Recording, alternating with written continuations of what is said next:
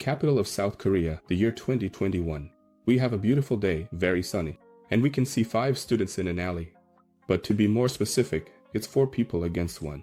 And we see a studious boy holding his notebook, speaking to the bully, his classmate, telling him to quickly say what he wants because he doesn't want to be late for his prep class. And with an air of superiority, he doesn't even look the bully in the face. Already quite annoyed with the guy, the nervous one says, "What's up, Jamin?" Jamin is the name of the guy holding the notebook, and we will call him Jamin. Jamin tells the bully that if he has nothing to say, he's leaving. And all the bully's friends start laughing at him, saying that the bully with the little tuft was completely ignored. After being mocked a lot by his peers, he gets very angry and yells at Jamin, calling him a piece of crap, telling him to stop right now. Calling Jamin a son of a good mother, he prepares a punch and runs to hit him from behind. Jamin, with the air of a protagonist, closes his notebook without looking back and delivers a big kick to Tupatinho's head, causing him to lose his balance and fall, without noting the license plate of the truck that ran him over. Tupatinho is on the ground, struggling with his body not to pass out. Will he pass out from that kick or not? And I would have passed out. Jamin, with the air of a protagonist, looks down at Tupatinho with superiority. But Tupatinho is good at fighting and didn't even faint. He gets up cursing at Jamin. Jamin, with a 10x10, knows that Tupatinho will be fine in that fight. Jamin says he doesn't care if Tupatinho wants to be the tough guy. Just don't mess with him. And Jamin completes the warning, saying that his life is already hard enough without the presence of the tough guy. The tough guy still on the ground looks Jaminho straight in the face and tells him not to pretend to be so strong and says that from now on, he's in big trouble. And Jaminho, with his hand on his hip, looks at him with disdain and says, "Really?" But Jaminho is very smart, as you can see, and he forgot that there are more people in the fight, and he gets hit so hard on the back of the neck that it feels like his soul is going to leave his body. And the guy with a baseball bat laughs in Jaminho's face and asks if Jaminho thought they were just here for decoration. After that, he starts sweating drops of ketchup, or ketchup is coming out of his nose. At this moment, the bully starts to smile because Jaminho is at his feet, and he asks if the hit Jaminho took hurt. The bully says he bets the hit Jaminho took hurt a lot, and says Jaminho only got beaten because he shows off at school, and that from now on, he will show Jaminho his place at school. Jaminho, very angry, tells him to go screw himself. Patinho. He looks right at Jaminho's face and says, "You bastard, do you want to keep getting beaten?" Tupatinho, with a smile on his face, says he wants to see how long Jaminho can take it, and he orders his friends to finish off Jaminho. I honestly don't know how Tupatinho's friends are going to finish off Jaminho since they don't have eyes, or maybe they wanted to save on paint, and a nice beating session begins. Suddenly, Tupatinho sees a light in front of him, but he thinks he's imagining things, when suddenly, several glowing spheres start to appear near Tupatinho, and he starts wondering, what could this be? Tupatinho looks around and sees that more white spheres are appearing. Meanwhile, the free massage session continues happening. The masseurs are noticing what's happening. However, Tupatinho sees that something is wrong because there are too many bright lights, and they shine so brightly that Tupatinho puts his hand in front of his face to avoid seeing that light. Suddenly, they stop because one saw something flash, another saw nothing, and another asked Tupatinho what that was. Tupatinho responds by saying he doesn't know anything. The only thing he saw was a flash, and it scared him a lot. Fallen to the ground, Jaminho continued with a fierce look. However, Tupatinho thinks he's still fine and wants to continue the massage session. Gently stepping on Jaminho's head, he tells him to stay on the ground. And only after that, Tupatinho had a look of happiness. Suddenly, a guy appears next to Tupatinho, saying, "Man, 20 years have passed, and nothing has changed here." Tupatinho gets a big scare from the guy who appeared out of nowhere next to him, and the guy starts analyzing Tupatinho, saying that the uniforms haven't changed at all. Tupatinho, not understanding anything, asks, "Who are you, bum?" And the guy, not understanding anything, asks, "Bum? What do you mean?" And the guy who appeared out of nowhere continues speaking, "Is this how snotty brats like you talk to your veterans?" And Jaminho starts watching the whole scene, trying to understand what's happening. The guy who appeared out of nowhere is already less angry, and says they just had a peak moment. So, he's going to forgive what they just said. But then the little brat speaks to the guy who appeared out of nowhere. "And who cares that you're a veteran?" The little brat, trying to intimidate the guy who appeared, tells him to mind his own business and keep walking, and wonders why a bum is getting involved in that matter. And the little brat asks the guy who appeared out of nowhere if he's falling for the freshman's tricks. The little brat tells the guy who appeared out of nowhere to get lost, or else he'll show him his place. Suddenly, the guy who appeared out of nowhere asks if all the kids these days are like him, without manners. And he adds more, saying that they shouldn't be talking like that to their veteran. I'm close. He calls it nonsense and tells him to scram, throws a punch at the chest of the guy who appeared out of nowhere. However, the punch did nothing and his hand stayed stuck on his chest. And this makes the guy who appeared out of nowhere very angry, and he grabs Tupatinho's arm and says if he keeps being a jerk, he's going to break his arm. Tupatinho breaks free from the protagonist's hands and asks if he's lost his mind. The guy who appeared is protagonist, and Jae-minho, the punching bag, is not the protagonist. Tupatinho brutally charges at the protagonist, threatening to bruise him, and throws a very well-placed punch at the protagonist's face. But the protagonist is very strong and very good at fighting, and he dodges without any difficulty. Tupatinho is left confused about how he missed like that, and the protagonist tells Tupatinho that he should have stopped while he was going easy on him. And he tells Tupatinho that he should treat his senior like a little finger, looks at him, and must be thinking, this guy has something wrong in his head, so... The protagonist looks at Tupatinho and says he thinks he's the type who only learns through getting beaten up. Then, the protagonist makes a gesture with his hands and starts speaking a language that the others don't understand. Do you have it? I looked after the Sobas. Transform this cadet form into a fool, but no. And everyone is watching the crazy protagonist, raising his hands and making strange gestures with his fingers. And the protagonist is using his fingers, snapping them to one side, to the other, and nothing happens. And everyone is wondering what this crazy guy is doing. The protagonist, who hasn't said his name yet, looks at his hand and says that the spell isn't working, and between a little laugh, he exclaims, "Oh, really? It didn't work? It's ridiculous. Nowadays, huh?" He keeps talking to the protagonist, telling him not to act like he's something in this life, since he's just a little nobody, and the protagonist is there, snapping to one side, snapping to the other in complete emptiness. And of course, everyone was already thinking he was an idiot, a big idiot. And the protagonist made his last move, looked to the side, saw that magic wouldn't work, and those guys were calling him an idiot. So, the protagonist says he has no choice, since there's no magic, he'll go with melee, and prepares a supreme flick. And the little guy was thinking, what's this crazy guy trying to do? When suddenly, he takes a supreme flick and goes flying like a ragdoll. Tupatinho flies several meters and crashes hard into the concrete, breaking the concrete with his body. Jae-minho, who is good for nothing, is left speechless, as are the extras, Tupatinho's helpers. After a supreme flick, Tupatinho went to sleep, and the protagonist, with his finger coming out with force, says, "Te emovar pctatnovigrad." Oops, I think that line is from another game I played. And with a smile on his face, he prepares the new supreme flick and asks who will be next. Jae-minho is trembling with what he saw, and it is soon shown to us that the supreme flick went wild, as all the other three extras were already on the ground, and our friend Tupatinho is still sleeping. Jae-minho is very surprised by the protagonist's strength as he took down all four with a single finger, and the protagonist is all smiles because he taught those fools a lesson. And Jae-minho, who has never seen such a crazy guy, wonders who this madman is, but humbly, Jae-minho thanks him for the help. And our protagonist says it was nothing, and starts looking at Jae-minho, and Jae-minho, as a target, says it's all fine. His head is quite resilient, and the protagonist says that's not it. He's not asking about his head. He wants to know what today's date is. And Jae-minho is surprised by the question, and the protagonist asks again, what is today's date? And Jae-minho says today is September 10th, and the protagonist asks, of what year?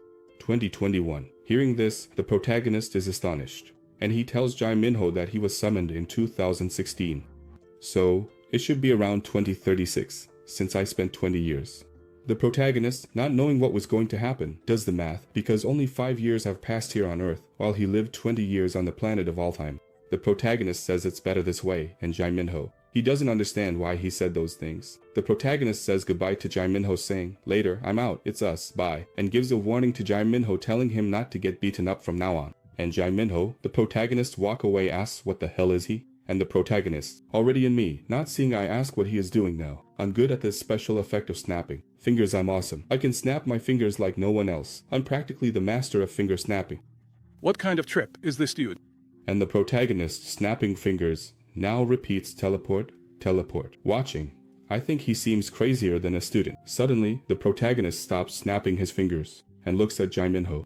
Jae-minho gets goosebumps. Jae-minho wonders why the protagonist is coming back. That guy is really strange. He's approaching me. Getting close to Jae-minho, the protagonist asks what his name is, and he introduces himself. I am Jae-minho, but you all here in the story are calling me Jae-minho. So, you can keep calling me Jae-minho. But I'm not your Jae-minho from Chavez, okay? Then, the protagonist speaks. Hey Jae-minho, since I saved you, could you lend me some money? And Jae-minho can't believe what he just heard. And that's it. Strangely, he says it seems like he returned too early, and can't materialize any magic in that place. And Jae Minho thinks this is bad for him because he just moved with a very strange creature. Then the protagonist starts telling his story. He says he was in a world very different from theirs, and he just got teleported back to Earth for personal reasons, which is why he returned to Earth. And the protagonist continues with his explanation, saying that it seems there was some kind of problem with the mana handling system during the process of returning to Earth, and he concludes, if the process had gone right, he would have been teleported in front of his house. And so, the protagonist explains that he can't conjure any magic in that place. That's what Jae Minho was thinking to himself. He couldn't say that. Cleverly, Jae Minho sends the good stuff. He asks how much he needs, and the protagonist says he needs 2,000 years. Jae Minho slipped up. He only had a 5,000 note, and the protagonist took his 5,000 note, and also took Jae Minho's phone number. And the protagonist thinks about how nice Jae Minho is, and assures that he will pay back what he owes, since he even took the phone number to return the money. The protagonist looks at his reflection in a glass, and realizes that only 5 years have passed here on Earth, and he thinks it's a good thing not much time has passed here. And he knows this is good because his family will definitely recognize him. Doing those math calculations like the king of mathematics, he realizes he is 24 years old, but his parents are probably around 50 years old, and Soar, his youngest sister, must be about 7 years old. Now, the scene shifts to a subway station.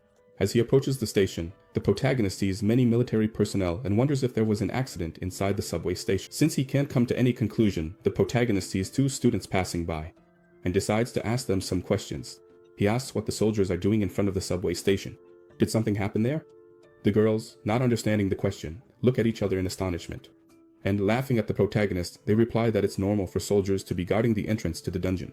And they ask if the protagonist has been in a coma all this time. That's when the protagonist, looking clueless, doesn't understand anything, and he starts wondering what they are talking about. Since the protagonist can't take the subway, he plans to take a taxi. However, after walking another block, he sees another subway station where there are no soldiers in front, and decides to go down into the subway station with his boot. Very fancy for a woman, and I think this boot is for women, right? And he finds the subway station locked, padlocked, and he doesn't understand what's happening because it's daytime. The subway station should already be open, and this makes the protagonist even more suspicious, as he thinks there was some kind of accident inside the subway station.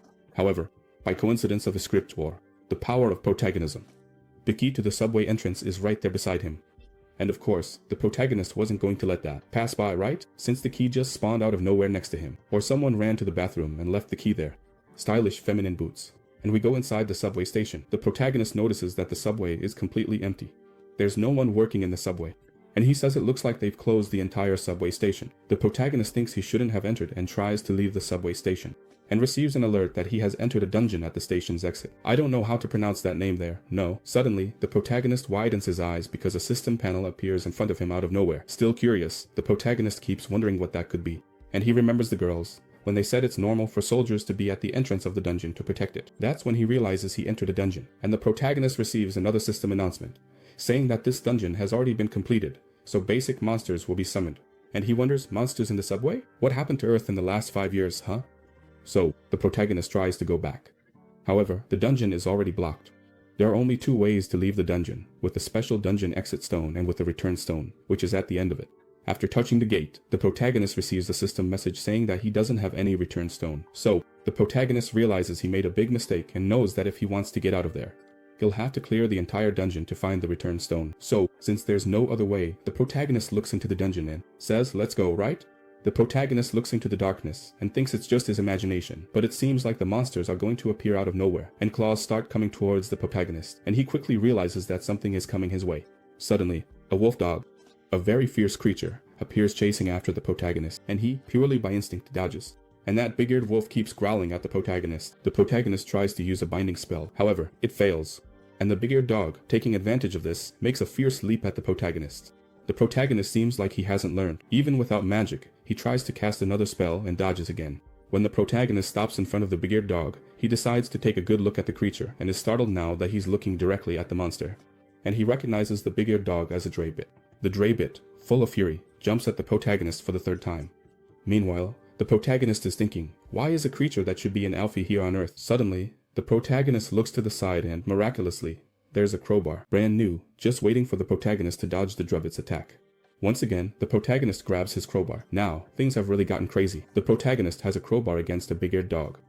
The protagonist is only thinking about one thing, killing that damn big-eared dog, and the dog, thirsting for blood, leaps at the protagonist. But this time, the protagonist is armed and, with his crowbar, pierces the skull of the Drebbit Fatality. Scorpion wins flawless, victor, and with a very satisfied face splattered with blood, the protagonist says he can't materialize magic.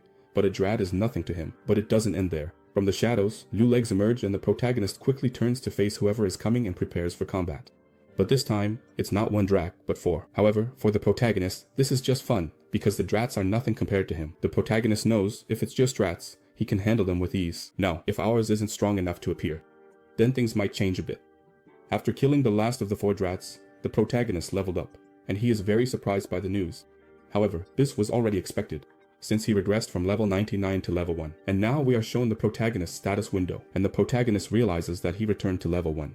However, his strength, dexterity, vitality, intelligence, everything remains as it was before. His basic attributes were not reset, and the protagonist has accumulated 99 contribution points, which he hasn't used yet. In other words, it's like those games where you reincarnate and become stronger to level up again. And certainly the protagonist will become much more overpowered than he was before. And now, as a beginner, the protagonist knows he has a long climb ahead. And another thing, the protagonist realizes that his necromancer skill was transferred. So, he brought his necromancer skill to this new world. It's an evolution. He reached level 0, killed 5 little dogs, and is already at level 1. So, he's going to take the opportunity to level up, since these things from the planet Alphen are wandering around his. Hey protagonist, he was looking at his status window, trying to figure out what this transferred means in front of his necromancer class. But I've already told you what it is. He brought his necromancer class from the planet Alpha, but something even more overpowered happened. In exchange for going from level 99 to level 1, status and skill points were created. The protagonist received a complete hack kit.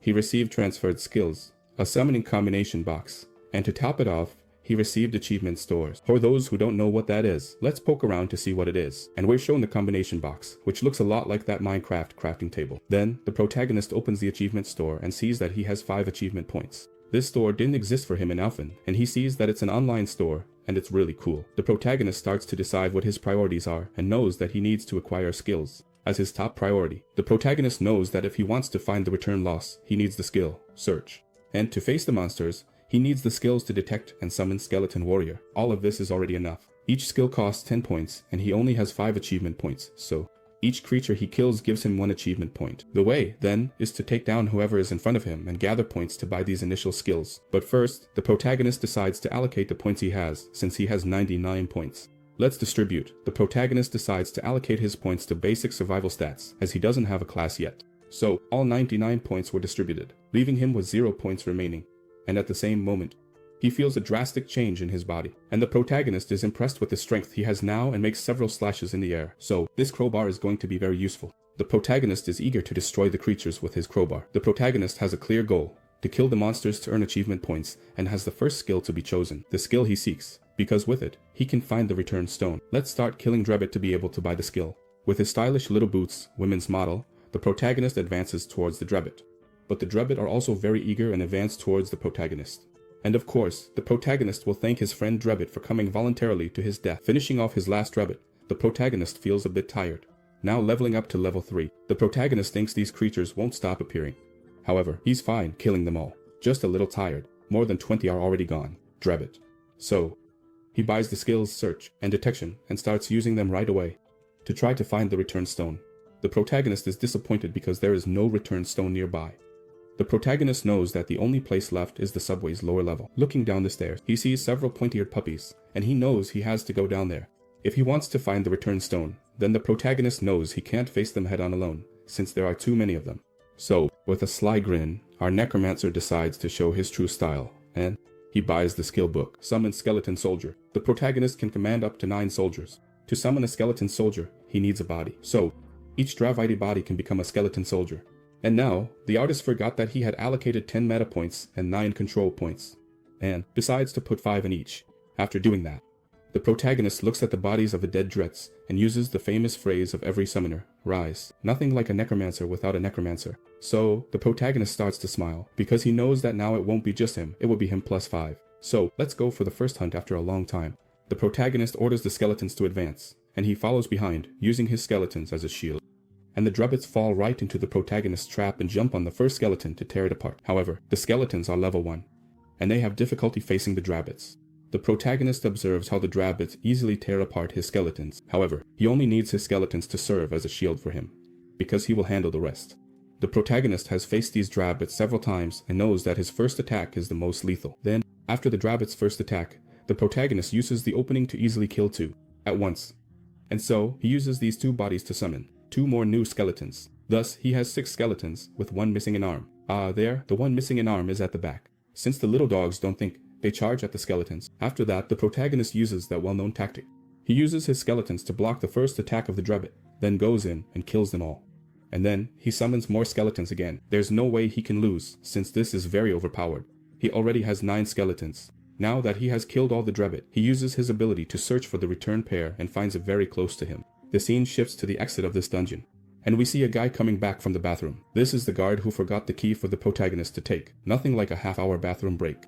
The clueless extra notices that the dungeon door's lock is open, and he becomes desperate, wondering what happened. He concludes that a civilian entered the dungeon, and the clueless guy knows he's in trouble because he neglected his duty. He left his post in front of the dungeon door. The clueless guy starts calling his superiors to ask for help.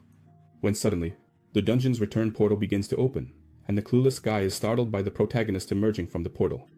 Not knowing what's happening, the protagonist starts walking towards the clueless guy, and the clueless guy asks if he is an awakened one. The protagonist says he doesn't know what an awakened one is, tells the clueless guy his name, opens the gate, and leaves. The scene shifts to an alley at the exit of another dungeon, and we see a person with a bag full of bloodstones, and he says that today's haul was very good because he entered a dungeon clandestinely. This adventurer knows he should register before entering a dungeon, as the guilds, which own the dungeons, charge very high fees. Therefore, he considers himself very clever because he enters any dungeon he wants, goes in without registering, and then sells the bloodstones on the black market. And these bloodstones, they're worth 4 times their value on the black market. And this adventurer, who didn't mention his name, says that only an idiot sells the stones on the regular market. Suddenly, he hears a voice calling him a piece of shit rat. The person asks when he stole doing this thing. It's a woman speaking to him, but she's kind of in the dark and he can't see her. He asks who she is, and a beautiful woman appears, asking, "Do you want to know who?" She's a very beautiful redhead, who says she's the Reaper who came to take him to death. Wow, what a well-drawn character, huh? Hey, Jerzinho, take your eyes off, Jerzinho. This woman is the captain of the team. Bird, Escarli, Lee, Ione. I'll call her Ivone, to make it easier. I hope I remember that name, Ivone. Ivone, beautiful and delightful, asks the adventurer how he dares to steal stones from her guild. And she asks if he's sure he doesn't want to die. This adventurer recognizes Ivone and says he knows she's from the Varong Guild. Interesting, in the previous work, there was also Varong. Now, there's a Varong Guild. Joazinho knows Ivone and knows she's a shrew who loves to kill. And Ivone tells the thief, since he knows her, it's better to come without resisting. And come quietly, no fuss. But a thief always likes to run, right? So, he prepares a spell to cast on Ivone. And after casting his spell in her direction, he says he's not foolish enough to go without a fight. And he hurls several ice stakes in her direction. Ivone doesn't even lose her composure and manages to dodge them with ease. The guy, who is very angry, is already running at the corner. But Ivone is a monster of a woman, and she has super speed. And she said to the little thief, since you want to die, then die, and she moves to Montenegro on the guy, cutting Jaminho. And Ivone speaks to the dying man. You should have come when I told you to come here on time. So, let's grab the loot, the cell phone from the tongue. Ivone calls, and the coward wants to know if the guild authorized someone to enter there without registering, and the coward asks for personal confirmation. Meanwhile, our protagonist is at the bus stop, wondering what the bus number he needs to take to go home is. Ivone is also thinking about him, wondering who would be the rat that had the courage to invade her guild's dungeon. The scene changes and we see the protagonist arriving by bus, where his home would be. Still wearing his fancy women's boots, he walks blurry-eyed to his house. On this path, he thinks it might be a dungeon, or rather, a monster. This is not the world he knew 5 years ago.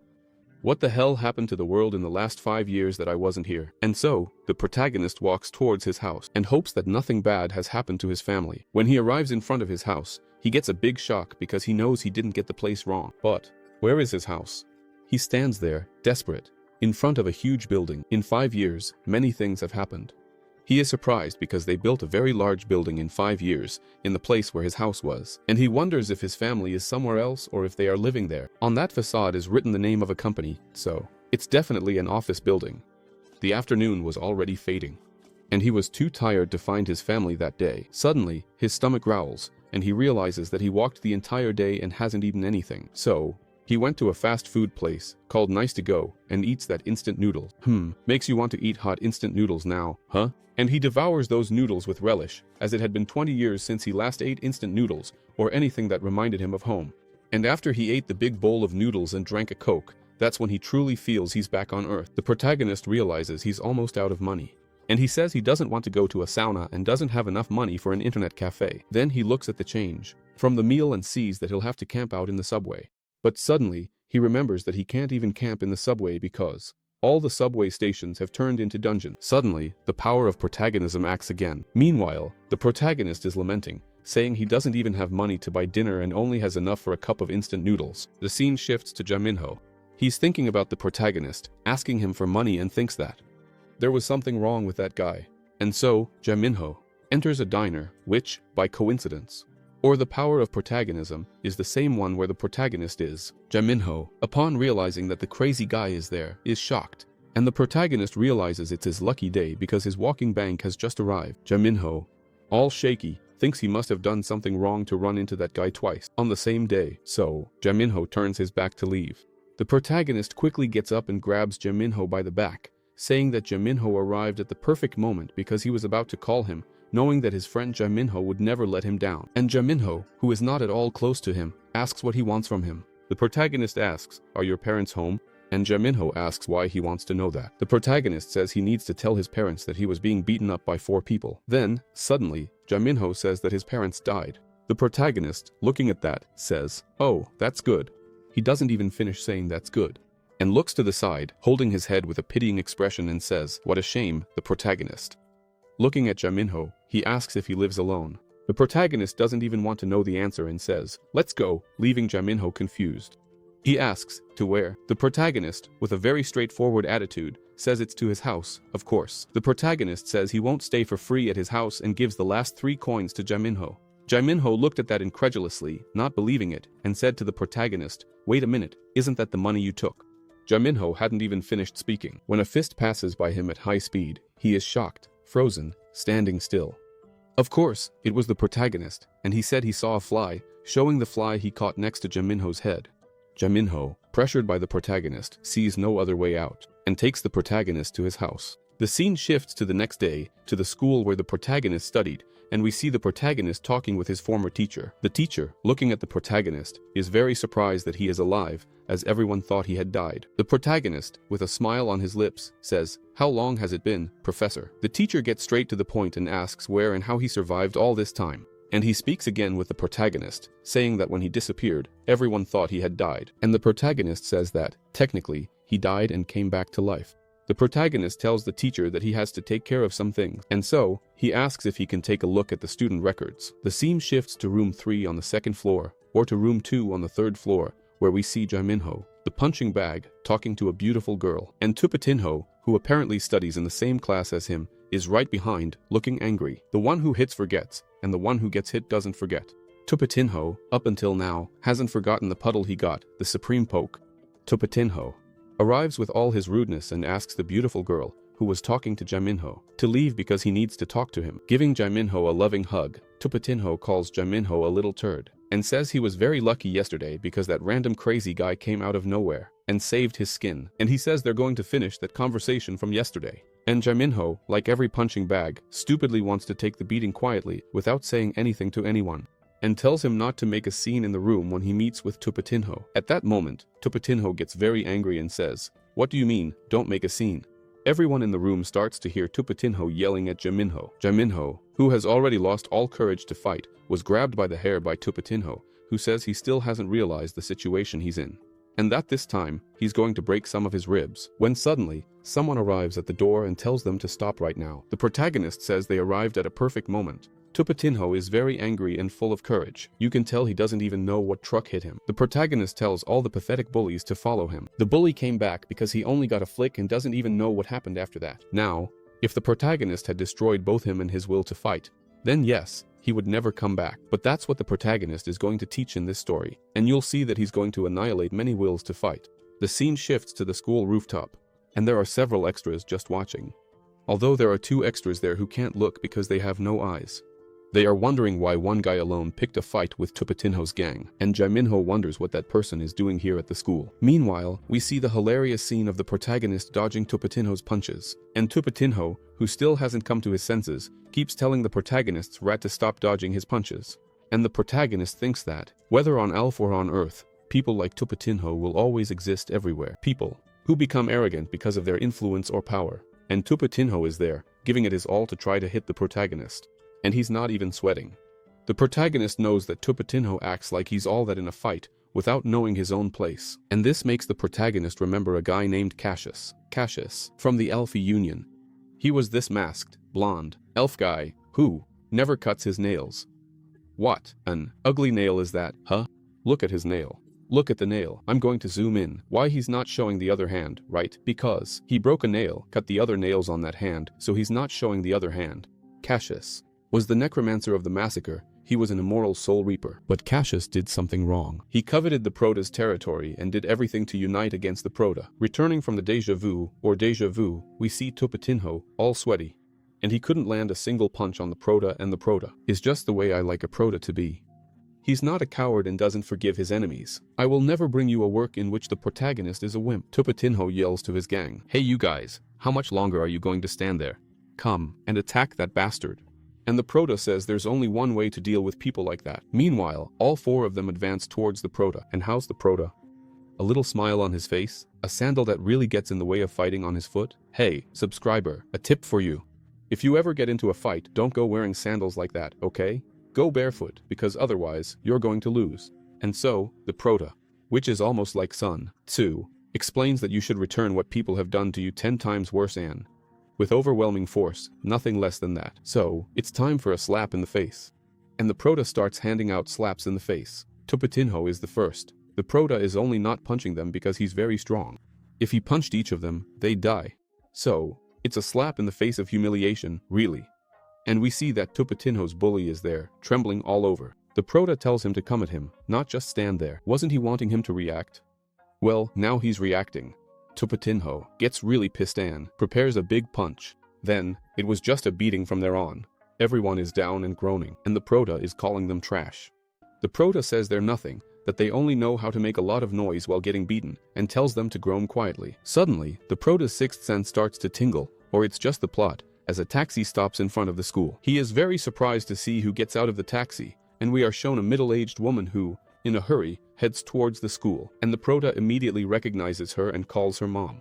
This is the most touching scene you might see at some point. A mother who thought her son had died. She finds him alive after many years. The Prota's mother bursts into tears, and he is also very emotional, but doesn't shed a single tear. I think he might need a psychologist. According to his mother's words, right after he disappeared 5 years ago, dungeon outbreaks occurred all over the world, where all subway stations turned into dungeons at the same time, and she informs him that his father passed away after being caught in the middle of a dungeon outbreak. His father was coming back from work and was killed by a monster. Thus, his mother had to live alone while taking care of Soa. Soa is his little sister, and his mother continues the explanation, saying that their family didn't have much money, and after his younger sister fell ill, the financial reserves they had quickly ran out. So, she had to sell the house and rent this small apartment to afford her sister's treatment. But thank God, now her sister is doing very well. She is cured.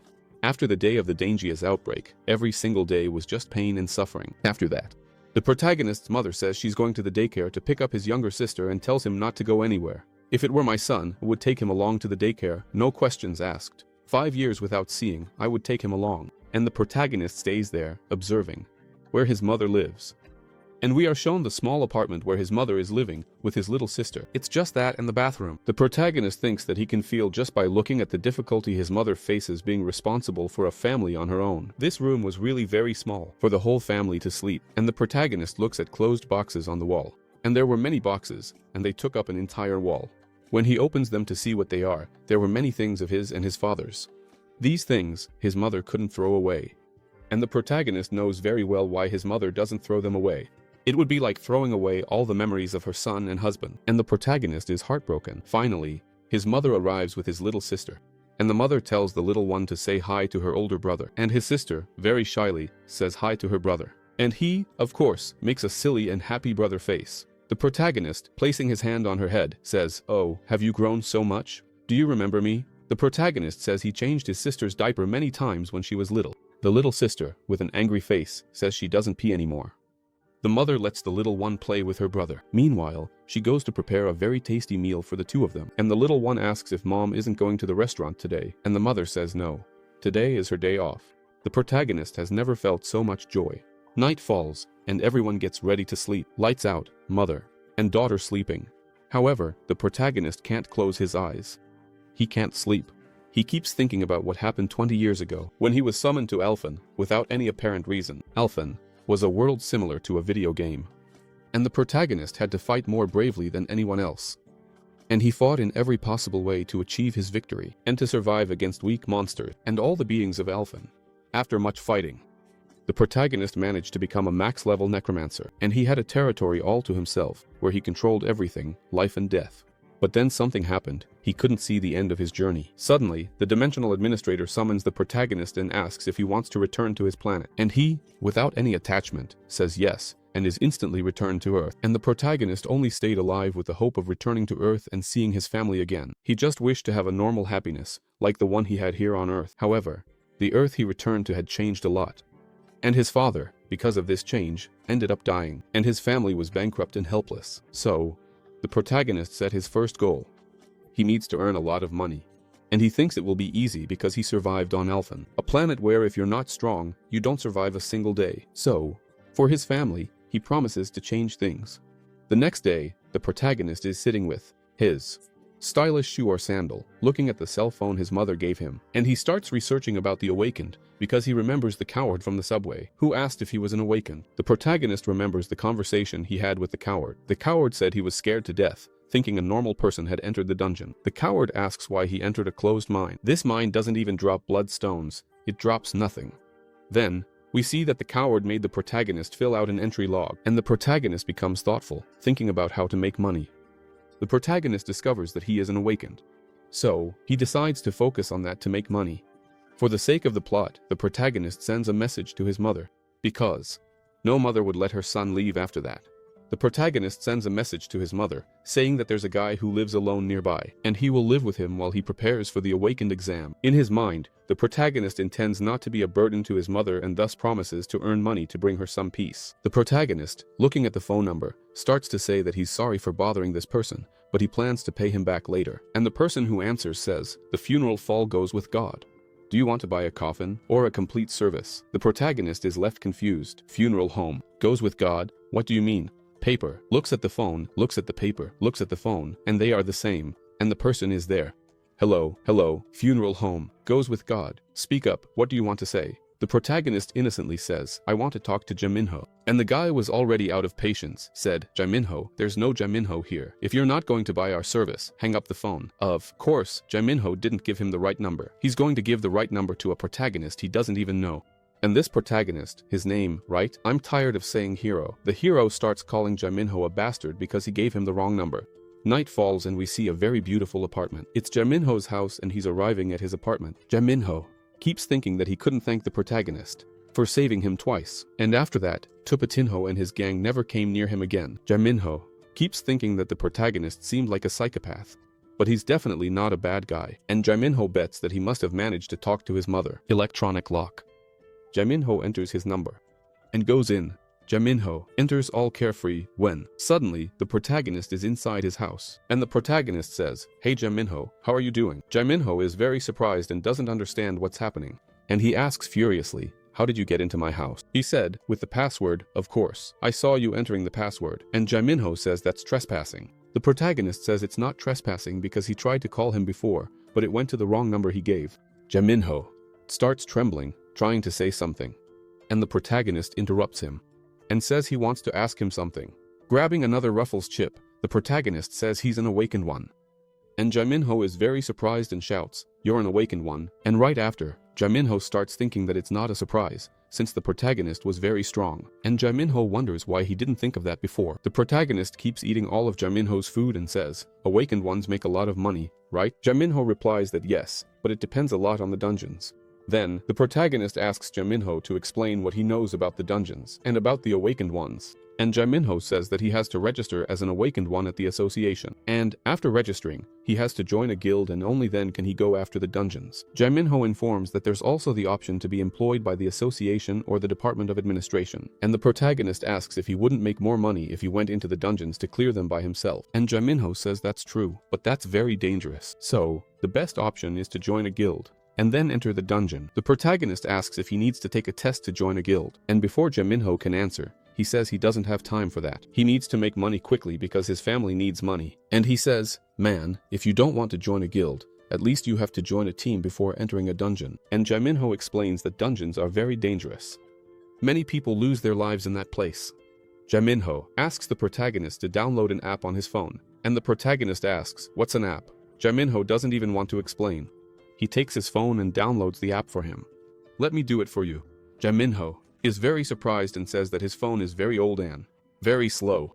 Jaminho says he bets that this phone belongs to his mother or his sister, since this phone is very old. It seems like it was used by someone and, after it got so old, it was put in a corner. The protagonist says no, that this phone is a more recent release and that he bought this phone, and it was very expensive, by the way, and it was his mother who gave him the money. Jaminho says, "Release? Of course not. This phone was released more than 4 years ago." And Jaminho asks, "Did you happen to buy this phone as if it were new?" And the protagonist is left speechless and just makes a very angry face, and remembers the wretched, smiling salesman who gave him that phone as if it were the latest release. The protagonist can only think of one thing, getting back at that wretched salesman. Jaminho, after getting really frustrated, manages to install the app on the protagonist's phone, and opening the app, he shows the dungeon form and informs that with this app, he can see dungeon information, schedule, and also view their locations. And the protagonist says that now he will be able to find a dungeon and clear it by himself. And Jaminho informs for the second or third time, saying that he needs to classify himself as awakened first. And he informs once again that dungeons are very dangerous places. If he goes in there without any preparation, he could die. The protagonist breaks Jaminho's explanation sequence and asks, "What is this? Is there an entrance fee for the dungeon?" Jaminho says yes, that the minimum entrance fee for the dungeon is 36 Brazilian reals, and it ranges from 36.00 Brazilian reals to 460 Brazilian reals. The protagonist looks at which dungeon is the cheapest, and he asks Jaminho, "Jaminho, can you lend me some money?" If Jaminho responds that "I'm thinking, whoever has a bearded son is a cat, he would definitely die." The next day, at the Awakened Control Department, of course I know, he's Korean, the facade reads, Awakened Control Department, Trust. The protagonist introduces himself and goes to the awakened examination room. Many people are watching the protagonist and he starts to emit a very sinister black aura. And everyone is astonished to see that black aura, not knowing what's happening now. Even Senso back there is surprised. I don't know why. And the protagonist, with a protagonist's air, begins his summoning. And we see a very beautiful and cute rabbit dead on the ground. And the protagonist says, "Rise." And suddenly, a necromancer summons his fighter skeleton, and the sinister skeleton starts to appear from the place where the rabbit's body is. All the spectators are left with their mouths open. I bet you're wondering why a skull comes out of a rabbit. Then comes the explanation from the father here. He uses the bodies as a sacrifice to summon those skulls from the underworld. Any body he summons can even be an elephant. A skull will come out, because it only serves as a sacrificial ritual. And a level 1 skull comes out, with level 1 status. The protagonist is all happy, thinking he's great, because his summoning was perfect. He summoned his fighter skull, and the warrior skull already comes with a bone sword in hand. It must be very sharp. The protagonist's level 1 skull is very imposing, with its glowing eyes. And the specialist speaks. "As you can see, it's just a necromancer." And an extra is very surprised, as it's the first time he's seen a necromancer up close. The fighter says this. "Now, I want to see your power. Destroy that goblin." And the protagonist is very surprised to see a goblin hologram, and he keeps looking, thinking about how he's going to do it. For his skull to attack a hologram. So he goes and says, "Alright, skeleton soldier, show your strength and attack that hologram." The skeleton, with all the fury in its eyes, sprints very quickly towards that hologram and goes right through it, since the skeleton didn't see anything. The examiner, seeing that scene, says to him, "You're rank F. The damn rank F." The protagonist is left confused and receives his rank F card. The protagonist, not knowing anything about rank classification, asks if rank F is a very high rank. And he explains, "Look, there are 2 ways to explain. Which one do you want? The easier one or the harder one?" The protagonist says, "Tell me the harder one. Don't you have your favorite team that's in the Brasileiro?" The protagonist says, "Yes, what about it?" So, you take the standings, turn them upside down, and your team is in first place. And the protagonist says, "Huh, what?" He says, "Rank F is the lowest rank there is. So, you are the lowest rank. The skeleton you summoned, it's a very low rank. So, you deserve rank F." And the examiner tells him not to be too upset, because his ability is special, so he will make a big difference in a team. And the protagonist thinks that the rank doesn't matter, because he just wants to enter a dungeon. And now, finally, we are shown the protagonist's name, Kang Woojin, whom we will call Jean. No, we will not call him Jean. From Jean, we will call him Kang. The scene shifts to exit 7 of the subway station, and the protagonist is looking at a 2-star dungeon. And we see the protagonist saying that this dungeon must be really good because he had entered it by mistake, was level 1, and he managed to handle it with ease. Suddenly, an awakened person appears near the protagonist, asking if he is alone and making a proposal if he wants to join his group. He says there are 7 people in his group and that there's 1 spot left, and if he wants, that spot can be his. The protagonist says he's fine, and that he will go in alone. The group leader asks the protagonist why he would waste the entry fee money like that, as there is a time limit to stay inside the dungeon, and also a limit to how many bloodstones you can mine alone. The leader of that group asks Kang if he is a new miner, and asks what the protagonist's rank is. Kang replies that he is rank F. The group leader introduces himself as by Doko, and we will call him Doko. Doko tells the protagonist that he seems to have come there uninformed and without any planning, and suggests to the protagonist that he should join the group and use it as a learning experience, and tells the protagonist that he will ensure his safety. After that, we see a first group entering the dungeon. So, the protagonist group stays outside, waiting.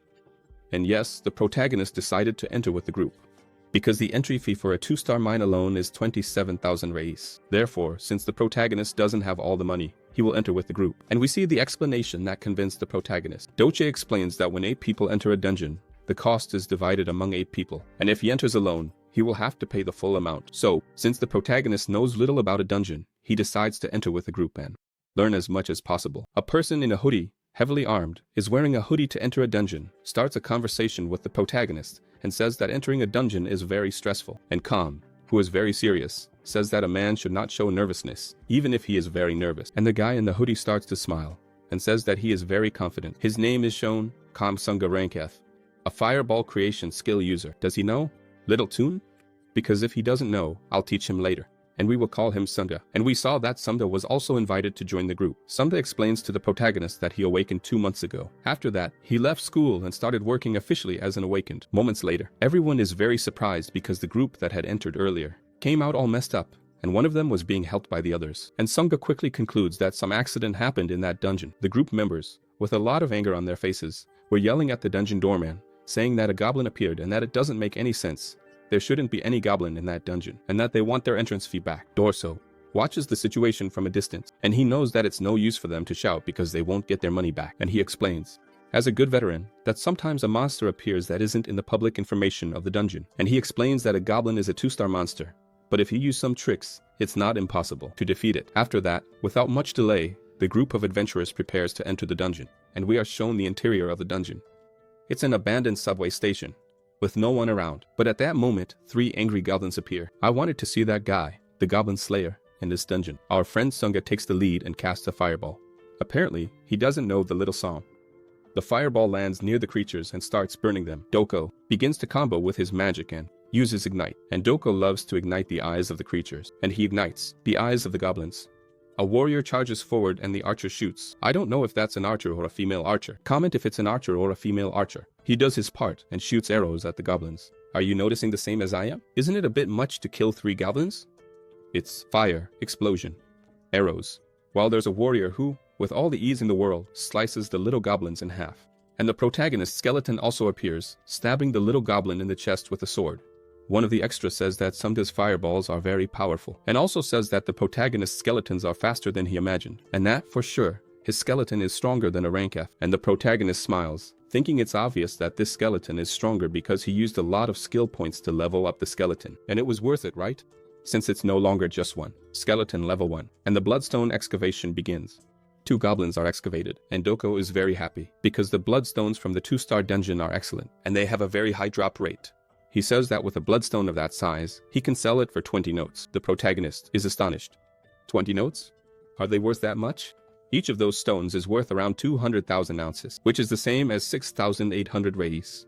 Doko is very happy. They are just at the entrance of the dungeon, and they've already hunted many bloodstones. Thinking that they had only killed 4 goblins with bag smells, Doko thinks that a 2-star dungeon can't even compare to a 1-star dungeon in terms of the amount of drop that falls. Definitely, a 2-star dungeon is much better than a 1-star one. The group is almost reaching the last level, and there's a nice surprise. The goblin they were expecting is actually a hobgoblin. And there it is, a hobgoblin, muscular, fit, a shaman, and full of followers. And Doko takes the lead, saying that they need to act very cautiously and follow the basic information as instructed. But for us, Candy, has never faced a hobgoblin. He only read about it. Basic information. And Kang is there standing, just watching and observing. Kang gives a hint to proceed with great caution. And Doko, being a veteran miner, said that he is well familiar with the manual and knows that the goblin's main attack is magic. That being the case, we will be able to win very easily, because the ability of this little guy here, who has a difficult name that I won't say, the one in front here, is to raise barriers. Let's call him Inuzulemisokles, or Little Barrier. Doko states that, with Little Barrier on the team, they are invincible against that hobgoblin. The protagonist is not there for trouble and keeps thinking, since the team group said, he won't do anything. He'll just watch and see what happens. The buff shaman decides to make his first attack. Upon casting his spell, Little Barrier starts doing his part. He creates a magical barrier to protect the group. The shaman, during his invocation, starts saying Papa Bakwigarfo, Papa Bakwigarfo, Papa Bakwigarfo. Pause the video and try to say it 3 times without making a mistake. And the hobgoblin throws a very strong lightning bolt at Little Barrier. Meanwhile, Dorso gives orders to the rest of the group, and everyone starts attacking the shaman. And Dorso throws fire into the shaman's eyes. Taking advantage of this opening, the warrior tries to attack. But the shaman is very good at fighting, and he defends against the warrior's attack. Our friend Sunga doesn't know how to throw a fireball. I mean, fireball. That's a fireball. He doesn't know the little song. Kang, observing all of this, realizes that it's very dangerous, because on planet Alph, he encountered various monsters, and among them, there were many robgoblins, and he knows that robgoblins have intelligence above normal, and they are capable of using magic. However, what makes the robgoblin quite dangerous is not just magic, it's the level of command they have. It's an intelligent and superior command. After receiving this command, the goblins arm themselves and cautiously advance towards the enemies. And immediately, the whole group notices that the goblins are acting differently. Under the influence of the hobgoblins, an unregistered one appears and shoots a poisonous blowgun dart into Barerinha's neck, and he says that it hurts a lot. And the poison quickly spreads throughout Barerinha's body. The extra, whose gender is unclear, asks what's happening to Barerinha. I've never seen a poison like this, because Barerinha's head just exploded. Is this a poison or a alien offspring? Barerinha falls lifeless, and the unregistered one decides to flee, and the protagonist starts to speak. That's why I said it's dangerous. What makes a hobgoblin very dangerous is not its physical ability or its magic, but its ability to command, its great intellect. A group of goblins that has a commander cannot be considered a normal one-star monster. The hobgoblin orders its goblins to attack the group. Doche widens his eyes and, being a veteran full of courage, orders everyone to run. Let's get out of here. And each brave warrior flees in the most shameful way possible, except for our friend Sunga. He prepares another of his fireballs and throws it with great force in the direction of the goblins. The goblins, having a leader commanding them, didn't suffer any damage. Daso says it's no use fighting them and that they have to flee. One of the brave ones, who is already retreating, asks about Barerinha, and Daso says that he's already dead and there's nothing more to be done for him. Let's run away. It's like a game of tag. Whoever is the last to run away is the ugliest, but the goblin says thank you. He doesn't stay still and starts to smile. Concentrating his demonic mana, he says Papi Bakwigaro for the jumper, Papi Bakwigaro for the jumper, Papi Bakwigaro for the jumper. And he releases a lightning spell that bounces among the brave awakened ones who are fleeing, hitting squarely the one who dared to release a fireball. When Dorso saw that scene, he shouted even louder for everyone to run away, or else everyone will die, and they all fled, leaving their friend Sunga to be sacrificed. Sunga is there, lying face down, and the Robgoblin and Goblin Violator have just arrived. However, Kang hadn't run and was nearby, lurking, waiting for an opportunity. So, since they are just goblins, he comes out of his hiding place, takes out his crowbar, and says it's been a long time since he last hunted goblins, that he will really enjoy this, and he summons 4 skeletons to help.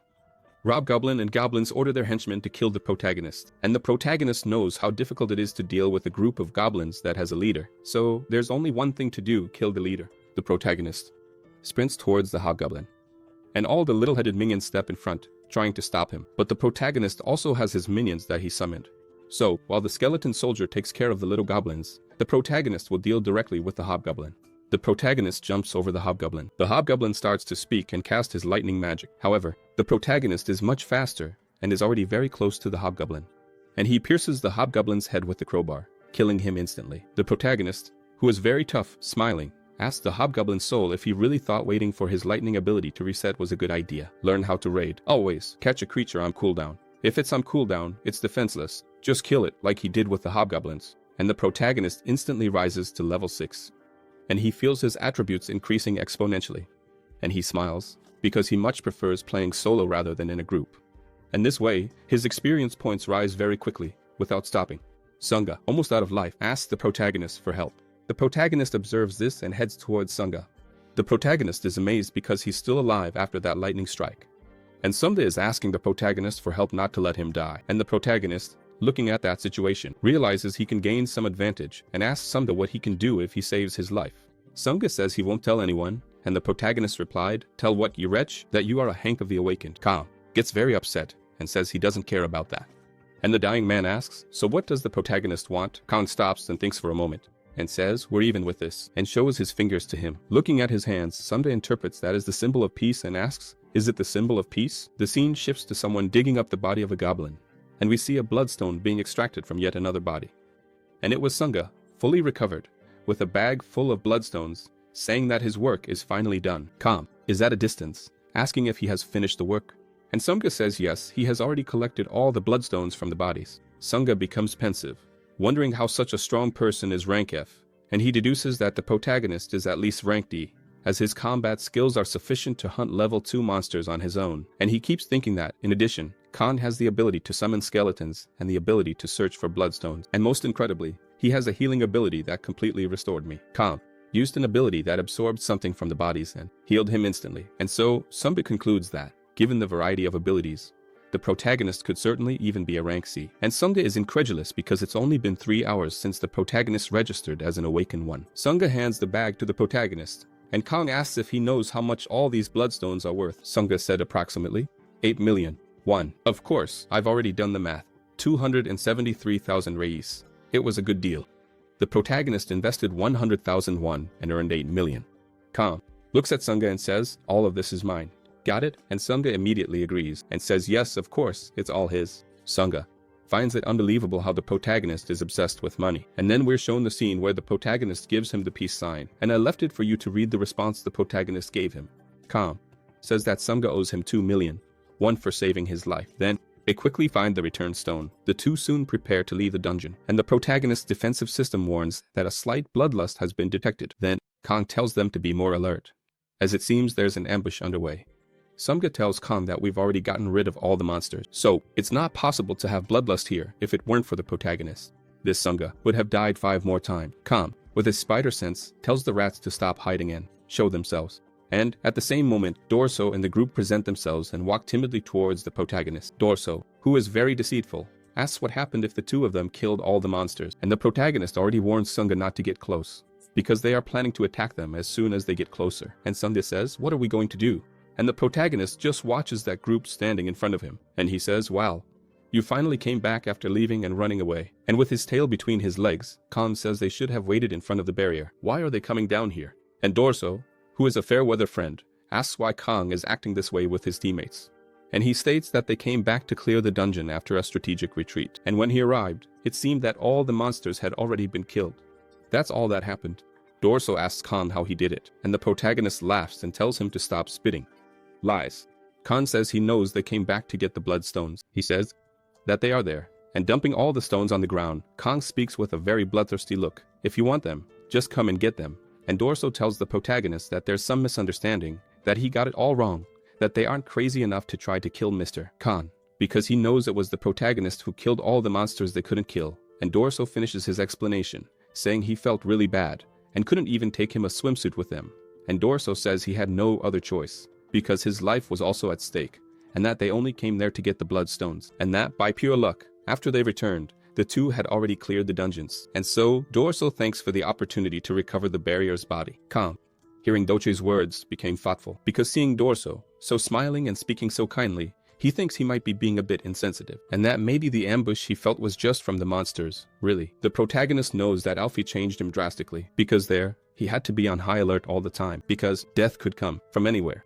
Kang keeps thinking that he's no longer an elf, but on Earth. Instantly, upon finishing this thought, he hears something in night. The old man, who is a real piece of work, only knows how to act cowardly and treacherously and signals the other group members to attack. And the uncle and aunt with the arrows release their attack, hitting Sungda's shoulder. The protagonist, even with his eyes blazing, is ready to react, because the only chance they had. They wasted the arrow on the wrong guy. And the son of a sweet pool comes smiling to finish off the protagonist, saying that all the awakened are the same.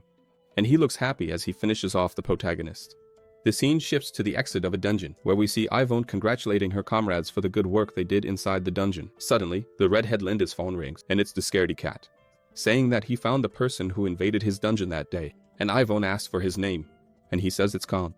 Woojin, the scaredy cat, says it was difficult to find out who he was because his name didn't appear anywhere. But today, he registered as an awakened. And Alphen is very surprised because she thought he was a registered awakened, and she asks where he is now. And we return to the scene where we see Kang being attacked by Doche. And Doche, with a semi-psychopathic look, stares at the protagonist. And the protagonist is smiling, saying, "This is tense, huh? What a pertinent attack you have there." The protagonist grabs Doche and throws him with all his might against the concrete. Yeah, and that must have hurt quite a bit. And Dorso is no longer smiling. He's spitting ketchup from his mouth. The protagonist, being the king of evil, knew exactly what Dorso was going to do. Kang, pointing his hand at the other extras, asks if this is how the other awakened ones are. He didn't know they would be so shameless like this, but since they became greedy for the bloodstone, he's going to give them a little blood. At that moment, the protagonist starts summoning his skeletons, and from each corpse, a fighter skeleton begins to be summoned. Then, the protagonist says that now it's time for punishment, and he orders his skeletons to annihilate the other extras. It's a dry stab here, a dry stab there, knife in the gut on the knife, chest on the knife, knife in the chest. It's the festival of carnage. After that, the protagonist takes the knife that the Sweet was using and walks calmly towards him. Certainly, some willies will be cut. And Sweet, choking on ketchup, wants to talk to the protagonist. However, he's not in the mood for a chat. The protagonist says, "Talk? What do you mean talk? Why talk?"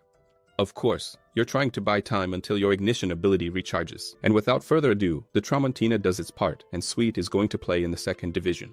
And the scene is beautiful to see. There are lifeless bodies here, ketchup over there, red paint everywhere. So, the protagonist, who really likes money, decides to pick their pockets and says that Sweet is very wretched because he brought a lot of money to the dungeon. Sunga stands there, looking, incredulous, not believing that Kang is robbing everyone who is dead, and thinks it's crazy because the protagonist killed someone without even blinking. And the protagonist says there's no hope for people who betray others. Isn't that right, Sunga? The protagonist looks back and asks why Sunga isn't responding to him. Sunga, who had already zoned out, decides to speak. Yes, that's right. Oh, you don't know what Platinato means, do you? What a shame. But I'll translate. Sunga was scared to death and agreed with him. Khan states that Sunga almost died because of him, and Sunga asserts that it wasn't Kang's fault. So, the protagonist asks for 2 more big ones for Sunga. And Sunga is paralyzed upon realizing that Khan only asks for money. Khan, getting even closer to Sunga, he says that he saved him twice, and that he'll have to take that into account when calculating the expenses Sunga brought him. Then, Kang asks Sunga to show his shoulder, and says he needs to heal it again. The scene shifts to outside the dungeon, where the staff member is surprised by Kang's approach, and the staff member asks the pair, "Huh, just the 2 of you, where are the rest of your group?" And Khan says that the rest were killed by monsters, and Sunga just agrees with the lie the protagonist just made up, because he is terrified by how easily the protagonist kills without any remorse. The guild staff member asks how he managed to get all the bloodstones from the dungeon. He says, "Oh yeah, this is because we risked our lives to get all the bloodstones, because even if we die, we have to try to get all the bloodstones." The guild staff member asks both to sign the reports and says the office will contact him in case he needs help with investigations about the accident in the dungeon. And so, the protagonist leaves deep in thought, and also the leg, because he managed to earn 3 million won in just 1 day, which amounts to a total of 445,000 reis. This is without adding the 4 million won that Sunga owes him. The protagonist is very happy because going to the dungeon alone is making a lot of money. And Sunga, who caught COVID and keeps forgetting things, thinks he will have to pay the protagonist 40 million won. And he knows he doesn't have that money, so he'll have to take out a loan. Sunga, in his thoughts, considers asking the protagonist to let it go. However, Kang, calling him by name, says that he knows he hates traitors. Doesn't he? So, it's good that he never betrays him. Kang says goodbye and mentions that he will wait for Sunga to get in touch with him. Therefore, Sunga is sure that he will have to take out a loan of 40 million to pay the protagonist. This Sunga is really clueless, man. It was only 4 million. Suddenly, Sunga gets even more confused in his thoughts. He starts thinking that now he doesn't just owe 40 million. He owes a total of 400 million won to the protagonist. What kind of joke is this, dude? The scene changes to a cell phone store, where the store owner is yawning because there is no work for him to do at that moment. And besides, he hasn't had any customers today. Upon hearing a very loud crash, the store owner panicked. The store owner asks what that is, and seeing the protagonist enter so abruptly, he asks, "Who are you?" The protagonist doesn't respond and grabs him by the collar. The protagonist is very strong and lifts the salesman, who is a bit chubby, without any difficulty. And out of nowhere, the beating session begins. Just slaps to the face. After the first slap, the salesman asks, "What are you doing?" The protagonist, without saying a word, just keeps slapping him. After a very delicate massage, the salesman is left with nothing but scraps. The salesman knows that the person in front of him is very crazy, so he can't do anything to provoke him. After a session of face slapping, the salesman begs the protagonist not to kill him. Kang is questioning himself whether to kill that wretched salesman or not. So Kang decides to let him go and says, "Hey, little salesman, do you remember me? I hate people who betray me. And the same goes for those who lied to me. Do you remember that cell phone you sold as if it were new and cutting edge?" The salesman is left not understanding what the protagonist is talking about. And in his mind, and looking closely at the protagonist, he thinks he has never seen that person in his life. The protagonist takes out his 1940 cell phone with a cork and asks, "You sold me this. Now do you remember?" It was an iPhone 2, which couldn't download or install almost anything. And only after that does the salesman manage to remember something. He remembers that it was easy to fool that bastard Kang, and that he sold a phone that was worth almost nothing for a fortune. He tricked the protagonist and spoke so convincingly that the protagonist was amazed to see a state-of-the-art phone in his hands. However, it was a phone that had been made 5 years ago. Now that he remembers who the protagonist is, Kang asks him, "So, aren't you going to answer me? Why did you sell this crappy phone to me, as if it were new and cutting edge?" Later, outside the cell phone store, the protagonist is adding a few more contacts with his new phone, which is now indeed state-of-the-art. The protagonist has very few contacts: his mother, Jae-minho, the real Jae-minho, Sunga, and the cursed salesman. As he leaves the store, the protagonist thinks if he were an Alphen, he would have torn all the limbs off that cursed salesman. At that very moment, two suspicious people approach the protagonist from behind. When they call Kang by name, he stops and turns around to see what they want. The group has already grown, surrounds the protagonist, and asks if he is a necromancer. Rank, Beth. The group says they've been watching him for some time and thinks he's not rank F because he completed a dungeon by himself. Therefore, he is sure that Kang is not rank F, because to rank F, he and Sunga wouldn't be able to kill an entire group. Suddenly, Ivone approaches and says that he is a very brave rookie. The protagonist, not knowing who she is, asks, "Who are you?" And we are shown Ivone, a beautiful and stunning redhead. Well, this is the new work of the channel. I hope you like it. Go ahead and leave a like and subscribe to the channel. For those who aren't subscribed, if you want part 2, just ask for part 2 in the comments. And remember that Mao is ni. Looking at Yvonne, asks who she is. Yvonne, beautiful as always, with a lovely and enticing smile, apologizes for the late introduction.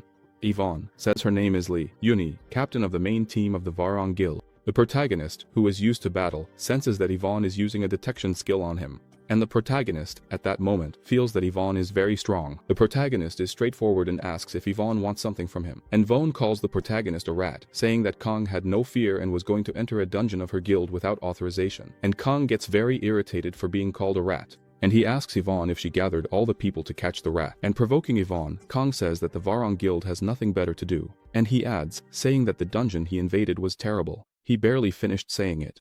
And a hand grabs Kang by the face, with great force, and we see a very strong red-haired guy throwing Kang with all his might against the ground. The hothead tells Kang not to go around saying whatever he wants. He continues by saying that an idiot like Kang can't badmouth his guild like that. Kang gets very angry and calls that guy a scoundrel.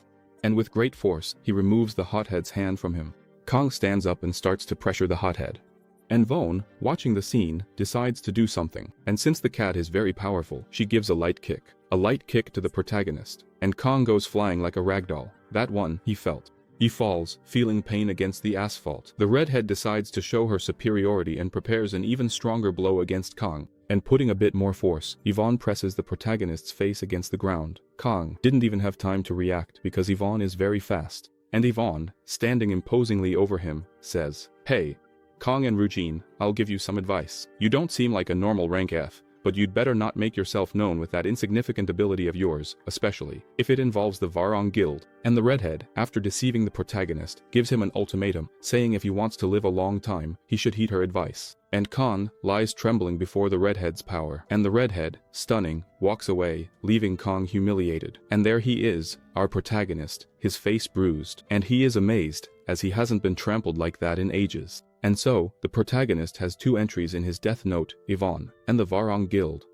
The scene shifts to Jae-minho, who is very impressed to hear that Kang was crushed by Yvonne from the Varong Guild. And Kang asks Jae-minho if that person is known, and if Jae-minho knows anything about her. And Jae-minho responds, saying that, how could he not know, she is one of the 10 rank A awakened in the country. That in the country, as well as in the world, the highest rank is rank A, and that the Varong Guild, along with the KH Guild and Hammer, are the 3 guilds that represent the country. And Jae-minho continues his explanation, saying that these 3 guilds are very influential in the country, especially in the economy and politics. The Varong Guild is number 1, both in politics and in the economy. Jae-minho becomes curious and asks Kang what he did to attract the attention of the Varong Guild.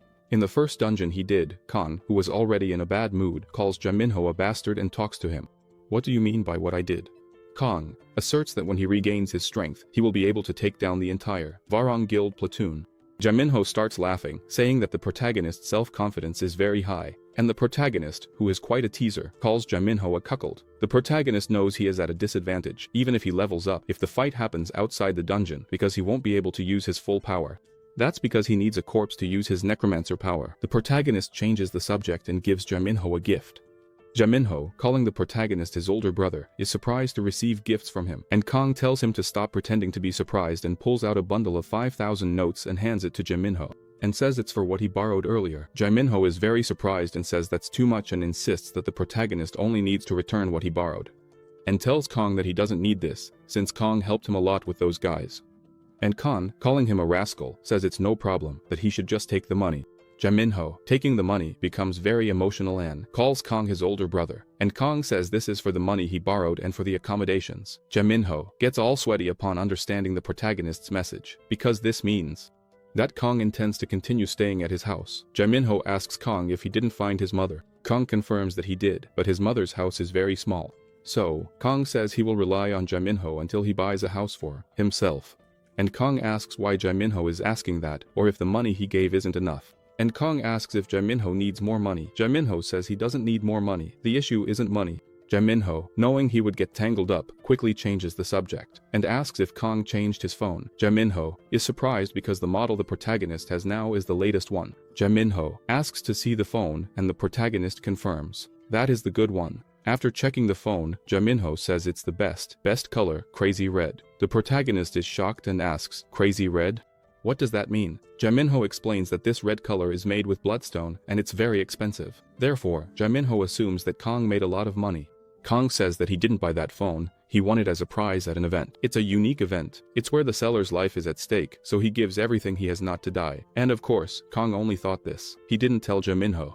Jaminho is surprised and thinks Kang is really very skilled. Jaminho starts to fiddle with the protagonist's phone and finds several apps. Tinder, bank. When he gets to the bank app, he's very surprised and asks how much do you have in this checking account? Kang immediately tells Jaminho to give his phone back now. And we see that Kang's balance is 51 million won, which is 187,000 reis. Kang is shocked because he thought he would only have 4 million won, and grabbing his phone, he sees that the idiot Sunga deposited 40 million instead of 4 million. The scene shifts to a cafe, where we see Kang waiting for Sunga. And Sunga asks how Kang has been. Kang states that only a few hours have passed since he said goodbye, so he doesn't need to keep asking how he is. And Kang, showing his bank balance, tells Sunga to explain himself. Kang asks Sunga if he thinks he's some kind of beggar. Kang said he only needed 4 big ones, and Sunga starts wondering what those 4 big ones are. Sunga remembers that Prota loves money and knows that if he doesn't give money to Prota, Prota might do the same as those people he killed. Sunga starts sweating and kneels before Prota in front of everyone, shouting. Sunga begs Prota not to kill Kang, obviously not understanding anything that's happening, and asks Sunga, what's happening to you? And Sunga, still yelling, says that he will definitely pay Prota everything he owes. And, please, give me a little more time. The people around, watching the scene, think that Kang is a loan shark who came to collect a debt. And everyone concludes that Sunga is the person who borrowed the money and can't afford to pay it back. Kang, very curious, orders Sunga to sit immediately if he doesn't want to die. And the little dog sits right away. Sunga apologizes to Prota, saying that he really doesn't have 4 billion to give him. However, if he is given some time, he will definitely be able to gather all that money to pay him. Of course, the protagonist is shocked when he hears 4 billion. And Sunga confirms, yes, 4 billion. And the protagonist starts to think that there was definitely a misunderstanding, because he only wanted 4 million and Kang already sent him 40 million. And now he plans to pay him 4 billion. So, the protagonist has an excellent idea and decides to take advantage of the misunderstanding that just happened. And the sly protagonist asks Kang how long he will have to wait to receive his money. This protagonist tricks, but there's no need to be mad at him. Let's continue the story. The scene shifts to tomorrow, the next day, and we see Kang walking, relaxed in a park. Kang is surprised to realize that Sunga is waiting for him, as promised, and the protagonist, looking at Sunga, says that he is in a very good mood on his first day as a slave. And Sunga, smiling, says that being a slave has its benefits. Kang looks at Sunga with a smile, thinking he must be crazy. Then we are shown what they talked about the previous afternoon, where the protagonist talks to Sunga since now he can't pay the 400 million, what does he intend to do? And Sunga said he intends to pay by working for the protagonist, forming a group with him. Kang finds this very strange, since Sunga will just stay on the side, comfortably watching him kill the creatures. And Sunga responds by saying of course not, that he will also serve as the protagonist's manager for a certain period of time. The hero is confused, asks what he means. Sunga said, it will be like this, he will do everything for the hero, make the dungeon reservations, sell the blood stones, even be his Uber. In short, will he be someone like from the guild support division? Then the protagonist mischievously says, so you're going to be a slave. And Sunga gives the protagonist a forced smile. Kang concludes that Sunga is trying to pay him with his body since he has no money. Internally, Sunga is feeling like crap. However, externally, he smiles and says yes, he will serve him with his body. When I saw this scene, I thought the protagonist was a real SOB. The protagonist agrees.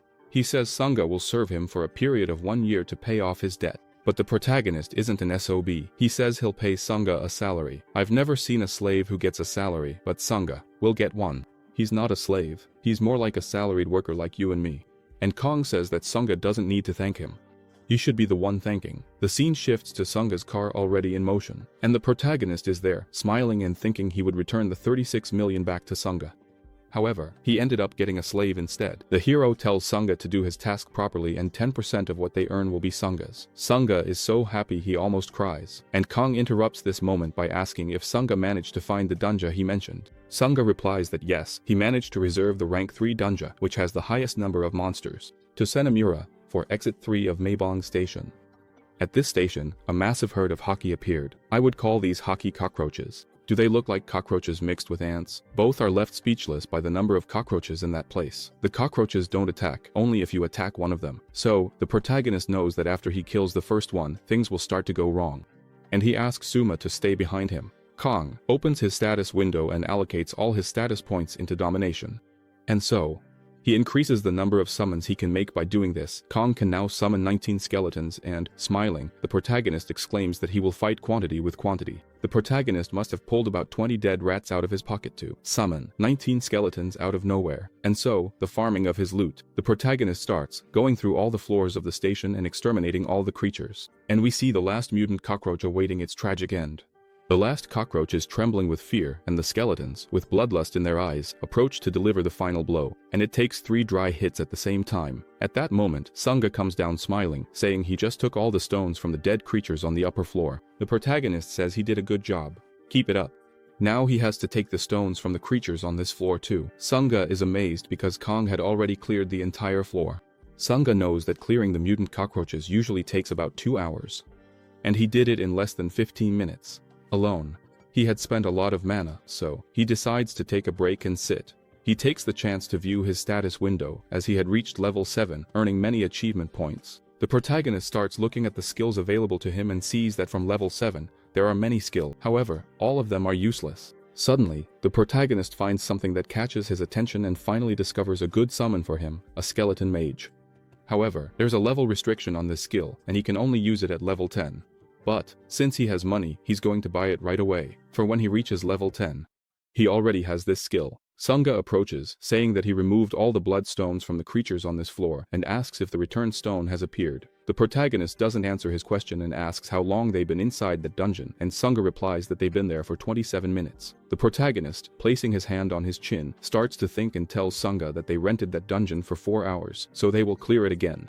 The scene shifts to the place where bloodstones are sold, and the attendant deposits 53 million won into Sunga's account, and Sunga thanks him, equivalent to 19,000 reis.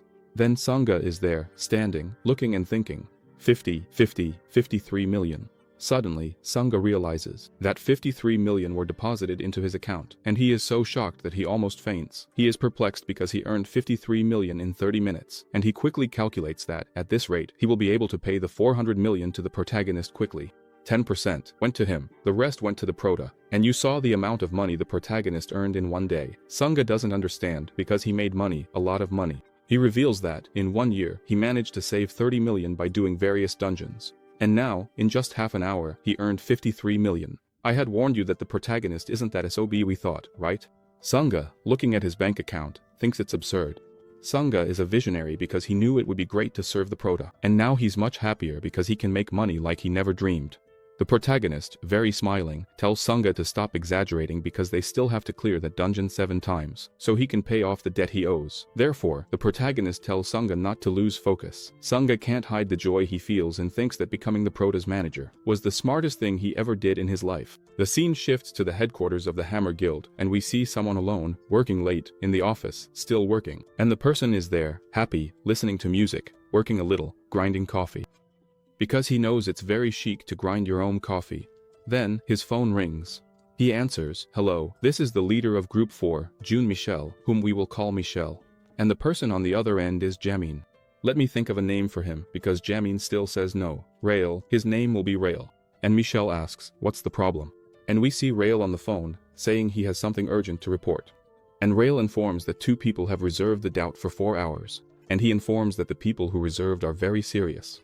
And Michelle says that people die in dungeons all the time. And Rail says, no, that's not what I want to talk to you about. Rail informs that the people cleared the dungeon perfectly, but their clearing is abnormal. He says they cleared the dungeon the first time in 30 minutes, and the second time, they took 11 minutes. And now, the third time, they took only 9 minutes and 47 seconds to complete a dungeon. Suddenly, Michelle hears shouting in the office where Rail is. And someone says, "I won, pay up right now." The 3 employees of the Hammer Guild, who were in that office watching the protagonist, were betting on how long it would take the protagonist to clear that dungeon. And the winner said he would clear it in less than 10 minutes. After this commotion, Rail talks to his leader.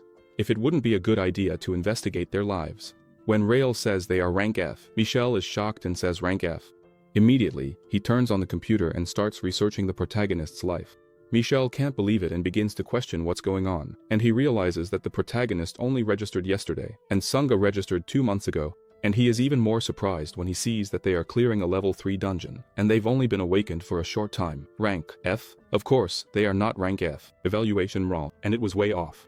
Michelle concludes they are rank C. Michelle doesn't know it's only the protagonist clearing it. Michelle knows rank C individuals will grow a lot and become a very high rank. And with all this excitement, Michelle quickly sets off to try to recruit the duo. And again, the scene shifts to the headquarters of the Varong Guild, and we have an image of the protagonist coming out of yet another dungeon clearing. The person observing states that that is the person who invaded their guild, and they ask who the person next to the protagonist in the footage is. The employee says it's Sunga, 21 years old. However, Sunga is just an F-rank mage, who uses fireballs and doesn't know how to sing a little song to deal more damage. Then, the person sitting says that, for sure, Kang is the main force of this group, and they observe Kang, an F-rank necromancer who can clear a rank 3 dungeon with incredible speed. The person sitting asks Yvonne what she thought of the protagonist. And Yvonne states that she thought he wasn't a normal F-rank, but not to this level. And Yvonne adds, saying that for sure, Kang is rank C. In this scene, Yvonne looked really stunning, right? The thinker, who is in the room, concludes that 2 things might have happened. The first is that Kang has been deliberately hiding his rank during the evaluation. And the second is that he might be evolving at an incredible speed. And Yvonne asks if he has ever seen such a significant evolution in his life. Even if he is an F-rank awakener, he basically went up 2 or 3 ranks in one night. And the person says that there was a similar case in the past. There was an awakener who evolved from rank F to rank A in a very absurd way, too. And he says that it's Yvonne with this person, as he is the #1 awakener in Korea. And the name of this person is Kim Kong-soo. And Yvonne, smiling, says it's amazing. But he cannot be compared to Kim Kong-chul. And the person who is very intelligent says, who knows, it doesn't hurt to take a look, it won't hurt at all. Finally, we are shown the person's face.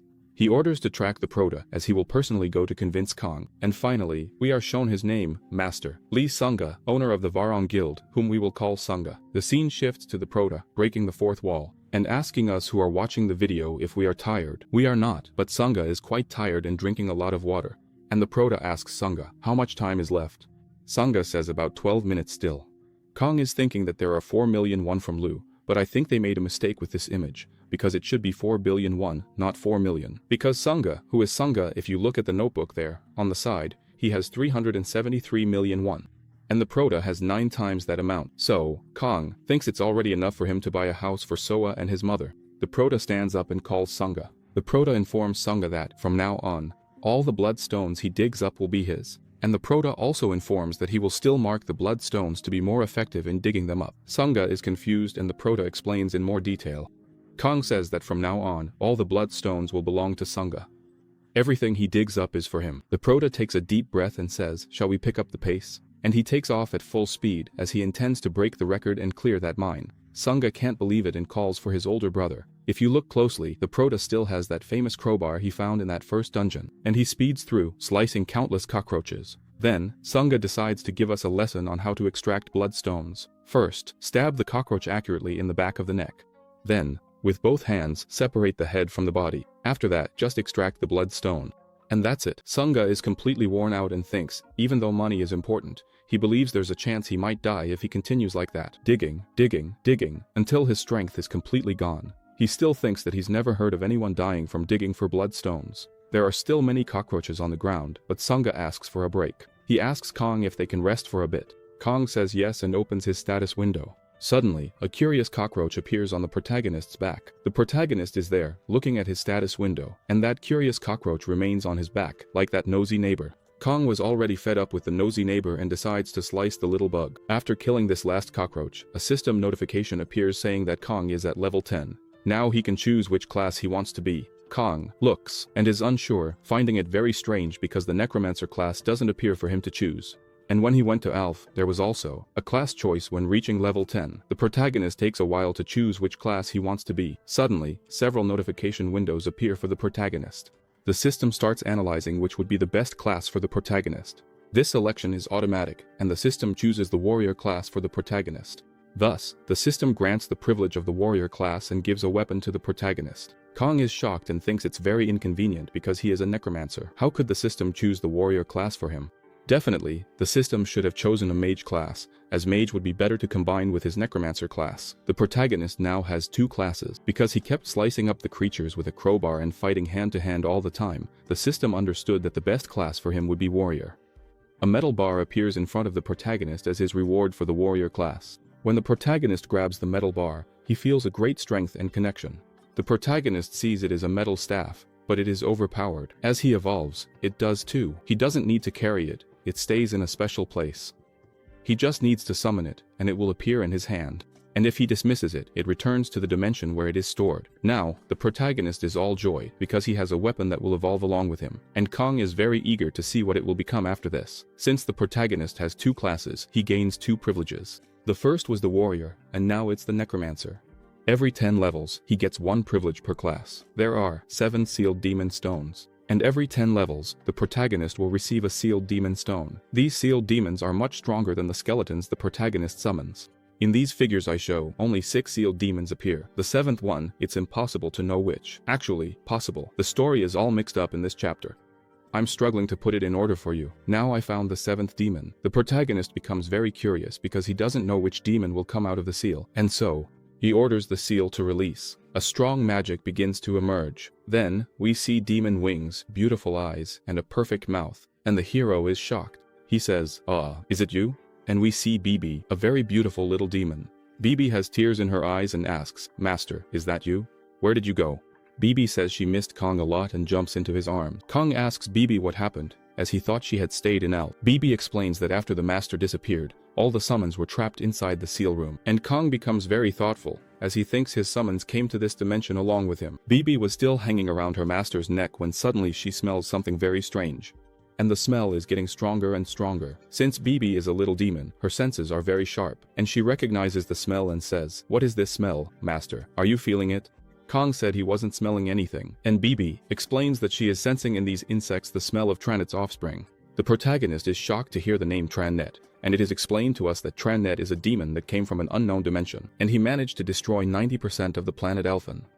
And Kang, even though he didn't fight Tranet personally, he fought against countless offspring of Tranet that came to his territory, Ardap. His territory was like a country. Unfortunately, the protagonist concludes that Tranet also wants to invade Earth. In other words, Tranet has already begun his invasion of Earth. Thus, Kang is sure that the reason dungeons are appearing is all due to Tranet's influence. The scene changes, and we see Rao telling Michelle that those guys inside the dungeon managed to earn 400 million wons just today. And Rao, who is not awakened, said that if he were that strong, he would also raid a dungeon. Suddenly, Kang and Sunga exit the dungeon and are approached by Michelle, who thanks them for helping him get to the dungeon. Michelle asks if he can take a bit of their time. With a cheeky grin on his face, he says it will be quick. The protagonist ignores him and says he doesn't have time and walks straight past. Michelle stands from a distance, pleading, asking them to wait. The protagonist stops and asks what it is and talks to Michelle. Why? He asked if he could interrupt, since he was going to interrupt anyway. And Michelle, a good salesman, smiles, but inside he's thinking, crazy. Michelle tells the protagonist he said a lot of unnecessary things. Michelle prepares to recruit the protagonist into his guild. Michelle knew he had to be direct. He hands over the Rami guild card. He wants to recruit them both. Kang simply says no, I'm not interested. Bye. Turns his back and leaves.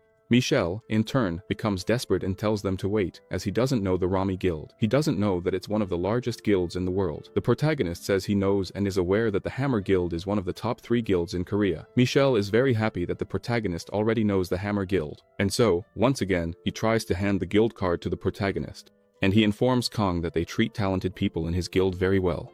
And he also says that if they join the guild, they will provide the best means for them to level up faster. The protagonist looks straight at Michelle and says, look here, I'm feeling good. Damn, now, can you leave me alone? The protagonist thought he had escaped hell by leaving that planet behind, but it seems that on Earth, there's another hell too. The scene shifts to a new day, and we see the protagonist's mother, very surprised, asking, what is this? And we see a salesman presenting the house and saying that they can take as much time as they want and look at everything in the house. Kang is buying a very beautiful house for his mother, and the little one is very happy because there's a garden in the front. Kang's mother asks how they are going to live in this house since he doesn't have the money to buy it. And he says, who said, and shows his cell phone, with a very fat bank account. She is very surprised and asks where he got all that money. Kang, with a smile on his face, tells his mother that he is awakened. She is surprised and says, awakened? Did you earn this money in a dungeon? That's a mother for you. She didn't care about the money. The first thing she said is, that's very dangerous. When did you start this? Kang's mother says that his father died in a dungeon. So, she can't let him enter a dungeon. That's it. And our Manhwa is over. Dead. It's over. Because his mother forbade it, it's forbidden. The protagonist stays there trying to convince his mother, saying that he's not that weak. He says that the dungeon creatures are like ants, crushed by him. The mother, Super Mom, says, even so, you can't. Fortunately, the sound appeared, Mom, the house has a garden, so you'll have to keep your promise. Now I want a dog. So, the mother agrees and says it's all right. Hero. Mom, don't worry, everything will be fine. I'm really strong. I'll make it up to you, Mom. All the work you've done from now on, just believe in me. And so, the hero's mother agrees. Is that okay? The scene changed. We see the protagonist summoning Bibi, commanding her to appear. Bibi tries hard to appear, but poof, she disappears. The protagonist orders again, Bibi, come out now, and she tries to come out, with even more effort. And Bibi's spirit runs off somewhere, and the protagonist just watches. The protagonist doesn't understand what's happening, as Bibi's behavior is very strange. Suddenly, cute and fluffy paws are seen, and Kang, looking at that cute kitten, asks, is that you, Bibi? The protagonist, looking at that kitten, asks Bibi why she turned into a cat. Bibi states that she can't appear in her original form. That's why she had to use the body of a small mammal.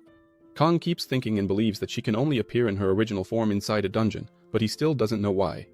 Kang asks if she is sensing the energy of Trident.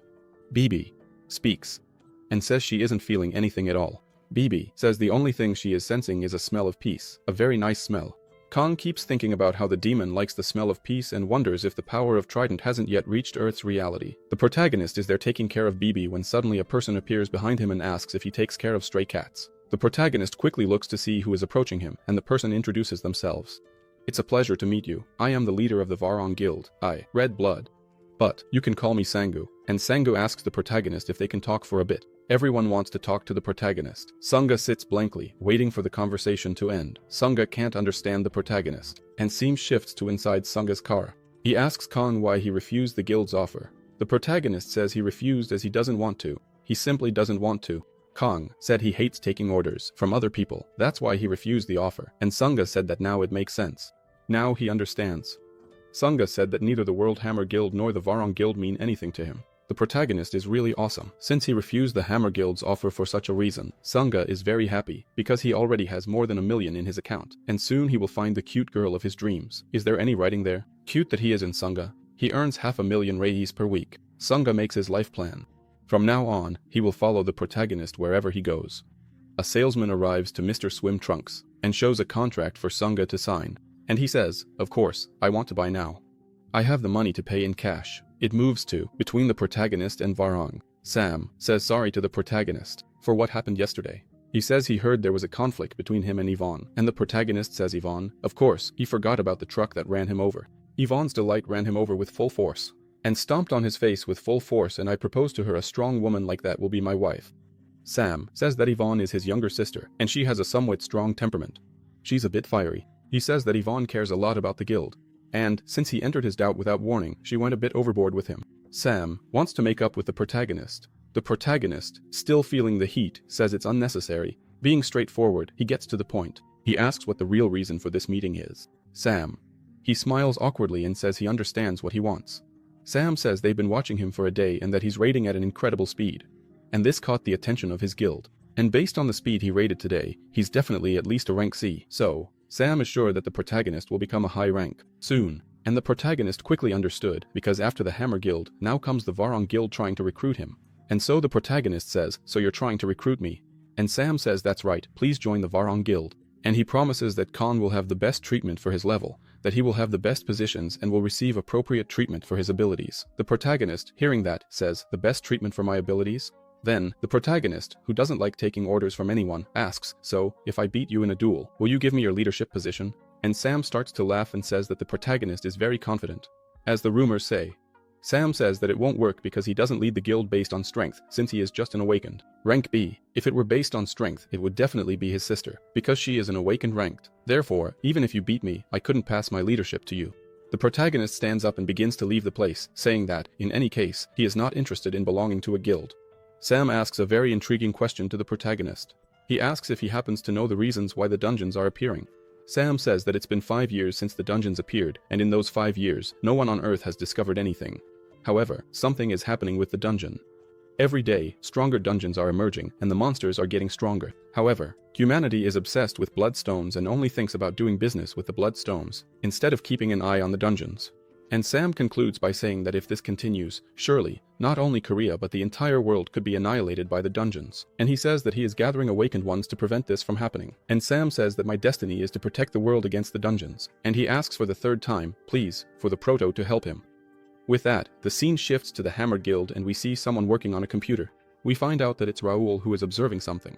He realizes that the day has become tense, that where he and Michelle are is very tense, because they couldn't recruit the Prota. Sam is doing his homework, snooping into the Prota's life and is very astonished by what he saw. And he tells Michelle that they just made a reservation for Station 6. Michelle is very pissed off, says he wants nothing to do with that damn brute and asks why Raoul is talking about him so early. Michelle says, so what if he's strong? Is he just a ranker? And Raoul speaks. Boss, this was a 4-star dungeon. Michelle almost chokes on his coffee and immediately comes flying over. Where Hal is? And asks, are they going with just 2 people into a 4-star dungeon? And Hal says, yes, that's right, just with 2 people. And Michelle says those guys are really crazy. Michelle keeps looking and thinks, don't they know that rank F can't enter a rank 4 dungeon? They can only enter these dungeons with minors or support staff. Since they don't know any basics, they certainly aren't people hiding their rank. Yes, they are novices. Looking at the photo of the duo, Michelle wonders what kind of abilities they have. To risk a 4-star dungeon, Michelle starts thinking of a strategy and talks to Sunga. We have a 4-star dungeon in that region, don't we? Sunga confirms that yes, but it's just nearby. Michelle orders Sunga to clear the schedule for that dungeon. He wants it free all day. Hal, confused, asks Michelle, didn't you say we were going to give up on those 2? Michelle, with a smirk on his face, says of course not, we're going all out against them. Learn from me, rookie. If you want to catch a big fish, you have to use a very big bait. The scene shifts to a very beautiful BMW. It's the car that our friend Sunga bought. And the protagonist thinks that car is very smooth and very beautiful. Sunga says he was feeling bad because his old car was very small and a bit uncomfortable. Kang showed that he knows about cars and asks, is this car that, I don't know, the one with the goods? The protagonist is all giddy, looking at the car's dashboard. And Sunga is just thinking, is my boss crazy or did he live in a cave? Because he doesn't even know what a BMW is. And so, Sunga says he will do his best to drive for the protagonist. The protagonist says they're going to go all out and that they're going to work a lot today. The scene shifts to Station 3, and the guild at the station is talking to Sunga, saying it's impossible. 2 rank F people doing a level 4 dungeon, that's forbidden. And Sunga says it's alright because they take responsibility. And the guard says it's not a matter of responsibility, but rather that he can't, it's forbidden. Sunga started playing hard, began to beg. And the dungeon guild says, if you want to kill yourselves, jump in the river, and anyway, you can't enter. You know that joke about N? Sunga says, no. He says, that's it, and who loves you, not O2. Sunga walks towards Kang, all downcast, and says he couldn't convince the guard that unfortunately, they couldn't enter that dungeon, and he apologizes because he should have looked into it better. Kang says, since there's no other way, call the association and reschedule. For tomorrow, in another level 3 dungeon, suddenly, a person appears near Kang and says, my god, what a coincidence to see you here again. It must be fate. Sorry to butt in again, but, is something wrong with you? You seem like you're satisfied. I would love to help you. And Michelle keeps smiling and asks if agreeing is clear. Kang is blunt and direct, saying fate, nothing, for sure. They already knew something. And Kang pretends to take the bait and says, how do you intend to help us? The scene shifts to the terminal of Station 11, and Michelle asks the duo if they didn't know that 4-star dungeons are restricted to rank C groups. Or so, just a side note. When I say 4-star dungeon, level 4 or rank 4, it's the same thing. Back to the story. Michelle says that this level 4 dungeon belongs to their guild, and he mentions that he cancelled all the bookings, so they can use that dungeon as much as they want. The protagonist, very cynically, says that he is being very kind and that nothing is free in this world. And Michelle, even more cynically, says no, this is just a sign of goodwill. And that he will also handle their rank, raising it to level C, so they can feel at ease in this dungeon. The protagonist, very cynical, says that since he said that, then I will be grateful. Michelle starts to flatter the protagonist and says that he has a refreshing personality. Michelle tells them to wait a little before entering, as he has prepared some gifts for them. He goes to the car, and in the trunk are all the gifts he intends to give them. Michelle starts thinking out loud and says that, of course, there's no such thing as a free lunch. He intends to leave Kang with a huge debt of gratitude. He knows that even though Kang is an awakened ranker, he is still a 24-year-old boy. Michelle doesn't know that the protagonist has already lived 44 years. Raoul, smiling, says that the protagonist looks different from yesterday. Kang asks how. Raoul says he was very scared when talking to him yesterday. And the protagonist says that yesterday he was in a bad mood, but today he is better. And he remembers why he was in a bad mood, because BB told him that Trident is also trying to invade Earth. 2. Raoul asks the protagonist, since you're in a good mood, how about we go out for a drink? And Kang thinks it's a great idea. Raoul shows that he is full of mischief, wanting the protagonist to sign that contract with the guild no matter what. He plans to get the protagonist drunk and then make him sign a very disadvantageous contract for him. Sunga, from a distance, was watching that conversation where Hal is setting up a place for them to meet with the protagonist so they can go out for drinks afterward. Sunga knows these guys are wasting their time because he knows, no matter how much they kiss up to the protagonist, he doesn't want anyone bossing him around, and that's why he definitely won't join any guild.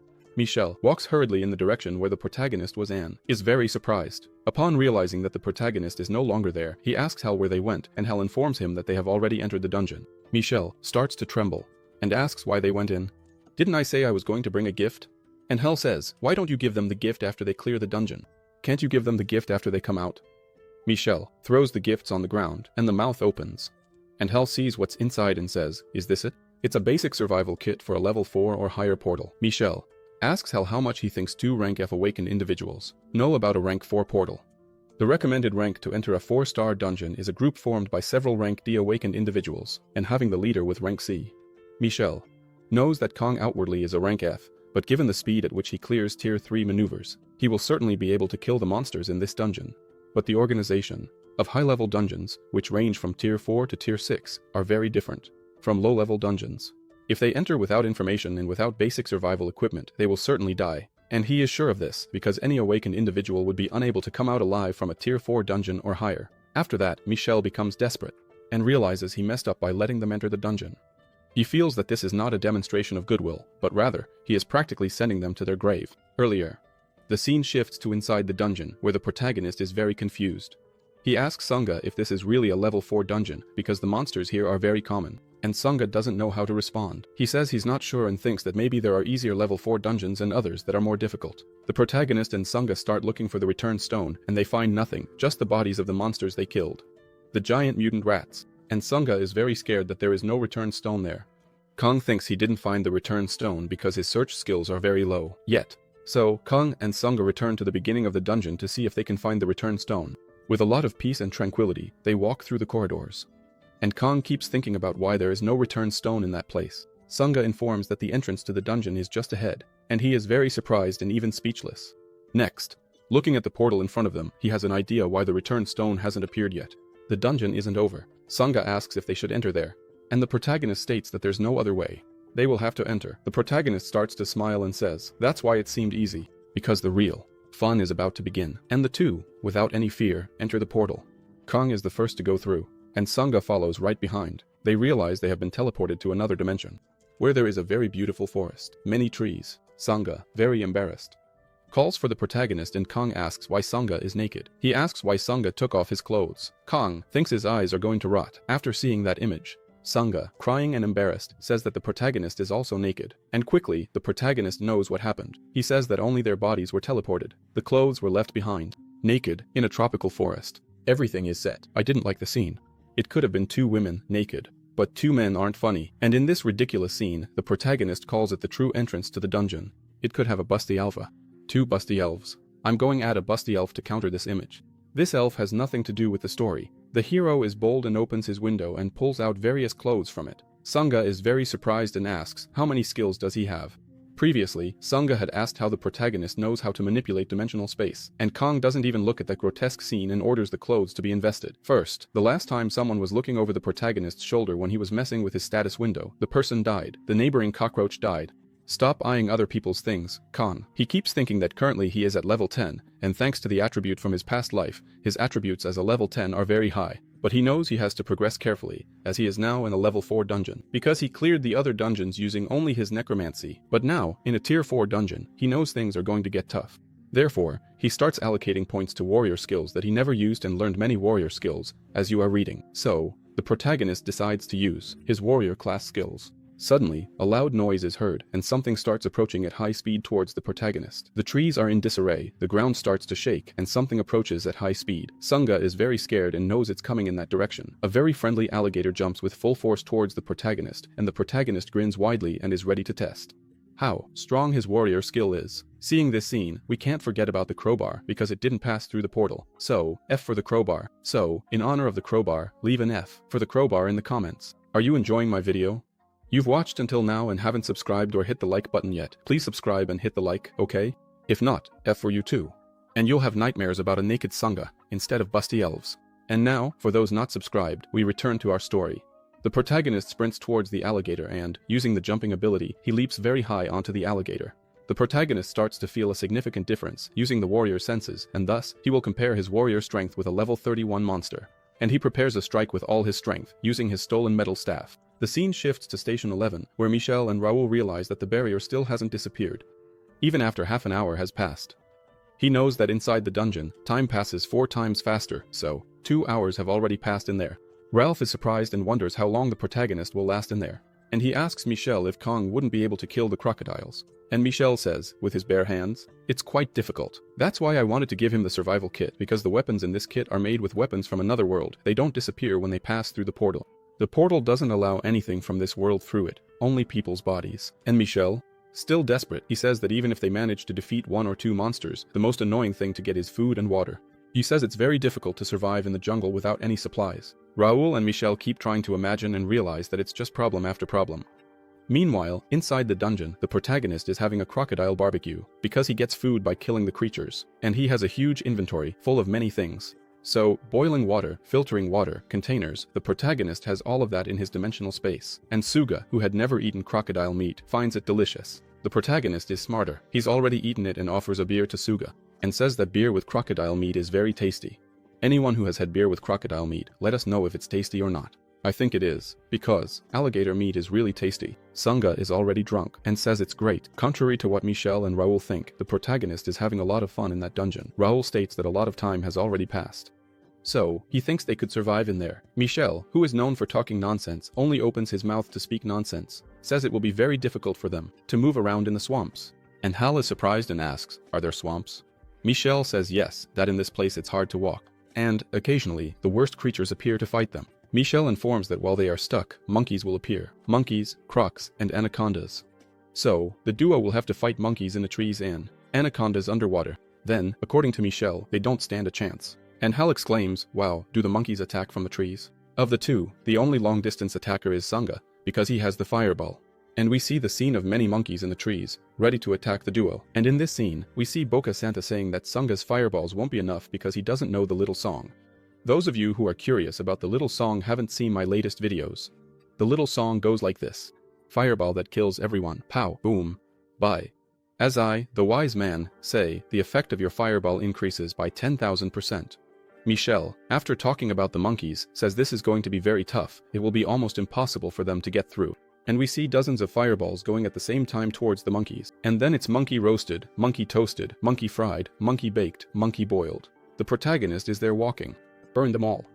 And it's not the guy in the Speedo who's burning. The guy in the Speedo is there, shocked. Have you always had these powers? How have I never seen them before? And we are shown the protagonist, in front of his skeleton mages. You remember he was at level 6 and bought the mages which he can only use at level 10, right? The holy mouth isn't jinxing anything now. He's eating instant noodles and didn't offer anyone. And Hal remembers that 4 hours have already passed. So, inside the dungeon, 16 hours have already passed. And Hal asks the holy mouth if he doesn't think the protagonist will be able to complete the dungeon. And the holy mouth says that, in high-rank dungeons, the monsters aren't the biggest problem. Holy mouth, in this place, the plants, the insects, the animals, anything can kill you. The holy mouth asks Hal how much he thinks that the duo knows about the wildlife of that place. And Hal despairs upon learning that there are many poisonous things in that world. So, if they eat them, it's game over for them. Our friend Sunga, who has already been saved 3 times, finds a very delicious fruit and thinks about eating it, and takes a very big bite of the fruit, and asks the protagonist why this fruit is so sweet. And Kang gives him a warning. If you eat this fruit without cooking it, you will die. And immediately, Sunga spits out what he had chewed. And Sunga asks Kang why he didn't warn him earlier. Kang doesn't respond and smiles. Sunga thinks something's wrong. He asks the protagonist why he knows so much about this world. And Kang, in his thoughts, says that of course he knows, because he lived 20 years in this world. This dungeon is exactly like the planet Alph, where he lived for 20 years. Night falls. At the station where Michelle and Hal are. And Hal asks Michelle why he is putting so much faith in Kang, since this Kang doesn't seem to have any interest in the guild. And Bokinia Santa says that in the last 5 years, he has never been wrong. He never makes a mistake when he sees talent. And Hal, very smiling, says he knows many stories about him because he found many talents. For the guild and the famous Park Hun, who is rank A, he was the one who found him too. So, Bokinia Santa says that when he saw Kang, he was sure that he would be the best guy in the guild, even stronger than the rank A that the guild has. So, Bokinia Santa says that even if the protagonist doesn't join the guild, the important thing is that he comes back alive, because he will be a very strong guy in the future, and he knows that the world in Korea will need him. Raul gets very excited and calls Michelle for the 2 of them to pray together. Bokinia Santa says it's going to be very difficult for them to come back alive. Hal changes his expression at once and asks why. Bokinia Santa explains who is guarding that return stone. It's a very strong and very powerful being, and Hal starts thinking. That's why he suggested the 2 of them pray for their safe return. And only now does Hal realize that Michelle is Bokinia Santa. After that, we see the protagonist and Sunga walking towards the return stone. Sunga is surprised because there's no one near the return stone, and it's right there, in front of him. And Sunga, who has had his life saved by the protagonist several times, walks calmly towards the return stone. And Kang immediately pulls him back before he falls into a trap. The ground where he was standing suddenly collapses, and a very deadly trap appears. Sunga is lucky that the protagonist isn't charging him for all the times he saved his life, as this is now the 5th time. Sunga remains inattentive and, staring at the protagonist, he thanks him for saving his life. Kang doesn't even look at Sunga and continues, staring in the direction of the crystal. And the clueless Sunga asks why he's looking in that direction. Sunga gets a huge fright when he sees what's in that direction and asks the protagonist, who are those guys? Orcs. Several ORCS were waiting for the 2 of them. The protagonist says that this is unexpected. He wonders if those aren't ORCS from Alph, the book of ORCS. It's no joke. In the society of Alph, there were many races, humans, elves, dwarves, beastmen, and other types, such as ORCS. But what interests the protagonist is what the ORCS from Alph are doing in a dungeon. How can the protagonist speak their language? He asks what they are doing there. Everyone is astonished, Sunga is astonished, and the orcs are also astonished, and one wonders how that human knows our language.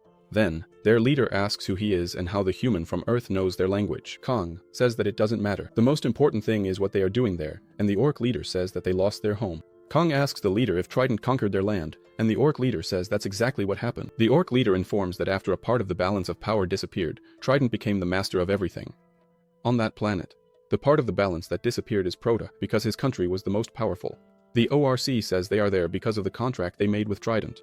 And Kang asks what contract. Raising his war axe, the ORC says that in this contract, Trident promises to make Earth the new home of the orcs. This even seems like a scene from a movie I've seen. Then, the leader of the ORCS says he will make Earth their new home. Kang, smiling, says that Earth never belonged to Trident. So, their contract is useless. Prota, threatening the orcs, asks how they dare to invade Earth. They will die because of this. And so, the great ORC gives an order for all his ORC warriors to massacre the 2. And immediately, all the ORCS jump on Prota. Prota faces them with a lot of determination. Sunga, at this moment, surely lived up to his nickname and already crapped a solid pound. The scene shifts to station number 11, and Raul and Boca Santa are talking. Raul says that the situation seems bad, as 6 hours and 20 minutes have already passed. Boca Santa says that practically a day has passed inside the dungeon. Suddenly, the protective barrier changes color, meaning they cleared a 4-star dungeon. Even better. With only 2 people. Raul is astonished to see that the countdown has disappeared, because they really managed to clear this dungeon. Boquinha Santa is hoping that they come out of there in one piece. And, looking into the depths of the dungeon, no one appears. He waits for a while and nothing, and time is passing. Raul believes that this dungeon was too much for the 2 of them. Boquinha Santa said, "Let's go." Raul, I think they died. But suddenly he hears a voice. Sanga was complaining. He was saying that they should use a cart to carry all the things they were bringing. Prota and Sanga had taken all of Zor's weapons. And only now does Boquinha Santa congratulate them for returning from a 4-star dungeon. Kang asks why Boquinha Santa is so happy. Kang states that they didn't need a survival kit. However, the hunt was very good. Kang looked at the prices of the things they brought. He sees that crocodile leather is very expensive, so Kang tells Sanga, next time they return, he will have to skin all the crocodiles. Sanga is thinking that he only keeps digging for bloodstone, but now, his boss wants him to also start skinning crocodiles. Thus, Sanga's dream of becoming the flame wizard seems distant, sees someone familiar passing by, and Sanga asks, what's the problem? The protagonist says that Jaminho is passing by nearby, tells Sanga to turn around to talk with Jaminho. Jaminho is walking with a pretty girl. The protagonist calls Jaminho, and he seems suspicious, and sees that it's his older brother, in the imported car. Jaminho's sister looks at who is in the car and says nothing. The protagonist asks if Jaminho is on a date with his girlfriend. Jaminho says, ugh, of course not, she's my sister. And Jaminho introduces his older sister to the protagonist and says that he's the one he had told her about before. Suddenly, Jaminho's sister looks closely at the guy and says, yeah, is it you, Kang? And Kang is startled because he also knew Jaminho's sister. The scene shifts to the Hammer Guild headquarters, where Boquinha Santa is suggesting to his boss to give the position of vice president to the protagonist. The guild president asks if it's really worth it. The phone rings and the secretary informs that the ranked awakened is Hammer Guild, just arrived. Park Jin-ho is surprised by Boquinha Santa's presence.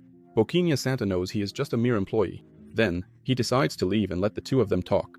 Jin-ho asks the guild leader, what's wrong with Boquinha Santa? The guild leader says he has no idea, but it seems he met a necromancer and is asking me to give the vice president position to him. Park Jin-ho trusts Boquinha Santa's decisions, so they should do everything to bring the necromancer into their guild.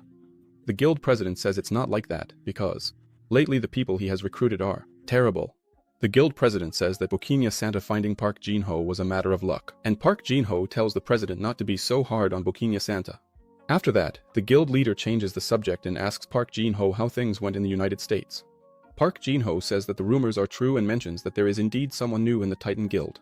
Since the rumors are true, then certainly someone who came out of a dungeon is now in the Titan Guild. There is a woman being observed on the monitor, and 2 people are talking about her, asking how she is doing. The woman tells the blonde that nothing has changed. She continues speaking in a strange language that they don't know. She keeps repeating unknown words all the time. The same word, it seems like she suffered some trauma. The blonde says that, in any case, she was a key piece for them to understand what the dungeons are. Then, speaking to his assistant, he tells her to heal her by any means, because they need to find out what she knows. Because it's been 5 years since the dungeons appeared and the whole world still knows nothing about them. Yet, the blonde is the leader of the Titan's Guide, Awakened Rank. His name is Jin Kang, but we will call him Destiny. The elf is speaking a language that no one knows and keeps repeating it all the time. Looking at the horizon, we saw that the translation of what she is saying is the name Kang Woojin, which is his own name. If you liked it and want part 3, just ask for part 3 in the comments. The name of the MOA is also there in the comments. Don't forget to subscribe to the channel. Thank you very much. This is already part 3 of our story. This chapter begins by showing the apartment where Jae Minho lives. Late into the night, he is studying hard and looks at the calendar and sees that the date is already near. His exams will soon be here, so let's get to studying. Jae Minho is very worried. He keeps thinking that nothing bad will happen and doesn't know what Khan was thinking. When he asked his sister out, he remembers that the protagonist invited both of them to have a barbecue, but he declined because he had to study for the exam. Then, we are shown the place where the protagonist is meeting. The protagonist is there, drinking his kachaka and thinks it's really cool that Jinwoo is Jae Minho's sister. Khan says it's been 20 no, he says. It's been 5 years since he last saw her, but she is still beautiful, and I'm not going to call her Jinwoo. No, I'll have to come up with a name for her. She looks like a Layla, so she'll be called Layla. And Layla gets very embarrassed and says she doesn't know what Kang is talking about. Kang thinks she's very humble and starts to smile. And Kang tells Sunga that Layla was the most popular person in school and that half the guys at school had a secret crush on her. Sunga, already full of booze, says that he must have been really cool when he was younger, and Layla says it's nothing like that. And Kang confesses that he was included too. He also had a secret crush on Layla. Kang says She was brilliant, beautiful, and got along well with everyone. And Layla is there, drinking her booze and full of embarrassment, wondering if Kang was always this friendly. And Kang asks why she's wearing a hat, if by any chance she didn't wash her hair. And Layla is startled by what he just said. She says no, she just likes hats. That's why she's wearing one. Sunga watches the scene and realizes something is off. He thinks to himself that he knew Kang was straightforward, but not to this extent. I think the protagonist is already drunk because he's saying like, it looks uncomfortable, why don't you take it off? And Layla says it's all right. She really likes hats. Sunga wonders how Kang can say that to a lady. You don't talk to a woman like that. Suddenly, Sunga discovers what's going on. He is shocked. He thinks that the mighty Kang has never dated before. He's a virgin. And BV. Oh, what is BV? Oh, almost everyone knows what BV is. BV is virgin mouth. That's it. Nothing like a beautiful lady to turn a strong guy into a fool who doesn't even know what to do. The power of a woman is incredible. Sunga realizes that Kang likes Layla, but he doesn't know how to express his feelings. Layla feels awkward, and Sunga knows that the atmosphere between the two can't stay like that. So he decides to give the couple a little help and invites Kang and Layla to join in a game. They say, a game? And Sunga reaffirms, yes, we have to play while we're drinking. Someone tells Sunga that adults only play after they're drunk, not while they're drinking. And the protagonist, looking at that, says, a game? Just like that, out of nowhere? Now, if the protagonist has poison resistance, he definitely won't get drunk. Get ready, because I'm going to sing. Sunga is singing the song Garkam here at this bar table, but I'm going to sing another one. Anyone who laughs and thinks my voice is ugly is a fool. Sick with love, I looked for a cure in the nightlife. Hold on. It was just a joke. I'm not going to sing like that. Okay, no need to change your description. And Sunga started to sing, and sings, and got excited, and started making a bunch of gestures. Yours, and the protagonist is starting to get pee-pee. I seed. The protagonist begins to exude a murderous aura and tells Sunga to sit down before he puts a horn on Unga's head. Sunga shivers with fear and sits down. Immediately, Layla was already very dizzy and fell asleep, and they notice that she passed out completely. Suddenly, Layla's charming hat falls off her head, hitting the floor. Sunga sees that scene and gets scared. It's really a shock. Sunga thinks he's already drunk in a ing things, and the blonde who just entered is startled by the scar on Layla's forehead. The blonde keeps commenting, did this girl get burned or something like that? Sunga is there, standing drunk and watching, and the protagonist is just listening to their conversation, and the shocked Sunga says, hey Khan, look at her head. Khan stops and starts observing. And look how beautiful Layla's face is, how beautiful she is. He says, hey Sunga, stop being so shocked and quit making such a fuss. What's the problem with that? Isn't she still beautiful? I think she's still beautiful. Putting the hat back on her head, Khan tells Sunga that they're going for one last drink. The last of the last, of the last, of the last, of the last. The scene shifts to the apartment where Jae Minho lives, and Layla wakes up with a severe headache. She wakes up startled. What happened? Jae Minho, looking at his older sister, says, hi sister, and Layla is surprised. I'm at home. How did I get here? How did I come back? Karamba, did you drink that much? Don't you remember? Look, Khan carried you home. Sister, go brush your teeth, I made a hangover soup for you. And Layla went to the school bathroom, and she kept looking at herself in the mirror, wondering if she slept without taking off her hat. Suddenly, memories start coming to her mind. She remembers being at the table with the two of them and was so drunk that she couldn't even open her eyes. And she also remembers that Khan was the one who carried her in his arms all the way home. Her expression changes to sadness, knowing that Khan saw her with that huge scar. The story explains to us that Layla got this scar 5 years ago when the dungeon shock happened. It is explained that Layla was attacked by a monster. She keeps thinking that she didn't want Khan to see her like that, but then cheats and starts to remember what Khan said. She wasn't sleeping, she was just very drunk, and she remembers him talking to Sue, saying that she is still beautiful. Layla blushes at the memory of this situation, and certainly, she still has a crush on the protagonist. The scene shifts to the school, or rather, to past memories of the school. The teacher asks who is responsible for the clean. ING and Calm, still young, says it's him. After that, the teacher asks who the other person responsible for cleaning is, and a student raises their hand, saying it's her. Khan, upon seeing the beautiful and cute girl, becomes even blushed, and Layla, radiating beauty. Then, the teacher says he will leave the classroom cleaning to the two of them and that they can start cleaning after all the students leave. The protagonist closes the classroom after cleaning, and Layla asks if they aren't forgetting anything. Khan only responds with one word, and Layla, who was expecting a conversation, stands there, not understanding why he talks so little, and she, smiling brightly, says that he is very quiet, that he even seems like her little brother, because both only respond with yes or no. And the protagonist responds again with another monosyllable. And Layla very cheerful, says that she finally managed to talk to Kang after an entire semester and that from now on, she wants to talk to him in a less informal way. Layla says there's something she wants to talk about with Kang and tells him to come closer. She says, "It's just that." Put in the comments what you think, she whispered in his ear. The scene changes to the kitten Bibi calling for her master, telling him to wake up. Bibi asks if Kang didn't sleep well, and he looks very angry because she woke him up during the best part of his dream. Kang asks Bibi if she cast any spell on him while he was sleeping, because the dream was really good. The scene shifts to the hotel lobby, where Kang and Sunga are staying. Sunga is already working when the protagonist arrives, and he asks if Kang didn't sleep well. He says yes and goes straight to the topic of the dungeon, asking if he meant Ed to make any reservations for a level 4 dungeon. Sunga says she's still looking, but hasn't found any yet because the number of level 4 dungeons is very low. Therefore, the large guilds and the medium guilds reserve these dungeons very quickly. Kang asks, "So what are we going to do?" "So, if we can't get a level 4 dungeon, then we have to at least get a level 3 one." Kang starts thinking of a strategy and tells Sunga that there's a way and grabs his phone and decides to call the idiot. Kang starts thinking mischievously, and Sunga looks puzzled, not knowing why Kang is laughing at the phone. The idiot answers and says he'll be there soon. Ka-ing says that 15 minutes is the maximum he can wait. Sunga asks the protagonist who he called, and Kang replies, "Who do you think?" "Someone who loves to give me things." And he looks very smilingly at the idiot's name on his phone, and Sunga still doesn't understand who this idiot is. 15 minutes later, the door opens and Michelle enters, running and very out of breath. Kang says he arrived very quickly. Michigan, Elle, sweating profusely, apologizes for making Kang wait so long. Right after, Michelle asks what Kang needs his help with, and they say that they need to find a tier 4 dungeon to raid. Michelle says that many people use dungeon forums to find dungeons, but that's not very professional, and opening his laptop, he asks them to wait a second while he runs a check. Sunga is very surprised by what he's seeing and asks if this is some exclusive guild program, and Michelle says that many dungeons only appear in these exclusive guild programs.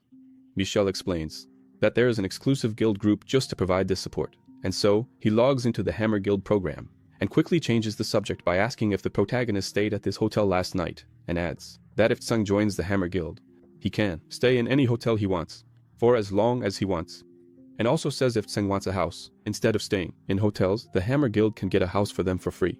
Sunga, looking at Michelle, starts to feel sorry for Michelle because he knows the protagonist will never join the Hammer Guild, and the cynical as always, keeps smiling and says it seems like a great offer. Still smiling, Michelle says had he managed to find and has already scheduled a 4-star dungeon for them. Tsang is very surprised by his speed, and Michelle says he scheduled it for 2 days, and the cynical protagonist says that guilds are indeed very useful. Michelle still hasn't realized that he's being used, and says he's very happy to be able to help the protagonist. And Sunga continues with his look of pity for poor Michelle. The scene shifts to the second subway station, and Raoul also appears in the scene, saying that he managed to confirm the booking. Michelle, all smiles, says that their entry into the dungeon is in a few minutes, so they have some time to chat. So, he invites the protagonist to have a cup of tea. He says that if some wants, he has a lot of information to give about the inside of the dungeon, and the protagonist continues with his cynicism. Whispering to Tsung, Michelle says that the information is of high quality and was gathered by the Hammer Guild, and the cynical protagonist says that this greatly increases the expectations. Suddenly, there's a noise and something catches Sunga's attention. He looks at Station 2, and there's a brill. The very strange coming out of it, and is informed that this is a dungeon reset. Sunga, very surprised, says it's the first time he's seen a reset, and Michelle is even more surprised. Michelle tells Raoul to get in touch immediately with the guild. Meanwhile, several passers-by are registering the dungeon reset. The protagonist asks what a dungeon reset is. After a little more time, several reports have already appeared announcing the dungeon reset, and the military and support services also arrived to see the reset. After the melee arrived, no other civilians were allowed to come near the entrance, the dungeon. And the dungeon was there, emitting its primary energy when it is reset. Sung just observes, as he knows nothing about this reset. Suddenly, Michelle exclaims, "So, the mind has reached the end of its life," and Sung doesn't understand what he just said and asks Michelle to explain it better. Michelle says that dungeons are divided into 3 categories. The first category is the mind, the second category is the reset, and finally, the third category is the breaking of the mind, and he informs that all the onions that the protagonist raided were just mines. After that, Mike Hell explains what mines are. He says that mines are dungeons where the first clear was done. After the first clear, Basic monsters will be summoned, and the awakened, who are called miners, enter the mine to collect bloodstones. And Michel continues with his long explanation. He says that mines last about 2 to 3 months, but when the mine reaches its end, it resets and becomes a new dungeon. And so, this mine they are observing has just been reset and turned into a new dungeon. Michel gives other data, ILS, saying that many guilds will come here, trying to be the first to clear the dungeon. After that, Michel decides to talk about the breaking of dungeons, but CA Ing asks him to wait. Sound asks Michel if after the dungeon resets, it becomes ownerless. Michel, very smiling, says that's exactly right. He says that whoever arrives first becomes the owner of the dungeon. Michel, who thinks very quickly, is startled and asks if Tsang is thinking about entering that dungeon. The protagonist, with his psychopathic gaze, says yes, that there's no reason not to enter it. Michel panics and says that Tsang Xie, you can enter because the monsters from the first clear are much stronger than the monsters from the mine. And Bokinia Santa claims that only guilds can handle so many monsters, strong roses, and some sums up Michel's thinking, and says that the guilds want to monopolize the dungeons. Michel says that's not what he meant. He says that the law allows the awakened to enter the dungeon, but they can only enter after the dungeon's energy is measured. And Tsang asks, what energy? What do you mean energy?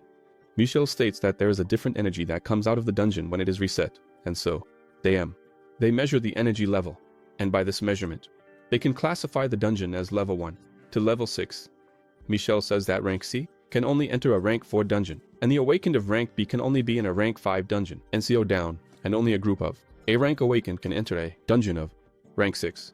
Tsang becomes thoughtful and asks, Michel, didn't you say T, I'm rank C? So I can only enter that dungeon if it's rank 4 or lower, right? Ever, to Tsang's misfortune, that dungeon is rank 5, and immediately he becomes very frustrated. Bokinia-san gets all cheerful and says that Tsang will have to give up because he can't enter a rank dungeon.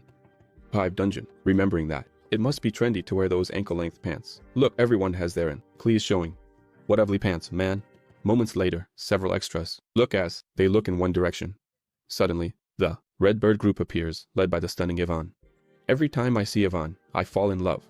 Michel thinks they arrived too. Quickly, they must have been nearby, and she quickly concludes that this dungeon will definitely belong to the Warang Guild. Tsang is already on alert with the redhead who's in his death note and soon recognizes the stunning redhead Yvonne.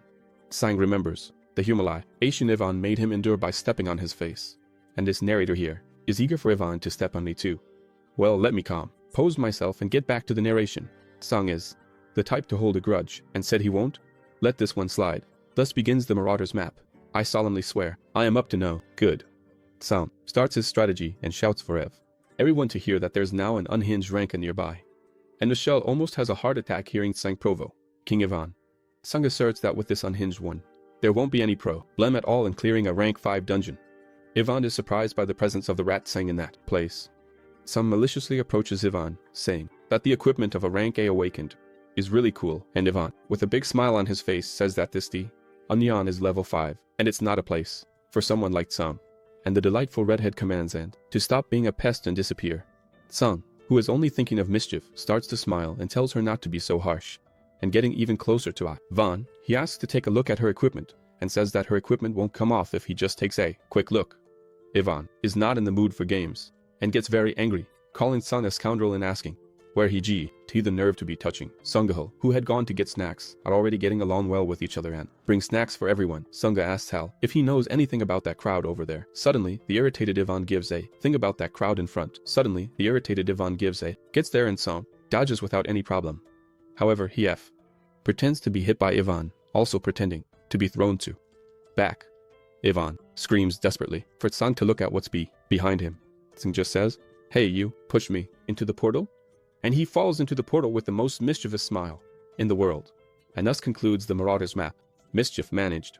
The redhead watches from afar as the protagonist falls into the rank 5 portal. Bokinia Santa says this is very bad, while everyone is ing the tragedy that just happened because a person who does not have the level to understand. Bring in the level 5 dungeon just dropped from side it. Sunga also panics upon seeing his older brother falling into the dungeon. Even the guy with no eyes on the left is panicking. Look at that. Sun, lots of sun. Intense heat, and a scorching desert. Tsang says, but the last time he entered the portal was a jungle, and now it is a desert. Tsang was standing in the trance of the portal, without taking a step, and feels some tremor beneath the ground. Something big emerged from under the ground trying to devour Tsang. The protagonist manages to identify the creature, and it's a level 48 sandworm, which means it's a level much higher than his. Sung starts smiling because he received a very aggressive welcome, and Sung really likes the reception of a level 5 dungeon. Before hitting the ground, Sung says, "Summon!" And his warrior staff appears in his hand, and the protagonist strikes the sandworm directly, asserting that a normal monster is simply a normal monster. However, he realizes that his strike didn't have any effect on the worm, and the creature is there, facing him, without taking any damage. The protagonist looks around and is surrounded by sandworms, and all the sandworm of sand jumps on top of Sung at the same time. 1 second later, all the worms are on top of Sung, and we only hear him say, "Transform!" and a very bright light emanates from inside the worms, and Sung easily manages to slice all the worms. He thanks God for leveling up when he killed Zil. Otherwise, he certainly would be dead at this moment. And we see that the protagonist's staff has taken the form of a spear, which he obtained with the level 20 warrior privilege. Not everything is rosy, and another wave of enemies is already approaching. Rolling towards the protagonist, several desert armadillos are charging at him. I'm sucking on a candy while doing this, but I'll stop. After the candy, we'll continue. Sound 5. CA wonders what those things rolling towards them are and prepares a strike with his spear, throwing it with great force at the armadillos. Upon hitting an armadillo, it explodes into several pieces with a very loud explosion, and Sung is very surprised because the last game he played that had creatures that exploded was a Minecraft mod. Sung keeps wondering if that smoke is toxic. Moments later, all the armadillos are already very close to the protagonist, and he uses his bone wall magic since he has what classes. He also gained this second ability at level 20, but in the Necromancer class. After that, a mega explosion occurs where the protagonist is. Sam was saved from the explosion, thanks to the bone wall. However, he is thinking that the level of difficulty of a level 5 dungeon is very high. Sung steps out a little, dizzy because he was poisoned by the toxic smoke that came from the explosion of the armadillos. But the protagonist is always prepared, right? And he takes a healing potion from his inventory. After drinking the potion, Sung gets excited, because if the difficulty is high C, surely the rewards will be enormous. Remouse. And so his poisoning status was cured, thanks to the effect of the potion he drank. The scene shifts to outside the dungeon. The illustrators keep getting confused. Sometimes they show it's dungeon 2, and other times they show it's dungeon 6. And we see Michelle, Hal, and Sunga waiting for the protagonist to come out of the dungeon, and an extra is upset because the protagonist is holding on very well in their end. He thinks Sung should just give up, or die so that the dungeon would open up for them too.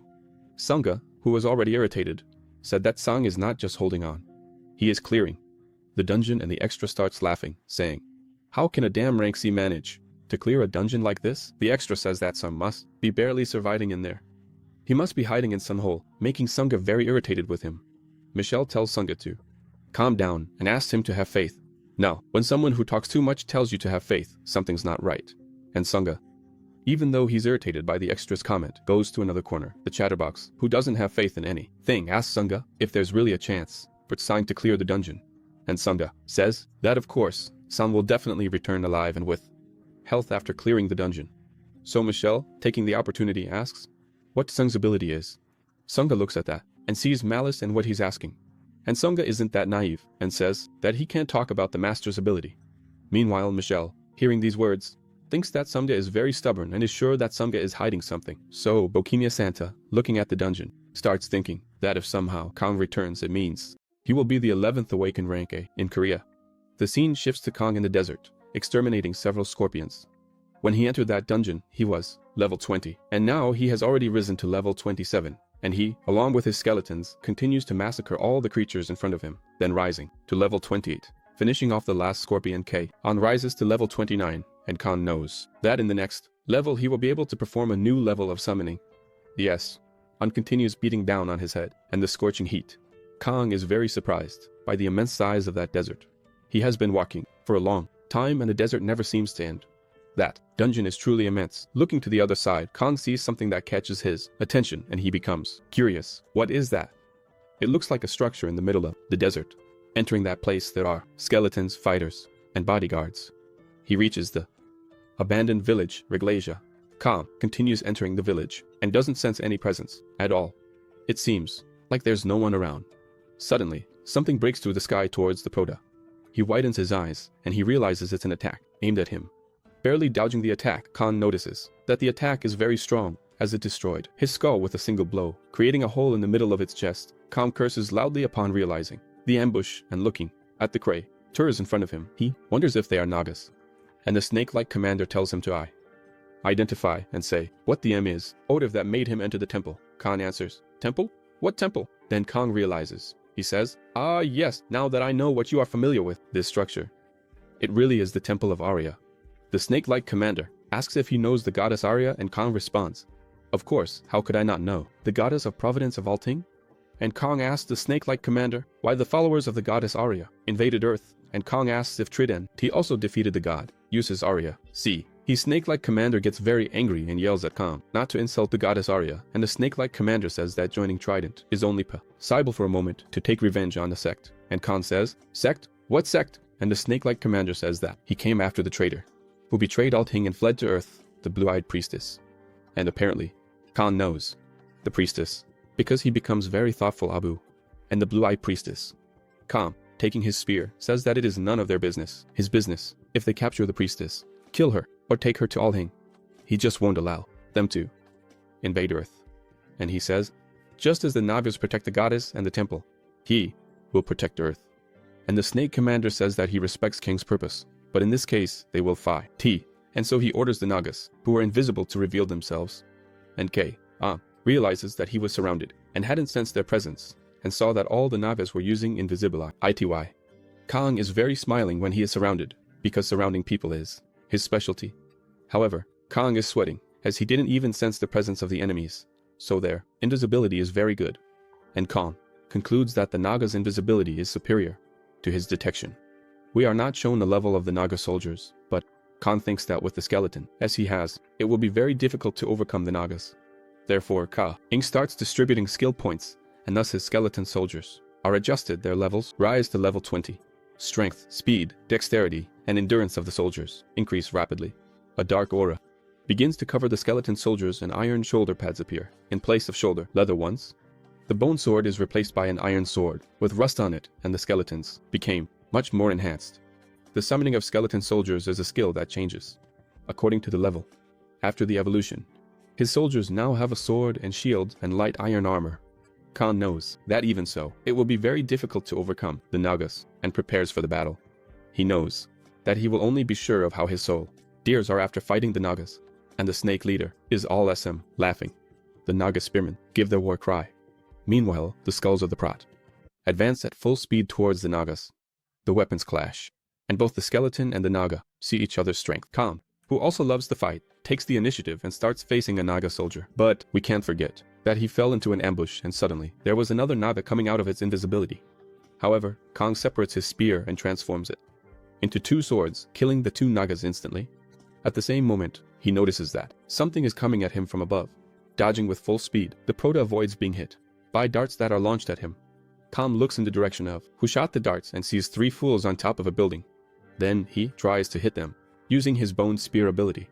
The Nagas, who aren't fools, hide behind the wall, thus avoiding the entire attack from the Prota. The Naga smiles, knowing that the Prota is very surrounded and very foo-foo. Kang is surrounded by invisible Nagas and being targeted by Nagas who are shooting darts from the top of a building. Kang sees no other way out, and hides using bone walls, and only then do we see the number of Nagas that were invisible around the Prota. Inside the wall, Kang begins to think of a way to get out of that place. He knows that the attacks are being chaotic and well coordinated, as he doesn't know if the Nagas are coming from the front or the back.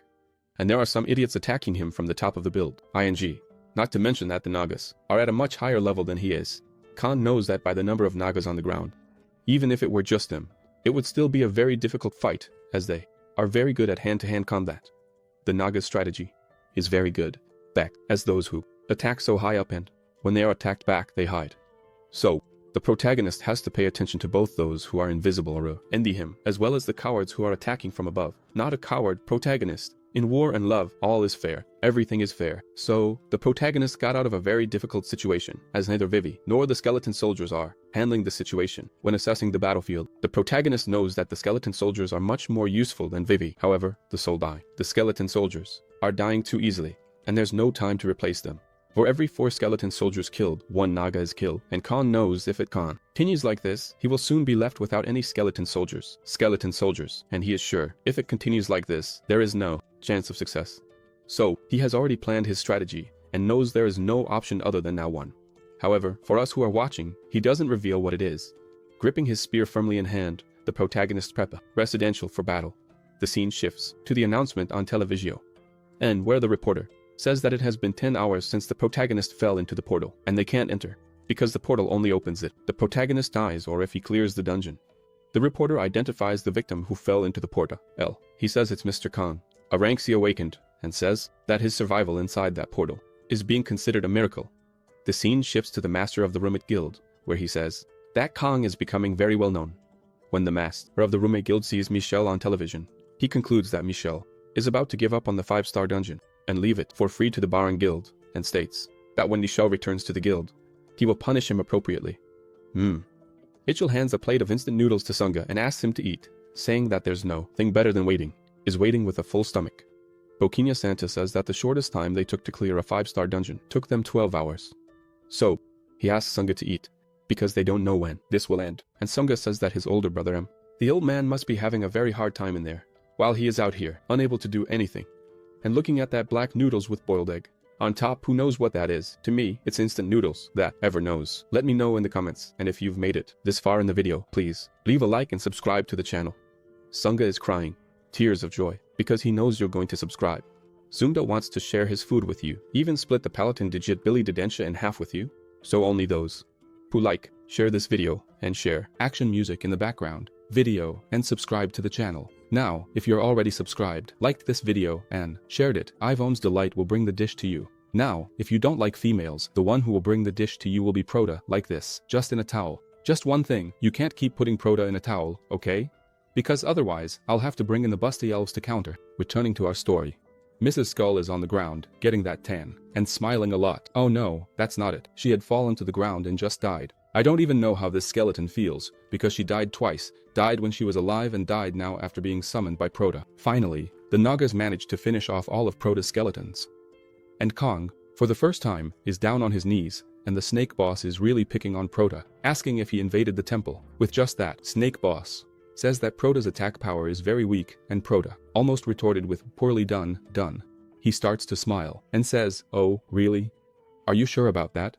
He says that 5-star dungeons are a bit more annoying than he imagined. Snake Boss, seeing Proda smile, says that Proda is just bluffing, so he's going to put an end to all of this. And Kang says that he's smiling, but it's not a bluff, it's just relief.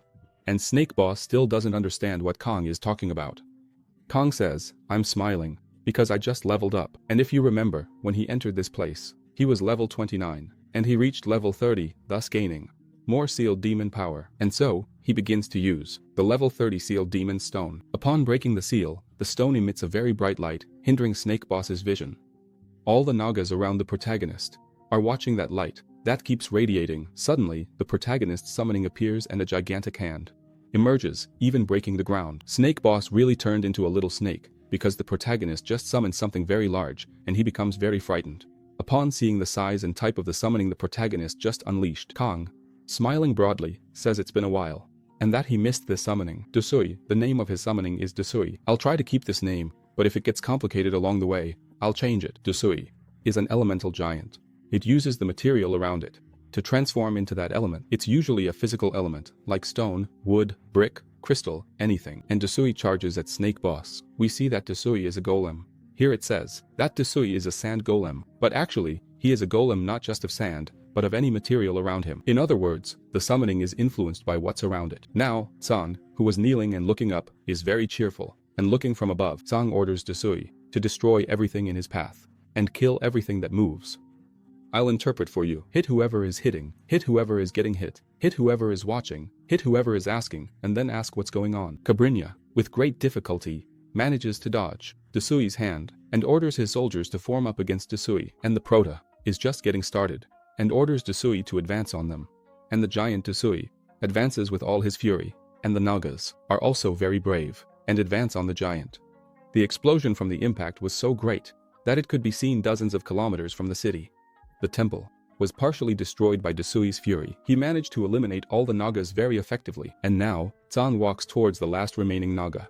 It's Cabrinia, who is very shaken, as Tsang managed to crush his entire army. And Tsang asks if, besides her tactics, he has anything else to show. A very malicious question, since Cabrinia had asked him the same question earlier. Cabrinia starts to get enraged and calls Prota arrogant. With all his fury, Cabrinia prepares the final attack against Prota. Tsang remains completely smiling and commands to transform the hammer, and his warrior weapon transforms into a giant hammer. Level 30 brought the hammer to him, and this hammer also has an ability, Hurricane.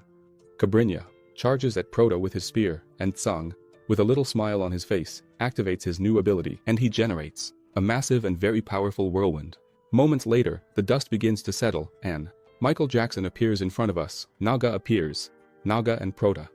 Cabrinia, pure essence of hatred, starts coughing, and Tsang says that he is a very resilient lizard. He's managing to prove that he's a very tough boss, so he won't call him Cabrinia anymore, but rather Kang Woojin. Kang Woojin says he never thought there was someone so strong on Earth. His veins begin to bulge, and he starts a very strange transformation. Kang Woojin jumps on top of Prota and says that Kalango is Prota's mother, and that he won't die without fulfilling his calling. Tsang, with his hammer, shatters Kang Woojin's head into several pieces and, smiling broadly, says that Kang Woojin talks too much for someone who's already dead. The scene shifts to the dungeon exit, and we see the trio Sunga, Okinya Santa, and Rail, also known as Hao. And Sunga is thinking that, despite everything, he's still hungry and really enjoying the food. Suddenly, Sunga gets a big scare when he hears Tsang asking if he ordered one for him too. Since that little face was so cute, I also decided to have her call Sunga, the protagonist's older brother. The protagonist entered the dungeon smiling, and came out smiling. Everyone is very surprised to realize that Tsang came out of the dungeon. In other words, he managed to clear the dungeon, and the reporters quickly start recording. Photos here, rushing there, flashes from the other side. Sunga asks if Tsang has any injuries, and Tsang says no, that it was a piece of cake for him. The main troublemaker looks to the side, sees the redhead, and says, "Oh, you're still here."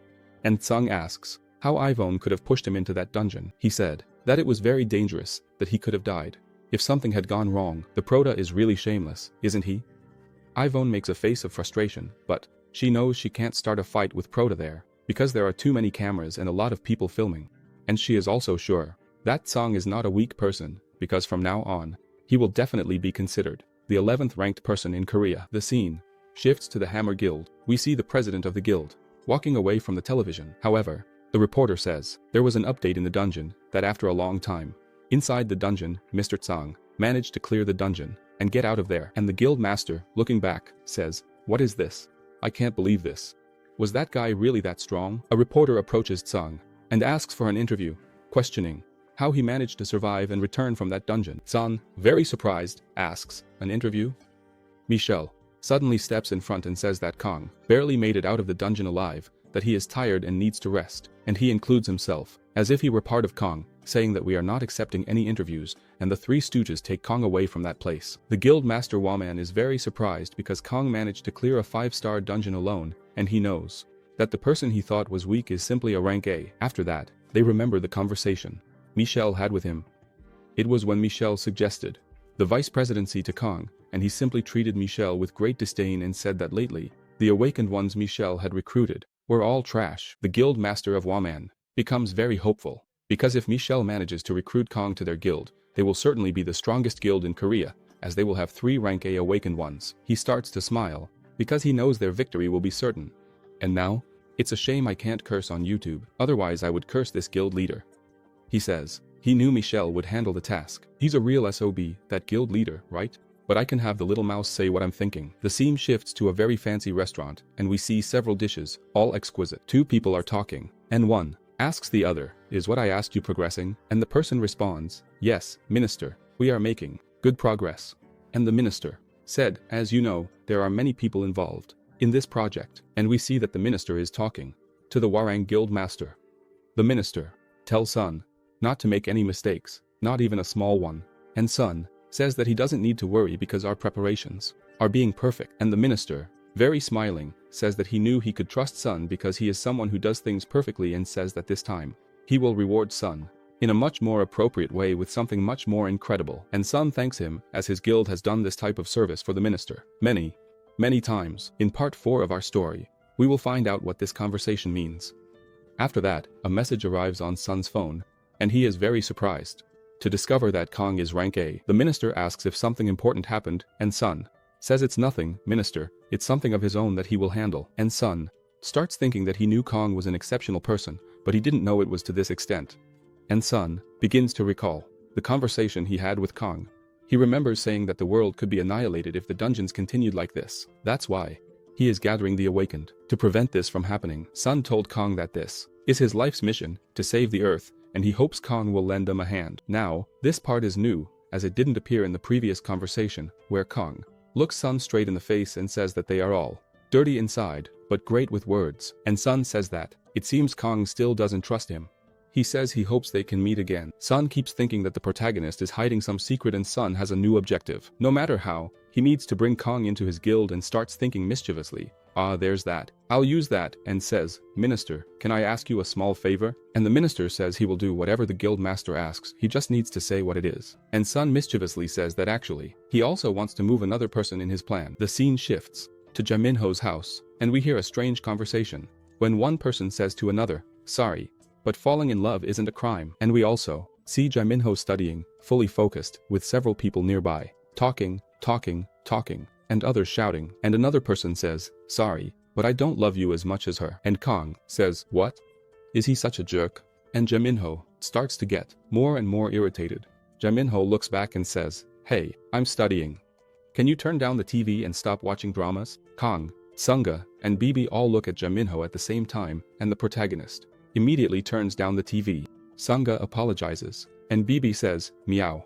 Jaminho is really pissed off. He even lost his concentration, because he knows there's even a cat now. Jaminho asks if the two of them aren't worried, and Kang says, about what? Jaminho says it's been 3 days since the reporters have been in front of his house. Kang says he knows that sooner or later, they will get tired, and he plans to stay inside Jaminho's house until they do. Taking advantage of the situation, Kang asks Jaminho to go outside and buy tangerines for them. Sunga, raising her hand, asks him to buy 2 bags of tangerines, and Bibi says, meow. Oh, what a cute little paw Bibi has. Jaminho, frowning, says that they forgot he's in his exam period. Kang doesn't even respond, pulls out a 50,000 note, and says that if Jaminho goes, he can keep the change. And Jaminho says, do you need anything else? 183 reis is equal to 50,000 won. Kang's phone starts ringing. Kang sees it's his mom and says, hi mom, how are you? And he asks his mom if the reporters aren't looking for her. She says no, and says something else to the protagonist that we can't understand. And Kang is very surprised by what his mom just said, and says, huh, did that come to me? Sung and Bibi are left wondering. They are very curious about what Kang is talking about with his mom. And Kang says, yes, ma'am, mom, I got it. I'll stop by later and pick it up. Sunga asks what's going on and Kang asks Sunga if Korea hasn't been unified yet. Sunga says, no, we're still separated. South Korea and North Korea. Kang is very angry because dungeons are appearing all over the world, and the Koreas are still separated. And Sunga asks, what's the problem that's happening, boss? I don't understand. If you don't explain, I won't know. Kang says, he received a draft notice for the army. Kang stands up and says this won't work, and that he's going to have to kill Kim Jong-un. Sunga is very surprised and asks if he wants to kill Kim Jong-un just to avoid going to the army. He says that's exactly it. He will reunify the Koreas. Sunga tells him to calm down, grabs the protagonist's shirt and says, do you think the countries will unite just because you killed one person? And Kang asks if there's any other way for him not to be drafted into the army. He can only see this option for not going to the army. Sunga says, there definitely is another option. They just need to look properly. The apartment door opens and Jaminho catches Sunga and the protagonist in a very strange position. Jaminho asks what they are doing and the scene shifts to many tangerines. Jaminho listens to the protagonist's explanation and asks why he's thinking about that. Jaminho informs that the awakened ones don't enlist as regular soldiers. Normally, they are selected for a special division, but if the awakened one wants, they can still do alternative services, and Kang says, alternative services? What kind? He says that the awakened one can join a certified guild and then the Ministry of Defense can summon some of these awakened ones to help defeat monsters. That would be the alternative service, and Kang is very surprised, and says, as expected, there's nothing Jaminho doesn't know. Jaminho says he has a dream, which is to join a great guild. He's not even awakened. I don't know how he plans to join a great guild. And Khan looks suspiciously at Sunga and says, Sunga, you're really useless, huh? You don't know anything, do you? Sangha looks all downcast, and Bibi offers a paw to console him. The scene shifts to the Hammer Guild headquarters, and we see how very happy, telling Michelle that he finally succeeded. Michelle asks why he's so happy. What did he do? He says that Mr. Kang finally accepted the meeting with them and Kang wants to talk about the guild. Michelle almost has a fit. He's very surprised. Then Hao says, in other words, he's going to join our guild. And Michelle starts to remember the conversation he had with Prota, where Prota asks how Michelle can help him. He remembers saying that his guild can help with many things, including a lot of information about the dungeons. He also remembers that he would do everything for Prota, even leaving wherever he was, to assist him immediately. Michelle feels that he's finally succeeding, and with a little smile on his face, he knows that all the effort he made is paying off. Michelle tells Hao not to make so much noise, but congratulates him on the very good thing he just did. Michelle adjusts his suit and says he's going to report this to the guild master. The scene shifts to the president's office, where Michelle, knocking on the door, asks if he can come in. The guild master says he can and greets him, asking how the negotiations with Tsang are going. Michelle says that actually it was Tsang who got in touch with him, and the guild master Hammer is all beaming, knowing that good things are coming. He says he's very pleased because Michelle did an excellent job. And Michelle says, and about the vice president position that I recommended for Tsang? The president of the Hammer Guild says, if he needs it, I can give the vice presidency of our guild to Tsang. If Tsang comes to our guild will become #1 in Korea. And it's all thanks to you, team leader Michelle, and to us here. With our lucky charm, Michelle heads to the elevator to leave the boss's office. Michelle says goodbye, and his two-faced boss tells him to be careful and stay in the shade. After Michelle leaves, the master of the Hammer Guild calls for his secretary and instructs him to prepare a dinner for the entire guild. He informs that the dinner will be today. The scene shifts to a very fancy cafe, and we see Michelle looking very surprised, saying, I don't understand. Then Tsang repeats, I want you to start a guild with me. I want to start a guild with you. Michelle says that he thought that meeting was for him to sign a contract with the Hammer Guild, and Tsang snobbishly says, oh, why would I go there? Putting his hand on his head, thinking he rushed things, Michelle says he came to that meeting thinking the Prota would sign a contract with his guild. Michelle says he's a bit confused by the proposal because he wasn't thinking about changing guilds. Hao, also known as Hao, is very direct and asks, what are the terms of our recruitment? Tsang informs them that he will give them 100 million. They are left speechless upon hearing that word. 100 million? Let me see how much that is. And Hao asks, will our salary be 100 million? Tsang, smiling, says, no, your salary will be 100 million more than what you earn. Then their knees trembled, their legs wobbled, and they went crazy. Michelle even starts to sweat and says, that money is not the problem. That's a lie. He says that he is one of the team leaders of the Hammer Guild. He also mentions that he is a normal person, and he reached a very high position there, a position that would be almost impossible for someone who is not awakened, and yes, he went through many adversities to achieve the position he holds. Therefore, he cannot change guilds just for money, and Tsang, with a big smile, says, I guarantee that our guild will be one of the largest in the country, and adds, please, become founding members of the guild, both of you. The scene shifts to Hao's car. Hao tells Michelle that he is going to accept, that he will join Tsang's new guild. Michelle is taken aback and asks, why? Hao says that to be honest, it's no big deal, because he's talking about Mr. Tsang and surely he will be the highest ranked awaken. He did something that no one has done before, which is to conquer a rank 5 dungeon alone. And Hao says that for sure his guild will rise significantly and become one of the largest. And he concludes by saying that even if he stays in the Hammer Guild, he has no prospects of being promoted.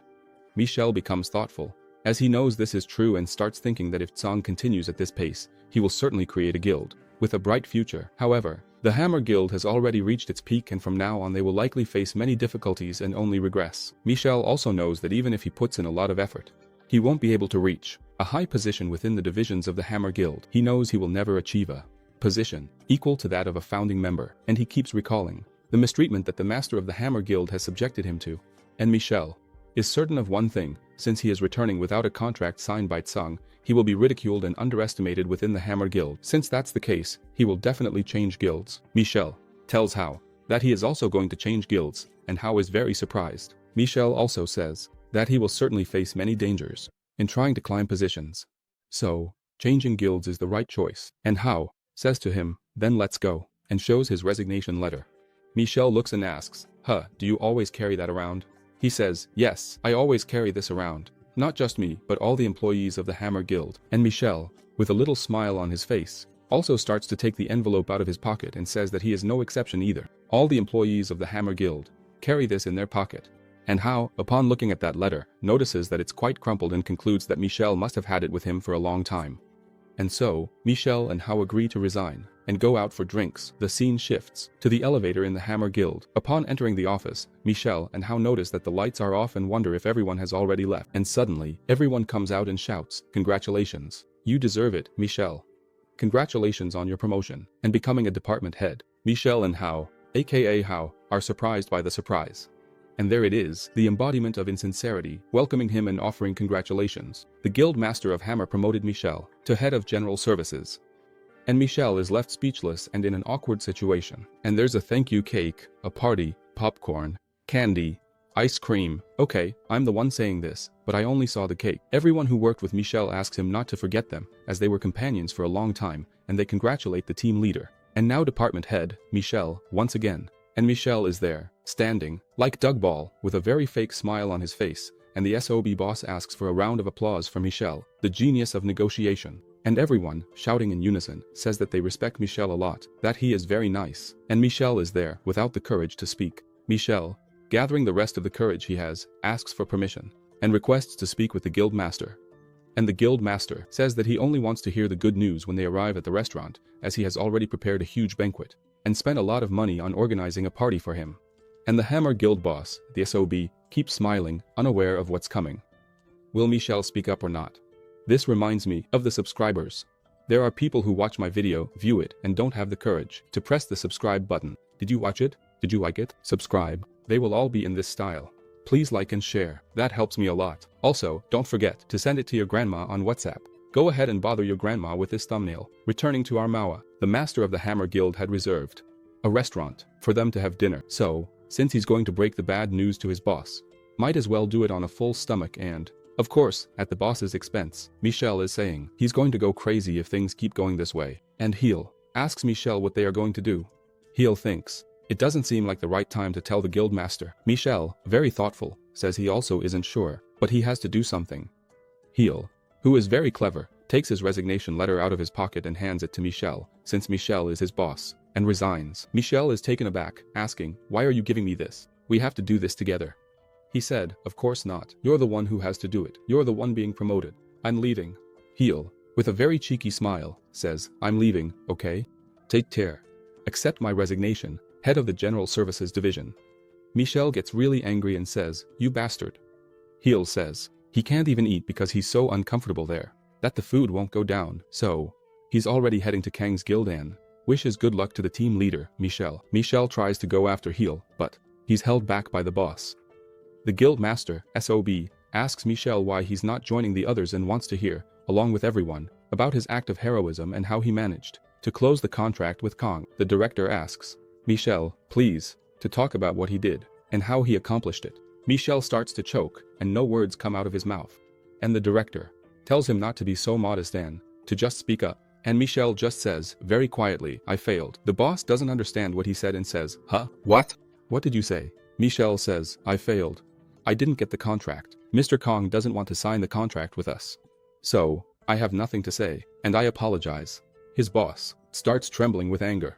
And the two women in the back, one looks at the other and says, "Hey, let's eat quickly before the party ends. Let's fill our bellies." The guild master Hammer gets really pissed off. He says, "You bastard, you're not serious, are you?" The guild leader curses him, saying, "Raw tomato." Only those who understand well understood. Michelle, respectfully, says he's very sorry. And the guild leader, shouting, says that feeling sorry won't solve anything. And he asks, in a very threatening tone, if Michelle wants to be fired. Michelle thinks, that would be so nice, huh? I would be so relieved by that. And I would still take home the 40% penalty from the FGTS. The guild master asks Michelle if he knows how much of the Hammer Guild's money he spent trying to bring Kang to his guild. And the guild master's SOB says that just apologizing won't solve anything. And Michelle remembers the things he did to try to win over the Prota. The first thing, he let the Prota enter a level 4 dungeon of the Hammer Guild for free, and he also cleared all the appointments for that day. Michelle also remembers that he used the Hammer Guild's money to change the Prota's ranking from F to C. He worked hard and used many resources from the Hammer Guild. Therefore, Michelle says he will take responsibility and starts to take an envelope out of his pocket. The guild master's asshole, responsibility? You have no responsibility at all. Michelle takes out his and Heel's resignation letters. And, resigning, says he will take full responsibility. The guild master's SOB says, "Are you crazy? Leaving the company is not taking responsibility. You're not a politician. You're a coward, and are running away after making a mistake. Michel swallows hard and becomes thoughtful, knowing he no longer needs any excuses. He can already leave this company. Between us, this guy is going to die young from a heart attack because he didn't even curse the boss. I'm going to look for a meme to sum up what I'm thinking. Screw you, man. After thinking about this meme, Michel gives a very mischievous smile. Michel says he's finished what he was going to do and tells the guild master to take care. Well, Michel knows that when you leave through a door, you shouldn't close it, but the guild president isn't going to die of a heart attack, and he starts cursing Michel, who leaves with a smirk on his face after having caused several losses for his boss. Internally, Michel bids farewell to the Hammer Guild and sets off for a new beginning. Michel, leaving the Hammer Guild, starts walking calmly, feeling free and easy. Suddenly, he's surprised by someone calling him. Team leader, come here. I want to talk to you.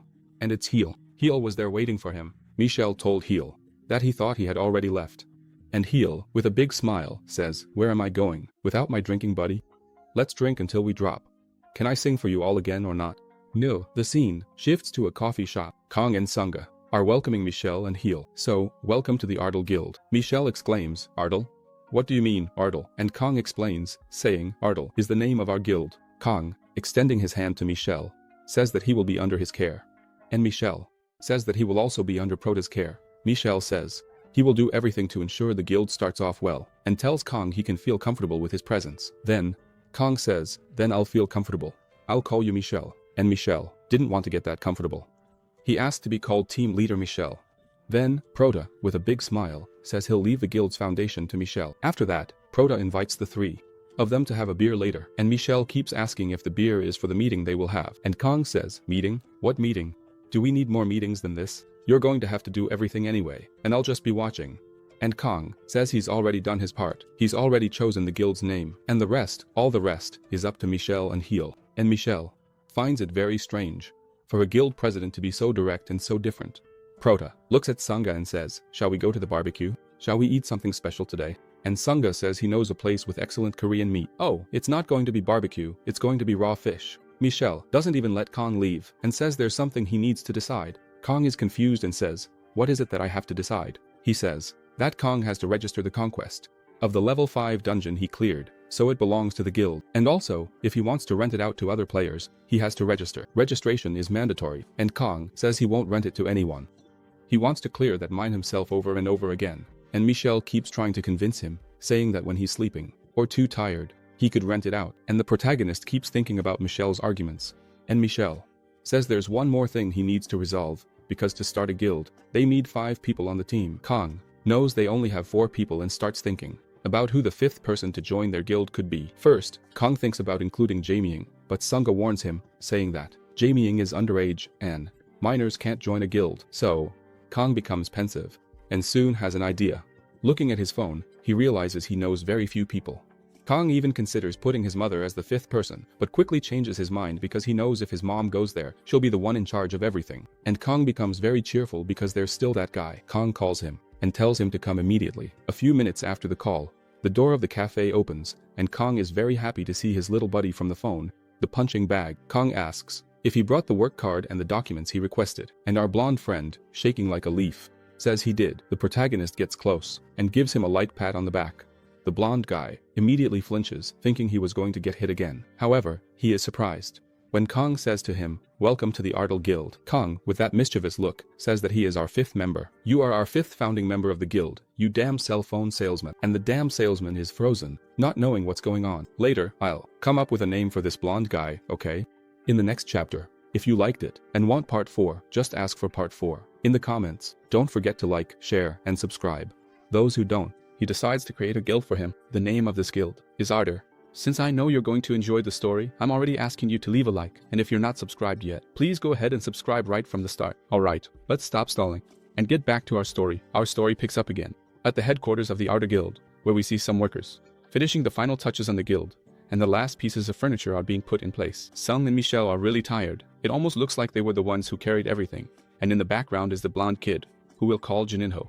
If you really look at his face, you can tell he totally looks like a Jininho. The Ardor Guild headquarters looks really beautiful, and Jininho stands there looking a bit suspicious, because yesterday, he thought the whole thing was a scam by the protagonist.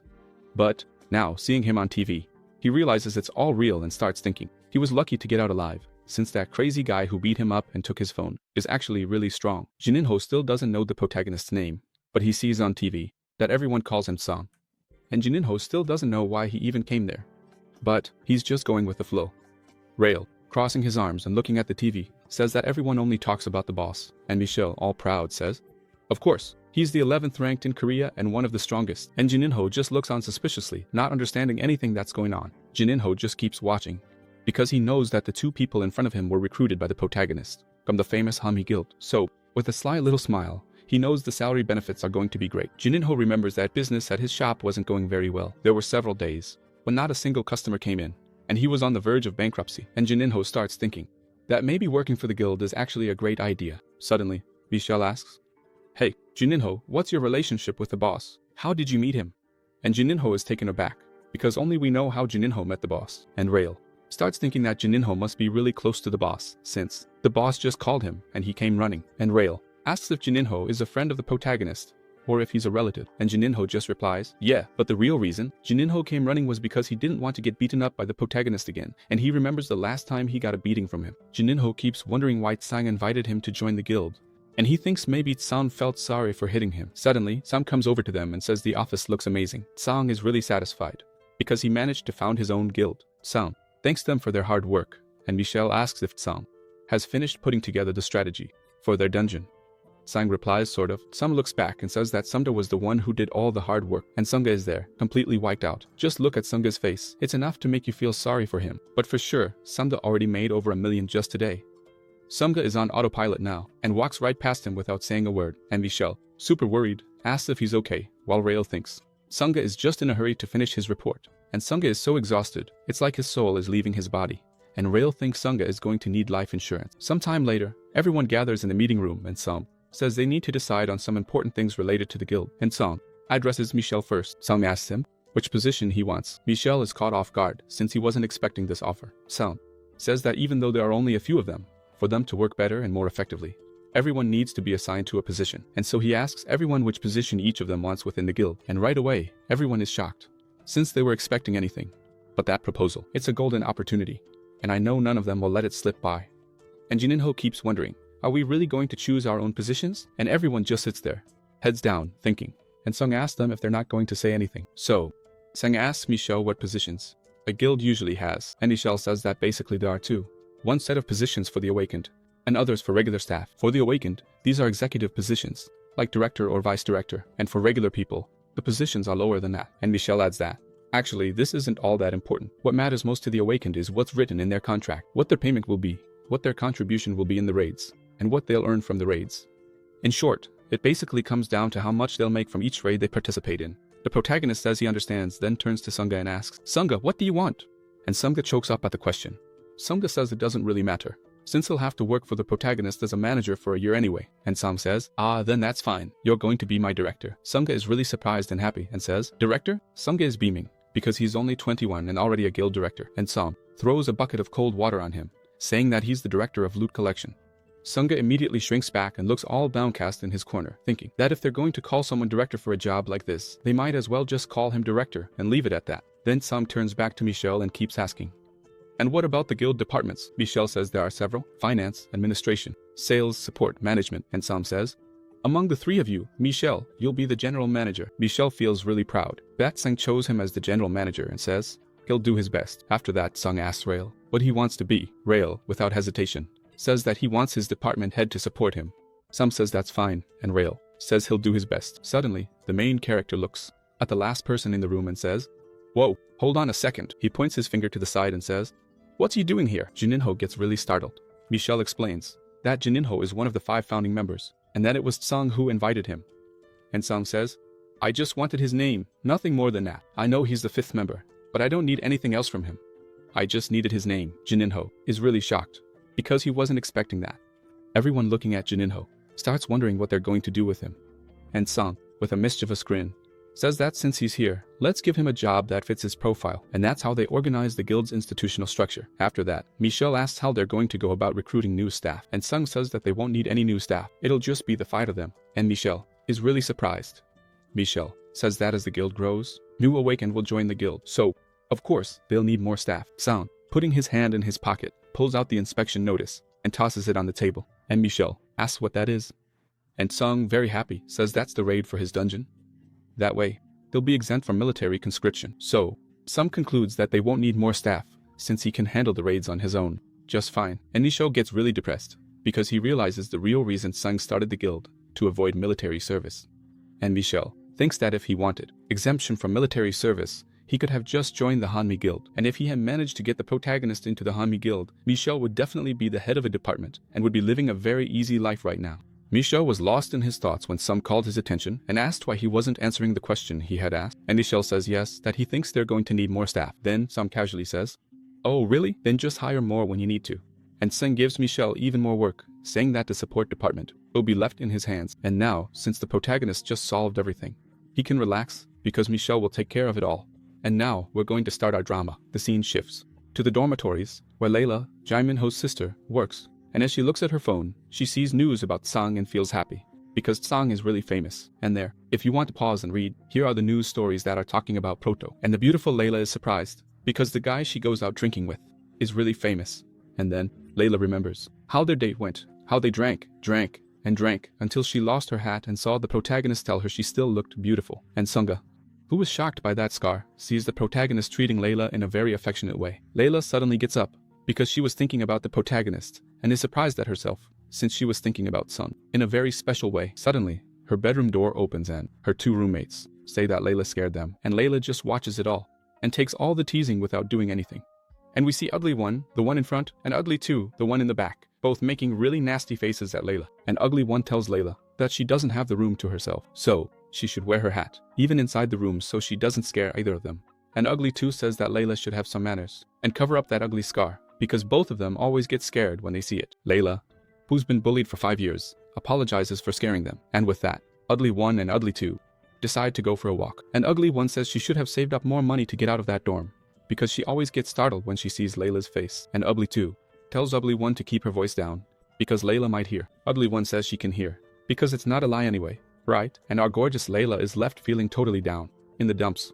Sad, sad, sad. So, inside, she told herself she shouldn't have any expectations when it comes to Tsum.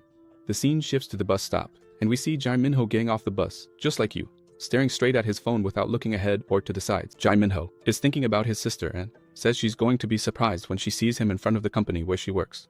Jae Min-ho just finished all his exams and wants to see if his sister will go to her own place instead of staying in that dorm. He sends her a message, asking what time she's going to leave. Jae Min-ho is planning to have a family dinner and spend some quality time with his older sister. Outside the dorms at the company where his sister works, he waits for her, thinking she's running a little late. Suddenly, out the main door come Ugly 2 and Ugly 1. And Ugly 2 says that Layla used to flirt with a bunch of guys before she got that burn. Now, nobody even looks at her. Ugly 1 says that Layla seemed like the quiet type, but now, with the way her face looks, everyone runs away from her. Jae Min-ho is looking at Ugly 2 and Ugly 1 with contempt as they walk by, bad-mouthing his sister. The scene shifts to the dungeon owned by Proto, and we see Sunga struggling hard to gather all the loot that Sun managed to get. After a lot of sweat and tears, Sunga finally manages to collect everything, and Sang is really disappointed, because they're all just regular items, and he realizes that after farming that mine for so long, the useful artifacts stopped appearing and the drop rate also dropped a lot, so Sang concludes that he's already gotten everything he needed from that dungeon. Opening his dimensional inventory, Proto puts all the items inside. The scene shifts to the dungeon exit. There, several reporters are waiting for Proto to come out, and they are really shocked at how fast Sang cleared that dungeon, since it hasn't even been 4 hours since he went in, and he's already come out with it cleared. Instantly, Hunin comes running up and says, "Boss, great job." And Sang looks at him and says, "What the hell are you doing here?" He says that Director Michelle asked him to come pick up Proto. And Sam says, "Where's Michelle?" "I want Michelle. Where is Michelle?" And Jininho explains that the Ardor Guild was approved, so he went to the central office to take care of general matters. And Michelle also said that he'll be back at the guild office later. Suddenly, the reporter pushes Humin aside, asking for an interview with Proto. The rude reporter says he needs to interview Mr. Tsum, and out of nowhere, he asks what Proto's secret is for clearing a raid so quickly. Other reporters who were behind also rushed toward Proto and pushed Hunin aside. Hunin was shoved to the side and ended up looking like a fool. And the reporters start their forced interview, saying they've heard that Proto isn't accepting appointments for Exit 6 of the Seoul Station, which is Proto's dungeon. And another asks when the Ardor Guild plans to rent out that mine. Hunin was in the back, shaking with anger, and his hatred kept growing. Suddenly, Hunin yells and tells everyone to be quiet and back away from Proto. with a face full of rage. He says that Sung is tired. He just finished clearing a dungeon, so everyone should stay away from him. And he says, even while shouting, that they should please send official requests to the guild, and that he will review each request later. Then, Hunin shouts even louder. If they keep bothering his boss, he's going to take legal action against them. And Hunin starts threatening them, saying he's already seen all of their faces, and he holds grudges. He holds resentment. And when they filed an official request with the Outer Guild to interview Proto, he remembered all of their faces, so they better keep that in mind. And again, he shouts, threatening all of them. I'm someone who holds grudges. I hold a lot of grudges. Get out of the way now. And Sung is shocked, because he didn't know Juninho was so tough. And Juninho comes over all simple and goofy and says, Boss, please, just wait a moment. I'm going to get the car, okay? And Sam says, alright, go ahead. And Sung keeps thinking that Juninho should have always been that tough. He only froze when Proto slapped him in the face. And off goes Juninho, running to get the car. After all that, Sunda asks Proto where he met Juninho, and Khan answers, oh, that guy? That's the big son of a gun who sold me a cell phone. Juninho is running, giving it everything he's got, and thinking, what the hell is going on? I kept wondering why he asked me to be the 5th founding member of his guild. Why me? Of all people, when back in Hungary I was hired to work with him, but later, I found out he just wanted my name. And Juninho keeps thinking. In his thoughts, he says he even closed his store because he got things mixed up, but now that things turned out this way, and he's in the guild, he's going to do everything possible and impossible to stay there. Because the salaries are excellent, no matter what, he's going to do whatever it takes to stay in that guild. Just so you have an idea, Juninho will be making about 31,000 reis a month. The scene shifts to the Outer Guild 3 days later, and the protagonist is there, eating jelly beans. A whole jar of jelly beans, and he keeps chewing them, one at a time, and since there's nothing to do, he starts scrolling through WhatsApp. He checks the news and sees that the whole internet is still talking about him. I'll leave the clippings here for you to read, okay? But all of them are talking about Kang and his guild. And in one of these reports, we see the question, who is the strongest in Korea? Kang, or that buff guy over there? Remember, Kang was the only person in the world to clear a level 5 dungeon alone, and Kang keeps looking at his phone. And it seems like this King Kang who is a really strong person. So, back to eating jelly beans. Sunga suddenly walks in and asks why Kang is eating, and he says this, these are permanent enhancement stones. They increase your stats depending on the stone you eat. So here I am, boosting my stats. Sunga's soul practically leaves her body. He says, enhancement stones? Each stone costs about 1 billion ons, which is around 3,700,000 reis per stone, and he's eating them like they're jelly beans. Kang considers Sunga his right-hand man and asks if he wants some of those stones to eat, and he says, how could I? They're way too expensive. He says, here, take some, it's all good. So he grabs 3 little stones, which are worth almost 11,000 reis, and hands them to Sunga, but only gives him the ones he wants. Strength, dexterity, and vitality. And Sunga, all shaky, reaches out to take the stones and thanks his older brother for the favor. And Kang, eating another enhancement stone, says no problem at all. But Sunga is basically the protagonist's personal servant, right? And the protagonist says that he needs to get stronger so he can carry more weight and get faster to be able to do things more quickly. And Sunga even gets emotional and starts crying, saying that the best day of his life was when he met Kang, even though if he hadn't met Kang that day, he would have died. And Kang even finishes by saying that he needs to have a lot of stamina because he has to work hard and not die of exhaustion in the middle of the raid. Remember, we're in Toriyama.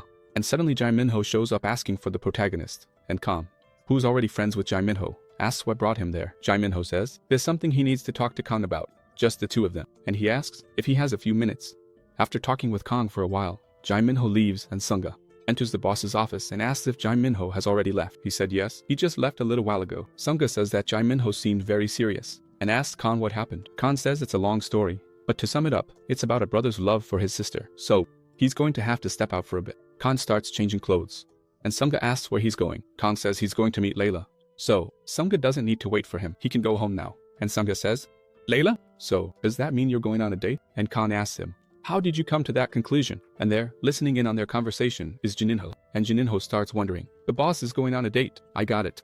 This is my chance. Juninho knows that now. He has a shot at changing his job since he makes 30,000 reis just for watering plants. Juninho goes into the boss's office, saying he needs to talk to him. Juninho tells Kang that hiring him was the best thing he ever did. It was the most amazing decision he ever made. And Kang is shocked, because that crazy guy just started saying random things out of nowhere. Juninho says, leave it to me. I'm basically the Cupid of love. I'm a specialist when it comes to things like this. Romantic matters are my thing. The scene shifts to a VIP room where only VIPs are allowed in. And it was a place filled only with extremely expensive, top quality products. Sunga is amazed because he's never seen anything so luxurious in his life. And the main character is being waited on by 3 girls. He might be in a luxury store, But just look at his shoes, they're still the same ones. When you have money, a bunch of fake friends show up. And so do a lot of suck up. And of course, it was the Cupid of love who brought him to that place. Jininho shows up with a gorgeous suit and says that outfit is perfect for the boss. Jininho says he's already picked out 3 more. And Khan just needs to try them on. Khan, looking at how sharp the suit is, says, "It looks really good. I like it." However, Khan doesn't understand why Jininho is making such a fuss about all this. The scene shifts to an hour earlier, at the Outer Guild, and Jininho is there, looking at his boss, and thinking about what he can do to help him. Jininho tells the protagonist directly that there are a lot of fancy techniques to win over a girl, but the basics are still the same. Be sincere, and do plenty of things to impress her. Jininho says he's going to help Khan with this task. Just trust him and do everything he tells you. Then, Jininho says, "Shall we go?" And Khan, looking surprised, asks, "Where are we going?" I have to admit it. This Jininho really knows his stuff. He's better than Sunga, who just gets drunk and sings all the time. Jininho says they need to buy clothes because the first step to winning over a girl is to dress really well. Sunga, the goofball, and Prota, the slow one, just stand there watching, not understanding what Jininho is up to. Well, it doesn't hurt to buy something nice to wear, especially since he's got plenty of money. After putting on one of the outfits Jininho picked out, Khan comes out of the fitting room, and both Sunga and Jininho are amazed at how he looks. They both say their boss actually looks really good. Even the woman, who had eyes, lost her eyes, but I'm going to put the eyes somewhere else. Just a sec, I'll put the little red eyes and the black eyes on the other one. Oh, I know how to say eyes, okay? But I want to say Zoe. Later we'll put a black iris in one and a white iris in the other. I draw a lot, right? Look at this artistic masterpiece I made. Look at those beautiful eyes. Let me know in the comments if I'm the best eye maker or not. Anyone who says they don't is stupid and ugly. Finally, after dozens of episodes, the protagonist decided to change his shoes. Calm, looking very stylish and smiling, says there's no need to make a big deal out of it. He really is handsome, but the love Cupid isn't done yet, and comes up close to him and says, "Hey boss, wear this watch. You'll look super hot." And Calm, putting his $3 million watch on his wrist, says he's off, because he's got a date. But the perfect love Cupid still isn't done, and running after Calm, he says, "Boss, I've already written out your whole itinerary, just follow it." Jininho says he did a lot of research, and found the best spots for the date, so just follow everything in this order, and everything will go perfectly. Kang keeps thinking that Jininho got it all wrong. But he's going for it, right? He's going along with it. In other words, he's enjoying it. But since he's been working for several days and needs to relax, he's going to enjoy this outing. Before leaving, Kang tells everyone to go home and have a good weekend, and that they'll see each other on Monday. Jininho, being the ultimate suck-up, says, "Yes, sir. I hope your date goes well." Sunga was already tired of that shopping routine and says, "Finally, I'm going to get a few days of rest." And Sunga asks if Jininho is going home now too, and changing his voice, he says, "Of course not. The love Cupid has to work. I'm off." And Jininho adds, "Every time I set out to play Cupid for someone, those people always end up as a couple and get married. So, since the boss likes this girl, I'm going to support him with everything I've got." Sunga, who's really clueless, still hasn't even noticed that his boss is going on a date. And Jininho says, of course he's going on a date." Looking at his watch, Jininho realizes he's spent too much time talking with Sunga and runs off, saying that he has a lot of things to do. So, he says goodbye to Sunga and tells him he'll see him on Monday. Sunga just stood there, completely left hanging, watching his friend rush out the door at full speed. Jininho keeps thinking that Sung isn't going to confess, but he knows a bunch of tricks that could help Sung confess. Jininho just doesn't get why Sun was talking about medicine, since he's going on a date. The scene shifts to the dormitory of the electronics company where Layla works, and Layla is feeling really down, saying that she managed to survive another day. She looks at her phone to see if anyone has replied to her, but there are no replies at all. Suddenly, she gets a message, and it's Sung, asking if she's free today. Sung wants to meet up with her later, and she asks where he is. Then it hits her. Don't tell me he actually wants to meet up with me? She gets all nervous and blushes, thinking that Sung is going to ask her out on a date, but then she snaps back to reality and says to herself, "No way, that's impossible. Of course he wouldn't want anything with me. I look so ugly with this scar." When suddenly, her phone starts ringing and it's the main guy calling her. And in disbelief, she says, "Hello, who's speaking?" And he says, "It's me, Sung." But if they had been married for 20 years, when she said, "Hello, who's speaking?" he would have said something like, "It's me, you dummy. This is a cell phone. Just look at the name of the person who's calling." That's why you should always do the following. Nurture love every single day of your life. Love your better half intensely. And after my love advice, let's get back to our drama. Layla is really surprised to hear the main guy's voice, and he says he's in front of her dorm, and that she can take as long as she wants to come down. Not quite believing it, she goes out onto her open balcony in her bathrobe to take a peek downstairs. And Song is really well dressed, looking very elegant and charming. Now, she really thinks this is a date. And the main guy, looking gorgeous, waves at her. The scene shifts to the start of the itinerary that Jininho had given to the main guy.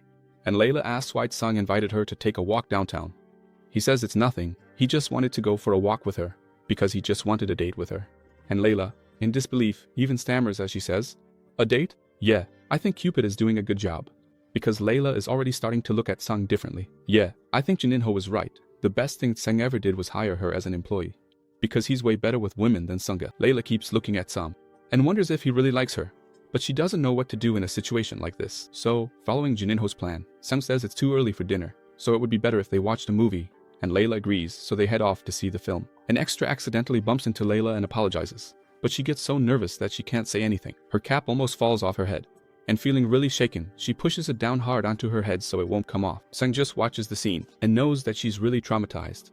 He knows that when people see that scar, they get grossed out and scared. But Sung knows what to do. He looks at Layla and asks, "Why does what other people think of you bother you so much?" And she, still deeply traumatized, can't even answer. She just knows that everyone feels really awkward and uncomfortable when they're around her, because there's a very ugly scar on her face. Seeing that she was frozen, Sung grabs her by the arm and pulls her along, saying just one word, "Come with me," and starts leading the beautiful young woman down the path. Layla asks where they're going. When they arrive at a place, the main character looks at a bunch of masks, and she asks, "What is this?" and picking out a really cute mask for her. He says, "This is good.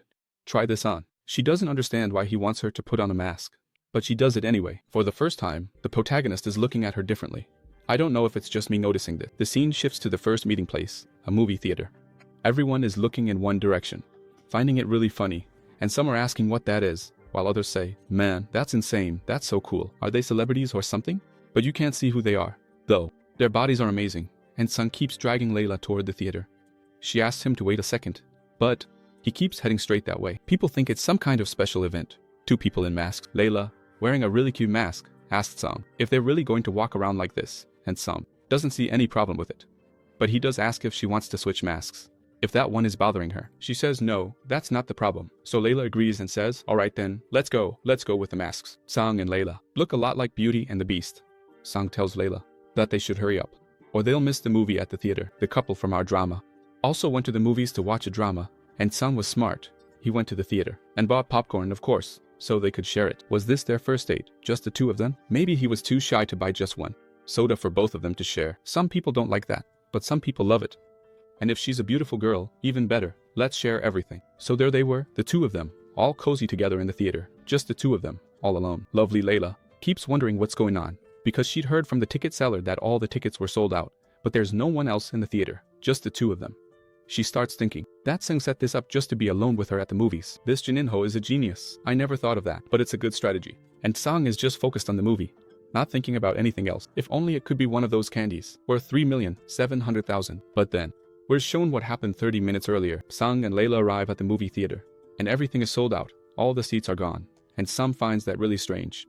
Layla tries to help by saying, since there aren't any seats left, then we don't have to watch a movie. And he says they don't have a choice, so they'll just have to leave.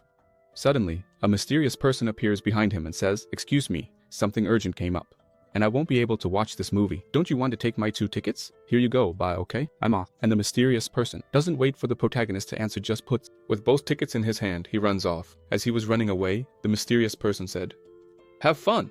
I have to go because something urgent just happened. Sung and Layla just stand there, frozen, not knowing what's going on, and Sung gets really suspicious, because he thinks that person looks familiar to him. Not to mention, the person acted in a really strange way. The scene shifts to the movie theater box office, and we see the mysterious person asking for a refund for all the tickets he bought, except for those 2 seats. The ticket seller argues, saying, didn't he say he was going to watch with a group?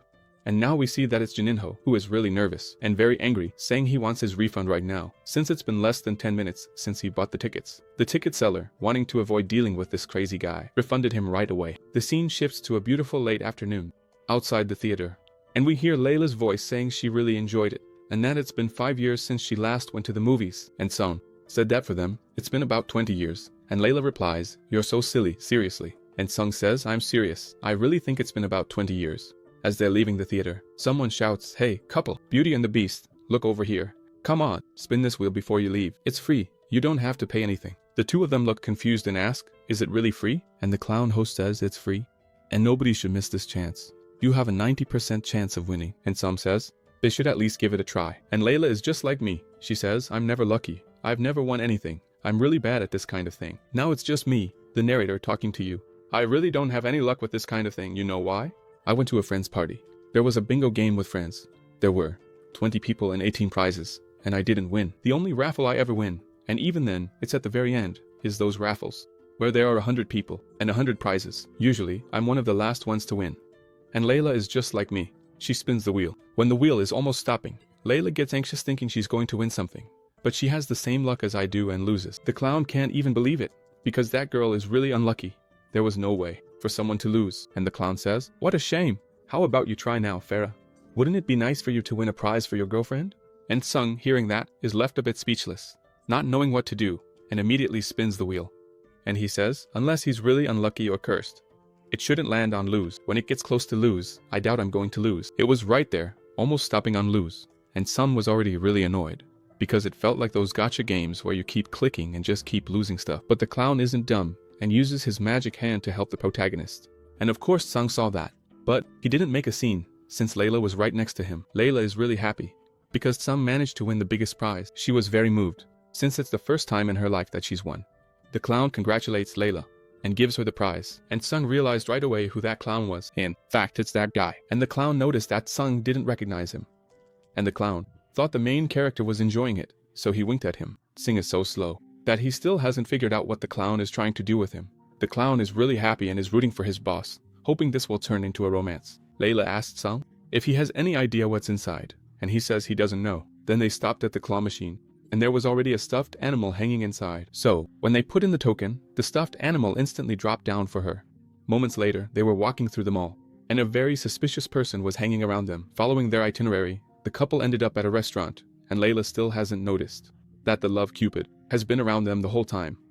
After a wonderful meal and a peaceful walk, following the last part of their plan, she tells Sung that she doesn't know how long she'll be able to walk like this, without worrying about people staring at her. She says she knows she was wearing a mask, but Sung's help was essential for her to leave the house, and Sung looks at her with a smile. And right then she thinks to herself, if this is a dream, she never wants to wake up. The couple reach the center of the park and Layla says she's really grateful to the protagonist, because this outing was a lot of fun, and she starts reminiscing, saying that wearing a mask, watching a movie, eating out, it was all really great, although she's sure that people looked at them and thought they were really strange. And Sung says he doesn't care about other people's opinions, and Layla replies that that's exactly right, but she still doesn't have the courage for that, to face people. She says she's very traumatized and can't walk in places with a lot of people, and she says that today's outing feels like a dream. However, like every woman, Layla is very realistic and knows that at some point people wake up from the dream, and she keeps asking herself, if she keeps dreaming like this, she's going to end up falling in love with Sung. To avoid the risk of falling in love with Sung, she says, it's time for them to take off their masks and return to reality. And Sung is very pleased and lifts his mask. He says he has a very special gift to give her, and she is very surprised. Present? What kind of gift? At that very moment, dozens of bright fireworks start lighting up the sky and illuminating everything around, and many people begin to gather around the two of them, saying, "Wow, congratulations! Congratulations to you both." But Layla wasn't wearing a mask, and they all get startled by what they see. And the girl says she was really scared by her face, and she's sure that the guy with her must really love her, because no one would go out with a girl whose face looks like that. And Jininho is there, watching the scene from far away, realizing something went wrong, because he told everyone to clap, but they're just standing there staring. Jininho keeps his distance, trying to figure out what's going on, but he can't make any sense of it. Sung notices that he's watching from afar, and gets really angry. He looks at Layla and sees that she's really embarrassed, but he already has a plan. So, Sung summons a wall of bones and an ivory shield, surrounds the two of them, separating them from the crowd. Sung takes off his mask and says that it's really stuffy in there with the mask on, and Layla is a bit scared, and asks Sung where they are. Sung tells Layla, "Close your eyes, I'm going to give you a present." And he kissed her on the lips, and Layla, already blushing, looks at the protagonist's face, trying to figure out what he's going to do next. The scene shifts to the conversation that Jae Minho had with the protagonist. Jae Minho said that he lost his parents during the dangerous clash, and Layla was badly hurt in that incident, ending up with a huge scar on her face. After that, Layla gave up on a lot of things just to help Jae Minho and stay hidden. The scar she has on her face can't be erased. So, Jae Minho asks the protagonist for a big favor. He says that he is very worried about his sister, and if Sung can do anything to help her, please, he should do it. She has been desperate and depressed for many years. Sam, holding a jar of medicine, says that now she will wake up from the dream. That, in fact, this horrible nightmare she has lived through for 5 years is going to end, and he applies that medicine to her scar, and a very bright light starts to shine. So, the nightmare that began with the shock of the dungeon is finally going to end for Layla, and with the cutest face in the world. She looks at Kang in awe as he applies the medicine to her scar. Pause the video and read what the medicine says. It's a regeneration bomb. And it must be expensive, huh? Because it heals a lot of things. The scene shifts to the dormitory where Layla worked. Kang sends a text message to Layla telling her not to wash her face or hair, otherwise the medicine will come off. And she, smiling brightly on the phone, replies to Kang that it's all good and thanks him a lot for today, saying it was really fun, and even calls Kang Mr.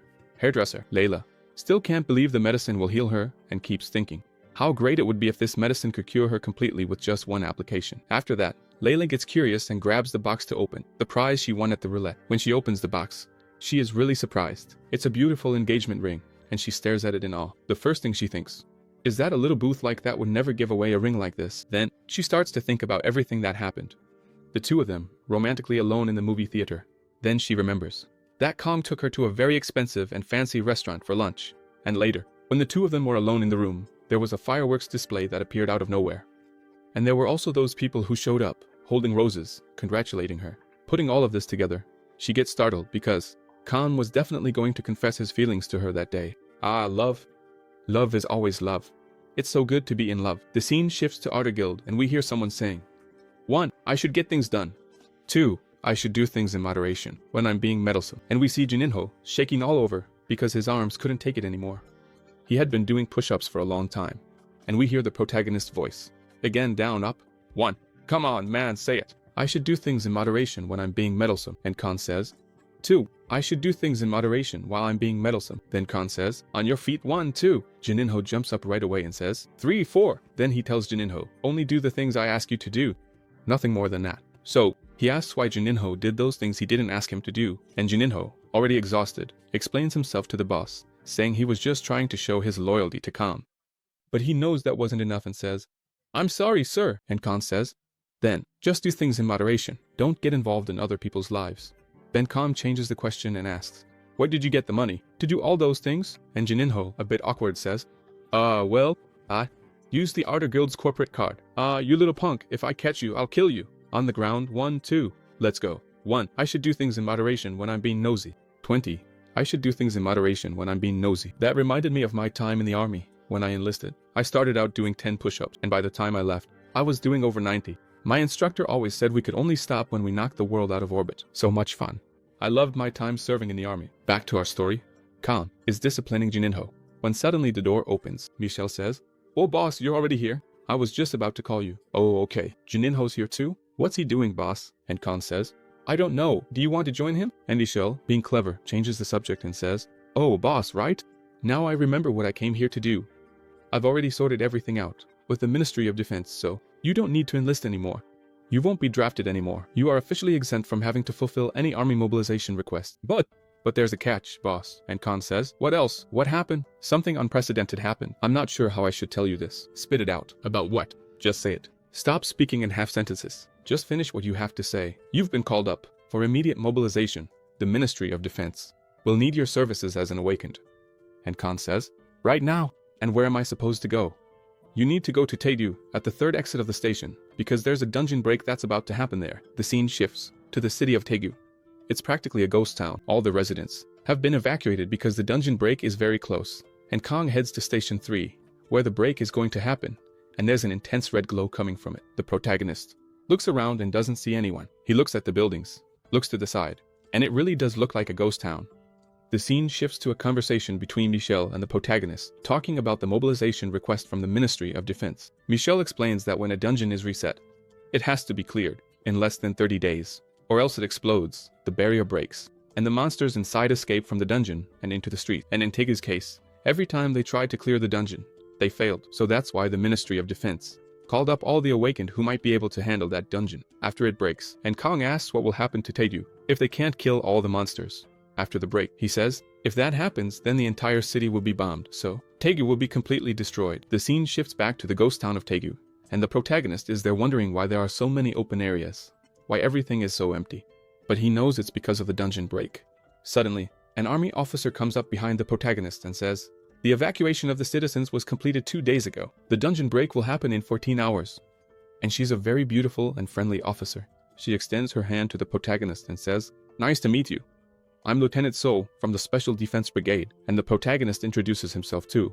saying his name is Kang Woojin, and Seoul says she's heard a lot about him, that it's an honor to meet him, and he tells her she doesn't need to be so formal. She can just talk to him normally. And Kang asks, but isn't the dungeon break only going to happen tomorrow? So there's still time. We can try to clear it again, can we?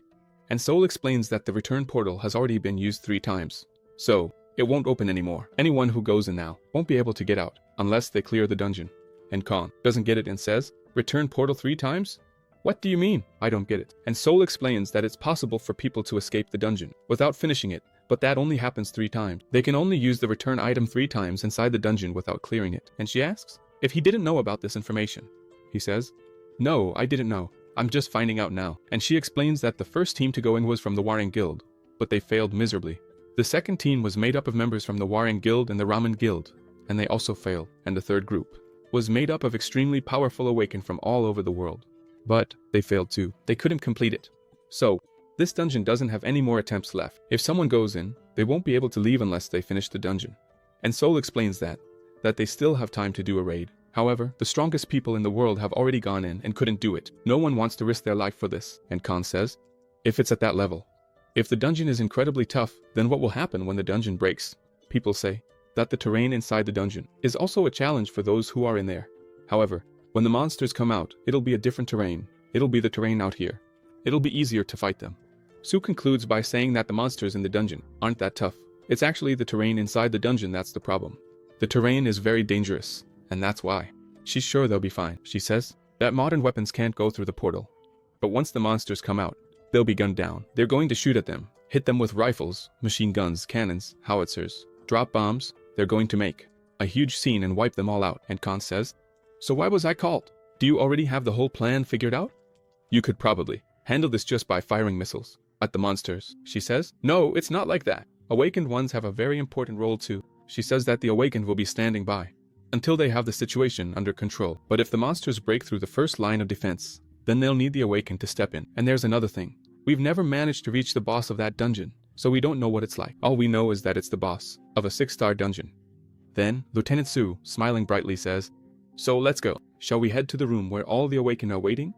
The scene shifts to the temporary waiting room for the awakened.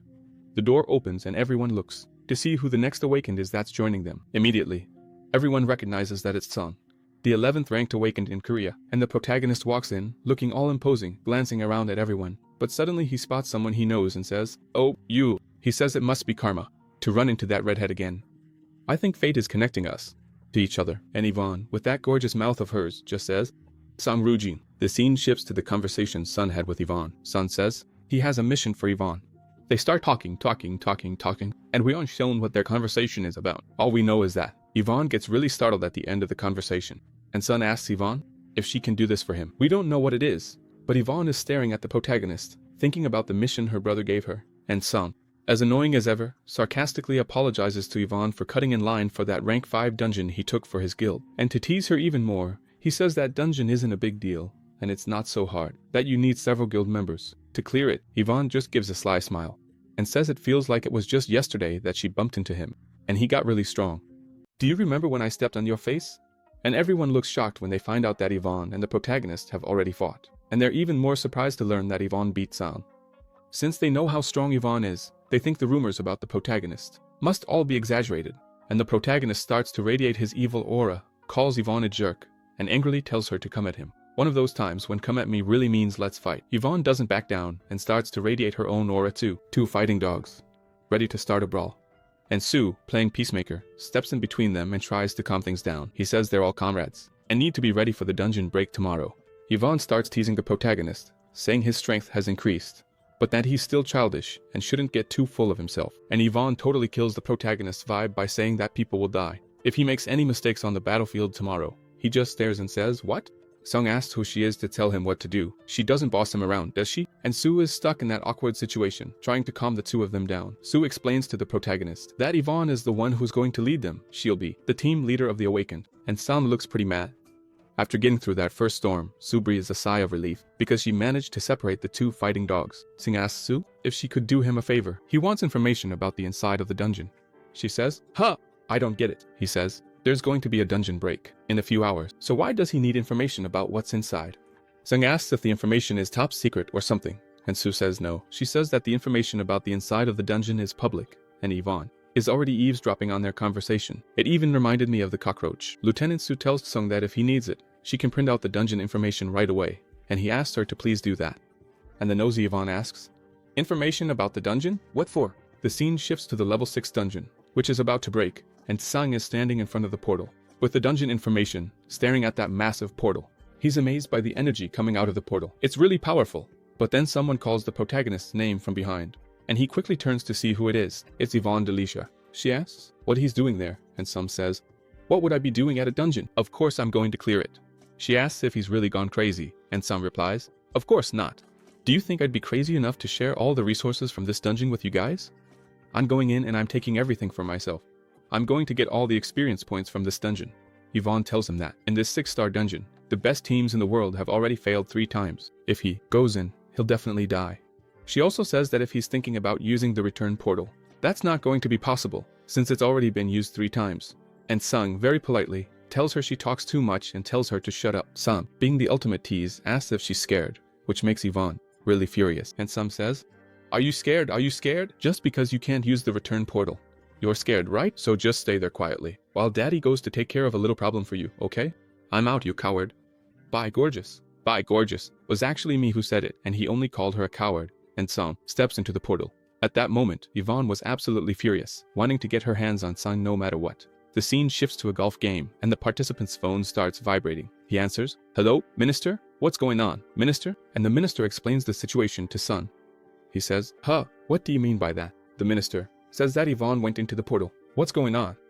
The Minister asks if the promise he made not to clear the dungeon still stands, because it seems like he did the opposite, and Sung is left speechless when he finds out. His sister went into the portal. Sung says goodbye to the Minister and says he'll get in touch again after he confirms what's going on. Calling the support team, he asks if it's true that Yvonne went into the portal and keeps wondering, what happened for Yvonne to go into the portal like that? My sister seems crazier than ever. The scene shifts to blood trails inside the portal, and someone is analyzing what happened there, since it looks like a battle took place recently. Looking around, Yvonne sees that there was a huge battle in that place, and notices the summons that the protagonist made. She starts counting, and realizes there aren't just 10 summons like she thought. There are 20 summons. Yvonne starts talking to herself, saying she thought Sung was crazy for clearing that portal alone, but now she knows why. Even so, that portal is way too hard for anyone, so Yvonne decides to just stay back and watch what's happening. Watching the protagonist fight the giant, Yvonne says that with his skills, he won't even be able to get close to the boss, let alone clear that dungeon. Then the huge level 60 ogre slams the ground, and the force of the impact scatters a bunch of skulls. But Sung doesn't care at all, since his experience points just keep going up. Suddenly, the protagonist performs a summoning and calls for Pedra, and Do Sui appears to help him. Sung orders Do Sui to charge at the ogre and take him out, and the ogre, already furious, gets even angrier. Do Sui pushes the ogre to the ground, and it falls, and the protagonist takes advantage of the opening to get on top of the ogre. Still in the air, he summons his battle hammer and strikes the ogre's head with all his strength, killing it instantly. After finishing off this giant ogre, the protagonist finally reached level 40 and unlocked special level 40 benefits. The protagonist is very happy, because he managed to achieve his goal in that dungeon, leveling up. The protagonist's entire cheering squad was there, Bibi and Do Sui. Do Sui doesn't speak, but Bibi says that the protagonist is amazing. She speaks for both of them. Bibi is really happy about Do Sui's achievements, and hugging Pedra, she asks where he learned to do those things. The protagonist just stands there watching that loving scene between Bibi and Pedreo and says, "Pedreo, what kind of nickname is that you gave him?" The protagonist tells Bibi that Do Sui must have watched a lot of television, a lot of anime. Then, the protagonist tells them to stop fooling around, because they're about to start moving again. Suddenly, the protagonist gets startled as he comes out of the forest. He sees that in front of him there's a gigantic cliff, and even farther ahead there's a building he recognizes, and says that is. The protagonist knows he's seen that before. That is a sacred place, with a target known as the Afternoon Plateau, and they stand there looking at that giant mountain, and it's explained to us that the Afternoon Plateau has another name. It's better known as the Temple of Giants, and we see several giant stone statues on top of the plateau. Sung says that the chasm is the reason the previous raids failed. So, let's check the inventory and see what comes out. It's a great time to summon a level 40 sealed demon. Sing opens his status window and starts unlocking the abilities he gained at level 40. Soul Armor. Sung will have Soul Armor, and you can see more details just by pausing the video if you read it carefully. This is a hack, but one of those really sinister hacks. It restores stamina, and the next ability is Phantom Spear, a spear that will chase the enemy until it hits them. And Sun was really happy, because now he has a new hack. This made him remember Sunga. When he first met Sunga, Sunga was on the verge of death and asking Tsang for help to heal him. At that time, Tsang used the first part of the soul extraction ability, and now, he can finally use the second part of the soul extraction ability, which is the soul shield. Just don't ask me how he did that without having the ability, okay? I don't know either. So Tsang immediately levels up the phantom armor ability to level 10. After that, he makes his invocation, wandering spirits, come to me. And all the spirits that were just hanging around there were drawn to him and became his armor. The ogres let their guard down, died, and even had their spirits ripped out. Tsang gathered 100 spirits to make his armor, and he feels that there are 100 spirits around him, protecting him from any attack. Since Mr. Hack has 2 classes, let's unlock the warrior class as well, and his evolving weapon now has a new form.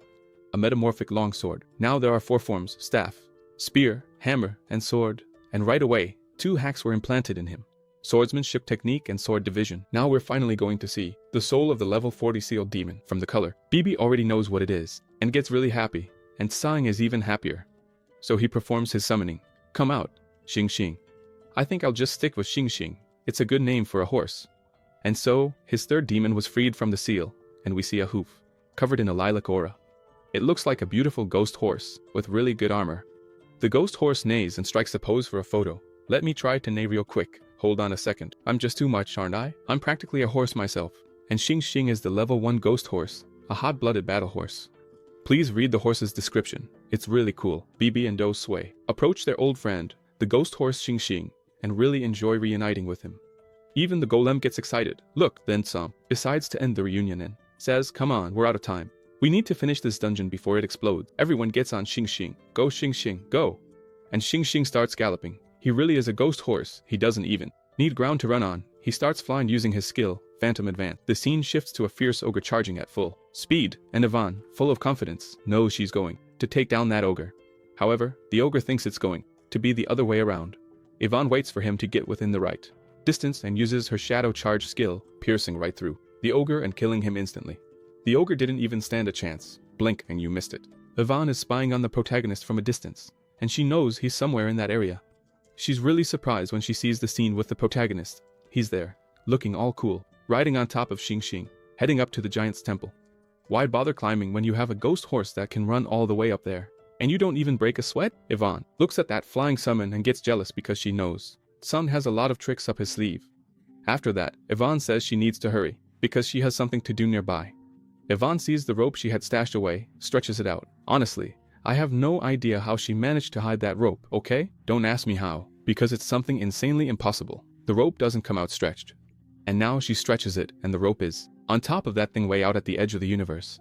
But it must be the same explanation as when the protagonist used an ability at the start of the story to heal Sunga. An ability he shouldn't have had, which I complained about a lot. Yvonne decided to explain it to me. She said that rope was taken a long time ago by someone who had the ability to fly. He flew over there, flew, and landed here. No, not that kind of joke. He flew, tied the rope up there, but nobody saw it, right? Because everyone is blind. So he tied that rope up there, and that rope is their bridge. Yvonne has already been up there, and she knows that beyond the moat, there are 3 monsters guarding the return stone. She says that the previous groups, after going up there and seeing that, gave up and turned back. And then we see the scheming happening. The minister and Sand, the head of the Varang Guild, were plotting to let that breach happen, because it would be very profitable. Everyone would lose their homes, everything would be bombed, and they would rebuild it all. Money from the public coffers would pour in. Nothing like good old-fashioned corruption. Yvonne says she doesn't really like this political scheming, but she follows the orders of the guild president. So, Yvonne says she has nothing to do with that. But let's get on with what she came here to do. She stretches the rope, climbs onto it, and Yvonne keeps thinking that no one can clear that dungeon, since neither the Varang Guild nor the others managed to do it. So, it would be ridiculous if the protagonist cleared that dungeon, and they would be discredited.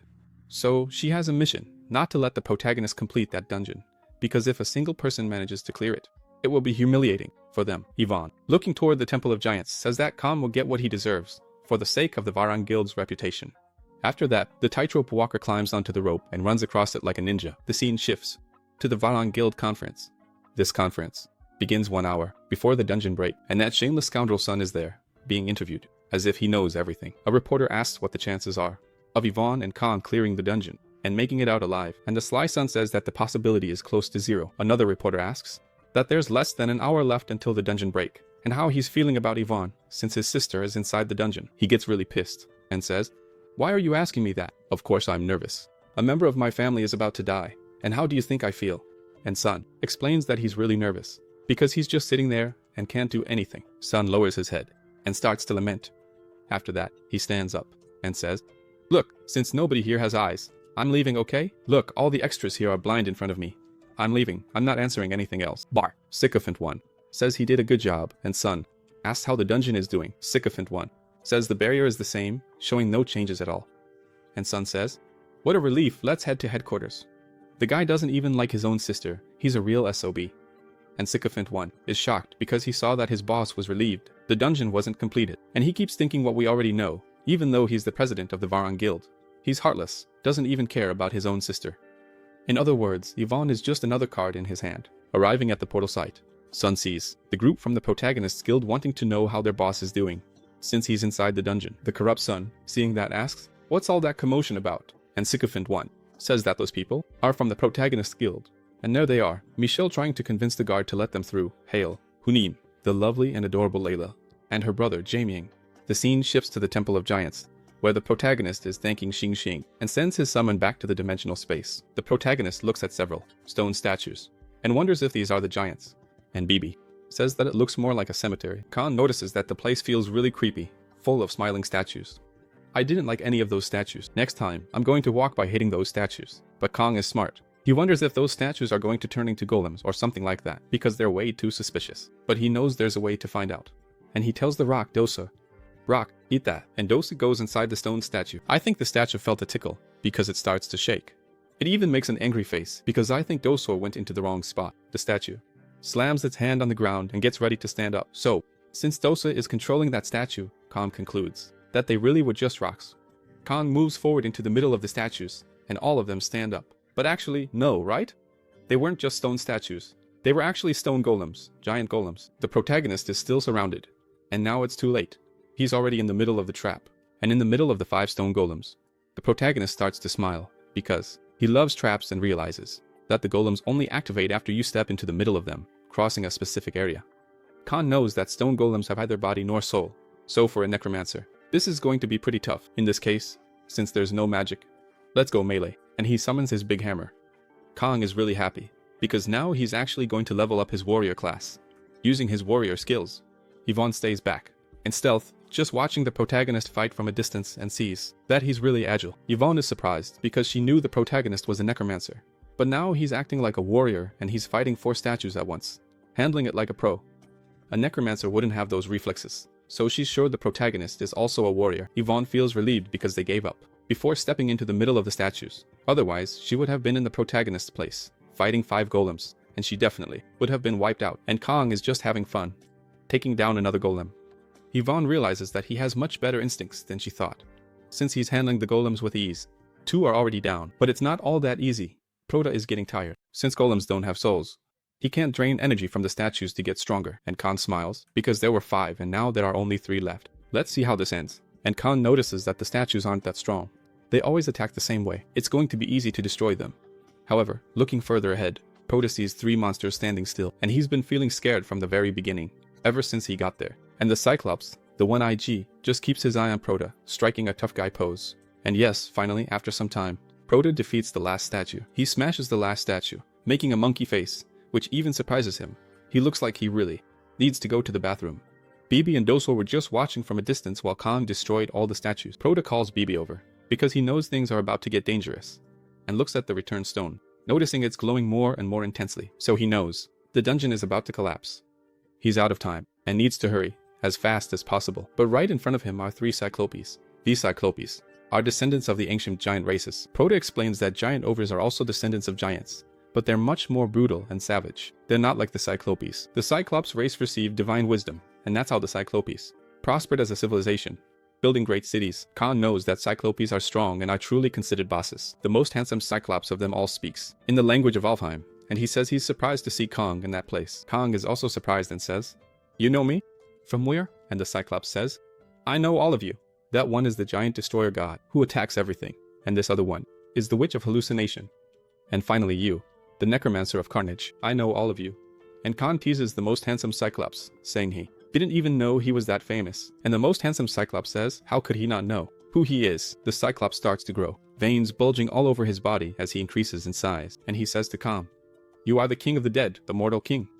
Then, the Cyclops grabs his weapon, getting ready to fight against the mortal king, and Kang is surprised, because the Cyclopes have become gigantic, using gigantification.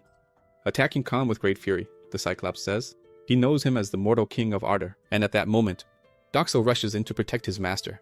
Doxo takes the hit that was aimed at the protagonist.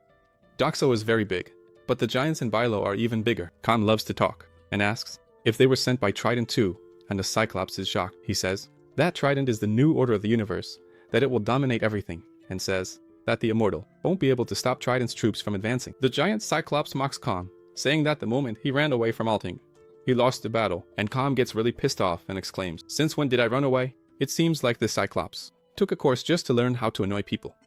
He tells Kang that since Kang is getting all worked up, that's solid proof he lost, and Kang just smiles and says, "You're losing your cool, aren't you? Let's settle this with a fight." He tells him to shut up and die, then leaps at him with his spear, hitting the Cyclops right in the eye. Stop, lost an eye. Now the protagonist is actually happy. Did he manage to stab the Cyclops in the eye? An attack comes speeding toward the protagonist. The Cyclops clasps his hands together, trying to crush Kang. The Cyclops tells Kang to rest, in eternal peace, but he just grabbed air, right? The Cyclops, who was supposed to have lost his eye, didn't lose it. Kang, who was supposed to have been crushed, wasn't crushed. And Doxo is holding Naruto under his arm. Or is that just hair under his armpit? Bibi really is a demon. She tells him to stay still for a moment. All of that was Bibi's illusion. Suddenly, we see Kang arriving exactly where he wanted to be. He's on top of the giant statue, that huge statue in the background, and Kang starts mocking the Cyclops. Kang knows that ridiculously huge statue is the temple of the giants. That temple holds the divine relics. Now we can finally understand. The buff that the statue gives is regeneration. The protagonist hadn't been caught before, but he cut off all the Cyclops' fingers, and also slashed the Cyclops. However, with the buff from the giant statue, the Cyclops was able to regenerate. So, the protagonist says that if he's right, the divine relic is that statue. So, he's going to do something about that statue. The giant Cyclops comes running, totally desperate, because he knows things are about to go bad. And Kang starts to smile wickedly, because he managed to catch the Cyclops off guard, and now they're in a panic. And the Cyclops yells, "Immortal, you bastard!" Kang just starts the dirty deed. Skill, first strike. He completely shatters the statue. With all his fury, the Cyclops charges forward, blood in his eye. This time, there's not going to be a plural, blood in his eye, just one eye. But Kang is already prepared, and uses another skill, Divider Sword, and slices right through the Cyclops, decapitating him. There he is, lying on the ground with his body stretched out, bleeding black oil. Kang realizes that his warrior class is improving. He's landing his blows even better. After that, Kang looks at the ugliest Cyclops and says, "So you're saying I ran away? Come at me, both of you, since you think I ran away. Let's see who beats who." A short time later, 3 giants were dead on the ground, and Kang starts picking up the items, noticing that most of them increased the user's strength. Giant's belt, Giant's tear, all of them boosting strength. Bibi and Doxo approach the protagonist, and Bibi asks if he's hurt. And Kang tells her that he feels like he's losing his identity, because he's only doing melee attacks, and his strength stats are catching up to his magic power stats. But that doesn't matter. What's important is getting stronger. And Kang calls Bibi to come back, and she says, "Hey, let's go back. Yeah, let's watch another drama." Speaking of dramas, did you guys like the channel's drama? Pretty cool, right? And for sure, there will be more dramas coming. While I'm talking about dramas, someone stole the return stone. She is no longer in that place. Whoever took it has a yellow hand. Look, check who took it. And Kang looks back and sees Ivan, and says, "Well, you almost look like a ghost. Did you do this?" And she shows the return stone, and asks if he's looking for that. Ivan Delisha took the return stone. What a mess. Huh, Ivan starts playing with fire and showing the return stone. Asks Kang if he's looking for this. Kang asks what she's doing and if she followed him. There, the scene shifts to the past, to the conversation Sun had with her sister, where Sun asks Ivan to include the protagonist in the dungeon break that's going to happen at the station. And Ivan is really surprised and asks why she has to bring Kang along for the dungeon break. And Sun explains that he's someone with an unknown past and unknown abilities. So, after the dungeon breaks, there won't be a better opportunity to find out what his real ability is. So, Sun tells Ivan to keep a close eye on him, so she can figure out what his real abilities are, and how he uses them. And Sun also asks Ivan to find out who his sponsor is, who is backing the protagonist. She'll have to find out everything about his life, and this dungeon break will be the best opportunity. Ivan gets annoyed, because she has to follow that guy she doesn't like, and she asks if the lower ranked anchors in their guild can't do this instead. And Sun says no, this is a task that only she can do. Sun explains that even though he wanted the protagonist in his guild, now it's going to be difficult. Since Kang has founded his own guild, he doesn't care what Kang does. However, since Kang clears a level 5 dungeon by himself in a short amount of time, that's really bad for them, because soon, he'll dominate the entire bloodstone sales market. And he finishes by saying, "Can't have him? Then it would be better to get rid of him before he gains more influence." The scene shifts back inside the dungeon, and Bibi is asking who that woman is. Yvonne says she's surprised because he really did clear the dungeon by himself, a level 6 dungeon. She says she thought he was using some kind of trick, but there's nothing she can do except admit that he's truly strong. And the protagonist says he doesn't care at all about her recognition. He says the dungeon break is about to happen, and demands that she hand over the returned stone to him quickly. Yvonne drops the act and lunges at the protagonist, trying to kill him with a sword strike. However, Kang is quick too, and defends himself from the attack. And he asks what the hell she's doing. She says she has her own reasons, and says she can't let him leave that place alive. And with a psychotic look in her eyes, she keeps smiling right at him. After that scene, it cuts away, and goes back outside. But I'm going to keep the fight going until the end, which will be different from the original author's work, because I think it will be better this way, since the author keeps jumping back and forth between the past and the present. Let's keep the fight going. The protagonist keeps fighting Yvonne, and she uses several abilities trying to kill him, while Kang is just defending himself for now, since he can't find an opening to attack. Suddenly, Yvonne uses another ability, Shadow Advance, and her speed increases dramatically. Kang thinks he won't have time to react, because Yvonne is way too fast. The girl rushes to his back at full speed, and gets ready to deliver a deadly blow. Yvonne's sword is closing in on Kang's neck at incredible speed. He knows he won't have time to dodge. "I'm dead." And Yvonne strikes the protagonist with all her strength. Kang is thrown toward the nearest mountain. Meanwhile, Bibi and Dasa just stand there watching. Although, Bibi could totally beat that woman, you know? Because Bibi is badass. You'll see just how badass Bibi is as the story goes on. Dasa can't just stand there watching and starts absorbing the stones around him. Dasa finally turns into a stone golem and charges at the redhead. That's when she gets excited. Because a golem type summon?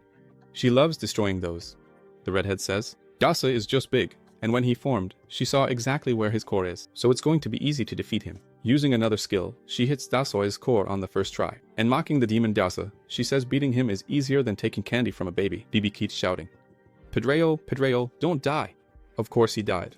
The protagonist is over there, recovering from the hit he took. If it weren't for the spirit shield, he would have died on the spot, and Sung realizes he's under pressure. His whole group is being pushed back by the redhead. In that attack, the redhead killed 2 ghosts. Sung lost 2 ghosts from his armor. He knows his attack power is neck and neck with hers. However, she's much faster. And he says it's no wonder. She's an A rank, one of the best. And she just laughs in his face and says, Ha ha ha! A barrier, huh? Yvonne, also being really snarky, asks what he's trying to accomplish by just blocking her attacks, and says he won't be able to kill her if he can't attack. And she rubs salt in the wound by saying that if he takes too long to defeat her, the dungeon break will happen. Sung also shows he can be sarcastic, and says he loves her jokes, adding that she's acting like the dungeon break doesn't bother her at all. Then, Sung asks if she actually wants the dungeon break to happen. The redhead doesn't say anything, and the protagonist starts thinking that those who have power have had their hearts corrupted, so it's hard to know what they're really thinking. Well, whatever. Sung gets ready for his first attack, looks the redhead straight in the face, and says that no matter what she's up to, her time is up today. And the gorgeous redhead says he's pretty confident, but then she uses her speed ability again, and the protagonist is left just standing there. He really can't keep up with her speed. She's just way too fast. Yvonne is already right up on the protagonist and says she wants to see what he's capable of. Now, if you're just listening to this scene and not watching, you might get the wrong idea, thinking Yvonne is literally on top of the protagonist. Dirty mind. Yeah, I totally have a dirty mind. Anyway, back to it. Yvonne lands a really strong blow on the protagonist, and all he can do is what he should be doing, defending himself. Dasa is over there in the corner, all smashed up. For anyone feeling sorry for Dasa, just remember, Dasa is a demon, and he can't die. None of the protagonist summons can die. They just disappear for a while and then come back together. The red-haired witch keeps hitting the protagonist from all sorts of angles, and takes another sword strike when the protagonist leaves his guard open. Sung gets his skill ready, Phantom Spear, and throws several homing spears at the redhead. She acts like it's nothing, and destroys all of them with ease. So, Yvonne decides to go even further and boosts her speed even more using the Divine Speed Shadow skill. The woman just vanishes. Dimensional suck. This time, Sung can't even keep up with her with his eyes. Sung knows things are about to go south, because she's way too close, and he's left his guard open again. And Sung looks terrified, because the redhead is relentless. She lands a super fast combo of hits on him, and finally his barrier breaks. She slashes the protagonist's face, and he calls her a piranha fish. He says her mom owns a cabaret, and her mom's mom owns another cabaret, and her mom's mom also works at another cabaret. And Yvonne Delisha says that finally his barrier is down, and she smiles with a really sinister look on her face. Then she says she's going to wrap things up here real quick, and gets ready to use another one of her speed abilities. If you pay attention, Yvonne must have hit the protagonist like 50 times. She activates the Lunar Division ability, but Sang is the protagonist, and he starts to smile. The redhead yells at him to die, and charges at him at full speed. Phoebe is desperate, thinking her master is going to die. And finally, Yvonne hits the protagonist with all her strength, and she says with a sadistic little smile that she hasn't enjoyed a fight like this in a long time, and says goodbye. To Kang Woojin, the smoke starts to clear, and we hear a voice from within the smoke, saying that things are starting to get fun. So, what's with that goodbye? The protagonist had summoned a skeleton, and it took his place and blocked Yvonne's sword. Sung asks why she's so surprised, if this is her first time seeing a skeleton soldier. He says he finally caught her, and she starts wondering, was the protagonist just pretending to be cornered? She's pretty naive, isn't she? The protagonist pretended, lured her into a corner, and that's where he made his summoning, and she fell for it perfectly. But she can't remember when he actually did the summoning, because everything happened way too fast. So she keeps wondering, why Sung did all that just to block that one attack of hers. And Sung pulls out his Jedi-style big sword, and the redhead gets even angrier, snatches her sword from the skeleton's hands, and says that his slow attacks won't work, they won't do anything against her. And Sung keeps smiling and says, yeah, I figured as much. Suddenly, the redhead feels excruciating pain, because she just hit herself. But actually, 2 skeleton soldiers were behind her, and stabbed her in the back with their swords. Jo Jinho 1 and Jo Jinho 2 are the best skeletons around. They come smiling straight from the factory. Sung explained to her that Cyclops always come in 3s. So he summoned the skeletons of the 3 Cyclops. Sung gets ready for another strike and says, let's wrap up this tiresome case. Yvonne, with 2 swords stuck in her back, calls Sun a son of a wench with a soldier. And he just waves goodbye to her and slices the woman in half. And just like that, we can cross another name off our death note. Yvonne successfully killed Sung, who was at level 40, before heading up to the Temple of Giants, earned a bit of XP. But after killing the red-haired witch, he immediately jumped to level 50, gaining a colossal amount of experience. And Sum gets another hack, which is the resurrection ability. And finally, he gets that overpowered skill every necromancer has, corpse explosion. Sang is really surprised, because he actually got a ton of experience. And there you have it. If you thought the protagonist was going to steamroll that red-haired witch, you were way off. His big sword on her was just to slice her in half. The hot redhead just died, so drop an F Yvonne in the comments. And now, yes, I'm going to go back a chapter to continue the story from where it left off. I'm going to keep everything in the order it happened. The scene shifts to the 4th post at the security center, and we see Sung and his group complaining to the guard, saying they're directly connected to the protagonist, so they want more information. They want to know, what's the point of all this? Why are they being blocked from entering? Suddenly, Sum shows up behind them and asks why they're making a fuss. And everyone looks back and sees that the person talking to them is the leader of the Vahn Guild. Michelle tries to explain to Sum, saying that they're members of the Ada Guild because their boss went into the dungeon. Sum thinks to himself that employees and bosses are all the same. They never know when to give up, and he's sure that Yvonne must have fallen for the protagonist's childish taunts and gone into the portal. Sum warns them that since the dungeon break is about to happen, they should leave and read about it in the newspapers. Michelle thinks that's ridiculous. And Sum, even angrier, says, man, go screw yourself. What do you mean a dungeon break is going to happen? The boss is in there. He'll definitely stop this dungeon break and will be out soon. Sum glares at Sum with a look full of hatred, thinking to himself how he dares to say something like that. Suddenly, something happens. All the soldiers notice that the barrier has disappeared and realize it's no longer reacting. We see, coming from far in the distance, nope, got you again, at station number 3. They say it's already safe because the traps have disappeared. And we see the protagonist, walking confidently, going up the stairs. The first person to see him is Michelle. The protagonist appears on the escalator and says, Chief? And then, Sum notices that he came out.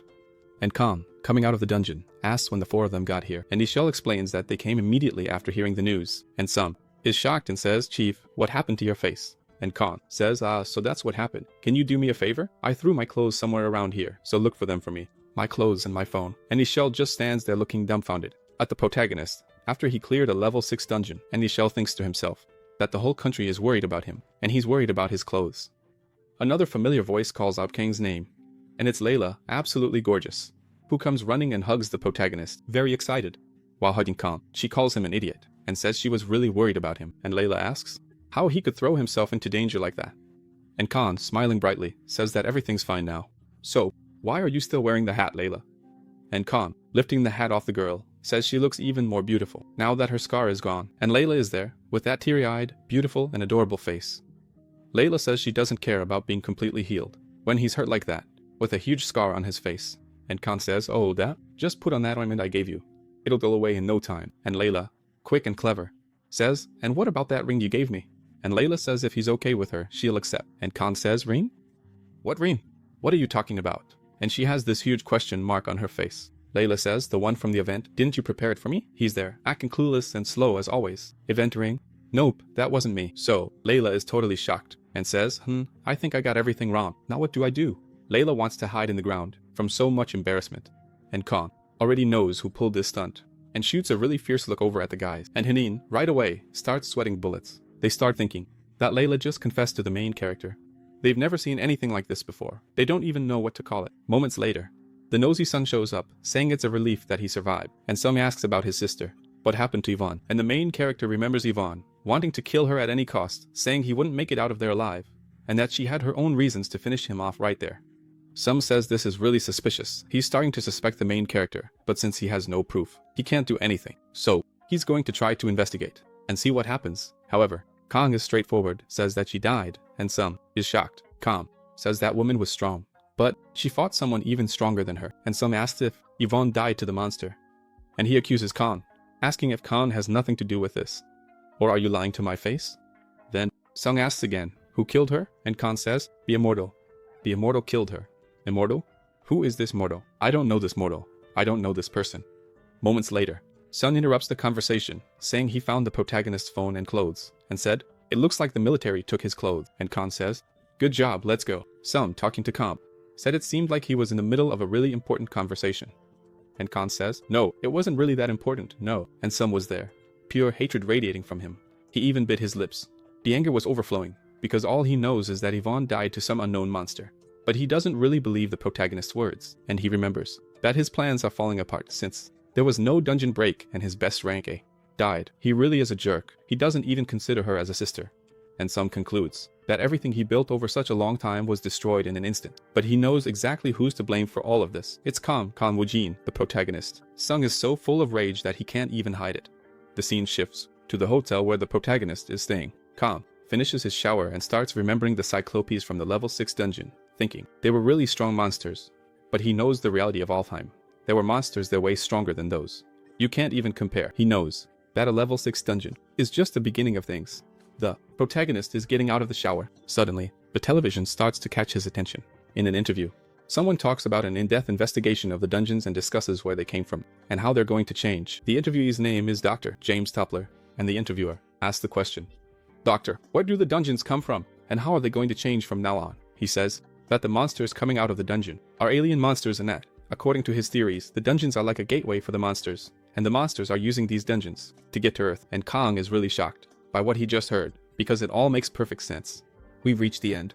If you enjoyed it, ask for part 4, and don't forget to like, comment, and share. If you're not subscribed yet, I'm asking again. Necromancer, where the story is told of the protagonist, named Tsang, who 5 years ago was summoned to the planet Alph. He lived for 20 years in Alph, because time there passes 4 times faster than on Earth. After much fighting and battle, Proto became the strongest necromancer in that place. But one day, the dimensional administrator asks if he wants to return to his own planet, and he immediately says yes, leaving everything behind. Back on Earth, he realizes he's returned to level 0, but he gains attributes and abilities he didn't have on that other planet. Tsang gets strong very quickly, and after some time, he decides to create a guild for himself. The name of this guild is Ardor. Since I know you're going to enjoy the story, I'm already asking you to leave a like, and if you're not subscribed yet, please go ahead and subscribe right from the start. Alright, let's stop stalling and get back to our story. The bald doctor continues his explanation, saying that dungeons break after 30 days. But why do they break after 30 days? So, Dr. James says he has a theory about the return stone. He says that the return stone stabilize the dungeons, and they're also the keys for escaping the dungeon. But from the monster's perspective, 30 days after the dungeon appears, they can be seen as a key to open a portal to Earth. Sun thinks that makes sense. The doctor continues his explanation, saying that in the beginning, the monsters that came out of the dungeon were weak and the dungeons were at most 4 stars. And he explains that the reason they suffered heavy losses before was because they weren't prepared at all to face those dungeons. The doctor explains that the monsters that came out of the dungeon were small, and their movements were very different from those inside the dungeon. And Tsang compares them to BB, who can't materialize outside the dungeon. The doctor explains that now, 5 and 6-star dungeons are appearing, and if things keep going this way, it's only a matter of time before 7-star dungeons show up. And Tsang has the same thought, because he believes that too. And Sun wants to know why the dungeons are appearing. And the doctor, in his interview, says that the dungeons are just mines, and that the bloodstones they collect in the dungeons are bait set up by the monsters. And the doctor concludes that the more bloodstones there are on Earth, the better the environment will be for the monsters that are coming.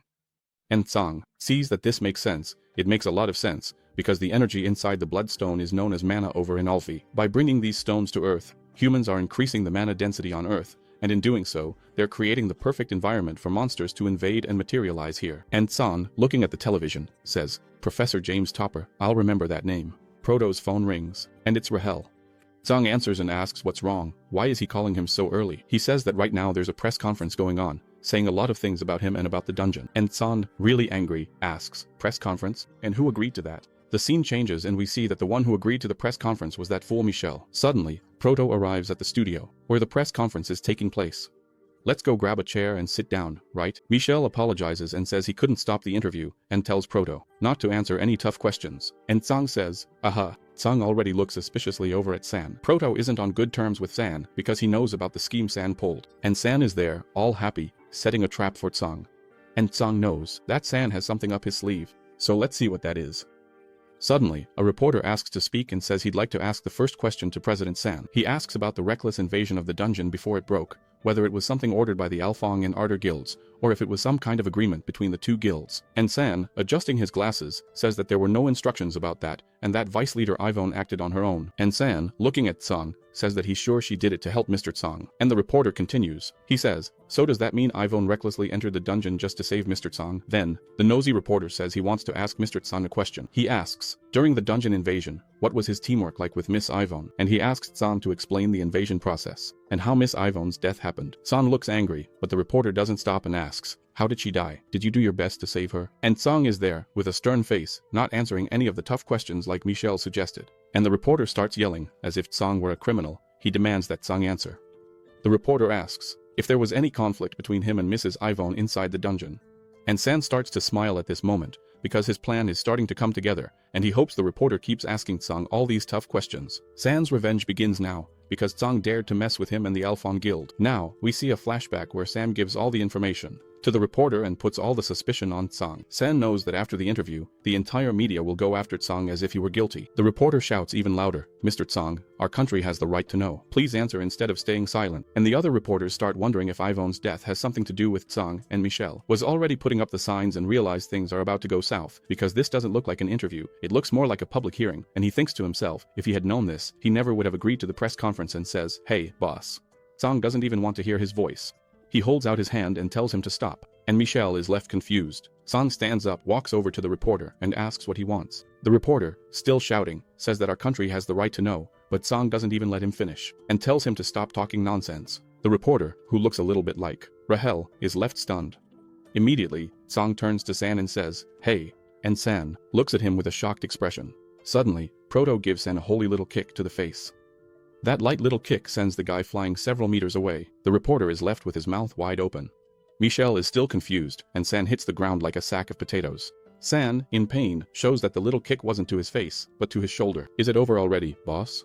And he asks San what he thinks he's doing. San was already boiling with rage and asks, what kind of stupid joke are you trying to pull here? How dare you try to trick me, right in front of my face? And San is just lying there on the ground, totally clueless. San, with a lot of force, grabs him by the collar, and San just stands there doing nothing. Just a reminder, San is a rank be awakened. He's shaking and asks if Zhang is crazy, and San points out that they're in the middle of a live press conference. And Zhang says, live? Oh, really? I didn't know that. San starts grinning from ear to ear because he managed to catch Proto. He knows Zhang made a huge mistake right then, since the whole country is watching the broadcast. And Proto, with a little smirk on his face, says, oh, is that so? And Proto starts thinking, how many people live in Alphen again? 1 billion? 2 billion? Then Michelle steps in to try to break things up and asks Proto to calm down. And Zhang starts thinking and can't even remember how many people live in Alphen, because he's killed so many people there that he doesn't even know the population anymore. But there's one thing he does know, the entire planet Alphen was watching his actions, and he thinks to himself that a live broadcast to just one country is nothing. And Zhang asks San if he'd like to get beaten up on a live broadcast, and San says, what? Pa, pa, pa, pa, pow, pow, pow. Slap in the face, calling me a bunch. Right away, Jininho grabs his own face, because he knows exactly what that slap feels like, and just stares at how crazy the protagonist is. If he's hitting someone on a live broadcast for the whole country to see, what wouldn't he do to him in that little place? Jininho thinks that the pain San is feeling, he felt it too. But Kang is really strong, and the person he's hitting is a rank be awakened, so he's definitely hitting way harder now. Jininho keeps thinking that he barely made it out alive because the person he tried to fool is really crazy. The slapping session continues, right in the middle of the press conference. Juninho, watching all of this on TV, says that the protagonist is someone who doesn't care what others think of him. Juninho can't stand listening to that anymore and switches to another video where there are two gazelles, the male trying to get the female, but let's skip to another video. The creator put that video in there, but it doesn't have anything to do with the story, right? But getting back to our story, Juninho thinks to himself that Kang messed up again. Juninho starts searching for the most watched videos on the internet and sees that the protagonist's video is in first place. However, video 5 and video 3 really catch his attention. He keeps wondering what that could be. What kind of holiness is that? And when he clicks on the video, he starts watching and says, holiness. And then we see that elf from many chapters ago. For anyone who missed the elf, here she is again. And she was healing someone. Juninho watches the video where the reporter says, he's at the scene where the miracle of the saint happened, and hundreds of people came to visit the place, and receive the blessing of Saint Shit. Saint Shit? Yeah, that's definitely not going to be the name. Saint Shit just won't work. For now, let's just call her Saint. The saint is an elf with stunning beauty. And Juninho, seeing that scene, says, wow, she's so beautiful. She's an elf, a beauty way beyond this world. And Juninho keeps watching the video, where the saint heals someone in a wheelchair. Mr. Smith is the person the saint is healing. He was born with a disability. He has never walked. And people are left wondering if he'll be able to walk for the first time. And Juninho starts wondering if this is some kind of cult, and the saint puts her hand on Smith's head and begins to channel her power. Juninho widens his eyes to try to see better and is shocked by what just happened, because the saint actually did it. She performed a miracle and made Smith walk for the first time. Everyone is very surprised, and Mr. Smith, still trembling, thanks the saint, and the saint says that God, whom she serves, is very benevolent to those who put their trust in her, and the saint says that she is just a messenger of the goddess Arya. And Juninho stands there watching the scene in disbelief, knowing that there are many awakened people with miraculous abilities, and even potions, but a healing of that level is truly a miracle. And the saint blesses Smith, saying that the grace of God be upon him. Juninho keeps wondering if such a healing is even possible, since the person was born disabled, and two people who are watching say that it really is astonishing. She really is a messenger sent by the goddess. And the green-haired assistant says that thousands of people have started following her, and now she has founded an order. Everyone who wants to follow her is a member of the Order of Arya, and they conclude that there's no way anyone can doubt her, since she performed a healing live. The blonde guy looks on in amazement, because the Saint of Arya is truly spectacular, and he remembers how he rescued her from a portal and how, in just a few days, she quickly learned the language of Earth, with the help of a teacher. And the saint says that she serves the goddess of Arya, the goddess of Earth, and the omen of the world of Alfheim. And the saint introduces herself as a priestess, who serves the goddess Arya. And the blonde guy continues his explanation, saying that the priestess of the goddess doesn't just have a miraculous healing ability. She also uses Arya's omen, which is a divine revelation of the exact location and time when a dungeon will appear. And because of this ability, they were able to conquer 5 5-star dungeons and 2 6-star dungeons more easily. However, the saint says she doesn't do this for free. She has just one condition. Her condition is the establishment of a squad of paladins who serve the goddess Arya. And the blonde guy asks his assistant how Arya's squad is doing, and the assistant says there are already a lot of participants. The beautiful green-haired assistant says she's very worried because many of their guild's awakened members are transferring to Arya's order, and the blonde guy says there's nothing they can do about it. He says, since they can't stop these people, the most they can do is use them, and he concludes by saying that right now, the saint is the best awakened of them all, since her ability is SS level. That saint is really cute.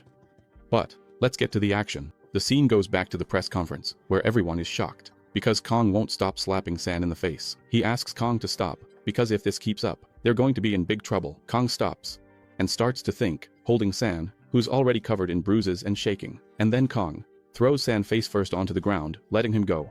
After that, the protagonist turns to the reporters and, looking very imposing, addresses that same reporter from before, and says, you asked how Yvonne died, didn't you? Kang says that she tried to kill him. And as you can see, she failed to do that. Looking at the reporter, he asks if he has the guts to accuse him of murder, and with a look full of hatred, he says, if you mess with me, I don't care who you are. I won't let you get away with it. And after threatening the reporters, Kang asks if they understood, and the reporter just stood there, mouth open, looking stunned. Kang turns his back to leave, and calls Michelle. Let's go, Michelle. And Michelle, still very shocked, says, yes, sir. And they head for the exit. Michelle asks if what the boss said is true, if someone really tried to kill him, and Kang just says it's true. Then, Michelle asks if it's true that he killed Yvonne.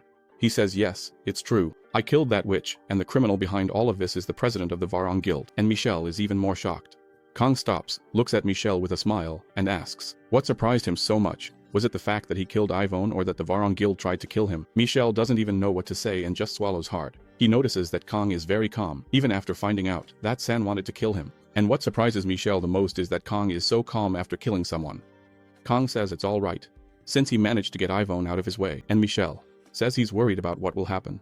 He starts imagining what public opinion will be like, and that the Varong Guild will try to manipulate the press against the protagonist. And Kang stops walking and says, "Hey Michelle, do you know what the hardest thing to deal with is for people who only do things behind the scenes?"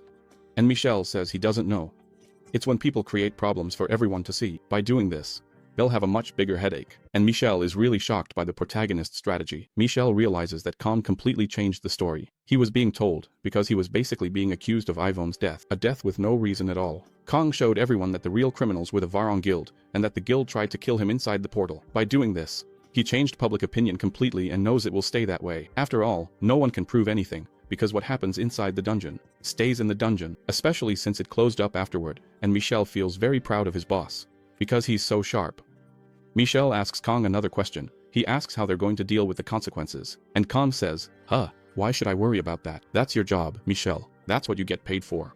And Michelle is stunned because he has no idea how to handle this. And Kang, with a huge grin on his face, keeps patting Michelle on the back, telling him he just needs to try a little harder. And Michelle is fuming inside, thinking, damn boss. He wasn't thinking about anything at all. But then Kang says, Michelle, if your salary isn't good enough, you can raise it to whatever you want. And Michelle thinks that at least Kang has a little bit of a conscience. And you, subscriber, if you could raise your salary, how much would you set it to? Let me know in the comments. So the two of them leave the building where the press conference was being held, and Kang notices there's a crowd in front of the building talking about him. Kang stops in front of that crowd and asks, what's going on? What's happening? Why is everyone whispering his name? And Rahel, with a big smile on her face, says, hey boss, come over here and say hi to these people. They're all the residents who were staying at the government shelter. They live in that area where the dungeon was about to explode, and they had already accepted that they would lose their homes and everything they had built. And one of the bystanders comes up and says, thank you so much. Thank you so much for protecting our homes. And another one, much more excited, says, thank you. I'll be rooting for you forever. And a little girl says, wow, you're amazing. Thank you so much for saving me and saving my home. And a 70-year-old grandma says, thank you so much. I've lived in this neighborhood for 70 years. I thought all my memories from these 70 years would disappear. Kang wasn't expecting that kind of gratitude and was left speechless. Suddenly, someone hands him a beautiful bouquet of flowers. Sir, thank you so much for saving our homes. Kang takes the bouquet and says that he's the one who should be thankful. And he thinks to himself that situations like this aren't so bad after all, because it's really nice to get compliments from people and to see everyone smiling at you. And the whole crowd gives Kang Woojin, the protagonist, a standing ovation. Michelle, feeling very proud, says that Kang really is someone he just can't figure out. And Rahel says that the boss is definitely not an ordinary person. The media, which had tried to accuse Kang of murder, is now seeing that he is considered the hero who protected an entire city. It was already completely dark, and after a while, things started to brighten up. And we hear a voice, President, President. Oh, finally, the president is waking up. And Sun, who almost faints when he wakes up, calls Kang a bastard, and it sounds like a joke. But then the security guard asks how he's feeling. All that was missing was for the security guard to say he got the license plate of the truck that ran him over. I can't forget to thank the people who contributed to the channel's PX. Sun was furious with rage because he was humiliated in public. He keeps thinking about how that bastard stared him down in front of everyone and beat him up. Sun crushes his glasses in a fit of rage and promises to do whatever it takes to kill the protagonist. The scene shifts to the United States, to Manhattan Island, at the headquarters of the Titan Guild, the headquarters of the Arya Order, and we see the saint praying to God. She is there, praying, giving thanks and speaking to God, when suddenly, one of the faithful who works with her says, hey saint, the guild master is here, he wants to see you. The master of the Titan Guild, with great reverence, kisses the saint's hand and asks for her blessing. And she is very happy about that, because he truly reveres her as a saint. After that, the saint asks if everything is going well with the creation of the paladin squad. And the blonde man says yes, that everything is going well, and they are making a lot of progress. And the saint says that the goddess will be very pleased. Weak goddess, doesn't see everything, does she? Weak god. The saint says that this squad of paladins will be the heroes of Alfheim, because they will save Alfheim in the coming holy war. And the saint tells the blonde man that we will lead them to take back Alfheim. She says it has to be as soon as possible, because if they stand still, the forces of evil will invade the earth, and then it will be too late. The same thing that happened to Alfheim will happen. It will be completely taken over, and the Titan Guild master keeps thinking that Alfheim and Earth are united in a holy war to protect both worlds. Although it's hard to believe what the saint is saying, he decides to trust her completely, and so he comes up with a plan, because he knows that his guild alone won't be able to withstand this war. He plans for all the guilds in the world to work together to reclaim Alfheim. After that, The beautiful green-haired secretary arrives, and the blonde guy, taking what she has in her hand, says he has one more thing to show the saint. He says that he found the person who was mentioned in her revelation, and she, very happy, says, "Oh, you found him? Let me see." When she sees who it is, she's shocked and, still stammering, says, "This person is." The saint asks why that person is on Earth, and the blonde guy gets really worried and asks, "What is it? Is there a problem?" She couldn't stop trembling and said, "An immortal necromancer from the massacre." And looking at the protagonist's face, she thinks to herself, who would have thought that the Messiah of the Revelation would be the immortal from the massacre? The scene shifts to Guida Ardor, and the protagonist tells Sunga to quickly get a car because he needs to go somewhere. Sunga reassures him, saying he still has 2 days before he has to show up at the police station. And Kang, confused, asks, "Why do I have to go there?" And Sunga asks, "So where do you want to go?" "I don't get it." He says he wants to go to the Varong Guild, and all 4 of them are shocked. He asks, "Why are you all so surprised?" "I'm going there calmly. I'm going to handle everything in a peaceful way. You know I'm polite. You guys are so weird. You know I'm affectionate and polite." And Michelle, stammering, says, "Boss, leave it to me. Let me go there.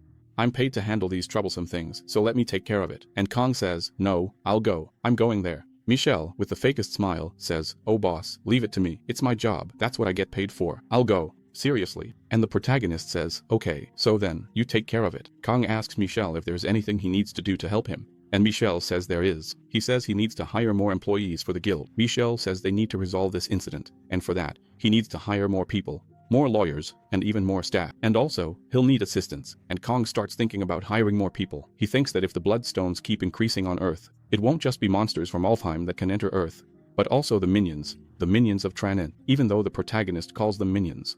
They're actually the 72 captains of Tranent, and their strength is overwhelming. Each one of them is extremely dangerous, and a single person wouldn't be able to fight them. The protagonist says that even at his peak, with all his followers and armies, plus the help of the Alfheim Alliance, they barely managed to hold back some of Tranent's forces.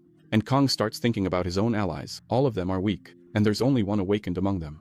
Even so, that awakened one is low-ranked. After thinking all this, Kang realizes that Sungain is still very weak and that Sunga's greatest strength is his pure soul.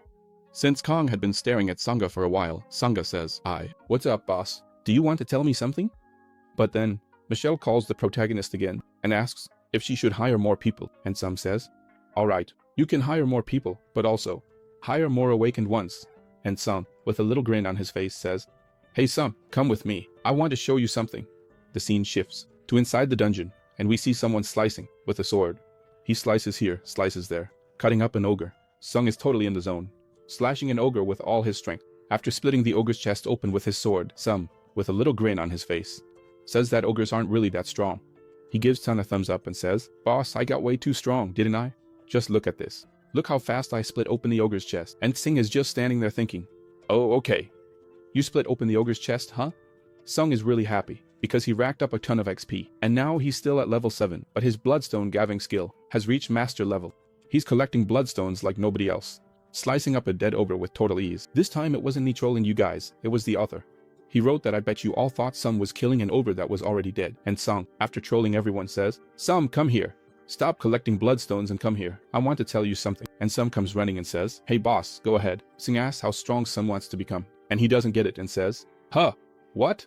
I don't understand." Sum says he's sure Sung has his own goals, so he wants to know just how strong Sung wants to get, because he knows for sure that Sum's dream isn't to spend his whole life picking up bloodstones. And Sum says, "Oh, so that's what this is about, huh? My dream is to become the greatest fire mage in the world." But deep down, he knows his dream is over, because now he's just an errand boy, and a very well-paid errand boy. At that, he drives, carries the boss's stuff, collects bloodstones, registers dungeons. He does all the jobs anyone else would do, and he gets paid well, but he's well paid and frustrated. Sung asks if he's satisfied with his current situation. And Sung, of course, says he's not satisfied, because when he awakened, he dreamed of becoming a high-level flame mage. And Sung adds that he'll do anything to become stronger. Then the protagonist asks, "Even if it's so exhausting that you feel like you're going to die?" And Sung, full of confidence, says, "Yes, no matter what I have to do, I want to get stronger." Sung, with that mischievous little grin, says, "Got it." Then Sum says he's going to start his training right now, and pulls out his stolen weapon. Sum wasn't expecting that, and gets really startled. Sum says, "1 month. In 1 month, you're going to become a very powerful mage." And Sung is really shocked, because he knows that's impossible. Sung summons all his skeletons and says, "I'm going to get you to rank A in 1 month." The scene shifts to the Awakened Administration Office. Chapter 36 is missing, but since it's relevant, Let's move on to chapter 37. Sang is waiting for someone for a special mission. He says he was joking when he talked about Pyongyang, the capital of North Korea.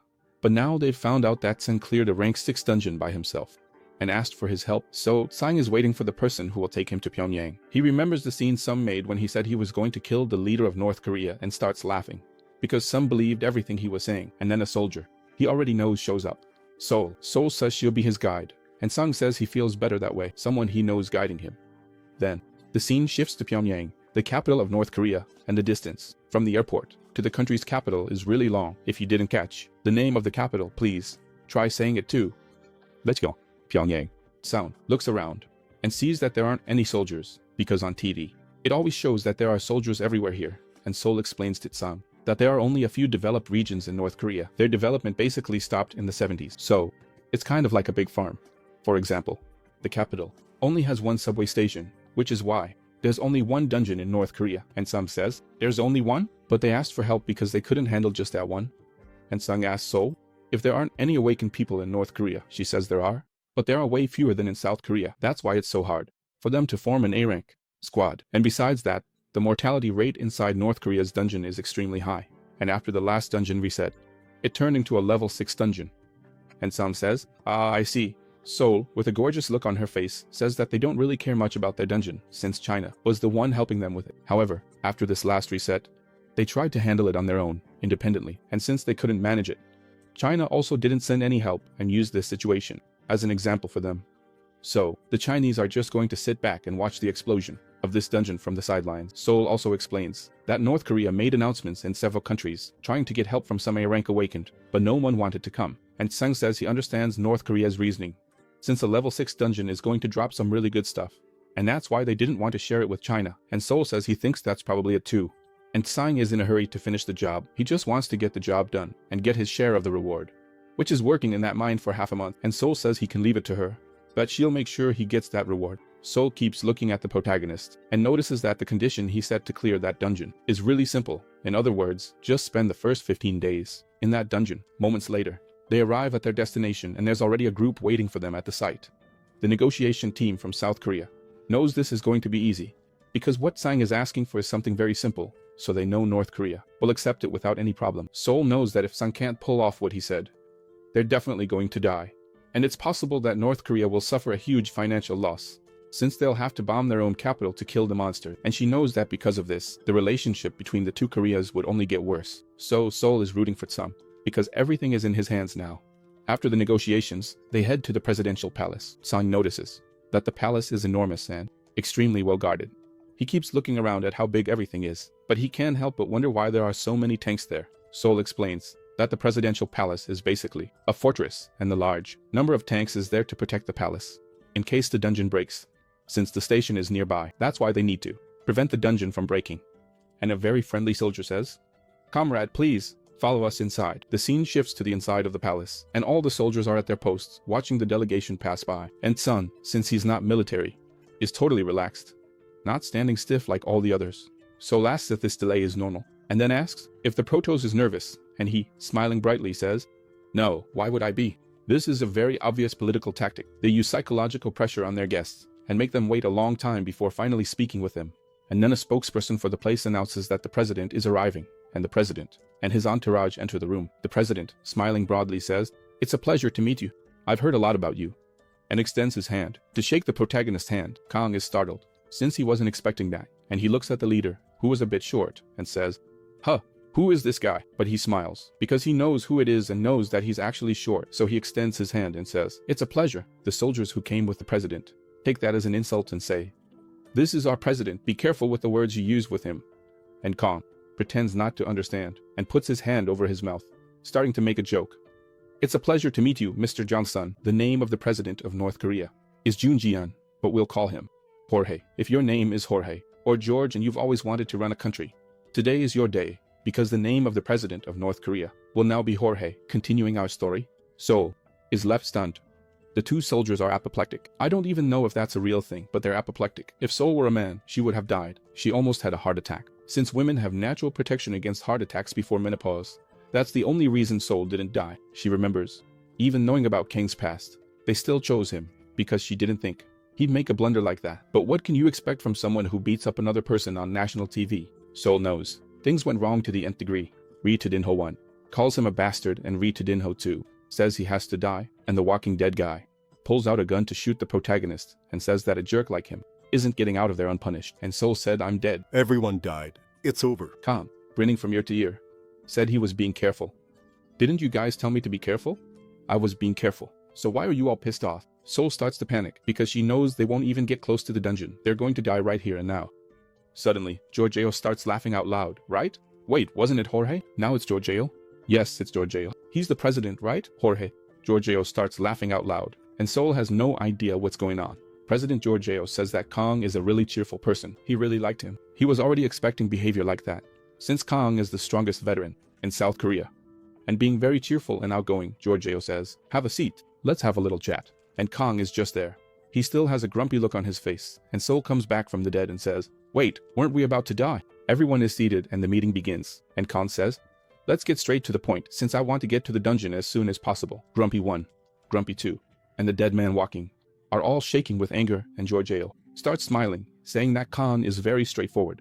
Giorgio says he heard about Kang's previous condition of having exclusive access to the dungeon for 15 days after it's subdued, and Giorgio says that's a very good proposal and that North Korea won't lose anything if they accept these terms. So he accepts the terms and tells the protagonist that the conditions will only be fulfilled if he subdues the dungeon, and Kang says, "Let's go, there's no reason to delay. I'm off." And Giorgio starts laughing and says, "Man, you're really impatient. Come here, let's take a picture first." After the photo, Kang and Seoul are on their way to the dungeon. She says she was sure she was going to have a heart attack and die right there, and starts yelling at the protagonist, really angry, asking if he doesn't know they're in Pyongyang. She warns the protagonist again to be careful with his words, and Kang, with a smiling look, says, "But I was being careful." And she says, I don't get it." Kang explains that he was being careful because when the president of North Korea reached out his hand to him, he was thinking about whether to kill him now or later. So, he was being careful and didn't even kill him. The scene shifts to the only subway station in Pyongyang, and Kang waves goodbye to Seoul, saying he'll see her in a few days. Seoul, looking gorgeous and nervous, angry, a bit feisty, says, "Hey, make sure you come back in one piece, okay?"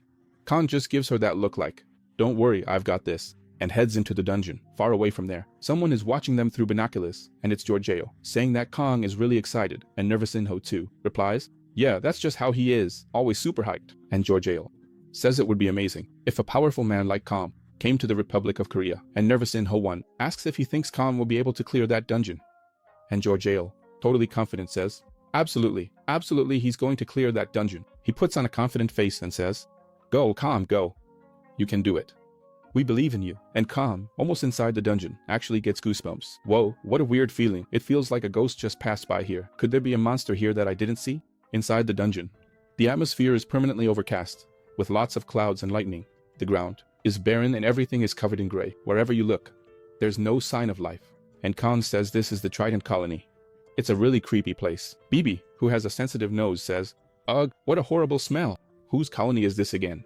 And Kang says, "I don't know. It must belong to one of the 72 commanders of Trident. All I know is, whatever comes out of there, I'm going to kill it all." He had barely finished speaking when he heard strange noises coming from his left. Kang says that now it's a fight against numbers, because these monsters, the Vesks, only move in multiples of 10.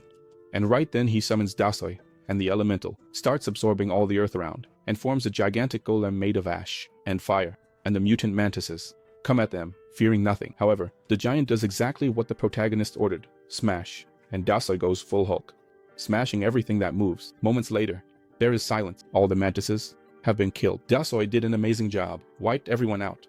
Then, Kang moves on to the next part of his plan and summons skeleton soldiers and mages, and voila, his army is all set. Level 40 skeleton soldiers and level 10 mages. And now Kang can have up to 250 summons. And he says if the enemy comes with numbers, he'll come with an even bigger number. After that, Kang sees another group approaching in the distance, and they're spider monsters. Hundreds of thousands of spider monsters. We see that these spiders spit needles, but they're still lower tier monsters from Trident. Suddenly, the ground starts shaking and we see a gigantic figure appearing in the distance. Roko, the armored giant. When Kang sees that, he orders Dasoy to take care of the giant. Meanwhile, he's going to wipe out all the spiders. Dasa lets out his war cry and charges at Roko. The protagonist raises his axe and tells his soldiers to get ready for war. And so, Kang reveals the new transformation of his warrior class weapon, with the privilege of unlocking level 50, his warrior weapon now transforms into an axe. Is it a battle axe, Rita? Mrs. Spider is there, all impatient, waiting for her turn. Kang gives the order to attack and all his soldiers rush after him. The first spider to die was that impatient spider. Kang's skeletons easily defeat the other spiders, and the mages start chanting their little song. Fireball that wipes everyone out. Bam boom. Bye. And with a single fireball, they destroy hundreds of spiders. Bibi doesn't want to be left behind and uses her magic to put hundreds of spiders to sleep. Xing Xing approaches at high speed to the place where Dasa and Ruko are fighting, and Some plans to catch Ruko off guard because he knows that not just any attack will hurt Ruko.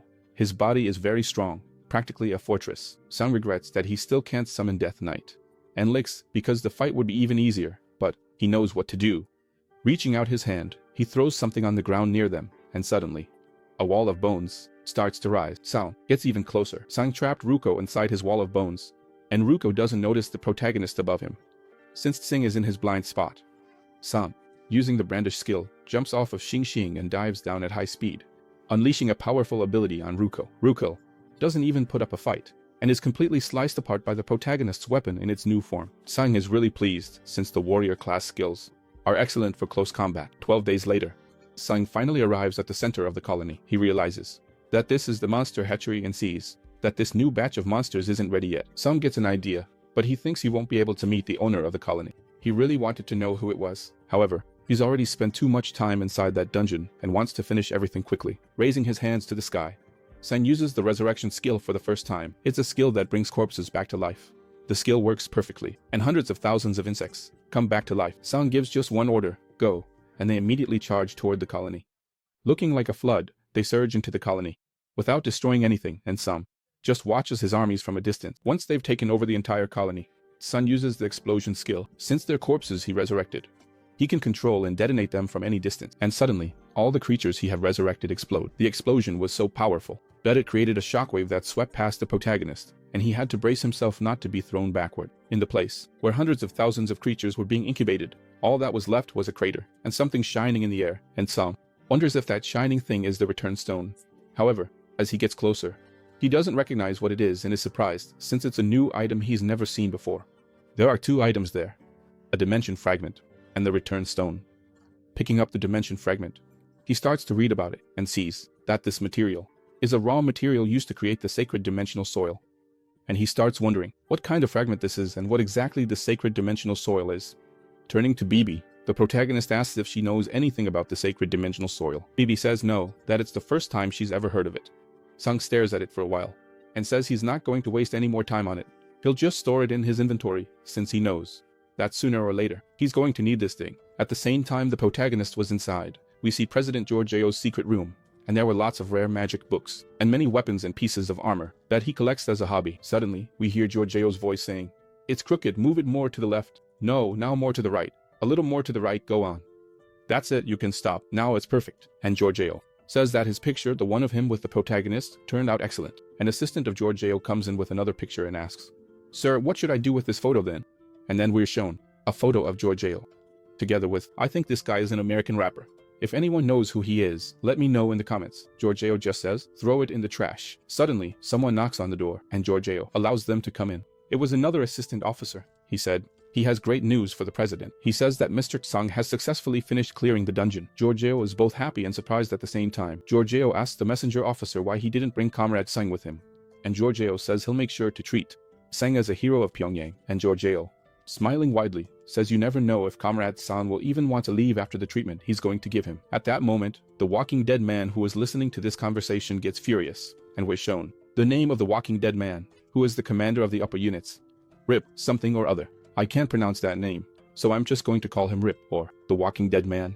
Rip thinks Tsang is a real piece of work, and can't figure out how Tsang finished that dungeon in just 3 days. The scene shifts to the international reporter taking photos, and 2 other international observers comment that it's crazy for one person to clear a 6-star dungeon alone, and the other one says that this awakening is just as amazing as that American, Saint Merd.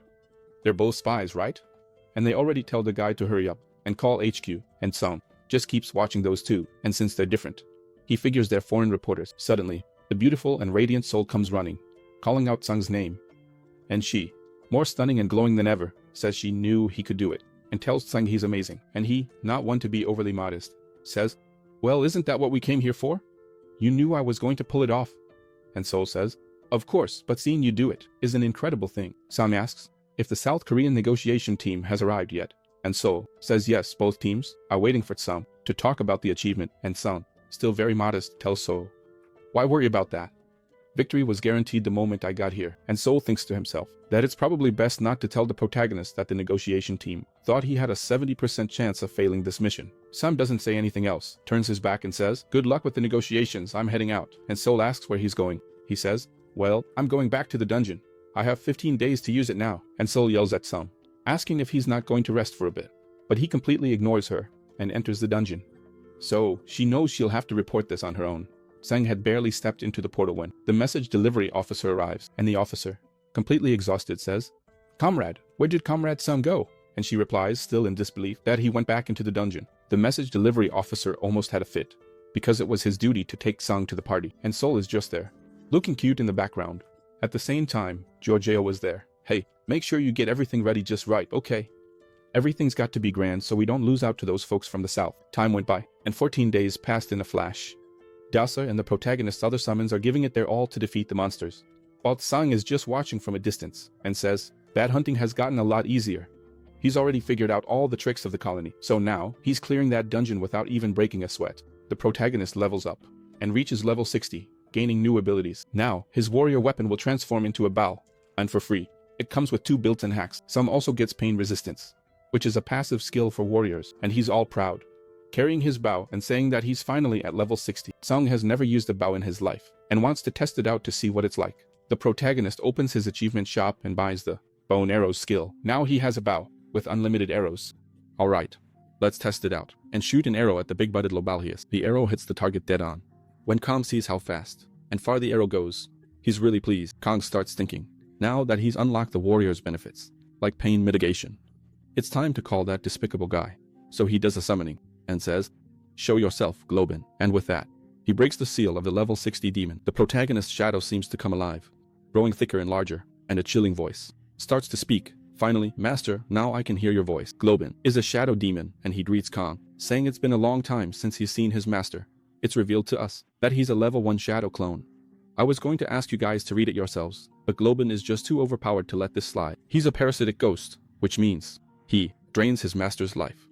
That's why Kang needed the warrior's endurance. If Kang were weak, Globin would end up controlling him. And if Kang dies, Globin can resurrect him, with 50% of the power he had. Every time the protagonist uses resurrection, all the monsters he brings back to life again won't just have 50% of their strength, but 60%. I think I would never summon this Globin, because he's not loyal, and not trustworthy, and Kang feels the same way. He knows he can never trust Globin. And Globin is there, all smiles, because after a long time, he's come back to life. The first thing Globin asks for is a new body, since Kang isn't happy with his shadow form, and Globin says, bet if it's the master's body. That's even better. Kang doesn't like Globin and calls him a bastard, ordering him to go back to his shadow form, and only come out when he's called. And Globin says goodbye with an evil grin. Go ahead and smile, Globin. You'll bet. And Kang, seeing Globin returning to his shadow, says, that creepy bastard. I really don't like him at all. Kang realizes the sounds of battle have stopped, and sees that his skeletons managed to kill all the monsters with ease. The scene shifts to outside the dungeon, and we see the protagonist calmly climbing up the dungeon. When Kang gets outside, he says, what? You're still here? And he lets go of Lar, who's in shambles. Seoul drops to her knees and starts begging. Please, please, I'm begging you. And Kang says, huh, what's wrong, Seoul? What happened? She asks Kang not to go back into the dungeon, to at least rest for an hour. She says, there's a party prepared for him. It's been 15 days already, and it doesn't make any sense for them to celebrate without the main character being there. And Kang says, huh, you're still talking about that? And Kang remembers that. But last time he left the dungeon, she was outside saying the same thing. And for the 5th, 6th, 7th time, it was the same thing, her trying to convince him, and him running back into the dungeon. And she realizes that Kang is clearing that dungeon at an extraordinary speed. However, every time she tries to convince him, he goes back inside. It's already been more than 30 times. And Seoul, kneeling down, starts to beg, saying that the atmosphere between the two Koreas is terrible, and she pleads, for the sake of the country, for him to rest a little and go to the party. And she says she's not sure what will happen if he doesn't come today. So please, let him come in with her. The scene shifts to a party, where there's lots of fancy food and ramen. Everyone is talking and very cheerful, and we see that they are representatives from both Koreas. Giorgio is there, all smiles because Kang kept his promise, and the protagonist is there munching on his chocolate cookie without offering it to anyone. He's sitting with his arms crossed, looking grumpy, and thinking the whole thing is boring. He thinks he could be doing the same thing I like to do, grinding raids, until I get a headache. And after an hour, Kang asks Seoul if he can leave now. And Seoul, without answering his question, says that he did a good job. Giorgio, who was listening from a distance, realizes that Kang wants to leave. Suddenly, someone comes up behind the protagonist shouting, Comrade, please, could you write your name on this blank sheet before you leave? He says, my name? Yes, your name, please. The officer says it would be an honor for him to have the autograph of the strongest awakened in South Korea. And since he sees it's just an autograph, oh, that's fine then. He writes it down, Kim Jong-un. No, not Kim Jong-un. Kim Jong-un is actually the real name of the leader of North Korea, Kang Woojin. Kang says goodbye to the officer and tells him to keep up the good work, and the officer thanks him. Suddenly, the officer looks at Giorgio while Kang walks toward the exit. Kang is very suspicious and thinks there's something fishy going on. In his thoughts, Kang tells the Globin to follow Giorgio because he's really suspicious. Kang tells the Globin to stay in his shadow, not to leave his side, and then report back everything that happens. And the Globin leaves the protagonist's shadow and moves to Giorgio's shadow. Nervous guy number 2 talks to the hippie. Comrade, is that thing ready? Should we do it now? Are we really going to go through with our plan? And the hippie, with a look of hatred, tells him to do it as discreetly as possible, because he absolutely hates that son of a gun ever since he arrived. He's been seriously underestimating the power of the Republic, and so the dead man walking starts to remember that Kang shook the president's hand and then pulled that prank he didn't like. The president liked it, but he didn't. The dead man walking gets jealous of the attention Giorgio is giving to the protagonist, because every time Giorgio talks to the officer, he brings up the protagonist. So he's going to do everything for the president, who messed up with his judgment. And then we see a suicide bomber in a tight spot about to detonate his device. And Hippie says that this will become the foundation of a very strong and prosperous nation. The scene shifts to the entrance of the subway station. One of the officers guarding the door asks if Kang is going in there again. The officer, smiling broadly, says this should be the last time, wishing the protagonist good luck. And Kang, looking really happy, just says thank you. When Kang finishes going down, the guy who was smiling before shows his evil expression and gives an order to the one who was with him, telling him to go down quickly and carry out the plan before the barrier appears, and no one else can enter the dungeon. He does what his partner told him, goes down into the station, and arrives shouting, hey, buddy! Kang looks back and tries to figure out what's going on, and Kang asks, hey, did you follow me all the way here? And he says, it's a very important message from his boss. And Kang says, what is it? Go ahead, tell me. The bomber soldier, with the detonator in his hand, says that Kang did a great job, and for the second time in this story, we see Kang desperate, as a colossal explosion goes off at the entrance to the dungeon. The other officer stays outside, just watching what's happening. Hippie, looking out the window, notices that the barrier hasn't disappeared, so he assumes that Kang avoided instant death. However, he thinks that Kang is badly injured and has fatal wounds. So, it's only a matter of time before the monsters get him and kill him. And the dead man walking says that Kang only has one way out, give up and rest in peace, because he's sure his plan worked. 2 days later, Kang was still inside the dungeon and many people were worried because he hadn't come back. And the barrier still hadn't disappeared. So, he must definitely still be alive in there. And the head of the southern delegation says that the South is in a pretty uncomfortable situation, because normally Kang would have finished that in a day, but now 2 days have passed and nothing has happened. But that's not what he's worried about. The head of the southern delegation is worried because Kang has already been in there for 16 days, and he promised to use it for only 15 days, so he doesn't know what the North is going to do now that it's been 1 day longer. And Seoul talks to the boss, who has something strange. Something weird happened. Why does no one know what happened? There are people here on the channel who don't like it when I explain things, but I'm going to explain anyway. The explosion happened inside the dungeon, which is why Kang had asked the bomber why he followed him in there. That's why no one outside saw any explosion, because it happened inside the dungeon. And Seoul remembers that the last time Kang cleared that dungeon, it only took him 1 day and 16 hours. And she knows that if everything were normal, he would have already come out. But she also knows that unexpected things can happen inside a dungeon. Seoul takes a photo out of her pocket and shows it to the head of the southern delegation, saying that right after Kang entered the dungeon, a North Korean soldier went in after him. She says that this photo was taken by a foreign reporter, and so Seoul says they need to investigate this immediately and file a complaint with the North Korean government. And the chief calls the lieutenant. He says, Lieutenant Choi Seoul, which is Seoul's name. Aren't you afraid of dying? She says, huh, what? What do you mean dying? Did you forget that we're in Pyongyang? If we cause even the slightest problem here, we won't be welcome anymore and our safety will be at risk. And Seoul, very angry, says that doesn't mean they just have to stand there and do nothing. The chief gets really upset, calls her by name, and tells her to be quiet. She isn't going to do anything, and he threatens Seoul. He tells her to pay attention to what she says from now on, because he knows that even this conversation they're having might be recorded by them. And he says that it still hasn't been confirmed that Kang is dead and gives her an order. For now, we're just going to wait, and she hesitates. Giorgio is reading a French newspaper where a suicide bomber is shown entering the tunnel, and he asks the officer next to him, who is this jerk going in there? He started shaking with anger, yelling at all the officers who was the idiot that caused this huge mess? And one of the officers says they're looking into it right now.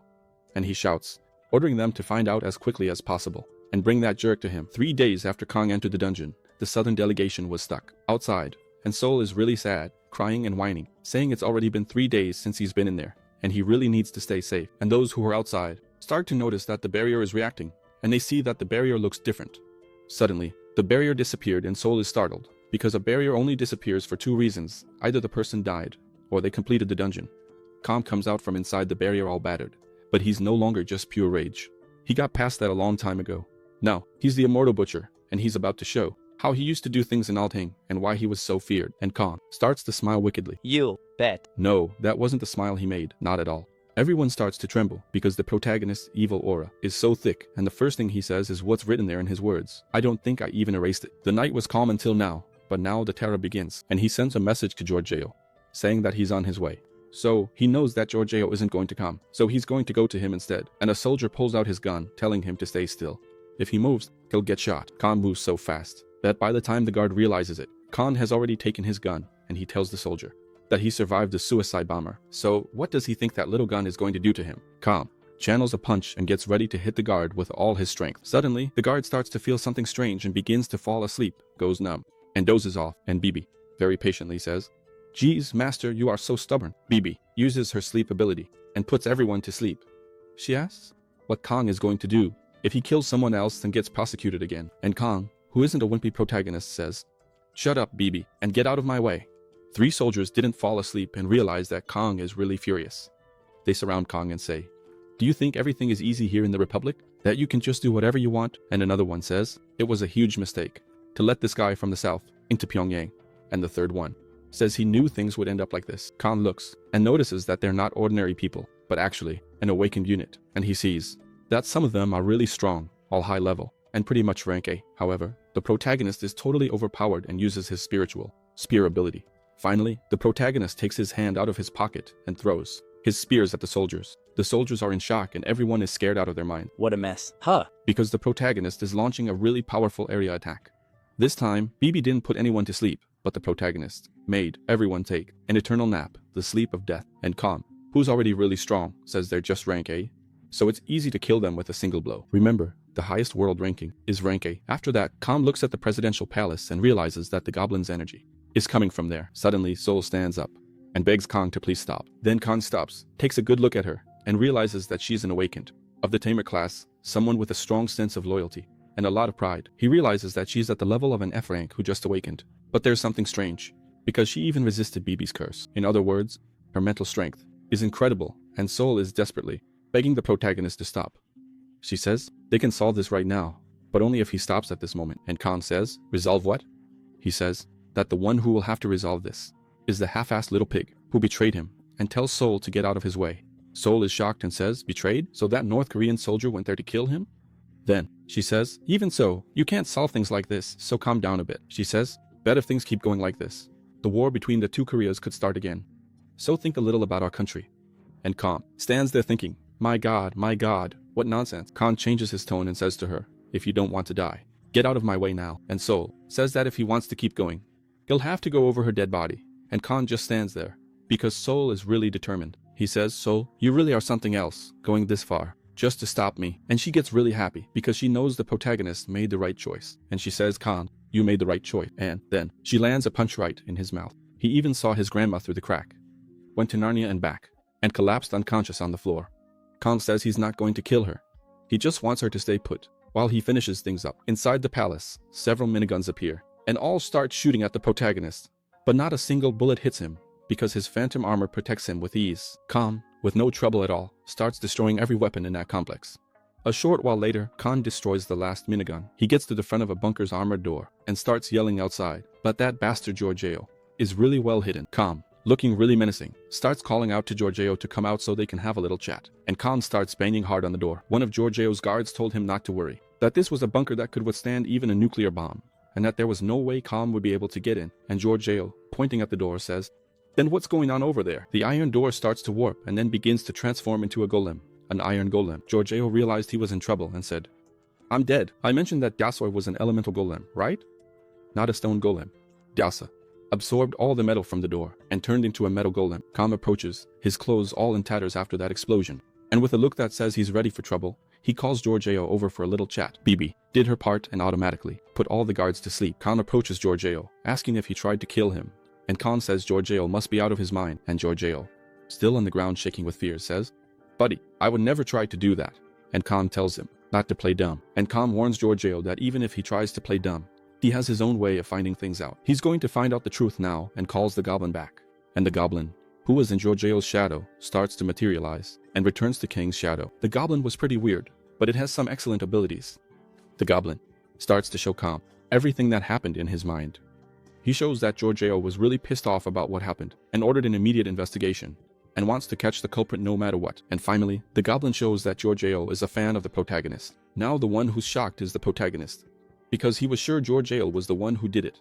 And now he's in deep trouble, and Bibi is there. "I told you, master, you messed up again." Bibi gave the master some advice, telling him to do things right this time. Kang says, "Hey, Giorgio." And Giorgio, really scared, can barely speak, but Kang goes on and says, "So you really didn't try to kill me, did you?" And Giorgio says, "Of course not. I would never try to stab you in the back." And Bibi is there, looking at the master's face, seeing how he changed his attitude instantly. And Kang gives Giorgio an order, telling him to find the bastard who sent the suicide bomber, or else you're the one who's going to die. And Giorgio says, "I promise, buddy, I'm going to catch that bastard, and when I catch him, I'm going to punish him in such a cruel way that it'll serve as an example so this never happens again." And Kang says, "Oh, okay. All right then, sorry for wrecking everything, okay? I should have investigated everything before I started breaking stuff. Sorry." And Giorgio says it's no problem, because the one who messed up was him, since he was unable to control his subordinates.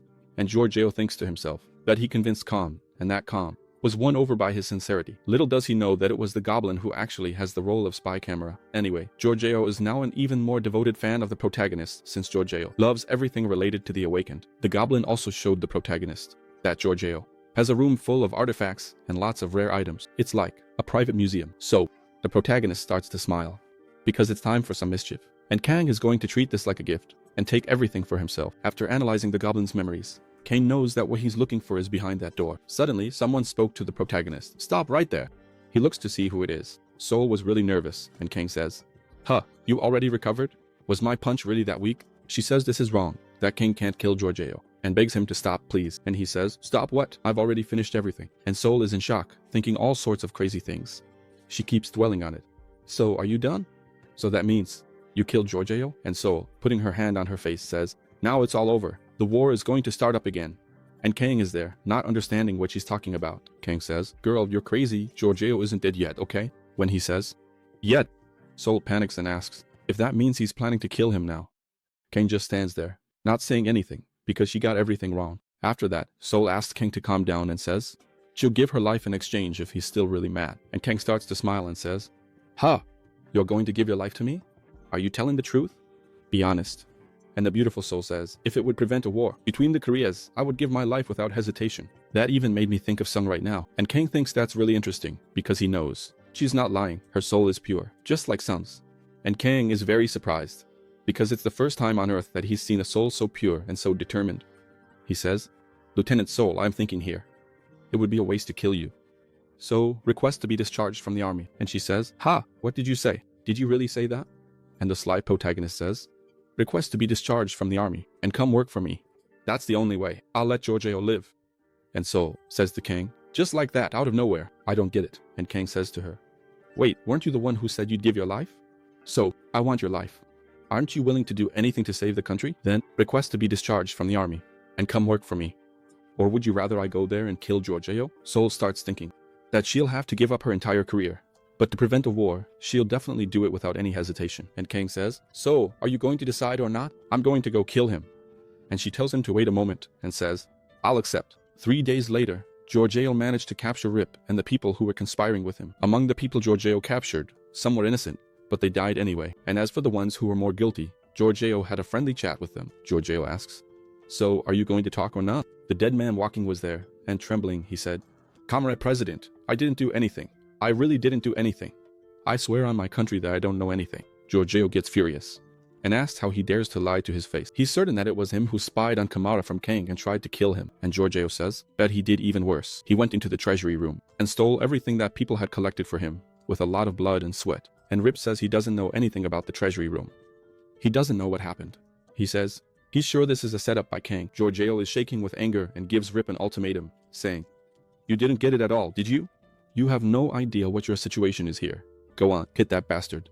Beat him until he remembers things. Go ahead, hit him." While Rip is getting a very nice massage, Giorgio is thinking that he never expected to have a rebel so close to him. Giorgio is very grateful to his comrade Kang because he managed to expose these rebels. A little while later, Seoul is really happy because they finally managed to return to their country. And now she can relax, and Kang says, "What was all that for?" And she explains that he has no idea how nervous she was. She went through a lot of stress during those last 3 days they spent in Pyongyang because Giorgio declared martial law. And she also says that she heard gunshots all night, every night, and it was really tense. And Kang says that in the end, everything worked out right? So, there's no need to worry. And looking at her with a mischievous grin, Kang thinks to himself that she doesn't need to worry, since he leveled up, increased his inventory, and on top of that, got a new employee. And Seoul kept looking at the protagonist, trying to figure out why he's making that face. Kang says that the job in Korea went well. Now, your next goal will be in the United States. He says he's excited to go, because he keeps wondering what's waiting for him there. The scene begins at the Art Guild headquarters, where we're hearing that the person responsible for the incident in North Korea was Officer RIP, and they're watching the news, which talks about the awakened and the responsibility of those who surpass human limits. They have the responsibility to defend the country. However, there's a downside. Society becomes weak, because if they commit a crime, who will punish them? And we're shown that it's two reporters talking, and one of them states that if it weren't for Kang, the North Korean regime would have ended with the coup d'etat. They say that because of Kang, the relationship between the Koreas became amazing, and that's why the president of South Korea intends to give Kang an award. All 4 employees at Grando are watching the TV closely, and Jininho says he knows exactly what's going on. Looking at the TV, he says what's on his mind, saying that for sure, something must be wrong, because everyone knows Kang and knows how he is. There's no way everything could have gone right without him messing things up. So, there are definitely a lot more things they're not telling us. Then, Jininho gets serious and looks at them. Or could it be that Kang threatened President Woojin? Jininho says he thinks Kang told President Joao that he should do everything he could to make it look like Kang helped him solve a problem. Otherwise, Kang would kill him. And we know that's exactly what happened. Jininho says that people are saying out there that Commander Hippie stole all the artifacts from President Joao, but he thinks it was Kang who took all the artifacts for a reason. Everyone is shocked, because they know Kang is crazy enough to do something like that. Israel tries to change the mood, saying just because Kang is crazy, it doesn't mean he's going to go around stealing other people's stuff. He knows Kang thinks he's the best and doesn't care about anything, but he doesn't believe Kang would just go around stealing things. And Jininho, that little face down there, keeps looking at him with a suspicious look, because he knows Kang. Suddenly, Sungha starts to share a secret. He says that something happened when he first met Kang. He says he formed a team with some other people to enter a dungeon. Look, there's our friend with the green hair. And Sungha tells them everything that happened. He says that the guy with the green hair tried to kill Kang, and Kang killed the entire team. And he says that Kang stole all the belongings from the dead. After that, everyone sits there, hesitant, because they know that Kang really could have done that. And so, they conclude that Kang really did steal all the artifacts that were in Joao's treasure room. Jininho says you can't trust the media, because maybe Kang has already killed Joao, and they just haven't reported it. Rail starts laughing and thinks they're just joking. He says, well, stealing, sure. But killing someone, now that's a whole different story. And I don't think the boss would do that. Suddenly, Sungha starts thinking and says, Nai, you're such a joker today. It's like you're practicing to do stand-up comedy. Sungha lowers his head and makes a confession to him. He says that before starting the guild, Khan told him he planned to kill Joel. And of course, Jininho believed him. He even got goosebumps and shows his arm to everyone, because he knows the boss could really do something like that. So Swim Trunks explain why. He says that Khan was really upset because he had received a draft notice from the armed forces. Jininho almost has a heart attack and says, what? Just because of that? The boss really is a psychopath. So, since everyone is confessing, Jininho decides to confess too. He says he met Khan while he was selling cell phones. At that moment, we hear the door open. Khan shows up and says, is everyone okay? Jininho was just about to confess the beating he took and almost has a heart attack when he sees Khan coming closer. Khan notices that he got scared and says, hey, dummy, what's going on? I bet you're talking crap about me, aren't you? And Jininho puts on that voice, no, boss, come on. I would never say that about you. Are you traveling? No, I don't know. That's not it. I'm innocent. Jininho stayed there, scared out of his mind. In this 6th part, you'll get to know a little more about the protagonist's life. The scene shifts to a coffee shop. Wait a second. Let me grab the translator to see if it really is a coffee shop. No, it's a specialty store. Tripa, dieback, something like that. And everyone is toasting to the good work they've done. And Khan starts to get drunk, which I find really strange since he has no resistance to poison. And Kang tells everyone to eat, because they need to eat to work well. Tomorrow, Rail starts sucking up to the boss and never lets his glass stay empty, not even for a moment. Michelle asks Kang if he's really going to the Blue House. For those who don't know, the Blue House is the seat of South Korea. In other words, the presidential palace. Kang answers by saying no. Has he already said he's not going? He tells Michelle to stop asking about it. He doesn't want to be the president's little lackey, doing everything he's told. Then, Kang starts talking and completely changes his attitude, and says, I'm going. So I'm going there, and I'm going to get this thing. Michelle gets desperate, because if Kang goes there in the state, it's going to be a disaster.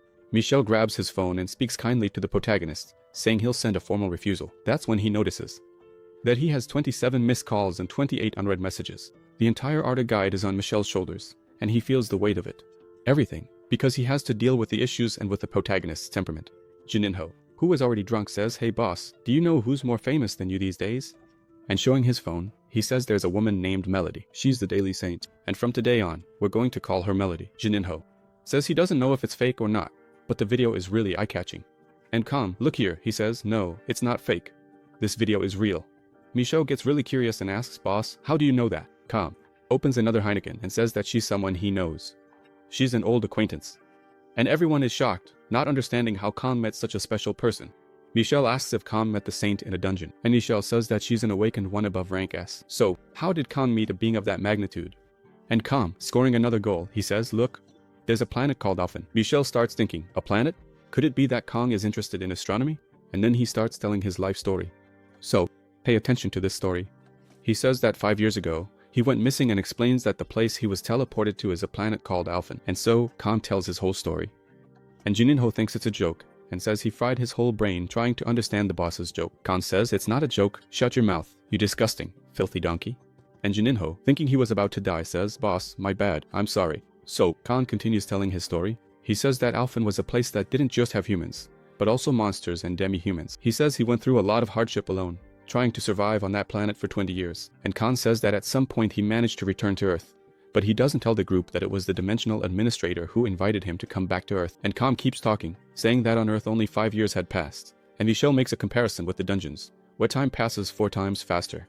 And Kang says, exactly, the dungeons also appeared in Alfheim, just like they're appearing on Earth. Michelle starts thinking, another world? It's a very strange thing to understand. And Michelle keeps wondering if this is true. But if it is, it explains the strength of the protagonist's lungs. And it also explains why he treats people so casually. Michelle remembers that, from the very beginning, Kang treated him without any formality. So, he starts to analyze and realizes that, even though Kang claims to be 25 years old, he has actually lived for about 44 years. And so, Kang concludes that he met Melody on that planet, and says he has no idea how she ended up on Earth.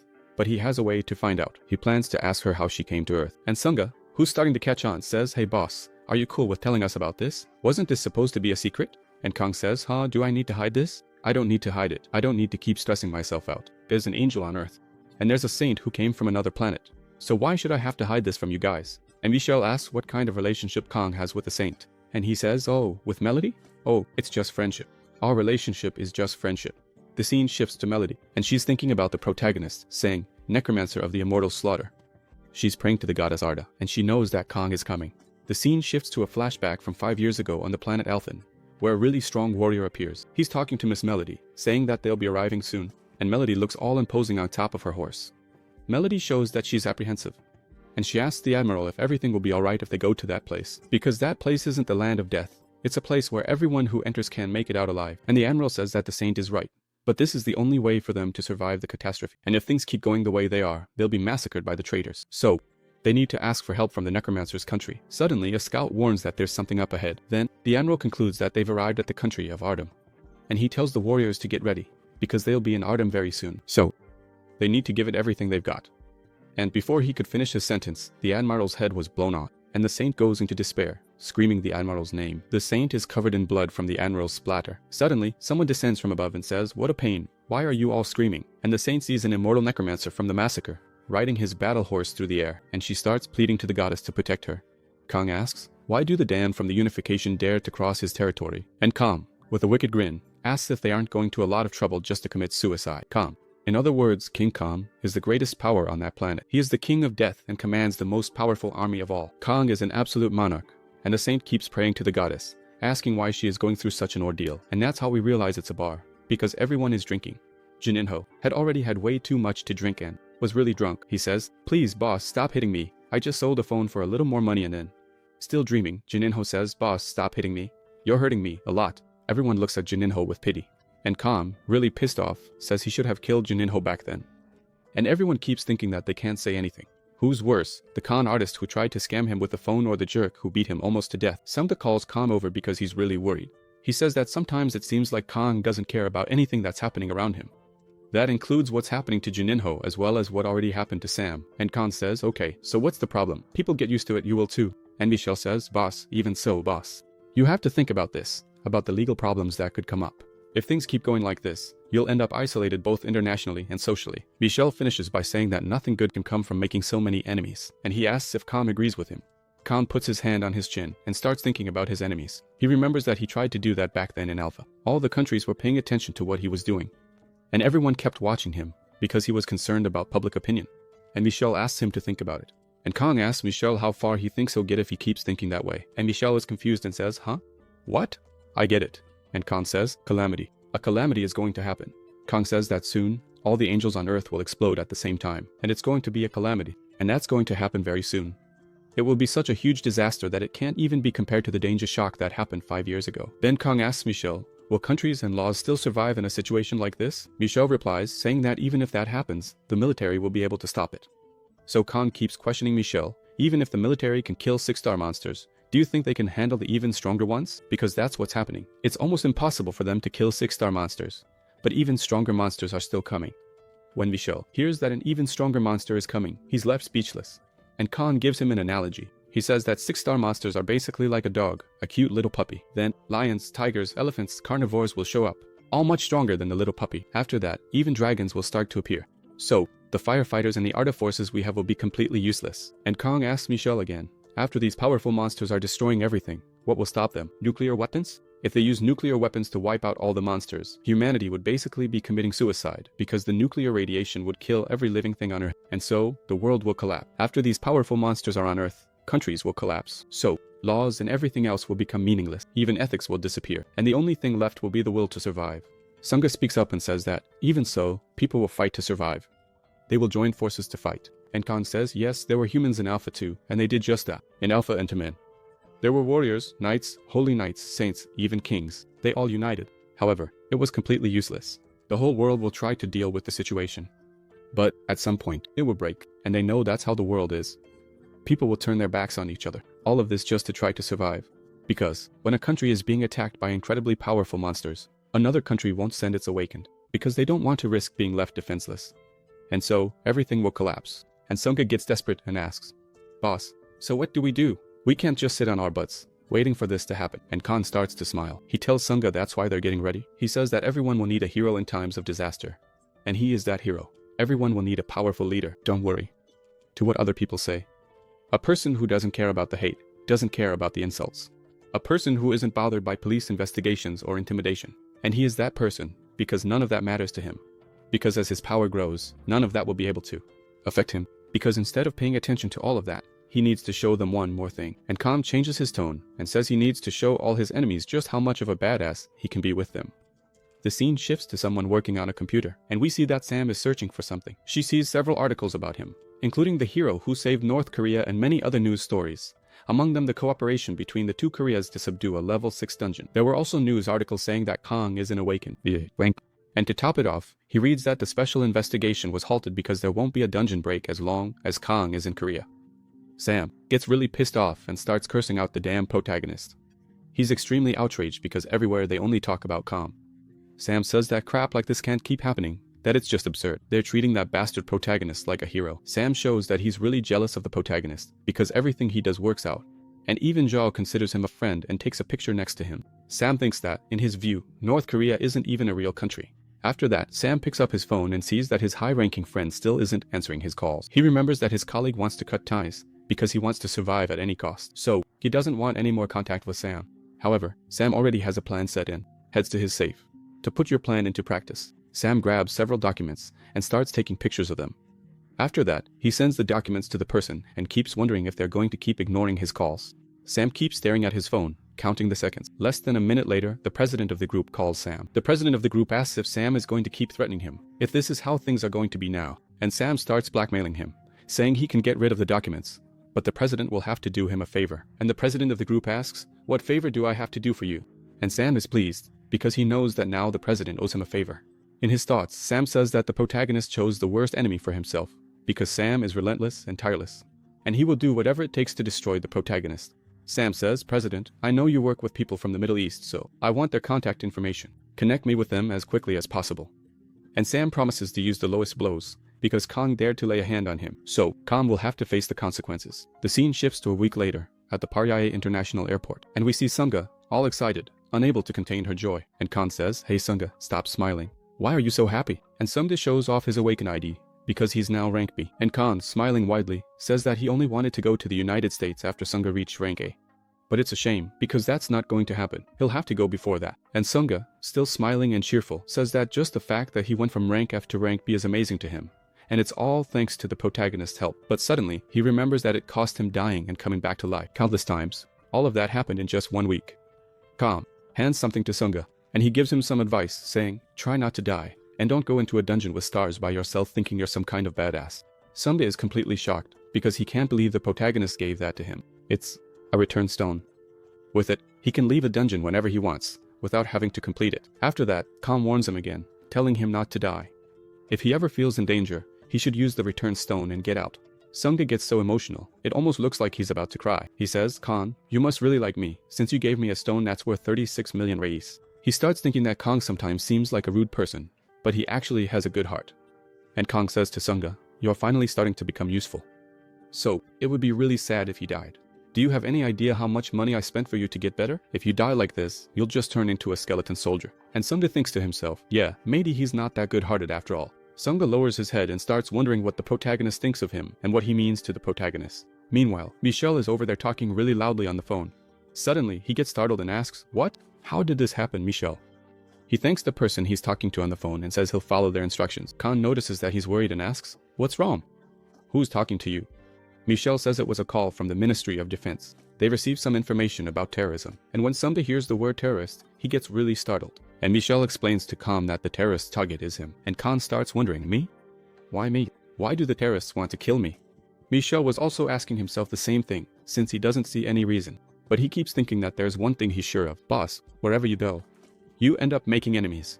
With this terrorist threat, Khan won't be able to board a commercial flight to the United States. Michelle says it will be impossible for the boss to travel to the United States without a plan from the Ministry of Defense. And Michelle is upset, because this happened right now, just 1 day before the Guild Consortium meeting, and Khan keeps thinking about what he should do now. Suddenly, a big guy comes over, and he says that sometimes even President Khan, who's the talk of the town right now, ends up in a situation like this, not knowing what to do. And he says to Khan, looks like we're headed to the same place. Khan starts wondering, who is this guy? But Michelle actually knows who this guy is, and he's shocked and says that guy. The big guy who arrives invites Khan. He asks why Khan doesn't come to America on his private jet. And the big guy keeps looking at Khan, the president of the Arda Guild. Khan realizes he's much stronger than the big guy and asks, who is this rookie? And Michelle is surprised and asks, which bosses? You don't know who he is, do you? He's the head of the guild that's run by one of the biggest companies in Korea, the KH Group. You could even make a pun with that group's name. And Michelle goes on to explain that he's one of the top 10 ranked awakened in Korea. Baek, Jininho, and Du, but we'll call him Joel. Joel asks Khan what he thinks of the proposal. If he wants to go with him on his private jet to the United States, and Khan, with a little smirk on his face, says he's interested in his proposal.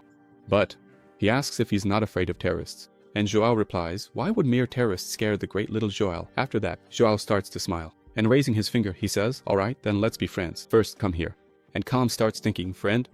Just like that, out of nowhere, and Big Bear Mikkel asks, what kind of Jesse was that? What is this guy even talking about? Joao is really surprised, because if the protagonist doesn't know what kind of Jesse that was, he definitely doesn't know that famous series. And Kam says, series? What series? And Joao Pequeño says he is a friend.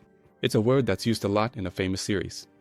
And Khan says, oh, okay, now I get it. I thought you wanted to be friends with me by getting into a fight with me. And Joao starts laughing a lot and says, I'm not going to do that to you.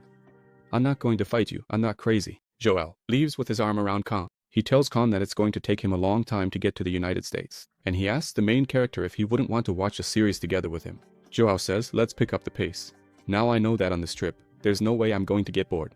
Michel keeps watching from a distance, because he never imagined that President Joao would have a hobby like that. And Sangha, Completo, who had already heard that Joao was very rich, still thinks that with the way Joao acts, he could be his neighbor. And Michel says that the most important thing is that they found a way to get to the United States. The scene shifts to 20 hours later, when Joao Pequeño's plane lands in the United States. The airport lobby is packed with people, and we see Kang thanking Joao Pequeño, because he was only able to make it to the United States thanks to all the help Joao gave him.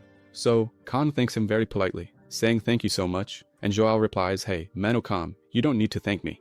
With a big wide smile on his face, Joao says, did you already forget what we are? And Kang says, I'll never forget never. We're friends, pinky swear, and friends always help each other out. And there they were, the two of them acting like kids, right in the middle of the crowded airport. Michel turned his face away. He was so embarrassed by what had just happened. And the other person who was with Joao was also really embarrassed, because the two of them were acting just the same. Ciao. And Michel thinks to himself that it's good they became friends, but if it means having to go through that much embarrassment together. Meanwhile, the blonde guy in the back is thinking, what are these Asians doing? And the woman next to him says, oh, that must be their way of greeting each other. Reminds me of my time, we used to do that too. But it was a little different, even more embarrassing, actually. In my town, besides doing that with our finger, we would turn to one side and the other person would pretend they were holding a cup. Then, you turn to the other side and fill up the cup on that side. And then both of you would toast with an invisible cup. Here in my town, it was even more embarrassing. But anyway, subscriber, write it down. Have you ever done that? Doing those handshakes that take like 10 seconds, right, subscriber? If you want to comment, you have to subscribe first, because that's just something between friends. The scene shifts to a few hours earlier, inside Joao's plane, where Kang and Joao are, and John says that all the characters are going to die if they keep going like that, and he bursts out laughing. After that, the scene returns to the airport exit. Just one question, subscriber. Do you think I'm talking too fast? Or do you prefer that I talk like this here? Someone approaches and says, Master Kam, it's a pleasure to meet you. My name is Ricardo. I'm your guide from the Titan Guild, and I'll make sure you get safely to the hotel. And Joao interjects, wait, you're leaving already? But hey, Kam, what do you think about us going out for a few drinks later? And Kam replies like this, sure. And little Joao starts to smile and says, alright, man, that's how it's gonna be then. And so, the two of them make plans to go drinking later. A very luxurious car came to pick up the two of them. Michel asked Kang if he liked President Joao, and before Kang can answer, he says it seems like the two of them got along really well. Kang, smiling a lot, says that Joao is a great guy and is almost the same age as him. Michel starts thinking that Joao is turning 40 this year, just now. He remembers that Kang lived for 20 years on the planet Alpha and that he's about 40 years old. And Kang talks to him. Yes, those 20 years I spent on Alpha were a terrible time. And Kang says that Joao might not have had such a different life from his, since he's the third child in a generation of very wealthy people. So, what did you all think of this kind of voice? Is it better, or do you prefer it the way I was speaking before? Let me know in the comments. Back to our story, Joao's assistant asks him the same thing. What did he think of Mr. Kang? And Joao says that, clearly, Kang is not an ordinary person, because he didn't seem surprised or scared at all after hearing that terrorists were after him. And the assistant asks, could it be that he trusts his own abilities that much, just like that? And Joao says, apparently it seems so.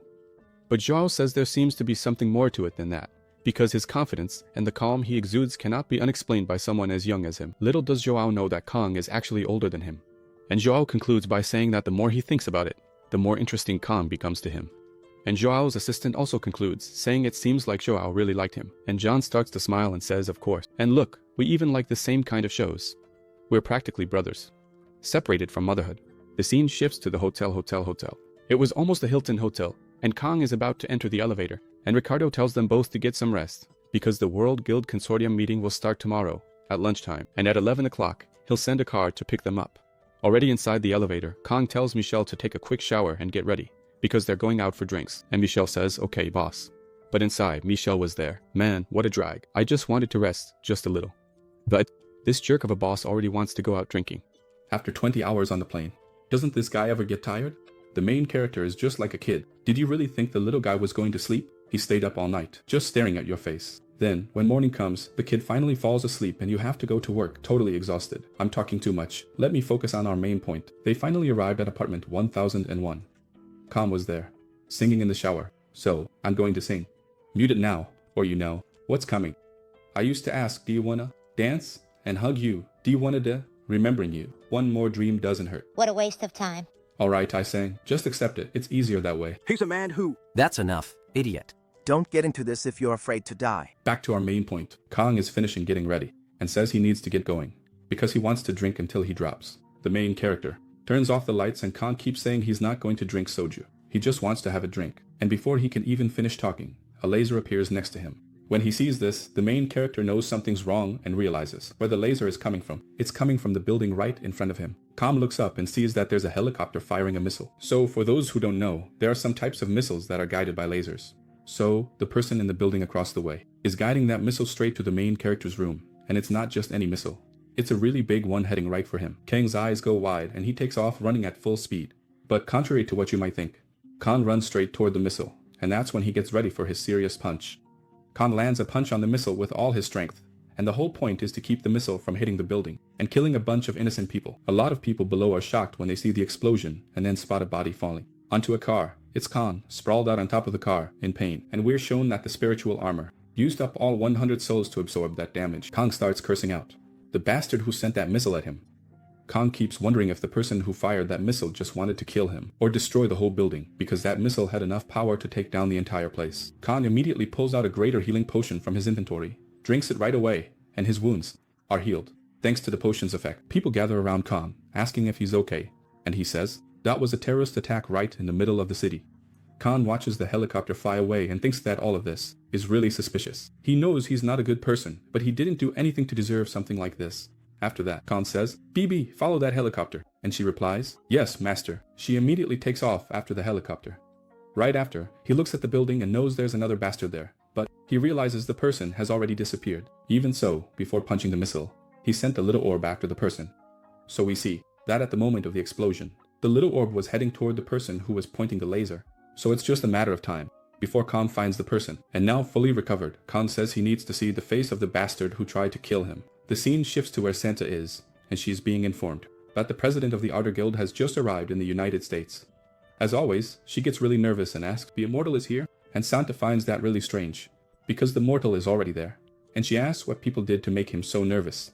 Santa's assistant says she has no idea, and then adds that she heard the Titan Guild took Mr. Kang to a hotel. Only now does Santa realize that he's not there to massacre anyone. The assistant, who looks like a man, keeps wondering why Kang makes Santa act like this. Every time she tries to say his name, Saint Melody can't stop trembling, and she keeps thinking, mortal necromancer of the massacre. Tomorrow, I will meet him. And she keeps thinking, but she can't avoid him anymore. She'll have to see him face to face. Suddenly, the saint is startled out of her thoughts. It almost looks like a speedo. She keeps thinking, could the mortal necromancer be mad at me just because he wasn't the first person I met in this world? The saint knows Kang well, and she's well aware that he would think that way. She asks her assistant, the one who looks like a man, if she knows which hotel Mr. Kang is staying at.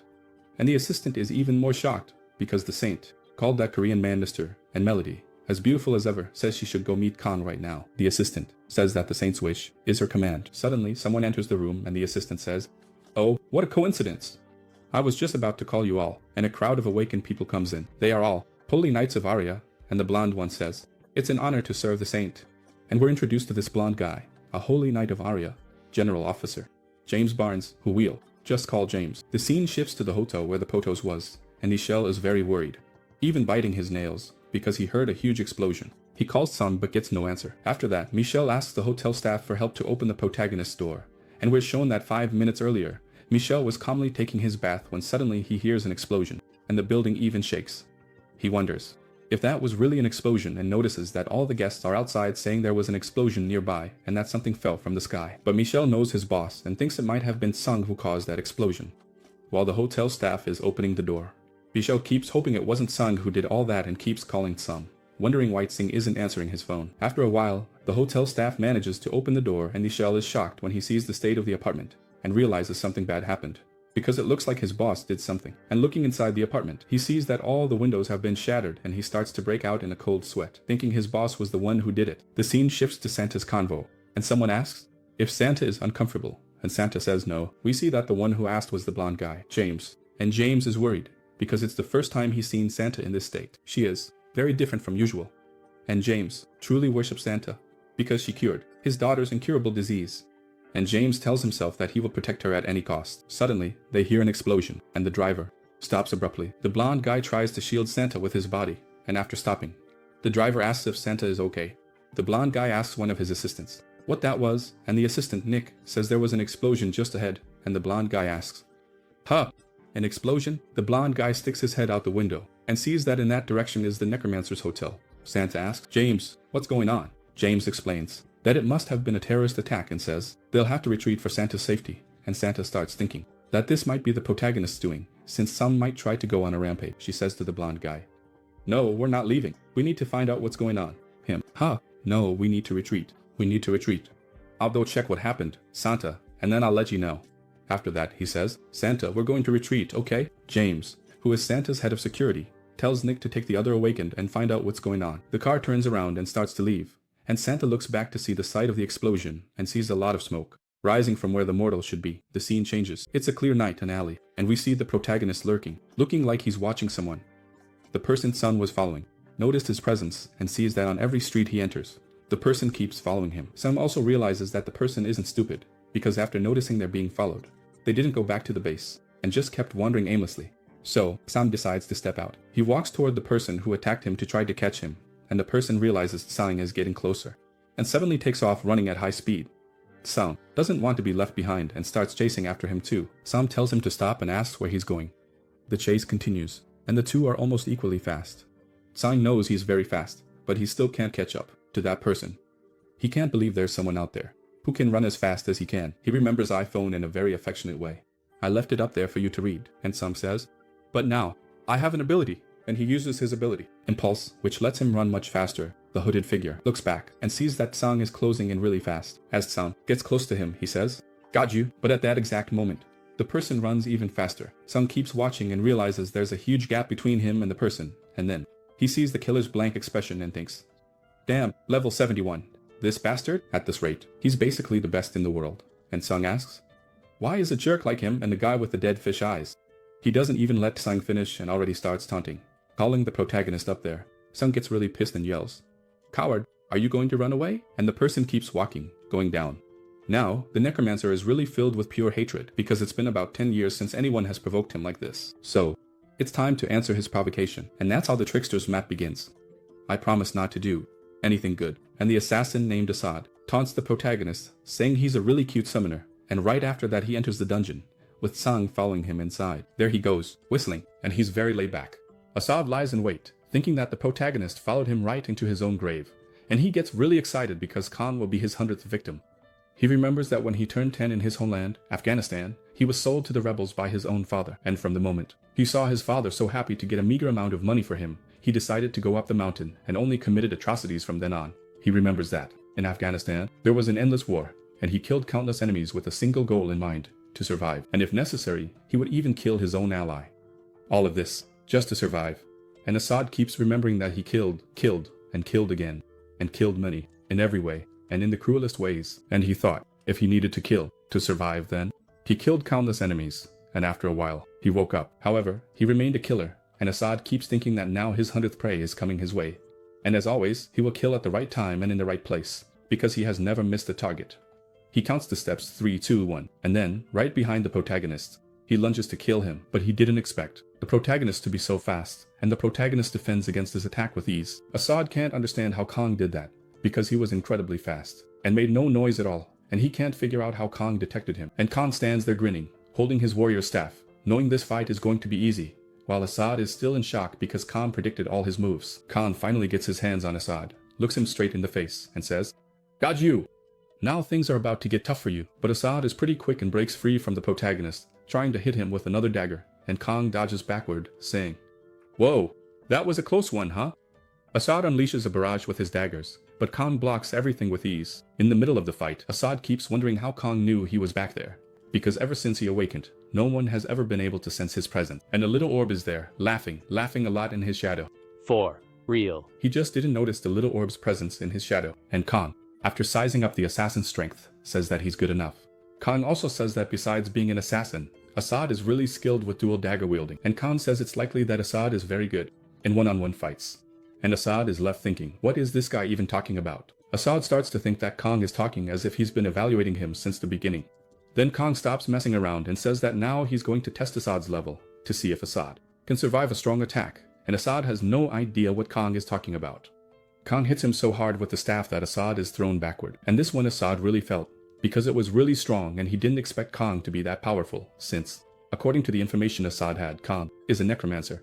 While Assad blinked, Kang moved so fast that he disappeared from in front of him. Assad didn't understand, but Kang went down to the bottom of the dungeon, and then the clueless Assad decides to follow Kang, because he wants to make sure the protagonist dies, so Assad heads to the bottom of the dungeon. When he reaches the corner, Assad sees that the floor is covered in blood, and he realizes it's not just a single stain.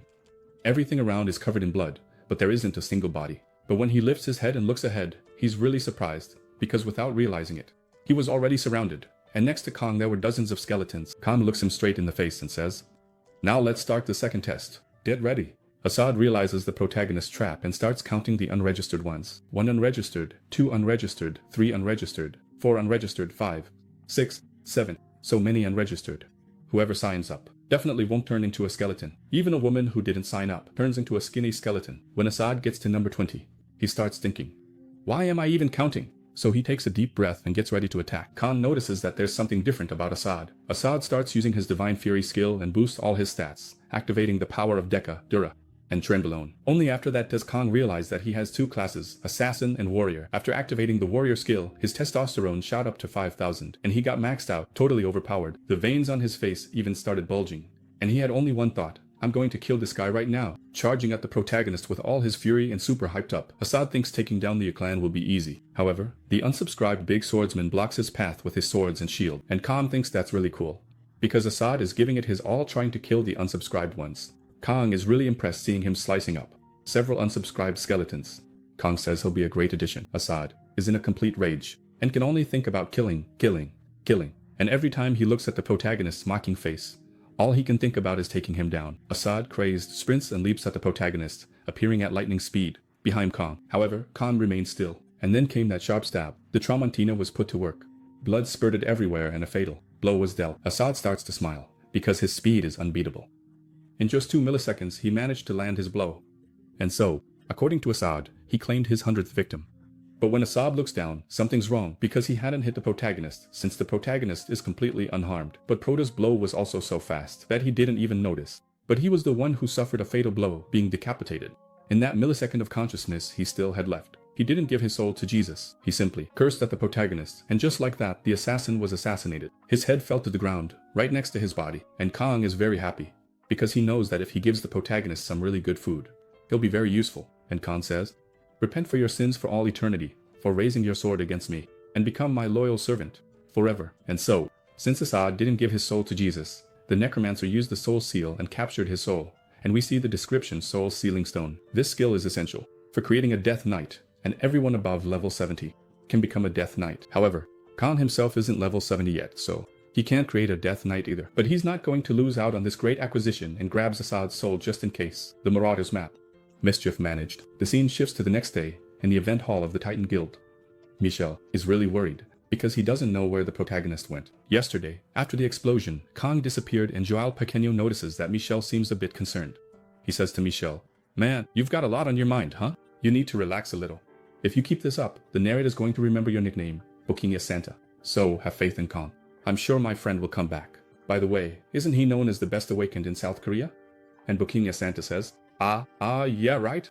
I had even forgotten about that. But that's not what Michel is worried about, because he knows Kang is strong enough to have punched a missile and survived. What he's worried about is that Kang might have blamed the United States and done something stupid, making the US his enemy. Joel, looking at his watch, says, "Hey, it's time to start. Let's go in." And Michel is still worried. And Joao Pequeño is always smiling, because he trusts his sworn brother. The leader of the Titan Guild takes the floor and starts by thanking everyone for participating in the consortium. He says that today's consortium is being held to ask for the help of all the awakened on Earth, and he's going to reveal a situation that his guild alone can't handle. And so, he says that the first topic is about the dungeons. He says that the dungeons they discovered are actually dimensional portals. He explains that these portals have created a bridge between 2 planets, Earth and a planet called Alphen, and he informs everyone that the number of monsters appearing on Earth is not something spontaneous. He says, "Before you asked me, yes, the monsters are coming from the planet Alfheim." And everyone starts asking themselves, "Alfheim? Dimensional portal? What is this all about? I didn't even know about this." And the blonde guy explains that the reason time passes 4 times faster inside the dungeon is because that's exactly the time difference between Alfheim and Earth. Suddenly, Skardai stands up and says to the blonde guy, "Hold on, if you're saying the dungeon is a portal, does that mean we have to go there and close it?" And the blonde guy immediately recognizes who's speaking. He sees that Skardai is from the Darkened Guild in Japan. This guild is becoming multi-billionaires with this whole bloodstone selling business. So the blonde guy answers Skardai. He says no, it's not about going there and closing the portal. Informs, even if he destroys it, another one will appear somewhere else. The solution we're looking for is something else. He's actually planning a preemptive strike. Suddenly, the saint enters the scene. The saint speaks up and says, they want everyone to cross that bridge and kill all the monsters on the other planet. And everyone is amazed by the saint's beauty, and some start wondering if she's the one from that rumor I'm not impressed by this saint, she's not my type. Hey subscriber, if this saint is your type, leave a comment saying you'd go for her. Look, there are two blonde guys in the scene. Here's a question just for the female subscribers. Ladies, which of the two blonde guys would you go for? Or would you pick either of them? Joazinho, put your hand down, Joazinho. We all know you'd go for everyone. I stopped traveling and returned to Mela. The saint introduces herself and says, "It is a pleasure to meet you." She introduces herself as the saint of the goddess Arya, and her name is Melody. She says she came from the planet Alphen to ask Earth for help. Scar Eyes says, "Whoa, hold on. Hey, saint, that's hard to believe, you know? That you're a saint and that you came from the planet Alphen." Scar Eyes says that to him. She's just another awakened one like all of them. The saint, with a look in her eyes, then raises her hand and starts casting a spell. Her magic is so powerful that it affects everyone in that area. People start wondering what that is, and everyone begins to feel a power overflowing within their bodies. And one of them says that this doesn't make any sense. How can she do that like it's nothing? And another says, "Wow, she managed to buff hundreds of people at the same time. She's really not an awakened one like us." And the saint, looking at Scarred Eyes, asks, "Did what I just did change your mind or your opinion a little?" Scarred Eyes is left speechless, feeling the overflowing power inside him. She says that the Order of the Holy Knights, together with her, will clear the way to Planet Alpha. And she says that all of them must do this, go there, for the safety of Earth. And Melody states that if they hesitate, the same thing that happened in Alfheim will happen. In the blink of an eye, everything will collapse. And so, the saint declares that this is a battle to save both worlds. Scarface, even after feeling that power, says, "Alright then, we go there. Kill all the monsters. Save the Earth. And keep up with the Bloodstone business, right?" And another one says that this is a unique opportunity, because by doing this, not only will they be farming Bloodstones in Alfheim, but they'll also be saving Earth, killing two birds with one stone. Suddenly, a voice is heard, and I clipped it for you to read, because I can't say instigation here on YouTube. And we see that it's calm. He says, "So you're stirring up this thing even here on Earth?" And the blonde guy says he is. And the saint is stunned when she sees the immortal necromancer of the massacre. She freezes, unable even to blink, because it's been a long time since she's seen the immortal. And now, seeing him right in front of her, she doesn't know how to act in front of the immortal. Kang approaches, with his hands in his pockets, and the saint starts trembling all over, like a leaf in the wind. She thinks to herself that he looks a little different, but she's sure it's him, and some looks like a Nike model. He shows up in his stylish sneakers in a place where everyone else is dressed formally, not sporty like him. And Sun, standing in front of the saint, says that it's a really strange situation, because he's down here, looking up at her up there. "Don't you think that's weird?" And James insults the protagonist, saying he's insolent, and tells him to show more respect in front of the saint. And the saint just stands there without saying anything. Suddenly, she starts to speak. The king who commands the army of destruction begins to approach Sun, the avatar of the god of destruction, Thrash, and the monarch of Ardor, the immortal, and everyone is left stunned. And the saint goes on, saying, "This humble servant of the goddess Arya." James was about to have a fit, because he couldn't believe the saint was doing that. And so, the saint greets the protagonist by kissing the foot of the immortal necromancer of the massacre, the monarch of Ardor, the avatar of the god of destruction Thrash, and the king, who commands the armies of destruction. "This humble servant greets you." Everyone fell silent, seeing that scene, her kneeling before the protagonist. And Sun, now looking down from above, says, "It's been a while, hasn't it?" Now James has a heart attack. I died. He can't believe that the goddess he worshipped is bowing down to the last person he would expect and calling herself his humble servant. And everyone in the hall was quiet, waiting for something to happen. Everyone came down and stood on the same level as the protagonist, and Sung speaks to the saint in the language of Alfheim. He asks the saint if the peace treaty was violated by this. James is devastated, because the saint he worshipped humbled herself in front of someone else. The saint says, "Of course not. If I had known this place was Ardor, I would never have set foot here." She's referring to Earth. And Sung, still smiling, asks, "Why did you come to Earth?" She says she received a divine revelation from the goddess, telling her to guide the savior on Earth. And Melody, who is just doing what the goddess asked, is obeying as a humble servant. And Sung just replied, I don't give a damn about what you're saying. I don't have anything else to hear from you. But by the way, you said Arya sent you to Earth, right?" And she doesn't understand what the protagonist wants. And Sung turns to the Titan Guildmaster and says, "Let's have a little chat and go somewhere else, because it's way too crowded here." Salm looks a bit ahead and sees that the cameraman is filming them. He walks up to the cameraman and says, "Hey, are you live right now?" And the cameraman says, "No, they're not live." And Salm tells him to go live, because he wants to say something. And the cameraman is confused. "What? Why?" Sung starts to smile and says, "Oh, I just want to give a quick Happy New Year message." The guy who was filming looks back, and apparently his boss was standing behind him. And the boss behind him starts thinking, "Since this is a report about the hero who stopped a terrorist attack at the hotel, I need to show this to the world." A while later, they were already live, and the cameraman says to Sung, "Sir, you can speak now, we're live." And Sung says, "The bastard who fired that missile at me, I'm going to find you and take you down. And another thing, the motherless jerk behind all of this, I'm going to find out who you are and take you down too." And Sung says, Look at me closely. I don't know who you are, or what you want, but I will look for you. I will find you, and I will kill you. Sung is saying this with a lot of anger on his face, and the cameraman's boss starts thinking that this is a declaration of war against the terrorists. Suddenly, Michelle enters the room and says, President Song, I'm so glad you're okay, and thank you so much, boss, for saving us during that explosion. If you hadn't punched that missile, the whole building would have blown up. And Song says, whatever. Look, just follow me. I have some things to talk to you about. And Michelle keeps watching the saint as she leaves. Michelle talks to Song, since he said he was friends with the saint. But what she saw earlier wasn't something a friend would do. It seemed more like he was the master, and she was the servant. And the protagonist looks at Michelle and says, Ha! Of course we're friends. And Michelle doesn't even have the nerve to say anything, because she's sure they're not friends. And little Joao says that he thinks he found a little brother pretty interesting. Joao's assistant is confused, because he doesn't see anything interesting about it. To him, everything there just seems really dangerous. The scene shifts to the guildmaster's office, where everyone is gathered. Blondie, the beautiful girl with green hair, Saint Melody, the protagonist, and the shell. The saint leans in and whispers to the blonde guy that he should give up his seat to the monarch of Ardor. And the blonde guy is confused and says, Huh, what? Song is sitting back, relaxed, and says, Chill, Melody, it's all good. Stop making a mountain out of a molehill. The blonde guy looks at the saint and says, Please, saint, have a seat. And she says, Huh, how could I possibly dare to sit? How could I dare do something like that in front of the monarch of Ardor? And Song very politely says in the language of Alphen, Just sit down already. The saint actually gets goosebumps, and bowing her head, in obedience says, Yes, I will sit. The blonde guy looks at the protagonist and asks, If I may ask, could you tell me what kind of relationship the two of you have? And the protagonist says, Friendship, just friendship, only friendship. And Melody starts thinking, Friendship? The immortal is calling me a friend? How could he say something so awful? The blonde guy, the guild leader, tells Sung that the saint came from Alfheim. So how do you know her? And Sung doesn't even let him finish the question and says, Hold on, are you trying to turn this into a courtroom now? If you want those details, just ask Melody later, and she'll give you the answer. And Sung changes the subject and says, Instead, and immediately opens a dimensional portal, sticks his hand in, pulls out a head, and throws it on the ground, leaving everyone horrified. The green-haired woman almost faints, and the blonde guy asks, What is that? Some says that this was the guy who attacked him last night. Some also says that he tried to kill him by luring him inside a dungeon, and Sung tells the blonde guy that he would really like it if he found out whose head this is. Now Santa nearly dies of shock and starts thinking, who tried to assassinate the monarch of Ardor? And she came to a conclusion that Earth chose the path of self-destruction by doing this. The blonde guy says, Even if you ask us, there's no way we could know.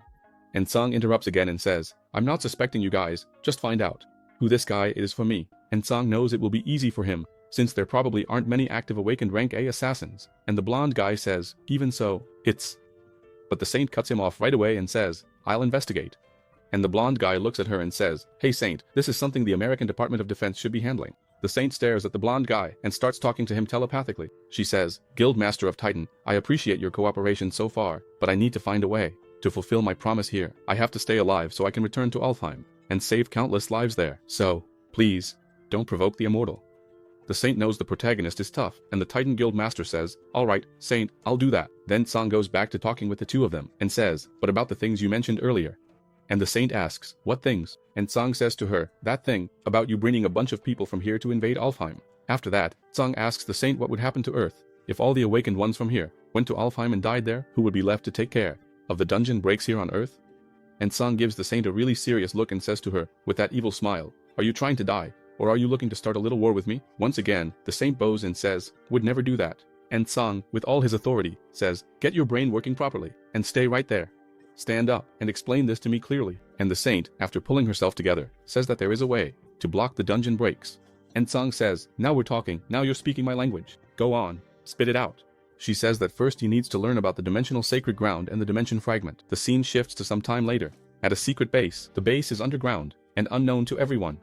And then the mercenary arrives with a rifle slung over his back, saying, Professor, we need to move the base immediately to another location. It looks like Sadie failed her mission. And the big-headed professor says he's almost finished with his research. They can't do that right now. Didn't you promise we still had 2 days? And the mercenary says they can't waste any time, because the base could be discovered. And the big-headed doctor asks for 3 hours. Give me 3 hours, and then we'll leave this place. I just need to run. One last test. From behind the crate, the beautiful Bibi appears, thinking that after following the killer, she ended up in a very suspicious laboratory, and she feels like this situation is starting to get serious. The big-headed doctor and his assistant start to open a very important suitcase and take out a stone. That looks like a dimensional fragment. Bibi immediately recognizes that it's a dimensional fragment. The doctor puts the dimensional fragment into a very strange machine, and one of his assistants says, "Professor, the energy from the bloodstone has reached a critical state," and the professor asks, "How much?" And his assistant says it's at the 5-star level. And the big-headed professor is very pleased, because they know that after this discovery, he will be the leading authority in dungeon research and not Dr. Topley anymore. The assistant looks at him again and shouts louder, "Professor, it keeps going up. The energy has already surpassed 6 stars, and the energy from the dimensional fragment keeps increasing non-stop." Bibi feels a very intense wave of mana, and she knows that if it keeps going like this, things are going to go really bad. And now, in total desperation, the assistant yells that it's growing way too much. It's growing way too fast. It's growing so much that in a moment it's going to reach. No, it already reached. Now it's at the 7-star level. Remember, 7 stars, rank 7, level 7, dungeon 7, it's all the same thing. The doctor is shocked because there isn't a single level 7 dungeon on Earth, and that fragment right there is emitting a mana wave like a level 7 dungeon. The doctor takes a closer look and realizes that something is wrong, because the fragment is starting to crack. After that, the fragment begins to emit a very intense light, and this light is so strong that it destroys the roof of the secret base, leaving everyone on the ground, sleeping the eternal sleep of death. And then a strange being appears, laughing a lot and saying, "So this is Earth, what a place full of interesting life." Bibi goes into attack mode, since she was the only thing that managed to survive that. Of course, right? She's a demon. And the guy who just arrived looks at Bibi and gets intrigued. And he says, "Huh? Aren't you?" And at that very moment, he recognizes Bibi. He starts laughing. "Ah, I see. A succubus with a very familiar energy. I know who you are." And Bibi starts to approach that person.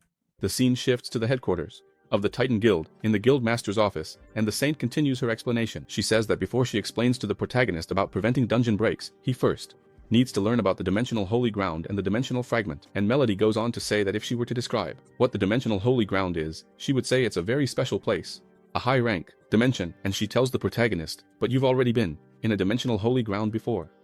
And Tsung says, "Me? I've already been there? I don't remember, no." She explains that the portal inside a dungeon, the one you go through and can't take anything with you, is actually a portal that leads to the dimensional holy ground. In other words, every dungeon rated 4 stars or higher will take you to a dimensional holy ground. Now the protagonist finally understood, and he says, "Ah, okay, now I get it. Now I understand what the dimensional holy ground is." And she says that, as the immortal has already experienced, dungeons work as gateways to these places. She also says that several dungeons connect to a single dimensional holy ground, and she compares it to an octopus with many tentacles. They all lead to the same place. And Tsung says, "Okay, so what? What does that have to do with stopping monsters from coming from the dungeon to Earth? Better yet, let me rephrase my question. Why do dungeon breaks exist?" The Saint explains that a dungeon break is nothing more than a synchronization process. She explains that all the beings inside the dungeon are unable to show their true power if they don't have enough mana, and because of that, they blow up the dungeon to spread their mana energy everywhere. By doing this, they want to turn Earth into a place where they can live peacefully, and also use their full power. And the Saint sums it up by saying it's like terraforming. For those who don't know what terraforming is, it's transforming a world so that other beings can live there comfortably. And Tsung says, "Okay, but that doesn't mean we can't stop it in the end." Tsung explains that even if they close all the dungeons, the mana will still spread, because people won't stop mining bloodstone, and the Saint says there is a way to prevent this. She says that the dungeons and the sacred dimensional grounds work according to what their owner commands, since the Dimensional Lord is the one who can activate and deactivate a dungeon. Also, the Dimensional Lord can choose whether or not to send monsters here, and the monsters have to obey the Dimensional Lord. And Tsung asks, "So those guys are Dimensional Lords?" And Melody says that's exactly right. The main lords are the 72 commanders of Trident. These 72 are the strongest Dimensional Lords, and all of them serve Trident. However, there are other lords as well, but they are much weaker. And she explains that Dimensional Lords increase their power by stealing another's sacred ground. And they do this by fighting among themselves. And she explains that up until now, they've been focused on protecting all things territory, but they haven't been able to stop his offensive. So, the Saint's plan is to gain an ability from a Dimensional Lord and fight them on equal footing. That way, she plans to claim all the dungeons in All Things Land, stopping the monster invasion. And Kang starts to smile and says, "Ah, interesting, now I like this." And Kang says, "So, everyone will end up broke if they lose their land, right?" And Melody says, "Yeah, that's exactly it." And Kang has a brilliant idea and says, "Oh, I see. So if I take everything from them, I'll finally get to meet Trinity, who never showed up before." Kang really liked the idea and says, "Hey Melody, tell your old man here, how do you get this thing?" And she explains that he can either steal the dimensional sacred ground, or claim it, if it doesn't have an owner. She says he needs a stone called the Dimension Fragment to do either of those things, and Kang pulls a dimensional stone out of his inventory and says, "This thing here?" The Saint is left speechless and says, "Huh? How did you get that?" And Kang says, "Oh, I was just walking around and found it. But anyway, Melody, how do I use this thing?" She explains that he only needs one fragment from a dimensional ground to claim the land, and then steal it. But she knows that the immortal doesn't have any dimensional ground, so he'll need 3 stones to create a dimensional ground. To steal someone's dimensional ground, it's 1 fragment, and to claim 1, it's 3 fragments. And Kang asks if he can go into any dungeon with that. She says no, it's the dungeon that will choose him, and she goes on to say that after he gathers the 3 fragments and activates them, some dungeon will answer his call. It's the dungeon that will choose him. And Kang, looking at that stone, says, oh, okay. Why does it have to be so complicated, huh? So I need to have 3 of these, right? Kang stops and starts to think, I got it. He looks at the saint and says, give me 2 little stones, please. Can you give me 2 pebbles? And the saint says, huh? What did you say? And Kang, seeing her reaction, says, you must have some stones, since you stayed quiet and didn't answer me. You didn't even say you didn't have any, you just looked scared. So, throw it to the father, throw it.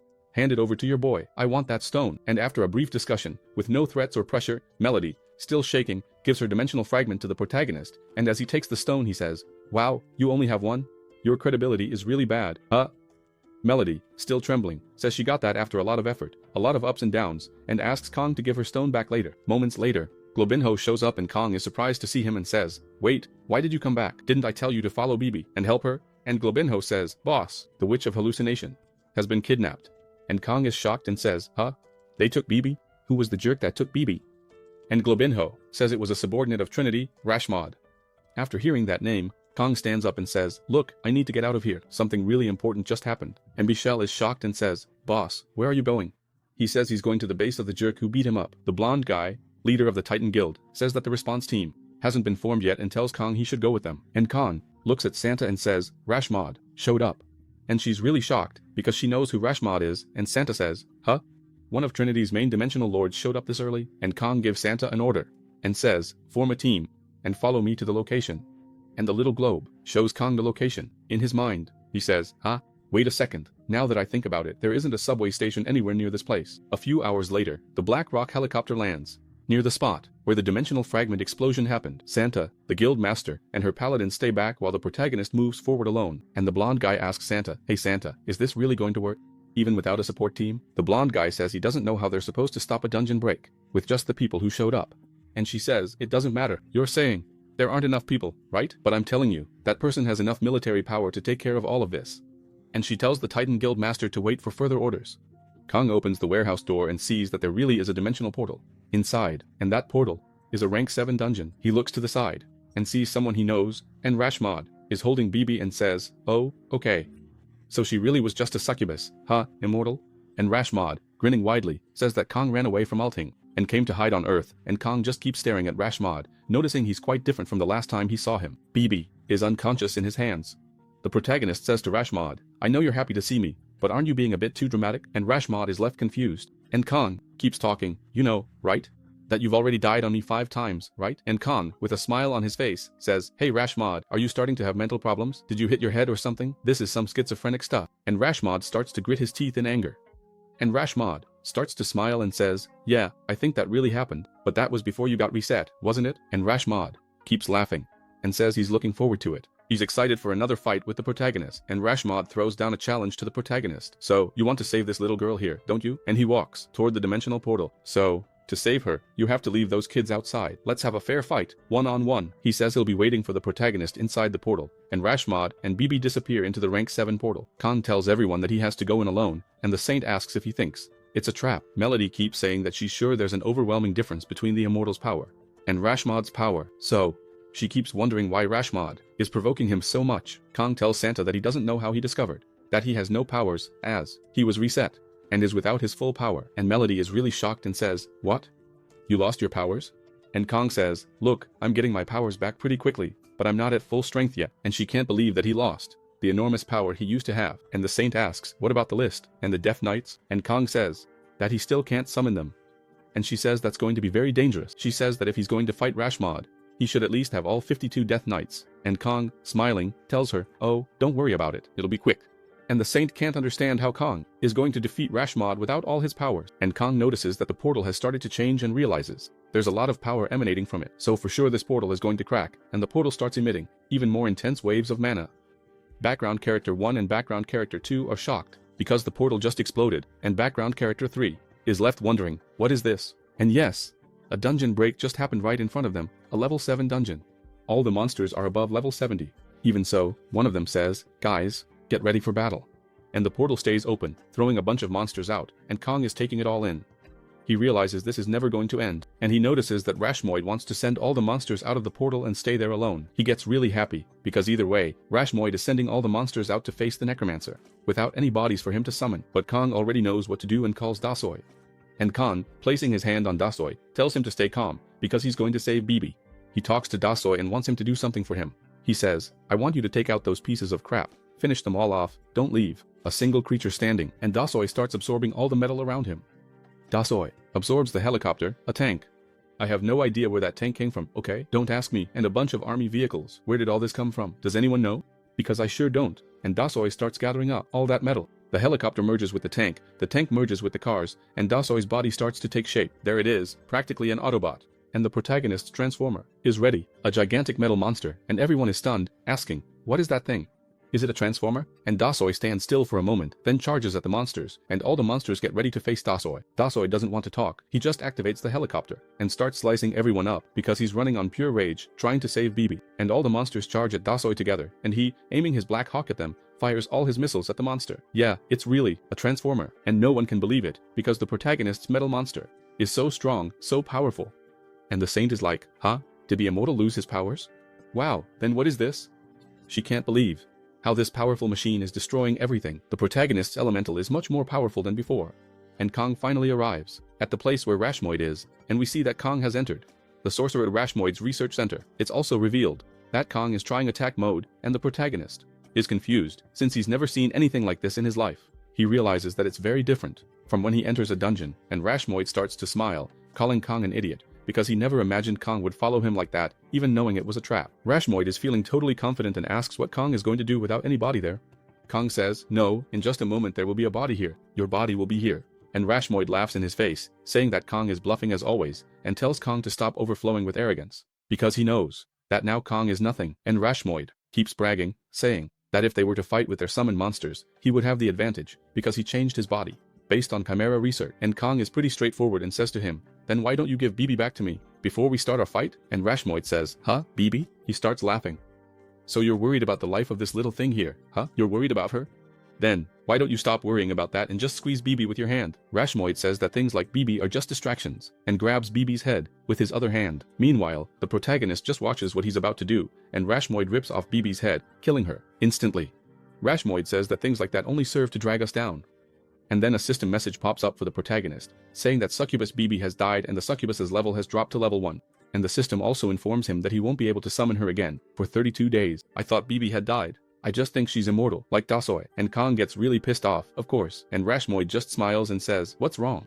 Are you mad, little guy? Come at me, come on, let's throw down. And Kang says, what am I feeling? Mad? Little bitch, I can't explain what I'm feeling for you.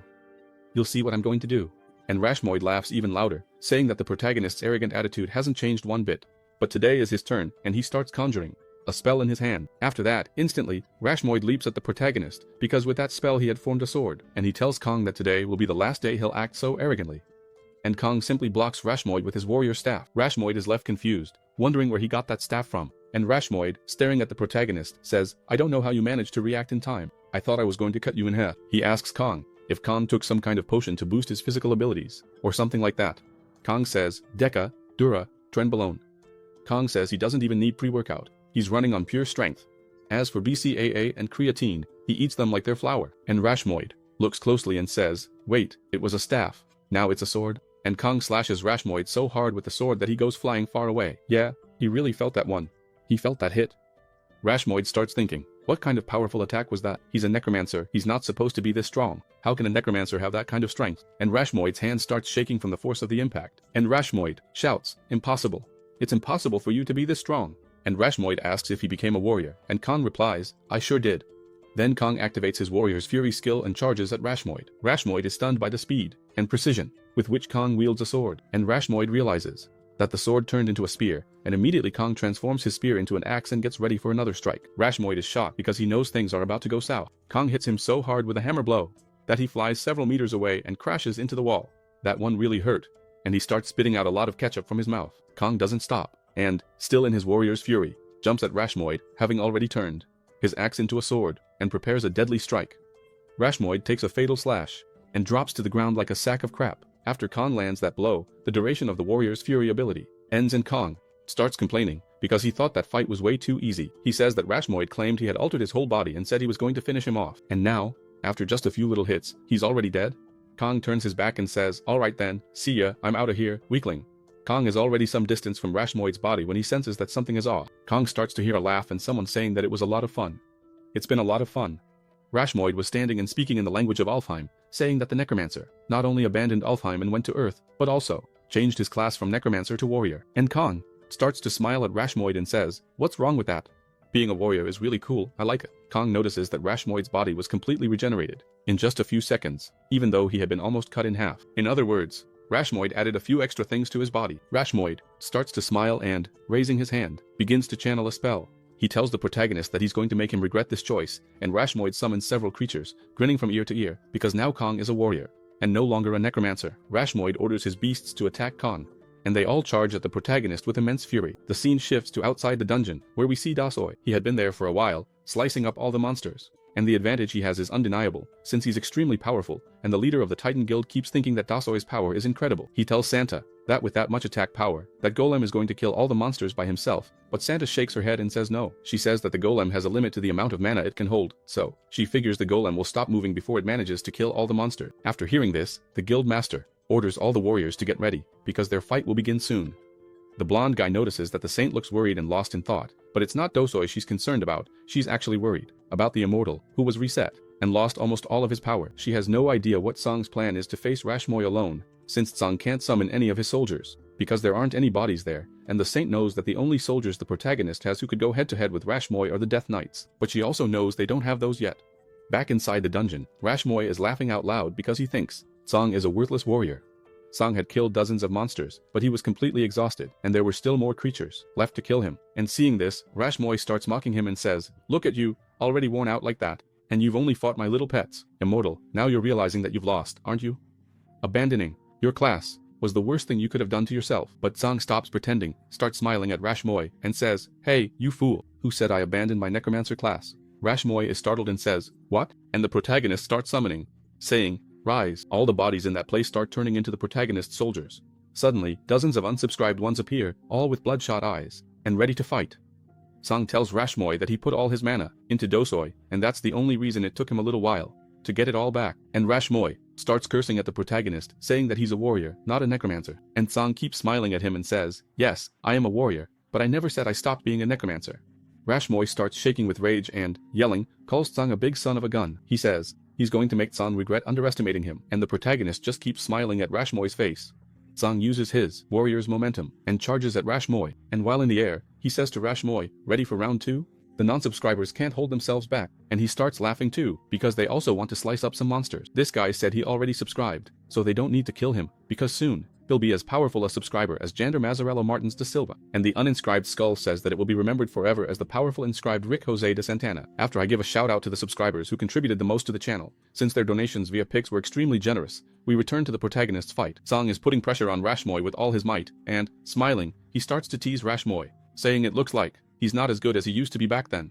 And Rashmoy starts laughing, because he says the current link is really unstable, that's why he's weak. And Song says, "Link? What link? What is that?" Rashmoy doesn't even answer, and says that Song has also lost his powers. He's weak too, and Rashmoy starts to pin down the protagonist, because Song fought a bunch of monsters in a level 7 dungeon and now he's almost out of strength, completely exhausted. The scene shifts to outside, and Song thinks to himself that maybe it's about time. We see Dosoi killing hundreds of level 7 dungeon monsters, and Dosoi is racking up more and more experience for his protagonist when suddenly, what the protagonist wanted finally happens. A golden light surrounds his body.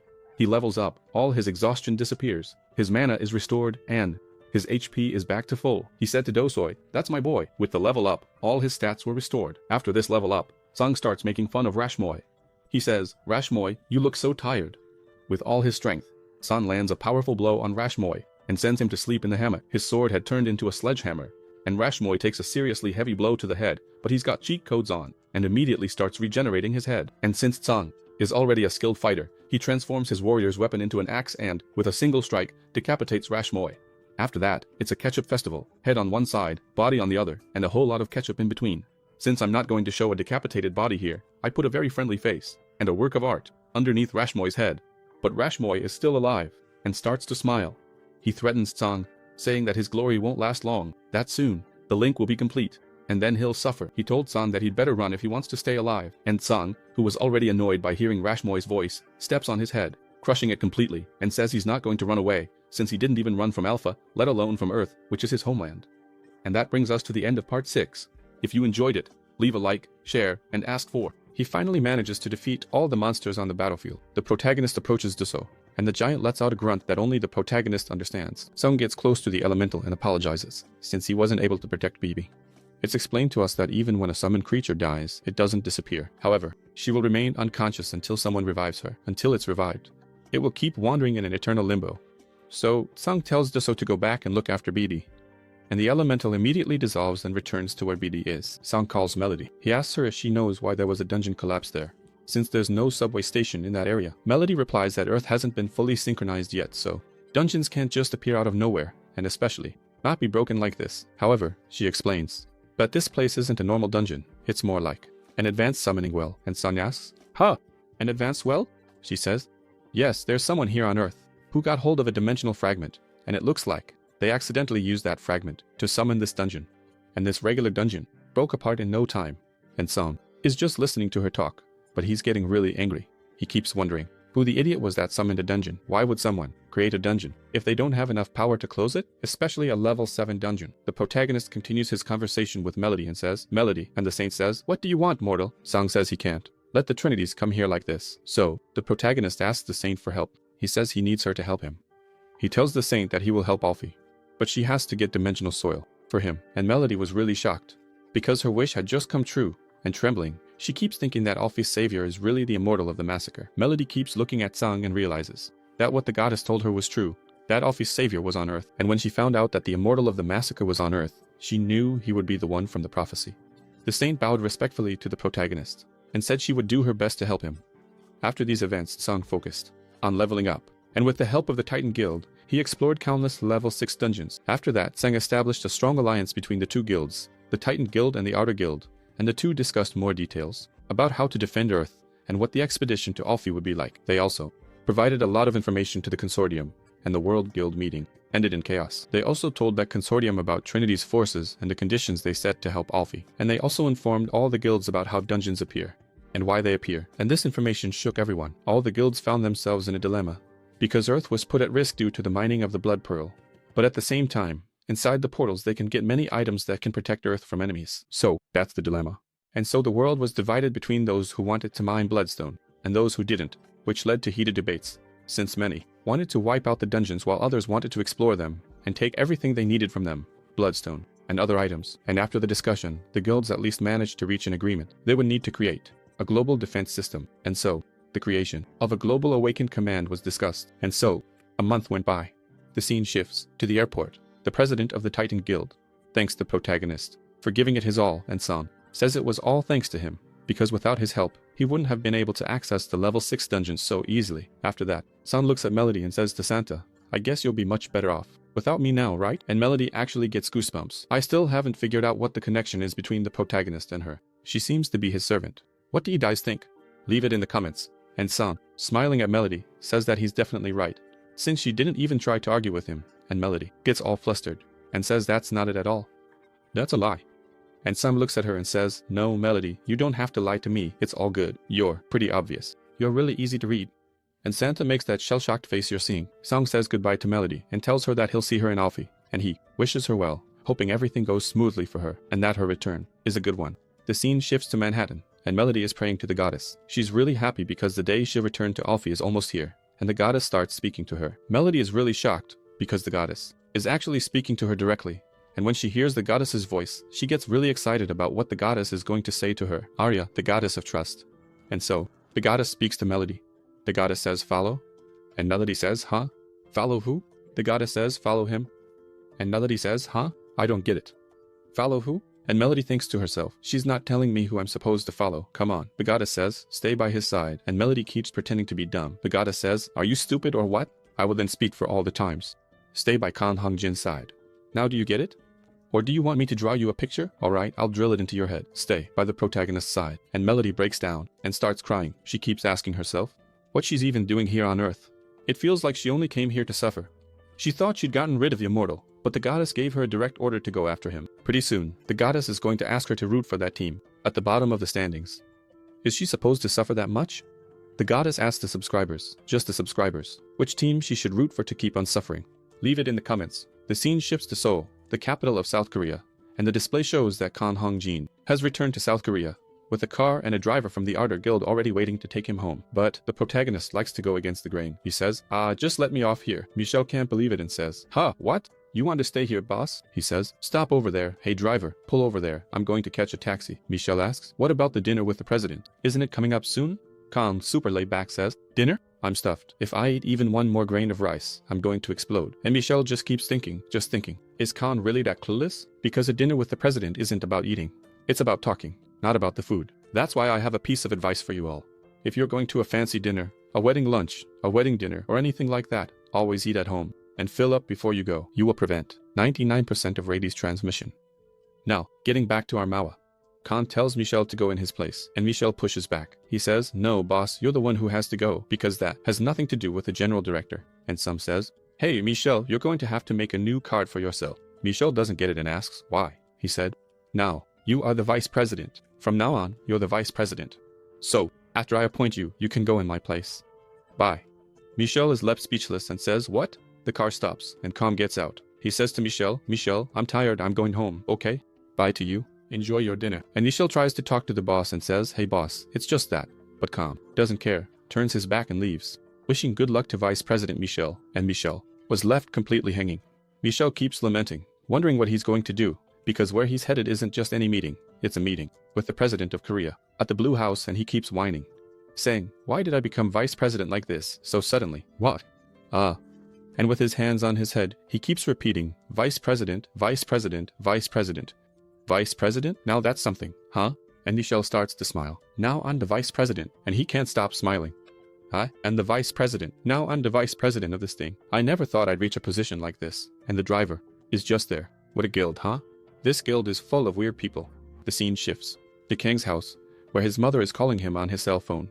Hey son, are you already in Korea? Yeah, mom, I am. I'm on my way home. And his mother says, gosh, daughter, you're not helping me like that. You should have told me you were coming back.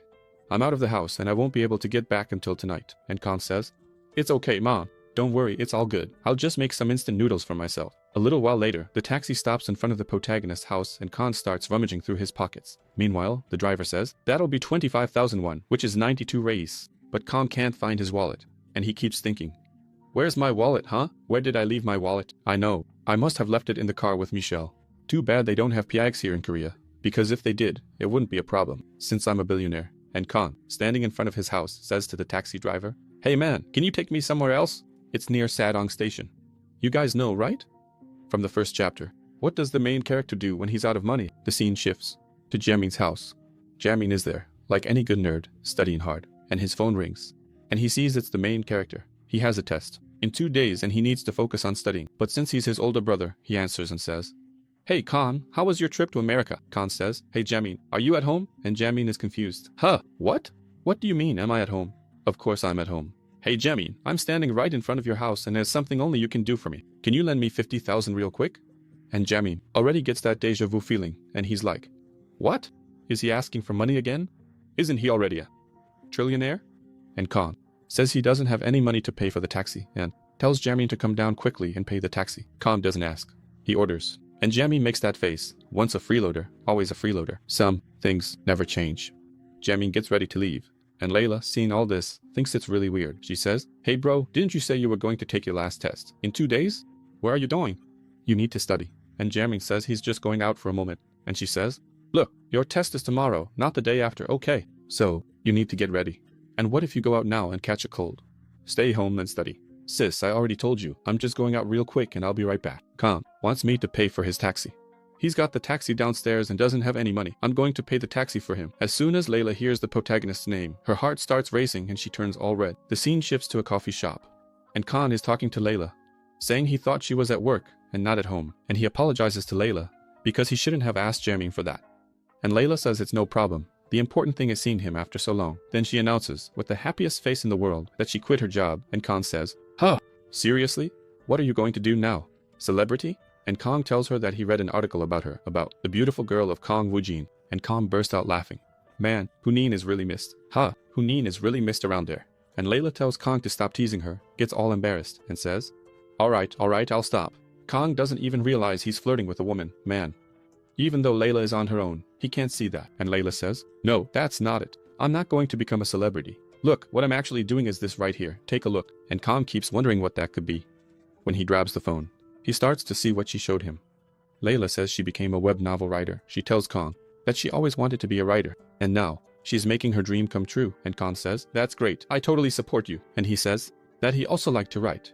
So Kang starts to read the story she wrote, and she wrote that old cliche, a high school student from Korea is caught off guard by a summoning circle, and this circle takes the protagonist to another world, and then he overcomes all the hardships in that world, and becomes the perfect warrior, and after a long time, this perfect warrior finally finds a way and returns to Earth. However, the Earth he once knew no longer exists, and humanity has been overrun by monsters. After reading the whole plot, Kang says, oh, this is basically me, Layla. And she, all happy, says, huh, oh yeah, I was a little inspired by you, but just a little. And this story is really fun to read. And Kang is surprised and says, huh, 52 comments? This story sure has a lot of comments, huh? Let me read these. Nice, please post more. This was good. A nice way to pass the time. I dropped it. And Layla gets all embarrassed and says, no, please, don't read the comments. I like your comments though. Hey, Paula, leave a comment, okay? And Layla, really embarrassed, says, hey, Kang, I just wanted to thank you. If it weren't for you, I wouldn't have had the courage to write for so many people, or even to do something I've always wanted to do. Thank you so much. And Kang very graciously says, no, thank you. Layla, you are really strong even in tough situations. You are strong. All I did was give you a little push. The rest, you did all by yourself. Layla, you've always been strong. Always strong enough to have the life you wanted. And Layla is beaming. Layla is just so adorable, right? And after hearing so many compliments, Layla thanks Kang, saying Hunin was missing from this story. If Hunin had been there, he would have taken care of it. The scene shifts to the Outer Guild. Speaking of Hunin, there he is. Jininho is leading a whole battalion of people. Boss Jininho and his subordinates at the Outer Guild, and Kang heads inside the guild. As he enters, he comes face to face with Hunin and some other staff members he didn't know. And Kang, seeing all those people, asks Hunin, is everyone here inside the guild office? And Hunin, who hadn't seen his boss in over a month, is surprised to see him. Hunin doesn't really know how to act and says, hey boss, was your trip to the United States good? And Kang, smiling, says that it was. And you guys, how are you doing? Kang asks about Sunga and Hale and wonders if they still haven't come back yet. And that guy with glasses over there is quietly calling his coworker who skipped work. He says, hey, come quick because the boss is here, okay?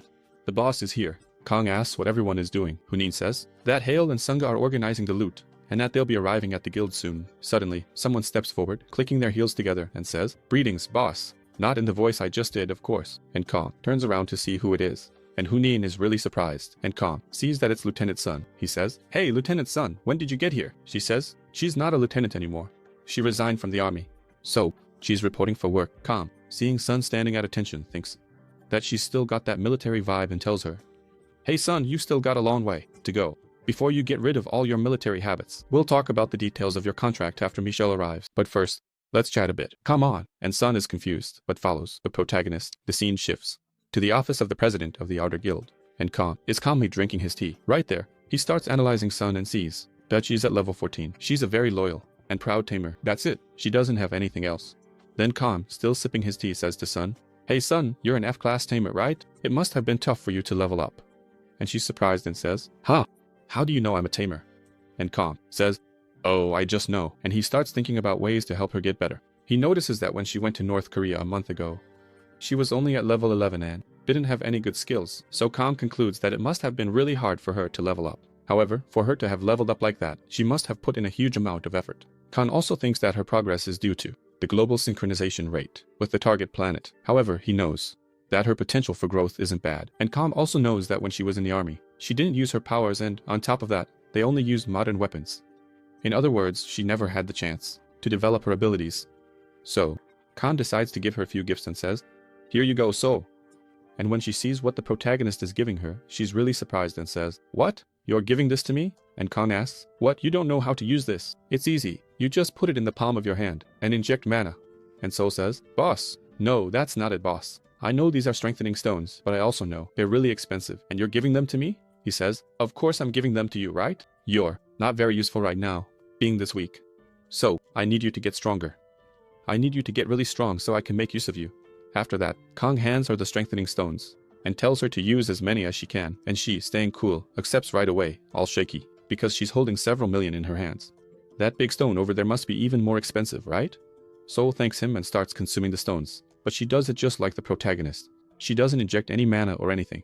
She starts swallowing all the stones, and her stats go up instantly. Kang is really happy, because he sees that she's great at absorbing strengthening stones. After that, Kang opens his virtual shop and starts looking for what skill he can buy for Seoul. But if you pay attention, look at how many points he has in the shop. He can't buy it, and to give you the final number, it's 59,820 books. And Kang starts thinking about Seoul and realizes that her basic skills are really good. And he also knows she has a good understanding of the battlefield, since she used to be in the military. Suddenly, Kang feels like he's making a profit and says, "Found it!" And he pulls out a really stylish hardcover book. That skill book is going to grant her telepathy. And now you just have to read the description of the telepathy book. But I think that thing is actually a grimoire. Okay, it's not just any regular book, because when she opens it, she absorbs everything from it. She'll absorb all the knowledge. There's no need to read it page by page. And Kang gives her that skill book. She looks confused and asks, "What is this?" Kang says it's a very important skill, so she needs to master this skill. And she says, "Yes sir, okay, I'll do that." But then, suddenly, Kang says, "Here, look, the rest is right here. Your homework, you're going to master all these skills for someone who barely had any skills. Let me tell you, roughly speaking, that's 26 more skills." And Seoul starts thinking, all of this? I'm going to have to learn all of this. Suddenly, Kang hears someone calling out to him, "Big brother," and he looks to see who it is. And it's Sung saying, "Hey Kang, is this for real? Is it really true that this happened?" And Kang says, "What? What happened? Tell me." Kang looks at Sung and can't believe Sung is greeting him like that, since he was gone for over a month. And Sung doesn't even say hi, just starts talking about a bunch of stuff, without even greeting him first. So, Kang concludes that Sung is really growing up. And Sung doesn't even say anything. He just grabs the TV remote and turns it on. "Hey boss, check this out." And Kang keeps looking at the TV, not understanding what's going on. And there's a guy saying they're there to announce that the Republic of Korea has signed a defense agreement contract with the Outer Guild. And they're all there, smiling, with Michelle in the middle. And Kang, seeing that, thought it was really strange and says, "Hey, isn't that Michelle on TV? What is he doing there?" And Sung says, "Hey boss, you didn't hear about this?" Kang doesn't even answer and asks, "And who are those other people there?" And Rahel, also known as Rao, says that the other people are the Minister of Defense and the leader of the armed forces. And Rahel explains that they're making a deal where the Outer Guild will be able to get a lot of support from the government. And Kang says, "Oh really? Seriously?" And Sung gets annoyed and says, hey boss, are you always serious? I don't get it." And Kang also didn't understand what Sung was talking about. So, Rahel decides to spell it out for the protagonist and says, "Hey boss, it's kind of like this. Look boss. Look, our guild is going to be responsible for national defense. So, according to this agreement, we'll basically be the army of Korea." That hit a sore spot for the protagonist. He starts to get angry and says, "Army? Me?" And Sung says, "Yeah boss, that's why I'm nervous. In short, we're going to be spending a lot more time on military activities." And Kang is surprised when he hears this. Kang looks at the screen and sees Michelle smiling and says, "Bastard! Oh, just wait till I get my hands on you. I'm coming for you, Michelle, you'll see. All I did was tell Michelle to go to the dinner in my place. Nothing more." What the hell is this guy thinking? What is he up to? Kang gets really nervous and doesn't say a word. He says to Rahel, "Rahel, when that idiot Michelle gets back, tell him not to leave because I need to talk to him." And Rahel, clearly scared, says, Yes, sir." Rahel asks, "President, where are you going?" And Kang tells him that he's going to the rookie training center. He says he's going to a dungeon, and then looks at Sung and Seoul and says, "Sung, Seoul, follow me." And Sung is really surprised. He looks at Seoul and says, "Wait, you awaken already, Seoul?" And she says, "Oh yes, I awakened. I already have mana, and lots of abilities. A whole lot, actually." And Sung takes her hand, and is really happy. Sung starts crying, and says, "Good thing, I won't be working alone anymore. Thank God." And Seoul gets really awkward and says, Okay, you can let go of my hand now." The scene shifts to the Blue House, which is the presidential palace of South Korea. We see Michelle leaving, since the meeting just ended. Yeah, I'm really going to say just ended. And the driver, very friendly, says, "Hey, I'll take you back, okay? Let's go." The driver, being very nice, asks Michelle if he wants to be taken to his residence. Michelle says, No, that's not necessary." He asks to be taken to the office, and so time passes, and the two head to the Outer Guild office. And Michelle is there on WhatsApp, sending messages everywhere, and the driver starts making conversation. He tells Michelle that they'll have to move their office soon, and the driver, smiling, says that from now on, the Outer Guild will.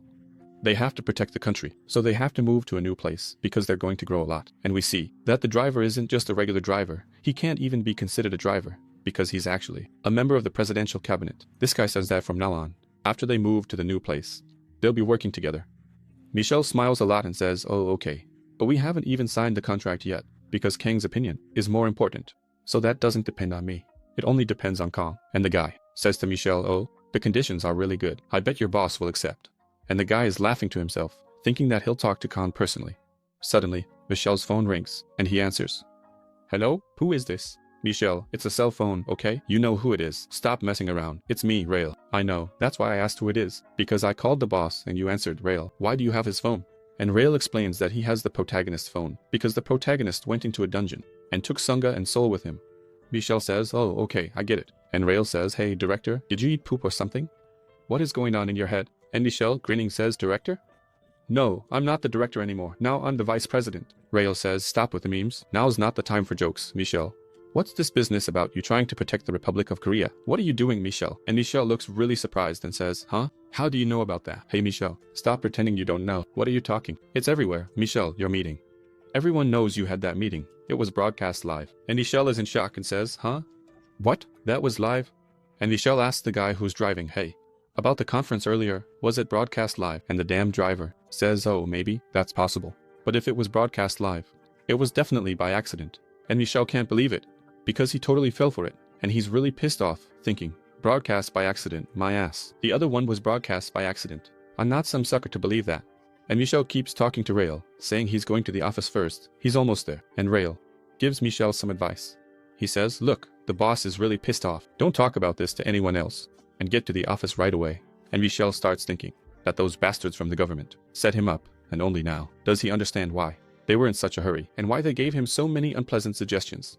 Michelle remembers that it was the president of Korea who suggested that meeting, since the president had mentioned wanting to improve the Outer Guild. But this was definitely something the president did, and the president of Korea told Michelle that he wanted to change the name of their guild from the Korea Protection Guild, so it would no longer be called Outer Guild and would instead be called the Korean Protection Guild. However, Michelle knows that the only thing keeping Khan in Korea is the guild he created, and Michelle is aware that the whole world wants Khan for themselves, but he prefers to stay in Korea. Michelle also remembers that after the dinner, there were a lot of negotiations. During these negotiations, people promised to support the guild as long as the president approved, and so Michelle is left in disbelief because he fell for a lie.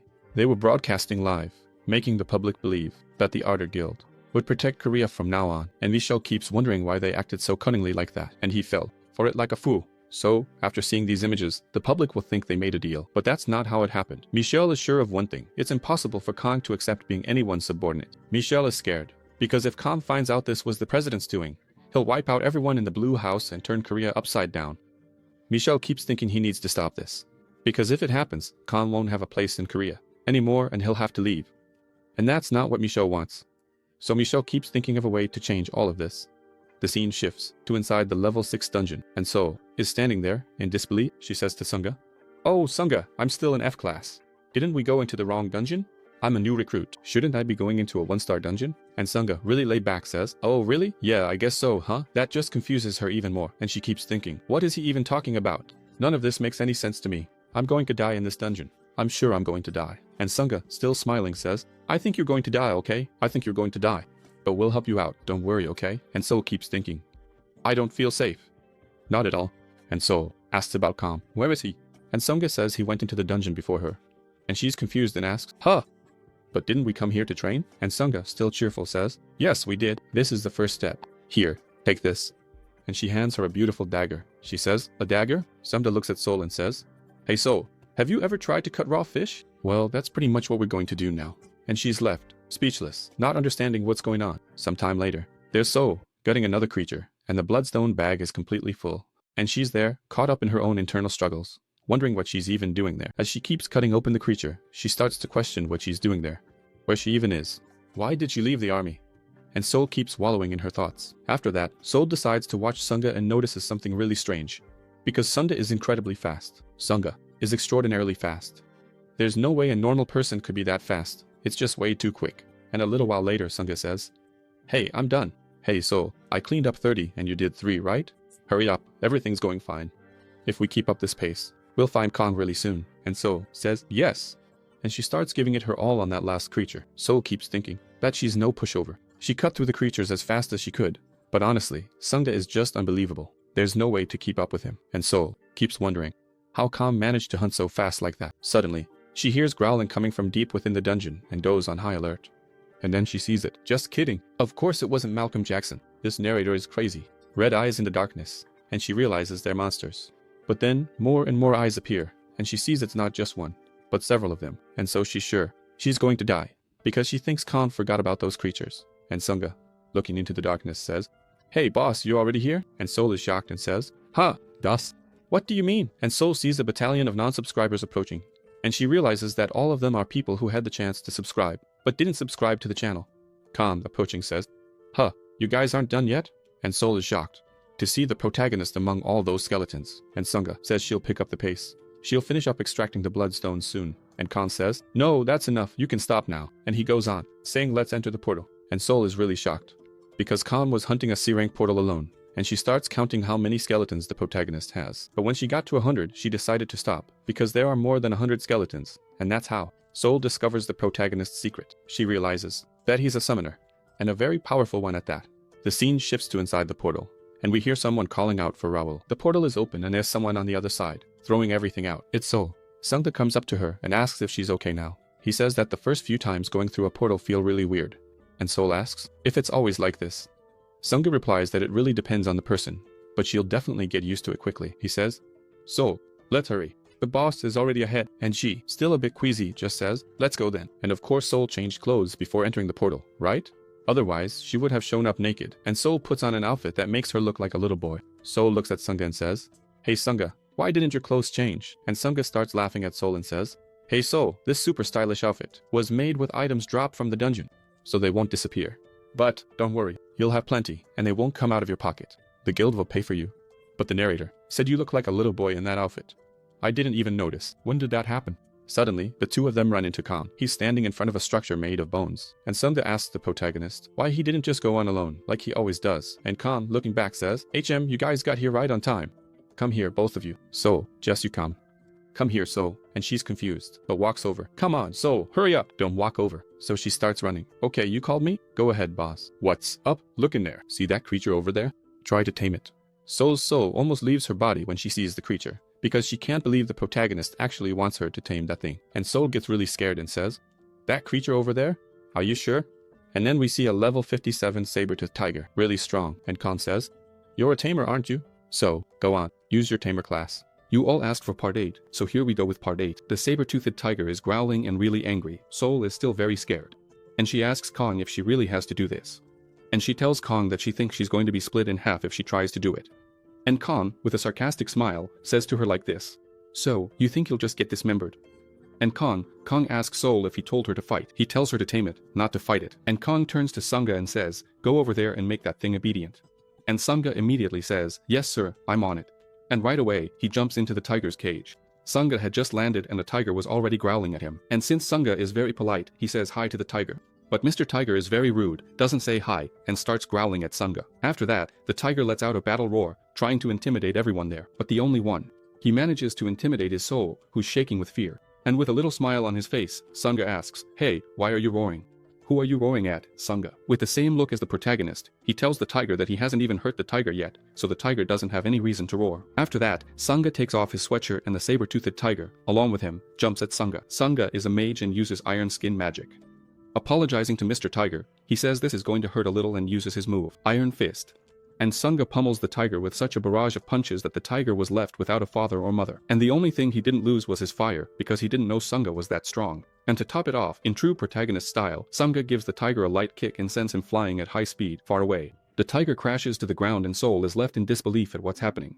She keeps thinking, I was about to say that Sungga is just a rank B, and she can't understand how he's such a strong rank B. At first, she thought he was weak, because he greeted her crying on the day they started working together. And Sungga, totally relaxed, says, "Hey Soul, you can come over. Now, come try to tame this tiger."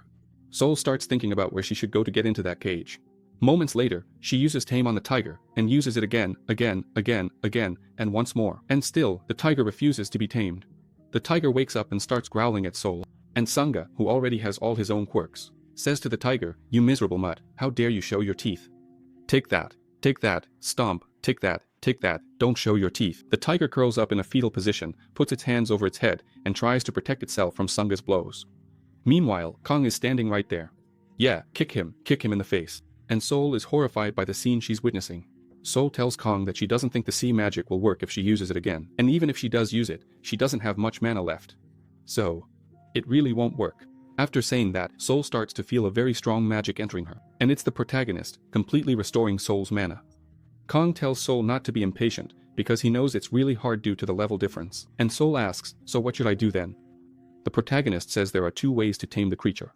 First, you can build a friendship with it, or the second way, which is the one they're using, beat it up until you force it into submission. And Mr. Tiger can't take being mistreated anymore. He's almost about to kick the bucket. And Seoul asks Kang what she should do now, because beating him up isn't going to work, since he's already been beaten. And the protagonist says, no, you weren't the one who beat him up, were you? So, that guy over there is the one who did it. He's the villain.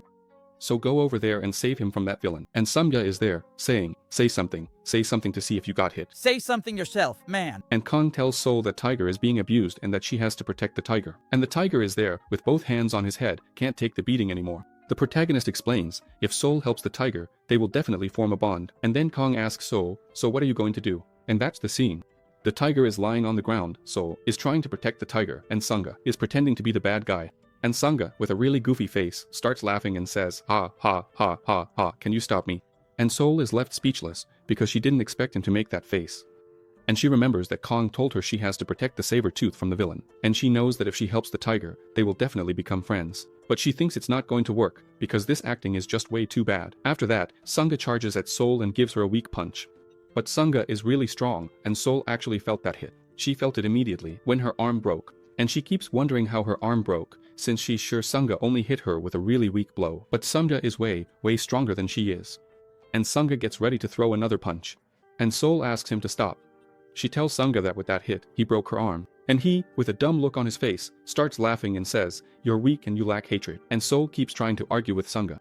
Kang loses his patience and says, hey, Seoul, go on, pretend to attack Sangha so you can tame this tiger. And without thinking, she runs at Sangha, and he gets ready to take her weak punch. Seoul throws a really weak punch at Sangha, but he's really good at pretending and throws himself backward with all his might. Seoul is shocked because she didn't do anything. She just touched Sangha with her hand and he went flying out of nowhere. Suddenly, Seoul hears a growl getting closer to her and looks back, really scared. And the tiger inside Sabe just can't contain his excitement, because Seoul saw it is right in front of him. Seoul can't even believe the tiger fell for it, and the tiger, as a sign of affection, starts rubbing up against Seoul, his savior, and she has no idea why he's acting like that. And Kang says, great, now you have a guardian, you just need to tame him.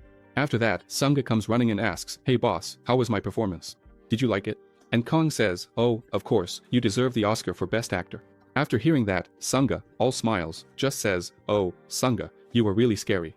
And she says she had no idea he was an awakened one with so much physical strength. He's really a very strong warrior. And Sangha just stands there, confused, like, what do you mean, warrior? And he says, hey, crazy, I'm a mage, not a warrior, no way. And she, what? She can't understand how a mage could have so much physical strength. Night falls. The protagonist, Sangha, and Seoul are sitting around a campfire, talking about life. Sangha is just standing there, not saying a word, which is really strange. And Khan, who's always observing people, says, hey, Sangha, why are you so quiet? Since earlier. What's going on? He says, hey boss, it's just that. And he doesn't finish his sentence. And Kang says, just say it already, what do you want? What's going on with you? Sangha says that all this time, he always believed what the protagonist said, and he's sure that he became stronger by following all of the protagonist's orders. But, Sangha says he's a fire mage, yet in every fight, he always throws punches instead of casting magic, and Sangha asks the protagonist, don't you think that's weird? I can only fight with my fists, and Sangha keeps thinking that his biggest dream is to become a fire mage. Ever since he awakened, Kang, hearing this, starts to smile. Kang asks what Sangha thinks about being a director, what he thinks about the job he's doing now. He says he only does trivial tasks, and Kang asks, oh, so you're basically a well-paid errand boy, right? Kang talks to Sangha again. Sangha, that's not what I asked. Did you misunderstand? And he asks again, what's the point of doing these little things? What do you think? And Kang doesn't even wait for him to answer and asks another question. When I'm not around and I need someone to do my job, who do you think that person will be? Sangha thinks about it and lets it slip that, no way, it would be him. And Kang reminds Sangha that he's the number 2 director of the guild, so he'll definitely become stronger at some point. Kang says that he has been training him since day 1, so that he could achieve his goals. However, he was too weak, because advanced fire magic requires high physical standards. And Kang says that before, he wouldn't have been able to learn it. But from now on, he'll be able to learn advanced fire magic. And we see that, after this dungeon, Sangha became rank A, and only from now on can he develop as a fire mage. Sangha gets really emotional when he hears that he can finally become a fire mage. Sangha can't contain himself, stands up, and shouts, woohoo, woohoo. The tiger widens its eyes, thinking it's going to get beaten up again, and Seoul says, easy, little guy, calm down. He's not going to hit you, okay? Mom is here. Sunga starts thinking about how he was complaining about the protagonist, even though Kang only had good intentions toward him. Sunga decides that he'll follow Kang for the rest of his life. The scene shifts to outside the guild, where a lot of reporters are waiting for an interview, and there's someone sitting in their chair, very patiently, tapping their foot. And we see that it's Michel. Michel is wondering what he can do to talk to Kang without making Kang angry. The moment he finishes thinking that, the door bursts open. And it's the protagonist. Kang comes in, speaking. Well, look who's here. Would you look at that? Michel. He almost craps himself right there and says, boss. As Kang approaches Michel, looking really angry. And he says, come on, spit it out, and behind him. Then she keeps saying, boss, are you mad? And the guy from Zay Prota comes back. He was behind Kang, talking to Michel, who was in front, thinking Kang wouldn't hear. Even I, who am thousands of kilometers away, heard it.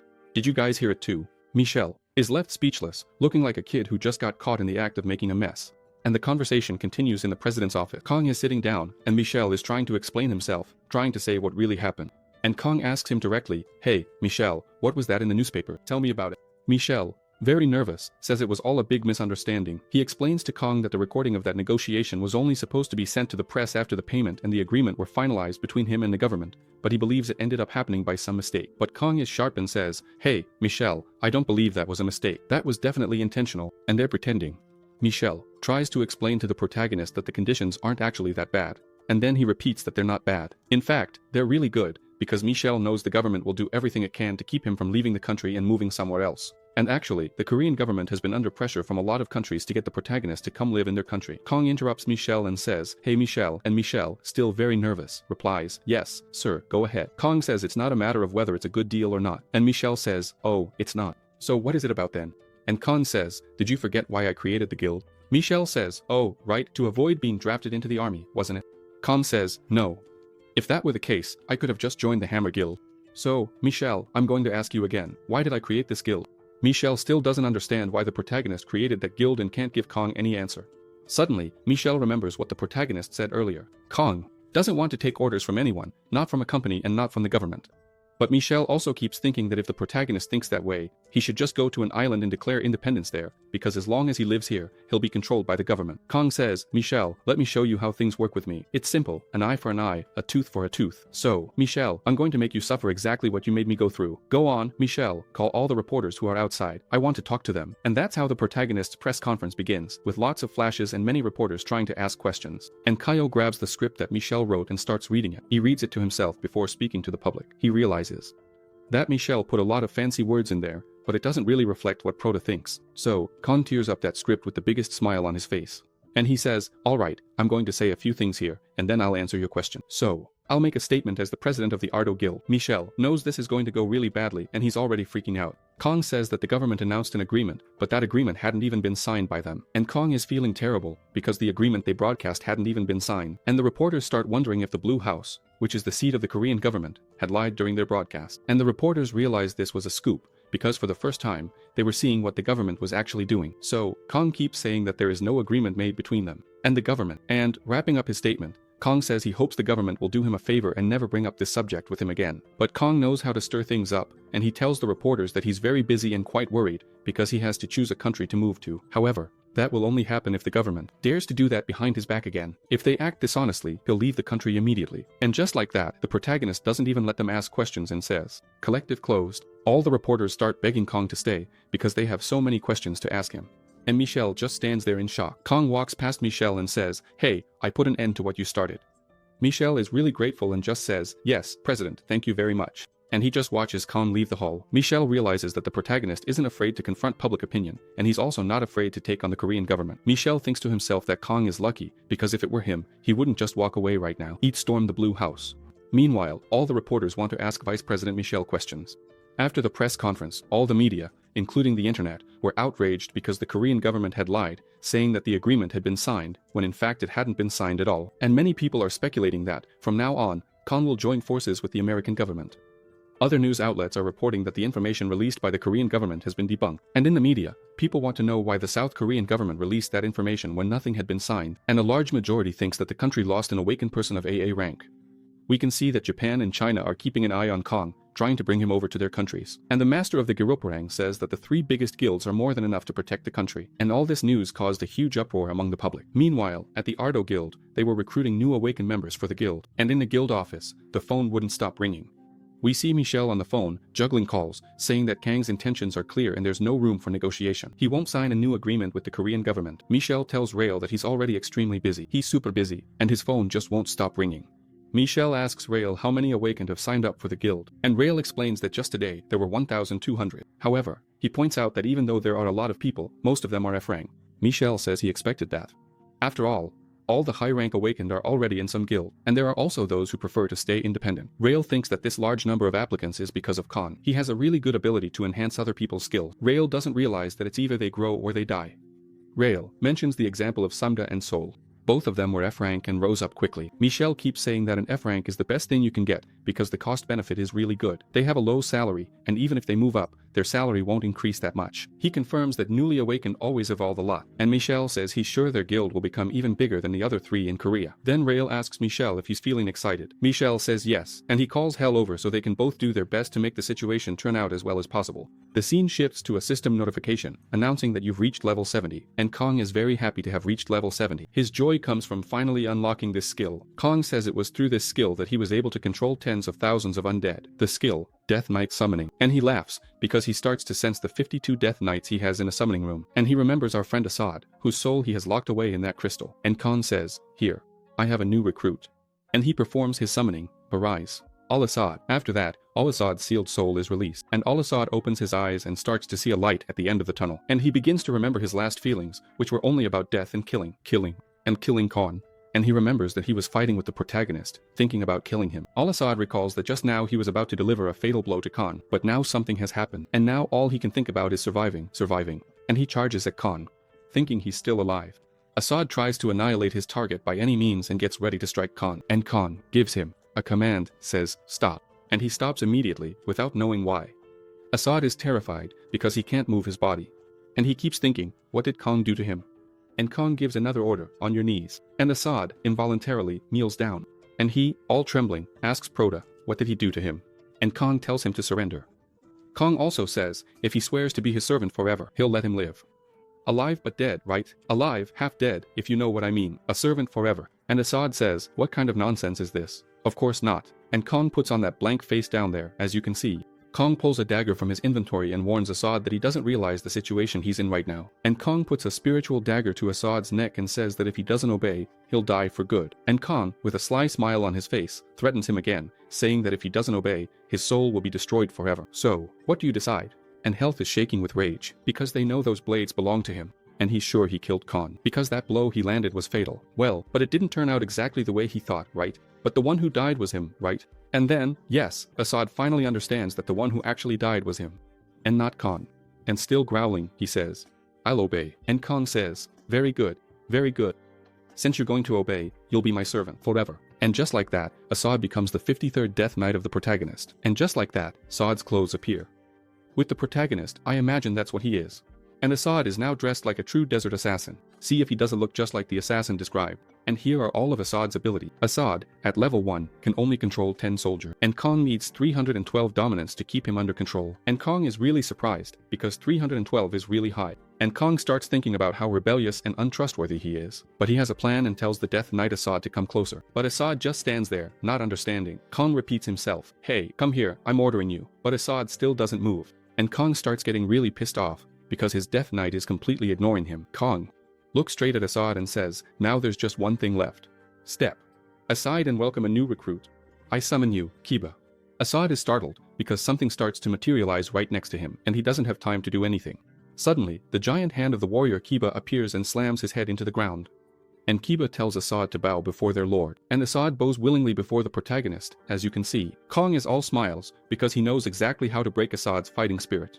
And Kiba, holding Assad down against the ground, says it's an honor to see his mortal lord again. Kang, looking at Kiba, asks, how long has it been, Kiba? It's good to see you too.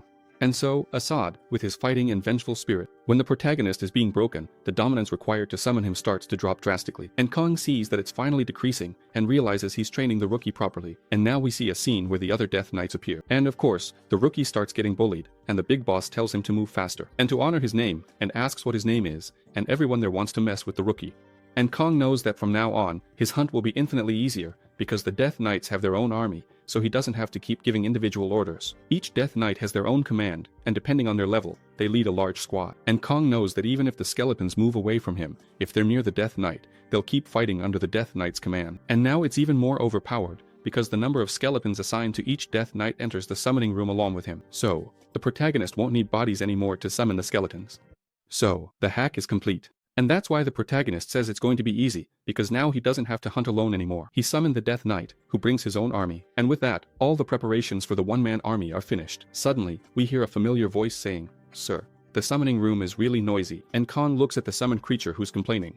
And we see that it's sweet Bibi, who has already been reborn. Kang asks, "Bibi, what happened? Are you okay?" And Bibi, who has always had a mind of her own, says, "How do you think I am, master?"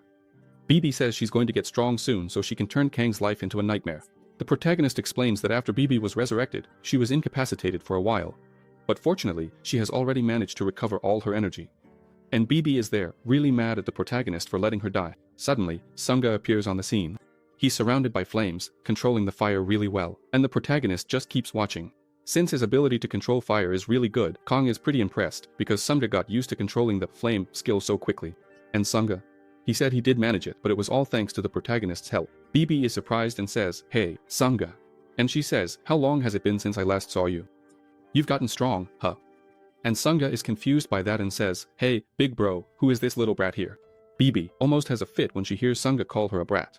And Kang realizes it's the first time Sunga is seeing Bibi in her original form. And he says, "Oh, you've never seen her like this before." "No, right?" And he says, "This is Bibi." And he says, Bibi. And Sunga says to the protagonist, "The same Bibi, your cat. Are you talking about her? That cute little kitty?" And Kang says, "Aha, that's her." And he keeps thinking and says, "That cat is Bibi." And Bibi makes a really cute face and says, and Kang says, "See, now you remember. She listened to me for you." Suddenly, someone speaks to the protagonist through telepathy. "Hey boss, all the loot is already gone." And he's surprised and replies, "Already?" And the person says, "Yeah, I got some help from a few guys here." And Sunga is confused, not understanding why the protagonist is acting like that. And Kang asks, "Help from some guys?" And the person says, "Yeah, I'm coming over to show you." Sunga looks up and sees a lot of monsters approaching. And he says that there are still some monsters left in that dungeon for them to kill. And now, he gets ready to cast a fireball. But, he still doesn't know how to sing the little song. Sunga says to Kang, "Leave it to me, I'll take them out right now." And Kang says to him, "Hold on, that's cheating. Calm down, just stay put." And Sunga doesn't understand why Kang doesn't want him to target those creatures. "Hey Sunga, look closely, Sunga. Look at how they're being tamed." And we see that they're blade-beaked crows. So, these birds are gathering all the bloodstones from the protagonist's group. And Sunga keeps wondering what's going on. But suddenly, Seoul appears on the horizon, riding her saber-toothed tiger. And he's amazed. Wow, how can she control so many animals like that? It's really her, boss. The stingray is Seoul, and her. Very happy, smiling, she waves to the protagonist and to Sunga. And Seoul isn't at level 14 anymore, she's at 31 now. Kang thinks that's great because she's leveling up really well. The scene shifts to the protagonist's car outside the dungeon. And Sunga is really surprised because, after 3 dungeons, Seoul is already at rank D. And for those who have no idea what rank means, let me explain. Rank F goes from level 0 to 19, rank E goes from 20 to 29, rank D. From 30 to 39, rank C. From 40 to 49, rank B. From 50 to 59, rank A. From 60 to 69, and rank AA from 70 to 79, which, by the way, is just my guess, okay? Rank S goes from 80 to 89, and rank SS goes from 90 to 99. I think the highest rank in this story is level 99, but nobody knows if the protagonist is going to use some kind of hack and go beyond that, right? Sunga says that Seoul is leveling up really fast, rising at an absurd rate. And Kang is really happy about it, because she really is leveling up quickly and he thinks it would be great if she had more tamed beasts. And Seoul is there, all sweet, saying, "Hey guys, behave yourselves when you go out." I thought that looked like Flamingo's mascot. If you think it looks like Flamingo's mascot, leave a comment below. If you think I'm crazy and don't know anything about the crow, leave a comment too. And Sunga, smiling a lot, says that all help is very useful and that from now on it will definitely be much easier to collect the bloodstones. And Kang tells Sunga not to get discouraged for thinking he's not leveling up much, because he still has a long way to go, both he and the Sun Root. And Kang remembers that there's still a lot to be done, and from now on, he's going to prioritize getting rid of the forces that were behind the assassination order given to Assad. He looks at Hunin and says, "Hey Hunin, get in touch with the Titan Guild. I need to talk to him." And Hunin says he'll call right away. The scene shifts to Manhattan, and we see the blonde guy, the leader of the Titan Guild, talking to Kang and asking if something happened, and Kang says to him, "Do you remember the guy who tried to take my head off in the United States?" And the blonde guy says, "Are you talking about Assad?" And Kang gets pretty happy and says, "Oh, so you even know his name, huh? And have you already found out everything about the incident?" The blonde guy says not yet. However, Assad is a very famous assassin, and the blonde guy continues his explanation, saying that actually, he still doesn't know who is connected to him, since he was a freelancer. And the blonde guy says that Assad has worked with several rebel groups, mainly in Afghanistan, and the blonde guy tells Kang that right now he's trying to figure out the exact motivation behind all of this, and Kang says to the blonde guy, "What if I told you that I know what it is?" The blonde guy is startled and says, "Ha, are you serious? You know what the motivation behind all of this is?" And Kang, with an air of superiority, says, "Yes, of course. We just have to ask Assad himself. By doing that, we can track down who's behind all of this, and most importantly, who hired him." The protagonist invites the Titan Guild master, asking if he wants to go after some terrorists. Khan starts thinking, who would dare send assassins after him? Now is the time for my revenge. The scene shifts to a reporter on TV, saying that Kang is shaking up the whole world. Then we see two other reporters, one asking the other if the government has responded to the Ardor Guild yet. And the other reporter says that the government has reached a conclusion. They need a system to awaken A-rank individuals, just like Kang Woojin has been doing. And we see Sun, furious, because he knows it shouldn't have turned out this way. Since the assassin he hired was the best in the business, he keeps lamenting, because the assassination contract on the protagonist cost him billions of dollars, and it was all a complete failure. Sun is also really upset because after that, he lost all contact with the terrorist group. After that, he also lost contact with President SJ's group. After that, many investors pulled their investments from his entire crew, and one thing Sun is sure of, after losing Ivan, he's been in a rapid decline. Sun keeps cursing, saying that Kang is a bastard. All of this is his fault. If it weren't for him, none of this would have happened. At that moment, Sun hears a voice in his head saying, "Do you want revenge?" He gets scared and asks, "Huh? Who's there? Who's saying that?" And he hears laughter. And the voice continues, "Don't you want revenge on the one who killed Ivan?" And Sun, completely startled, says, "Revenge against Kang?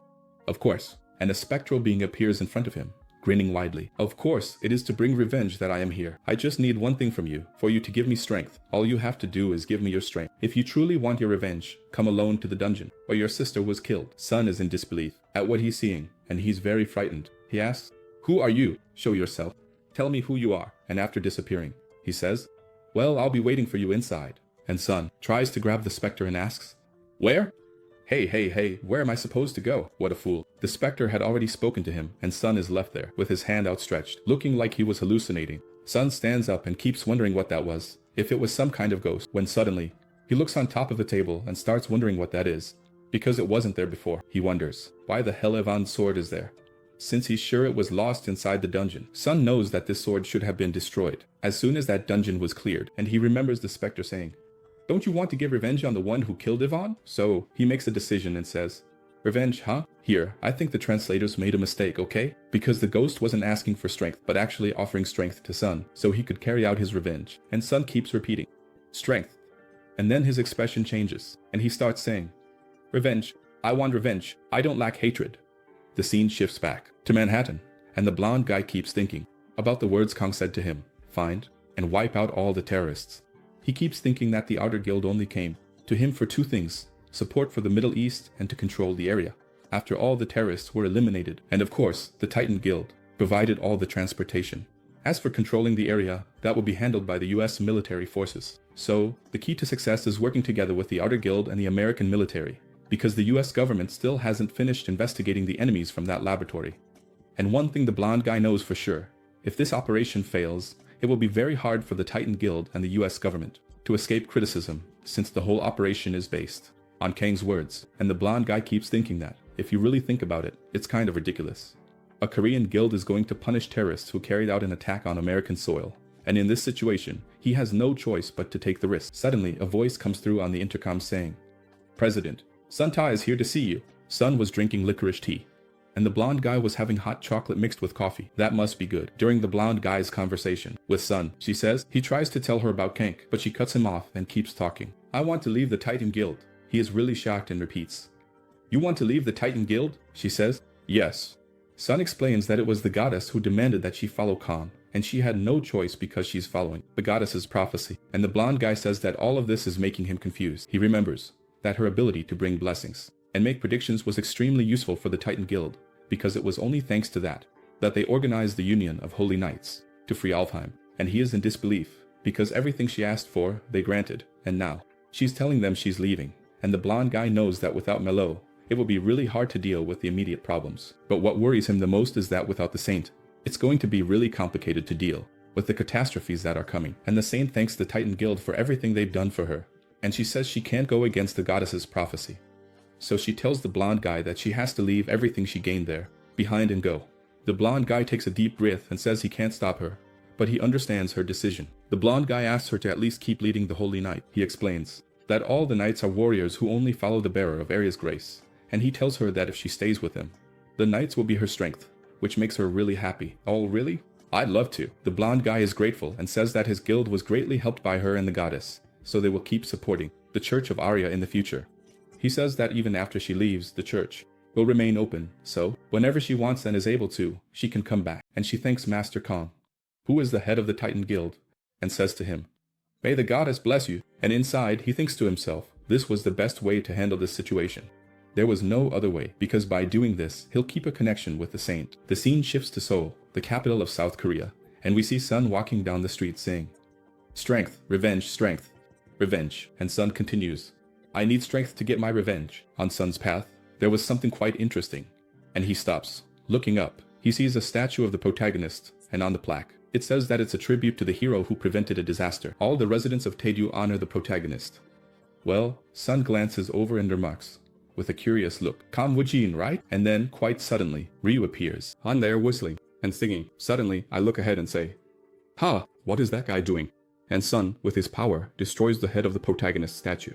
And I was definitely really scared. I knew things were about to go south, so I already switched bodies, and I just left that extra over there. I'm not crazy, am I? Hey, what do you think you're doing? Sun, right away, grabs the clueless extra and, using his gravity power, makes him float. And Sun, looking at that subway security guard, says to him, "Can't you see?" And the subway security guard immediately recognizes him as the master of the Varong Guild. The security guard shows up and asks, "Boss, what's going on?" And only then did the author take the blindfold off the security guard, and he activated his power, suspending the subway guard in the air. And the security guard is kind of smart, because he immediately calls for backup. But since he's only kind of smart, he does this out loud, really loud, saying, "There's a very suspicious awakened person causing trouble here at the station. Please send backup." Sun heard that, and immediately crushed his radio. Sun's gravity power is really strong, since he's a B rank. Sun looks at him with a hateful expression and says, "Suspicious? Don't you recognize me? How dare you?" And now Sun lifts the guard and the guard's guard into the air, and starts using his gravity power with even more force, and the two of them start to feel it. Sun doesn't change his attitude and keeps squeezing even harder. The bodies of both can't withstand so much gravity, and it's a ketchup show splattering everywhere. Sun lets the two lifeless bodies fall to the ground and, looking at them, says, "You are useless. You lack hatred." And Sun enters the subway station, where his beloved sister, Yvonne, died, and he keeps moving forward because the voice said it would meet him inside and give him power. And Sun has no more doubts. He only wants one thing, much more power so he can ascend from silver. Suddenly, Sun wakes up from the trance he was in. Where am I? And he starts to feel something strange. He realizes that something has taken control of him, and he is inside the dungeon. He remembers the things he did, that he killed the guard and the guard's guard, and didn't even care about the cameras around filming, and he realizes it's too late to turn back. So Sun makes a decision to face whatever is in that dungeon and go back home. But it's a level 6 dungeon, and he keeps wondering if that's even possible. Fear starts to creep in, and he keeps asking himself if he can defeat it all by himself. And the voice speaks to him again. "Ha ha ha ha ha, if you accept my offer, you can get out of here easily. I just said I accept." And Sun gets another scare and says, "That voice?" Again, a portal opens up in front of Sun, and the voice says, "Come, step in. I'll give you everything you want." And Sun starts thinking about the voice's offer. 1. He can't go back. 2nd, he knows he can't defeat that thing alone. And 3rd, the voice says it will give him what he wants most. Then, the scene shifts to inside the portal, and we see someone walking. Sun, wearing a little purple hood, sees an ice castle in the distance and knows that's where the person talking to him is. He finds it unbelievable. What's happening? Because none of the monsters he's encountering along the way are attacking him, and the path is clear for him, and he's certain whoever brought him there is definitely the ruler of that place. So, Sun arrives at the castle and pushes open a large door, then continues down the main path of the castle. Sun finally reaches the throne room and sees who is waiting for him. And a figure made of ice, looking like an ice man, speaks to Sun. "You finally came. You really did come, huh? and Sun realizes it's the same voice he was hearing in his head, and we see the Iceman's figure, smiling broadly. He's the king of this place and also the one who brought Sun there. Sun, not being foolish, kneels in the presence of the king, and the Iceman says, "Ah, I see. You're smart, aren't you?" As he walks down the stairs, he says, "I like that. I like your attitude." And then he says to Sun, "Raise your head, look at me." And Sun, still trembling and sweating in that cold, says, "Yes, sir." Sun can feel the incredible energy radiating from the Iceman. Sun senses that the Iceman is so powerful that, if he wanted to, he could kill him with a snap of his fingers if he were offended. And the Iceman, with a very charming smile, says, "Welcome to my dimensional realm." And Sun realizes that this isn't just a simple dungeon, but actually a dimensional realm. The scene shifts to the airport in Korea. On the day the protagonist is leaving for Afghanistan, the flight attendant wishes everyone a very comfortable journey. Kang, very cheerful, says, thank you so much." And he notices that the quality standard of that plane is very high, just like when he was with the Titan Guild as he boards the plane. The protagonist gets a surprise, an unwelcome one, by the way, because Melody is waiting for him inside the plane. Kang immediately puts on a serious face and says, "What are you doing here?" And she, smiling brightly, says, Hey, long time no see, huh?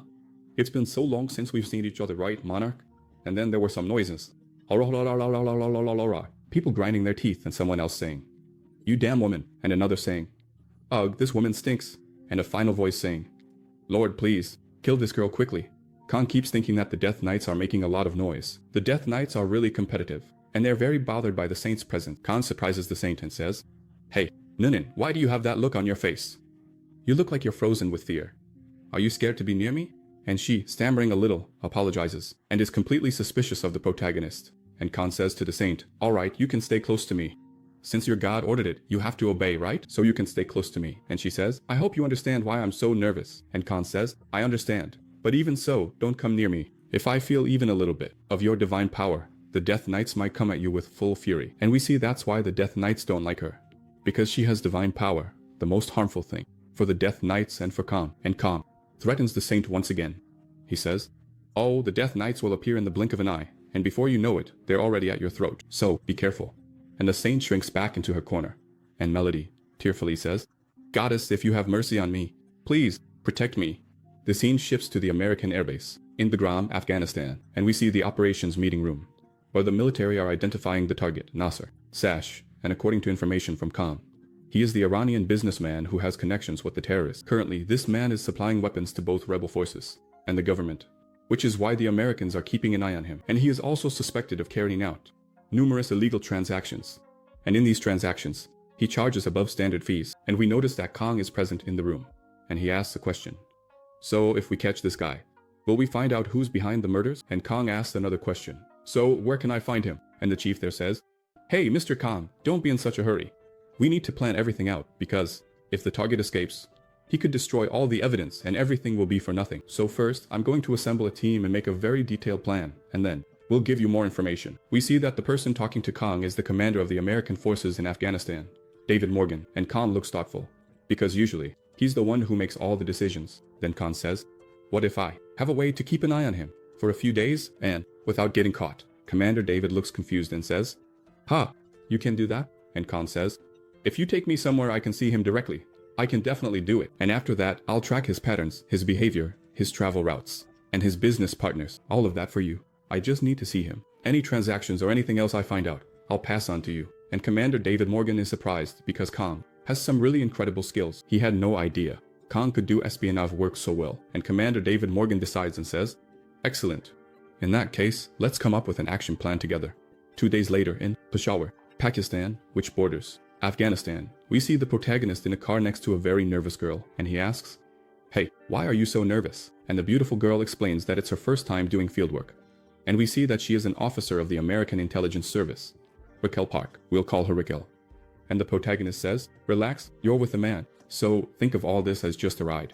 The protagonist here handles everything. Look at the view. It's so weird. Yeah, it's not that great. And Raquel says that there was a bombing there recently. Kang asks if that kind of thing happens often there. And Raquel says yes. And Raquel thinks it's all really bizarre because that bombing was carried out by terrorists. And what she finds so strange is that if something like that happened in her country, in the United States, everyone would go absolutely crazy. But here, everyone just goes on with their lives as if nothing happened. And she also tells Kang that this happens every day. And Kang is there, enjoying the ride, bulletproof glass down, arms hanging out the window, and says, interesting. Kang feels that a strange vibe has settled in, with the energy of a battlefield. That place makes him think of Alphen. Yeah, if that battlefield makes him think of Alphen, then Alphen must have been hardcore. And the protagonist keeps smiling, because that place feels like home to him. And Raquel wonders if he's smiling because he has that much confidence in his own strength. And she thinks to herself that she never imagined it was possible to relax in a situation like this. And so, they arrive at the hotel, and she asks Khan to, please, avoid doing anything that might attract attention. The scene shifts to a very fancy restaurant inside the hotel, where top quality steak from Brazil is being sliced, and Raquel tells Khan that the target is sitting right there. Behind her, she says it's the man in the blue shirt, sitting by the window behind her. And Khan watches, carefully observing the person. Khan keeps eating and says that the food is delicious, and Raquel is confused, since she's never met a spy like this before. She says, Mr. Khan, activate the monitoring equipment, and Khan replies, I already did that a long time ago. And she's startled, because she didn't see him press any buttons. She thinks to herself, but when? I'm well trained and I didn't notice when he activated the listening device. And Khan says to Raquel, grab your things and let's go. I'll wait for you outside. And she replies, yes, please wait just a moment. Raquel was confused by the protagonist's behavior. And the little globe starts to smile and says to the protagonist, it's been so long since I went out. And Khan activates the beast's ability, Shadow Stars. Khan is happy, content, and smiling, strolling through a very dangerous place, but even so, this place is much better than Alphen. Suddenly, many children approach the protagonist, and they speak in Urdu. Please, we were attacked and we need medicine. Khan doesn't understand what the children are saying, but from their gestures, he figures out that they're asking for something, and he knows that children who have lost their protectors have a hard time surviving anywhere. So Khan starts giving money to the children, and they are very grateful. He looks to the side, and one child really catches his attention because she doesn't come closer like the others, and Khan calls out to her, hey, come here. He looks and sees something very rare, a pure soul. Kang is able to see people's souls. He finds it unbelievable that something like that could exist even on a battlefield. He gestures for the girl to come closer to him, and she is quite surprised that he noticed her presence there. The child, very shy, says in English, hello? And the protagonist replies, hi. Yeah, the narrator felt sad about this scene, because even though it's a story, it's a real scene all over the world. Before I start crying, let's keep going with our story. The girl looks really sad and reaches out her hand, asking the protagonist for some help. And he's really happy. He's definitely going to help her. Khan says, okay, just wait a second. Khan starts taking money out of his wallet, and the little girl gets really happy. And the protagonist thinks that by doing this, all the kids in the area are going to come over here too. Khan stops and takes a good look at the girl, and he notices there's something under her clothes, a pure soul that was exploited by someone to do something. Suddenly, everything explodes around them, and the blast is massive. The girl was wearing a bomb belt, and she didn't even know what it was. But the explosion was so powerful it even destroyed the building in front. And of course, it doesn't kill Khan, because his spiritual armor was activated, and he comes out unscathed from his second suicide bombing attack. Khan gets really angry, because it's been months since he returned to Earth. Raquel comes running up, shouting the protagonist's name, and that interrupts his thoughts. She asks if he got hurt anywhere. Kang doesn't even answer and says, was what just happened someone targeting me? She freezes for a moment and says, no, it wasn't. 7 explosions like this one happened simultaneously in the surrounding area, and Khan thinks that 7 child bombers must have died this way, being exploited by someone. And he knows that besides the children, everyone who was around them also died, and Raquel, just like the narrator, feels very sad. Khan says, let's go back right now. Someone poked the bear with a stick. Kang is really pissed off, because someone is using children, and that has nothing to do with war. And Khan starts reflecting again, saying that it's been a long time since he's been this angry. So Kang decides to hunt down all the terrorists, and he promises to find and kill every single one of them. The scene shifts to a week after the terrorist attack, and we see a car driving through the desert.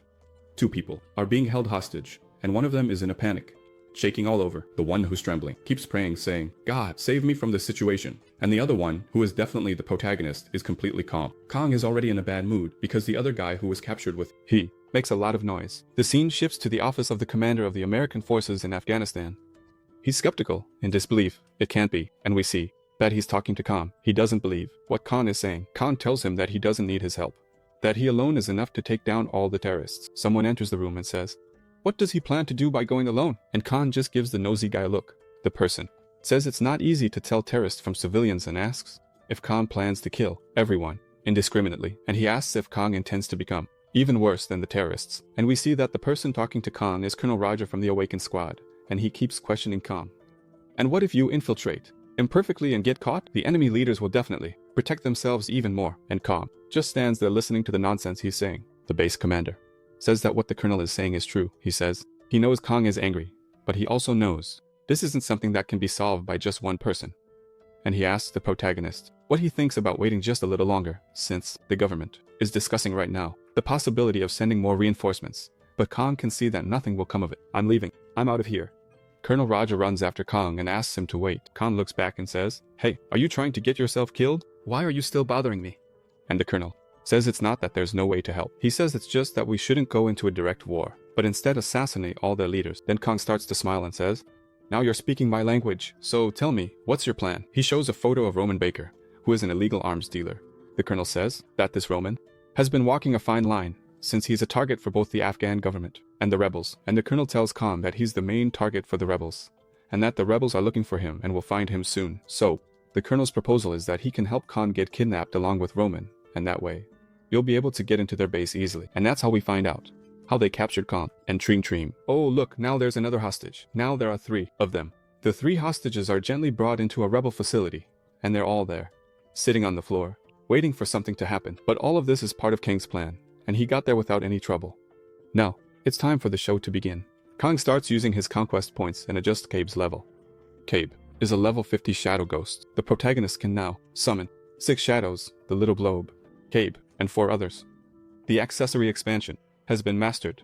Now, all the shadows can hide inside people as well as objects around them. Kang takes advantage and masters another hack, Soul Swap, which lets him temporarily switch souls with one of his shadow ghosts. Kang also masters shadow movement, where after he switches and becomes a shadow ghost, he can move freely, regardless of whether there's a shadow in the area or not. Kang also boosts corpse strengthening by 50%. This power first showed up a long time ago, when he resurrected the locusts and those spiders. Before it was 50%, now it's gone up to 75%, plus another 10% from that other ability from a long time ago. So, corpse strengthening now boosts the corpse to 85% of the power it had before dying. Kang orders Cabe to switch bodies with him, and Cabe says he will always be honored to enter the master's body. Kang has always found it strange to switch bodies with Cabe, but he has no other choice. And so, Kang turns into a shadow, uses shadow movement, and slips out through the hole in the door. Just a reminder, this shadow you're seeing, only we can see it. Okay, that's why it's part of the story. That is practically invisible to people. And Kang spots 2 armed guys and says, "These 2 first," and marks them.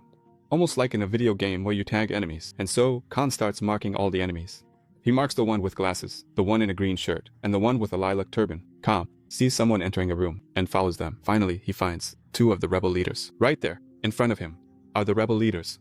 Suddenly, Cabe starts calling for the master. "Master, let's switch souls." "We have to switch now." And Kang says, "What?" "What?"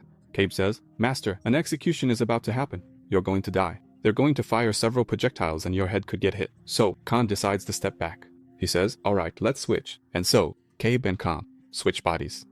The scene shifts to the desert, the site of the execution. There's someone shouting loudly that they will be punished in the name of God and orders everyone kneeling to worship God, and whoever doesn't do it will die painfully. Kang returns to his body and starts to realize what's happening around him. He starts counting and sees that there are 25 rebels and 18 hostages. And something else catches Kang's attention. There are a lot of ghosts in that place. All the people who were killed unjustly and left behind in that desert are wandering around there, and Kang can hear all of their voices. Some are asking for help. Others are saying they want to live. Some say they miss their families, and one is calling for his mom. The executioner looks at Kang and says, "Pray to God now." And Kang replies, "Oh, punishment can only come from God, not from you." At that moment, he breaks the ropes, since he had been pretending to be weak so he would be captured. All the rebels are shocked, and realize that he isn't awakened.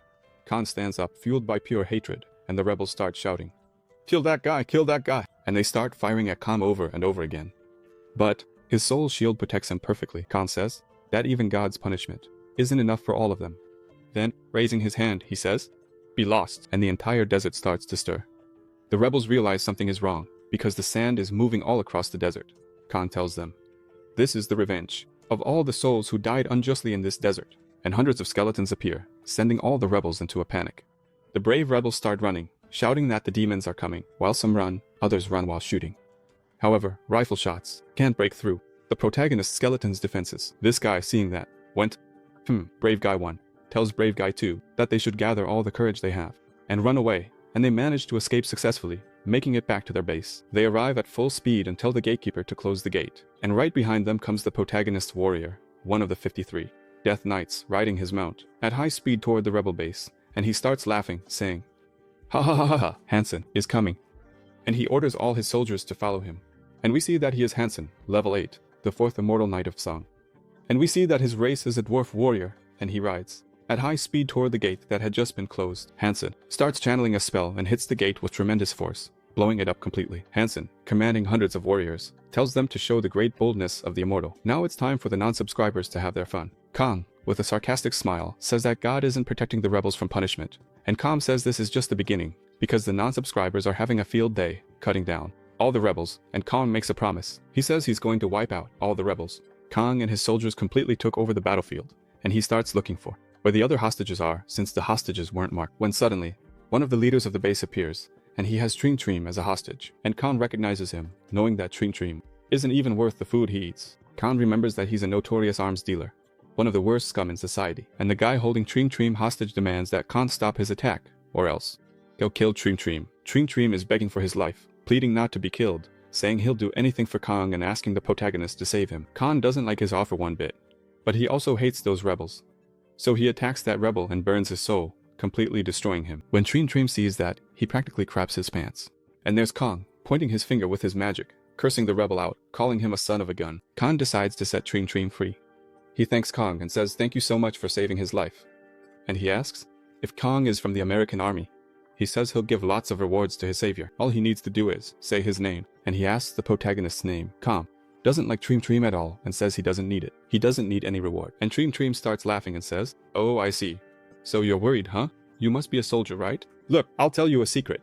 Kang doesn't even let him finish and says, "Hey, chatterbox, stop talking." And Kang points his dagger at Tring Trim and tells him, "Can you just shut up?" Tring Trim is completely startled and says that this is extremely rude behavior from a soldier towards an American citizen. And he threatens Kang, saying he won't forget this when they get back, and tells Kang to just wait, that he'll see what happens to him. But I don't write stories with wimpy protagonists. Kang scowls and gets even closer to Tring Trim. Tring Trim starts shaking with fear, and Kang suddenly changes his attitude, saying, "Oh, I'm sorry. Will you forgive me? I didn't mean to. Sorry for scaring you." And Tring Trim starts laughing and says, "No need to apologize."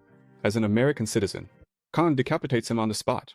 He didn't even have time to wipe the smile off his face. A quick cut. He didn't even feel any pain, although he actually deserved to feel pain. And Kang, dripping with sarcasm, says to him, "What a shame! What a shame I'm not an American citizen." And Tring Trim falls to the ground like a sack of crap, and Kang just stands there watching all that ketchup pouring out of his body. Kang says he needs to remember the countless forgotten lives left on the battlefield. However, he doesn't need to remember a worm like Tring Trim. Lurking nearby, there's someone filming, and Kang has already noticed him and says, "Hey, you over there watching me, you have 5 seconds to get out of there. 1, 4. And the guy immediately comes out of his hiding spot. Kang, noticing his appearance, asks if he's a war correspondent, and he says yes. That his name is Tom. He says he was taken hostage, but managed to escape in the midst of all the chaos. And Kang, smiling, says, very well. From now on, come with me and record everything that's about to happen." And Tom is surprised by Kang's proposal. Kang reveals to Tom that he is about to witness the end of terrorism, and Tom is even more surprised. The scene shifts to Bagram Air Base, in the commander's office, where an aide shows the commander something very strange.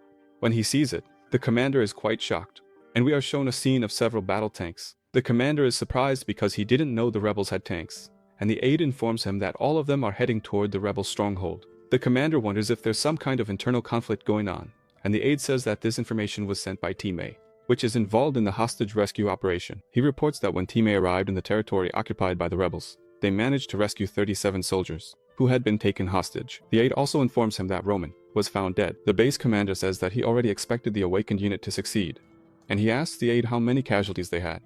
The aide replies, "None." The commander is very surprised and says, "What? None?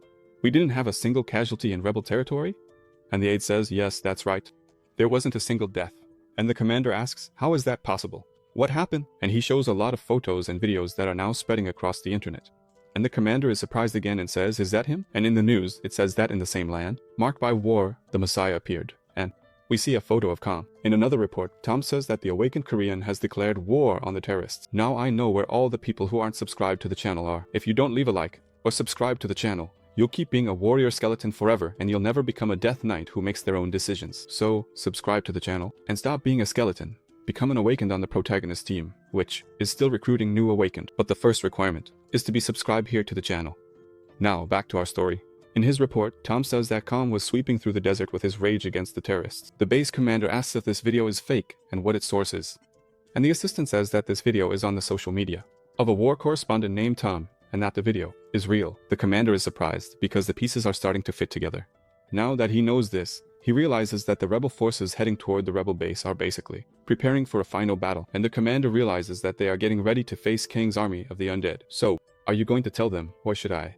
That Kang's army is immortal? The scene shifts to the statue of the goddess Arya, and Melod is praying, telling the goddess that the immortal one is furious, and that his rage is not his alone. He is very curious about what people and children are going through and suffering in other countries. Melod wonders if Kang only wanted to protect Earth, and not Alfie. Would Alfie be able to withstand it? And she prays to the goddess to guide the immortal's fury, to destroy Trinity and all its forces, and she prays that, in the end, they will establish a new world order. The scene shifts to the leader of the rebels, and he is furious, because his forces are being wiped out. He trembles with rage, and shouts, "What the hell are those damn piles of bones that are destroying us?" And he remembers that all the main rebel bases have already been destroyed by the protagonist, and even the small camps have all been wiped out, and all his weapons are useless against the skeletons. And worst of all, the skeletons only kill the rebels, and he finds it very strange, because the skeletons act as if they make their own decisions.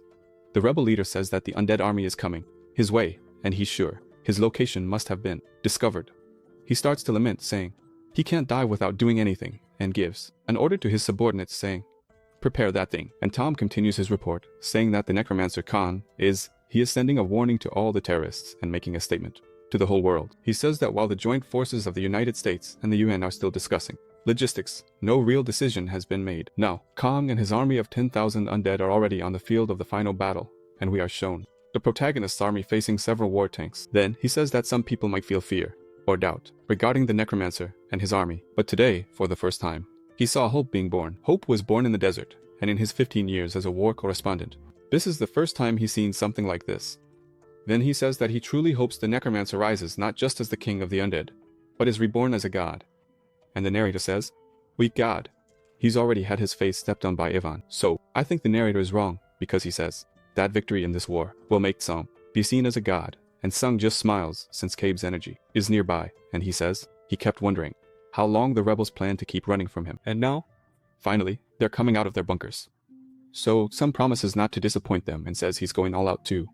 Sung gathers all the commanders of his army and all his sealed demons and gives them an order. Burn all the trash that's left. Kill everything. And we see a portion of Sung's 54 death knights. Everyone immediately heads into battle, following Sung's orders. And Kiba is thrilled, because the day has finally come when he would ride side by side with his king onto the battlefield. And Sung says he's very pleased, because the mighty warrior Kiba is going to have a blast in this battle. Hansen smiles and tells the skeletons that they're only walking on foot, because they didn't sign up, and says that Sun has finally become a true king in that world. He orders his skeletons to follow the king and tells them to revel in a bloodbath. Sung, riding Xing Xing, orders his subordinates to massacre all the rebels. The rebels fire their weapons at the skeletons, but it's the same story.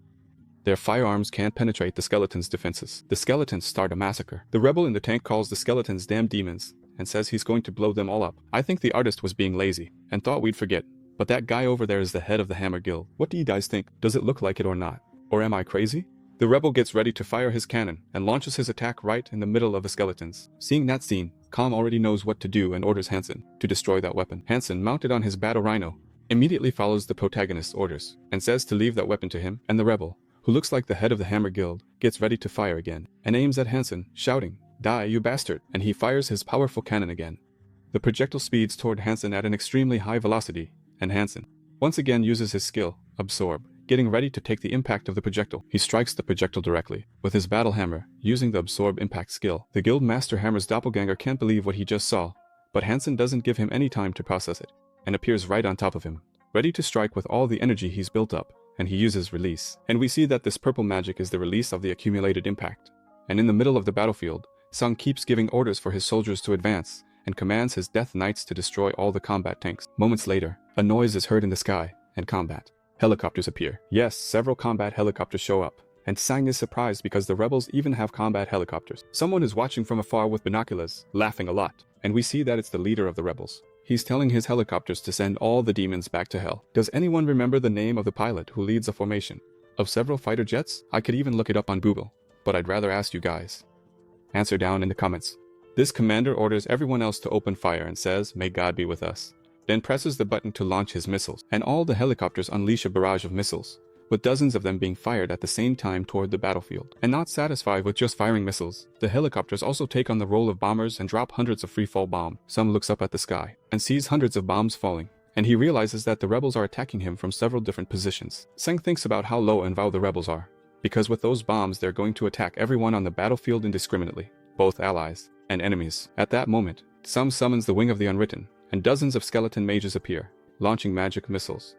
All the skeletons fire dozens of explosive magic missiles to try to intercept the falling bombs and missiles. It's a beautiful sight to see. It looks like a domino effect. All the magic missiles successfully intercept every single bomb that's falling. The helicopter commander is left speechless, because the undead managed to intercept all the projectiles that were launched. So, he orders everyone to prepare a second wave of fire. But then, he decides to look ahead. Sung is riding Xing Xing in the air, and Sung gets ready to attack. Sung pierces the commander with his spear, and there's ketchup flying everywhere. After killing the pilot, Sung releases Dasoy, so he can get to work. And Dasoy starts gathering up the helicopter, using the metal from the helicopters to build his own body. And we can see that the artist is really saving ink, because it looks like they're just copying and pasting a character. That looks like the Hammer Guild master. Dasoy starts sucking up all the helicopters in the area, not leaving a single one behind. They all converge on one spot, crash into each other, and begin to merge together. That tangled mass of metal crashes to the ground with full force, and the rebels nearby cover their eyes to keep the dust out, wondering what just fell from the sky. Suddenly, the protagonist's Autobot appears on the battlefield. The rebels are left wondering what that thing is. Dasa doesn't even give them time to think, and immediately fires his missiles at it. They all start to give up hope, knowing their bodies are done for. Dasa causes a massive explosion right on top of the enemy army, and the terrorists nearby are all left in shock. Sung starts laughing because he knows that just a few little firearms can't do anything to him. And then we see the spot where Dasa launched his missiles. There wasn't even a rotten rebel left. The rebel leader was in disbelief, saying, "My army, my great army has been completely defeated." Suddenly, someone comes up behind him, clears their throat, and he turns around, startled. He realizes it's Sung, the king of demons. And Sung also stares at the leader, who starts thinking that he's the boss of all the demons. The security guards know things are about to go south. Just one question. Do you know why their mouths are hanging open? Do you know the Palcapelle joke? Look, I'm not going to miss this opportunity, okay? There are a lot of people with their mouths open, and I'm not going to miss the Palcapelle joke. Legend has it that those with Palcapelle thin skin always have their mouths open and can't close them, because when they close their mouths, the wrinkled orifice opens. Let me put up a meme. And the Palcapelle musters all his courage and runs away from the battlefield. But Sang isn't going to let anyone escape and uses the bone spear, and both of them are pierced by the spears. The leader of the rebels is cursing out Sung, saying he's a damn demon and that God condemns Sung's actions. God will not forgive Sung for what he has done. And Sung, who was already pissed off, gets even angrier, because he remembers the innocent soul of that girl who didn't want anything. She just wanted to survive. She was hungry and needed money. Such a simple flower, such a pure and sweet aura, right in the middle of the battlefield. Sang remembers how her life was taken without any remorse. So he starts thinking, who is this bastard to be talking about God? And he says to the leader of the rebels, "Wouldn't you be pissed if I was wiping trash like you off the face of the earth?" And the leader of the rebels starts cursing at Sung, saying he's a real son of a gun. His grandmother is a piece of fruit, and his great-grandmother worked in a brothel, and his great-great-grandmother. And Sung beheads the leader of the rebels, then splatters blood everywhere, and Sung exclaims, "You talk too much." And we see Tsang victorious after the battle against the rebels. After that, news spread around the world that a single person, not an entire country, ended a war that even the United States couldn't win, and this, through Tom, spread all over the world. The American soldiers and citizens, already tired of the war, hailed Sang as a hero, and so Sang became a global hero. However, the immense power he possessed was comparable to that of an entire nation, and that made some people afraid. And ironically, the country that feared Sang the most was South Korea. The scene shifts to the Atom Guild, and we see the four of them talking: Michelle, Rahel, Sunga, and Hanin. Michelle asks if Sunga already knew that Sung was this strong. Sunga says she knew he could do it, but not to this extent, because along with Sung there were more than 10,000 skeleton soldiers, and each of those soldiers was equivalent to a C-rank awakened. And that's where we leave off. And so part 8 comes to an end. If you enjoyed it, comment below for part 9, and if you made it this far and liked it, please subscribe to the channel. Otherwise, the next time Sung fights, there will certainly be 10,001 non-registered people, and that includes you. You guys asked for part 9, so let's go to part 9. Earlier, Sunga mentioned that the 10,000 skeletons the protagonist has in his army are equivalent to a C-rank awakening, and Michelle says that the parliament didn't like that very much, and the three of them start discussing what strategy they should take, since Kang rejected a deal with the parliament, and the South Korean parliament is embarrassed for having been unable to control Kang, and he went to the Middle East without their permission. Hunin is really surprised and comes to the conclusion that it looks like the Hard-On Guild pulled a coup on the Korean government, and Hale says yes, it really does seem that way. since some parliament members have said they should ban President Kang from entering Korea. Michelle knows this could go badly and gets very worried. Moments later, Jininho is looking at his phone and this catches Sunga's attention. Jininho says, "Hey, there's an emergency alert. There was a dungeon break. It's an emergency alert from the Ministry of Defense. The dungeon in Taegu has broken." Jininho immediately informs the Vice President, Michelle, that there was a dungeon break in Taegu. Michelle is very surprised and says, "What? This can't be happening." He turns on the TV and says that there wasn't any dungeon in Taegu at risk of breaking. And when the TV comes on, we're shown a scene of destruction and desolation. And the reporter is saying that today, at 8 in the evening, there was a dungeon break that happened so suddenly. This dungeon is located at Yumiok Station. The reporter also says that going to that place is practically impossible right now. The reporter, who looks like Sunga, goes on to say that there were army units nearby, and they are evacuating the citizens. However, the situation is far from easy, because monsters keep appearing nonstop. Wrapping up his report, the reporter says that the government has declared a state of emergency, and is asking for help from all nearby guilds. Michelle just stood there in disbelief, because everything they had said was true. But he thinks that's impossible, because none of the dungeons in that area were showing any signs of breaking. That little red dot there is the dungeon. Michelle tells us that it was about to be stabilized, so he doesn't understand why it broke so suddenly. The sirens went off and everyone was on high alert, and there was a lot of conflicting information, because everything happened so suddenly. And of course, our story has that old cliche of the girl in danger, alone, calling out for her mom and dad. The little girl was home alone, begging her parents to come quickly. The ground starts to shake, because heavy footsteps can be heard, and a very strong creature begins to sniff around and says, "The smell of humans. The smell of delicious humans." There's a subscriber who always wants me to say Topatinho, so the name of this thing is going to be White Topatinho. White Topatinho, ripped and buff, wants to have a little snack of humans. The girl knows things are about to go bad and even holds her breath, so she doesn't make a sound. The creature's head passes by her window, so we can assume the creature is gigantic, and she's not on the first floor. The girl looks back and starts thinking, "I'm dead." White Topatinho only has one thing on his mind, snacking on humans, and locks his eyes on that girl. He breaks the window, and the girl, who isn't dumb, realizes things are about to go south, and tries to start running. Suddenly, we see someone running at super high speed. It's our friend Little Joel, who shows up striking a superhero pose. White Topatinho looks up and is surprised, because the person showed up out of nowhere. He didn't even notice him coming.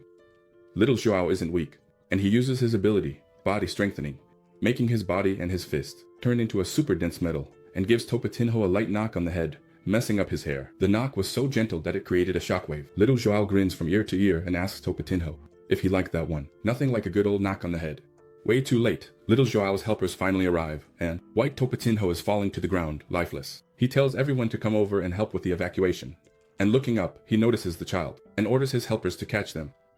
After saving the girl, Little Joel keeps asking about the army, since there's still no sign of them, and his assistant says they're taking care of the east side of the neighborhood. The assistant explains that there are a lot of civilians on that side who can't escape, and that's why the army is over there. Little Joel thinks they're really lucky, because where they are, the worst that's shown up are B-rank monsters. And Little Joel says that this time, he'll handle it on his own and redeem himself. Honestly, I don't know when he failed. I don't remember. Do you guys remember? Little Joel says. The problem is how sudden this dungeon break is, and he doesn't think it's only going to release monsters up to this level. It's likely that even higher level monsters will be released. Hey, isn't that the reporter who looks like Samja? I think he's going with an F rank. Amidst the destruction, Little Joel said it would be great if all the monsters were just rank B, but they've already counted. 47 people dead, 512 injured, and the damages are estimated at 50 billion won. That adds up to 191 million rays. Because it happened at night and everyone was at home, this sudden dungeon break was extremely damaging, since no one was expecting it. And many citizens remembered the dungeon break that happened 5 years ago, as a lot of them fled the cities, gripped by fear. The scene shifts to 2 days after the Taegu dungeon break, and we see Bahardan Guild. Michel says he's really nervous about doing this, and Sunga interrupts him, asking if he still hasn't gotten in touch with Kang. Michel says it seems like Kang is busy with something. It's been 2 days that he's been trying to talk to him and hasn't been able to. Michel asks Sunga to try contacting the protagonist again, and Sunga says he can't, because he has training to do at a dungeon nearby, and he says he needs to get stronger. Michel looks ahead and says, then take Jininho with you. He can stay outside the dungeon and keep in touch. Jininho didn't say anything, but he was definitely thinking, count me out of this. The scene shifts to station number 4. Sunga tells Jininho he'll be back in 3 hours, and Seoul goes in with him for training. Jininho tells them to be careful, and says he'll wait outside. After the two go in, Jininho looks back, and says to his subordinate, alright, let's find a cafe nearby. Better than just waiting is waiting while eating with a full stomach. Let's go. As he turns to head to the gym, Jininho comes across a strange figure, a cloak, covering the entire body, and he gets a really weird feeling, realizing that something is off. Jininho looks back and starts wondering, what? Did that really just happen? That guy stared at me and smiled. For real. I'm sure of it. After that, Jininho thinks to himself, it must just be his imagination. Did you guys notice that Jininho looks skinnier? He really does look thinner, doesn't he? After that, Hale calls Jininho and he answers, hello, what's the problem? And Hale starts talking to him. Yes, director. And Hale, practically yelling, asks if Jininho has already arrived at the dungeon with Sunga and Seoul. Jininho says, yes, they just went in. Hale almost has a heart attack. He says, what the heck? This is terrible. I don't know what to do now. And Jininho, confused, asks, hey Hale, what happened? Hale says that the Sunning station just exploded. If I'm not mistaken, that's where Lyra and Jamie live. And Jininho gets really worried because 2 dungeons have blown up in such a short time. The scene shifts to inside the dungeon and we see Seoul and Sunga training. And since he says he's going to stay in there for 3 hours, they're basically going to be there for 2 plus 3, 7, 7 plus 2, 20. They're going to be in there for about 20 hours, or maybe a little less, I don't know. So what do you think? Did I get it right or not? No. Sunga doesn't care about my jokes at all and throws a punch at Seoul. But this time, she blocks it without breaking her arms. But she definitely felt that one. Seoul is a lot stronger now. But Sunga is still extremely strong, and she gets exhausted from the training. Sunga, who has a pure soul, reaches out his hand to help Seoul up, and as he helps her, he tells her she did really well and she thanks him for the training. She compliments Sunga, saying he's in great shape. She says he looks like he has the physique of an awakened warrior. And Sunga starts to smile and says he still has a lot to improve before he can compare himself to his older brother. Still smiling, he says he's nowhere near the level of the Death Knight. They're much stronger than they are. Sunga says he almost died when he faced Kiba, the chief's Death Knight. He says that before the chief moved up to the intermediate level, Sunga trained with Kiba. And yes, Kiba is extremely strong, and that's how their training ended. Then he says, shall we head back, so? It's already getting kind of late, and the 2 of them walk toward the return stone. Moments later, Sunga is leaving the dungeon with Seoul, and he's shocked by what he sees. He keeps asking himself, what happened? Because everything is on fire, everything is burned and broken. And Seoul, coming right behind Sunga, is completely confused about what's happening there. Right after that, Sunga looks to the side, and notices there's an injured person there, and he asks the bloodied awakened, what happened? And in a lot of pain, he says that the Sanding Station dungeon exploded, which leaves Seoul in Sunga shock. He says that the first explosion was from a 6-star dungeon and that it all happened so suddenly. Out of nowhere, it exploded. And the injured man continues his account, saying that after that explosion, 2 other dungeons, 1 5-star and 1 4-star, also exploded. Sunga gets really worried, since those are high-level dungeons, and he becomes even more tense because his family lives in Sadong. He turns to Seoul and says, Seoul, you're coming with me. Seoul notices that Sunga is really worried about something, and Sunga, looking straight at Seoul, says, let's go to Sadong right now. The scene shifts to the Hammond Guild headquarters, and we see Michelle in front of the Hammond Guild, telling everyone to come quickly. He tells everyone to run inside the Hammond Guild, and we see 2 people running for their lives from ferocious wolves, and one of them looks like the reporter, who looks like Sunga. That wolf is just like one from Mu, saying, I'm going to eat you, I'm going to eat you. I'm going to eat you, I'm going to eat you. I'm going to eat you. Suddenly, someone raises their hands and starts using a green magic, and there's an explosion that sends all the wolves flying. This person defeats all the wolves at once with their incredibly powerful magic, and we are shown that it's the master of the Hamer Guild A-rank director, Park Sang-ho, whom we will continue to refer to as the Hamer Guild Master. The Hamer Guild Master complains that the monsters just keep showing up and won't stop coming at them, and he notices Michelle ushering everyone into the Hamer Guild building, finding the scene quite unusual. Michelle is shouting for everyone to hide inside the Hamer Guild and explains that it was designed as a bunker for emergency situations. So, and there is the safest place. The Hamer Guild Master comes up to Michelle and says, hey Michelle, how are you doing? And only now does Michelle notice him. Oh hey director, how's it going? The Hamer Guild Master looks at Michelle and says, yeah, we meet again, huh? And he feels a strange sensation, because his former employee is right there in front of him, bringing everyone into his own guild. He keeps thinking about how odd it is to run into an employee who used to be under him, but is now the vice director of a rival guild. Michelle tells the Hamer Guild Master that soon the awakened from the outer guild will join them, and says they just need to hold on a little longer. The Hamer Guild Master knows that Michelle isn't an awakened, and says, right, then, you can come in, because things out here are getting really dangerous. Michelle, who isn't dumb at all, replies, yeah, I'm coming in then. The Hamer Guild Master keeps thinking that the outer guild is basically a one-man army, so only Tsung Regine is strong in that guild, and he knows he shouldn't expect much from the outer guild, because aside from Sun, all the awakened there are weak. At that very moment, the Hamer Guild Master looks back and says, oh, now it's time for action, and we see a very large wolf on top of a building, and everyone down below is saying that the wolf is huge and they have no idea when a creature like that showed up there. Then we see the scene of the wolf howling and calling its allies, and we realize that the wolf is gigantic, and everyone down below starts trembling with fear. After the call, many wolves start to appear, and they're all fierce, waiting for their master's command. The guild master Hamer and the other awakened from the Hamer guild realize that the wolves are dangerous and go on high alert, ready for battle. He keeps thinking that the big wolf gathered all his minions there in that spot, and he knows that if all the wolves attack at once, they're going to die. And the little wolf doesn't just stand there, he charges forward to tear apart the guild master Hamer. He's there, knowing there's no way to dodge or avoid that attack, and he knows things are about to go bad. Suddenly, Sunga appears and punches a wolf, sending it flying far away. All the awakened present are left speechless. Or are they skin mouth? Sunga doesn't even care for any explanation, and placing her hands on the ground, starts casting another fire spell, and launches fire barriers. So powerful, but the wolves can't get through them. Sunga is confident and turns to the awakened, saying that even though there are a lot of wolves, they can take them on one by one, and tells everyone to do their best. And just like that, everyone's courage returns, and they all get ready for battle, saying that they're going to make it.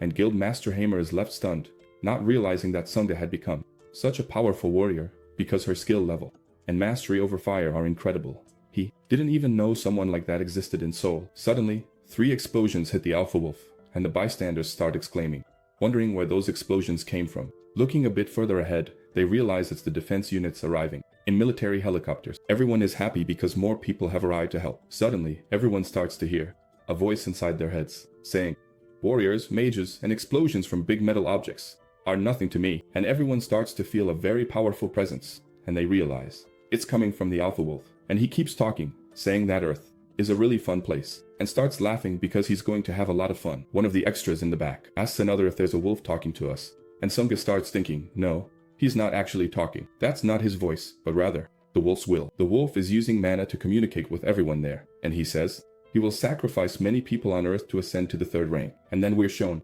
the wolf's name.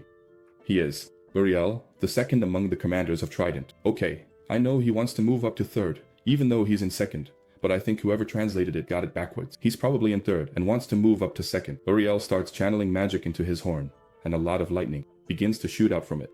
Sunga and the other extras know things are about to go south. Uriel unleashes the devastating area spell, hitting all the awakened around him. Even Sunga, who is pretty tough, takes a lot of damage when struck by the lightning. The Guild Master of Hammer suffers even more and passes out, unable to withstand such a powerful attack. And the 2 helicopters that were in the air were also hit, exploding and crashing down right after. Uriel watches with great satisfaction as the helicopters crash and explode against a building. After that area spell, only Sunga is left standing, and trembling all over, he keeps saying that he has to stop this thing, and that he won't fall here. The wolf notices that only Sunga is still standing and still smiling, says, "Very good.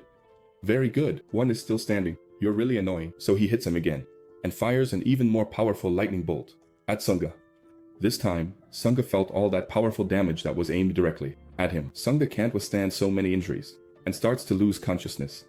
He knows he's about to pass out, and tries to fight it. After that powerful lightning strike, the wolf finally jumps off the building and lands on the ground, laughing because he can smell all the delicious humans inside that building, and he plans to feast on them. Sunga doesn't even have the strength to get up anymore, and is left trembling after suffering such a massive electric shock.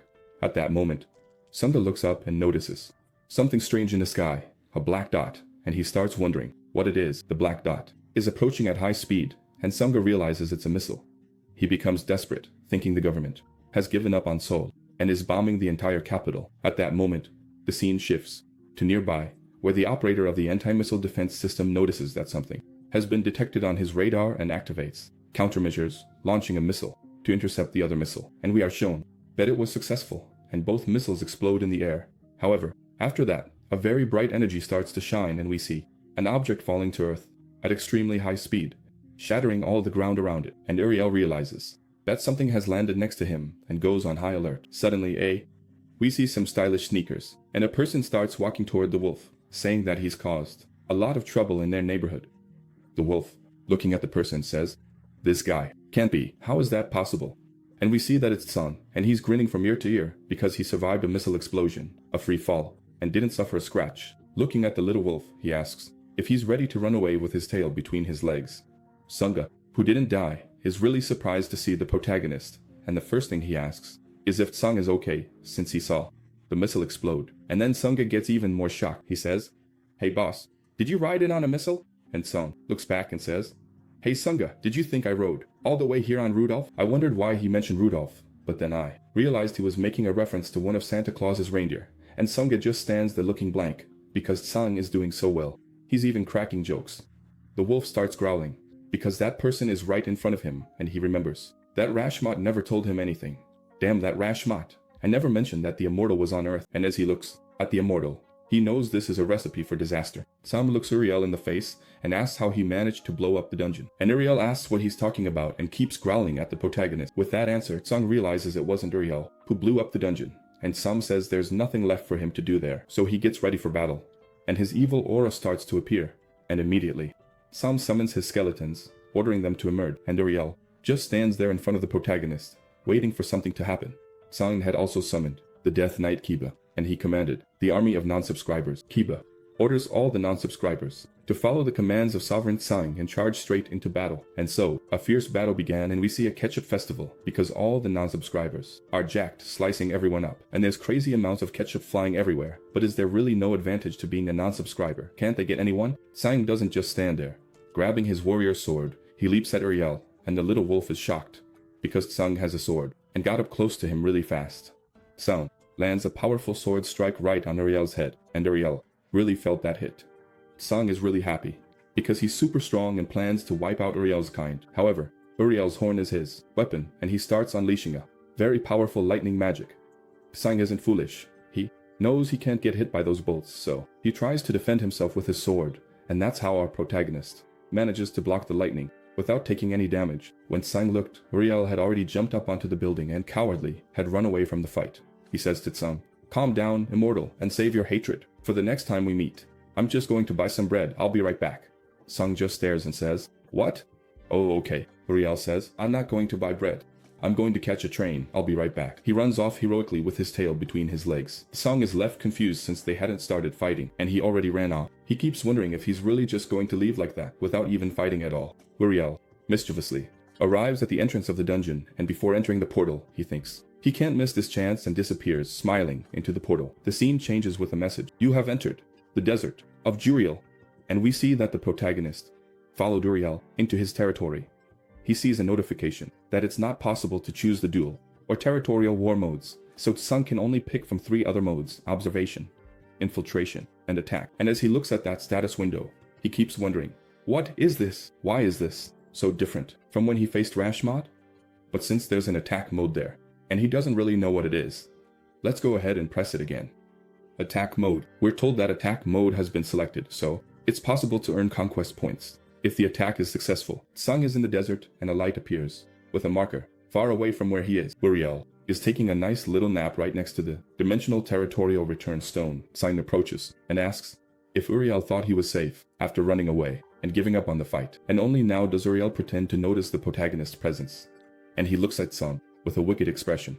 He realizes that it really was a mistake to open a portal on Earth, because out of all the possible places, you were right there, on Earth. The giant wolf is completely at ease, and Sung says that this place looks like a great hunting ground, and that from now on, he'll be visiting Uriel often. And Uriel just stares at the protagonist and says to the immortal, "Who are you talking about?" And Sung realizes that something is going on that he doesn't know about.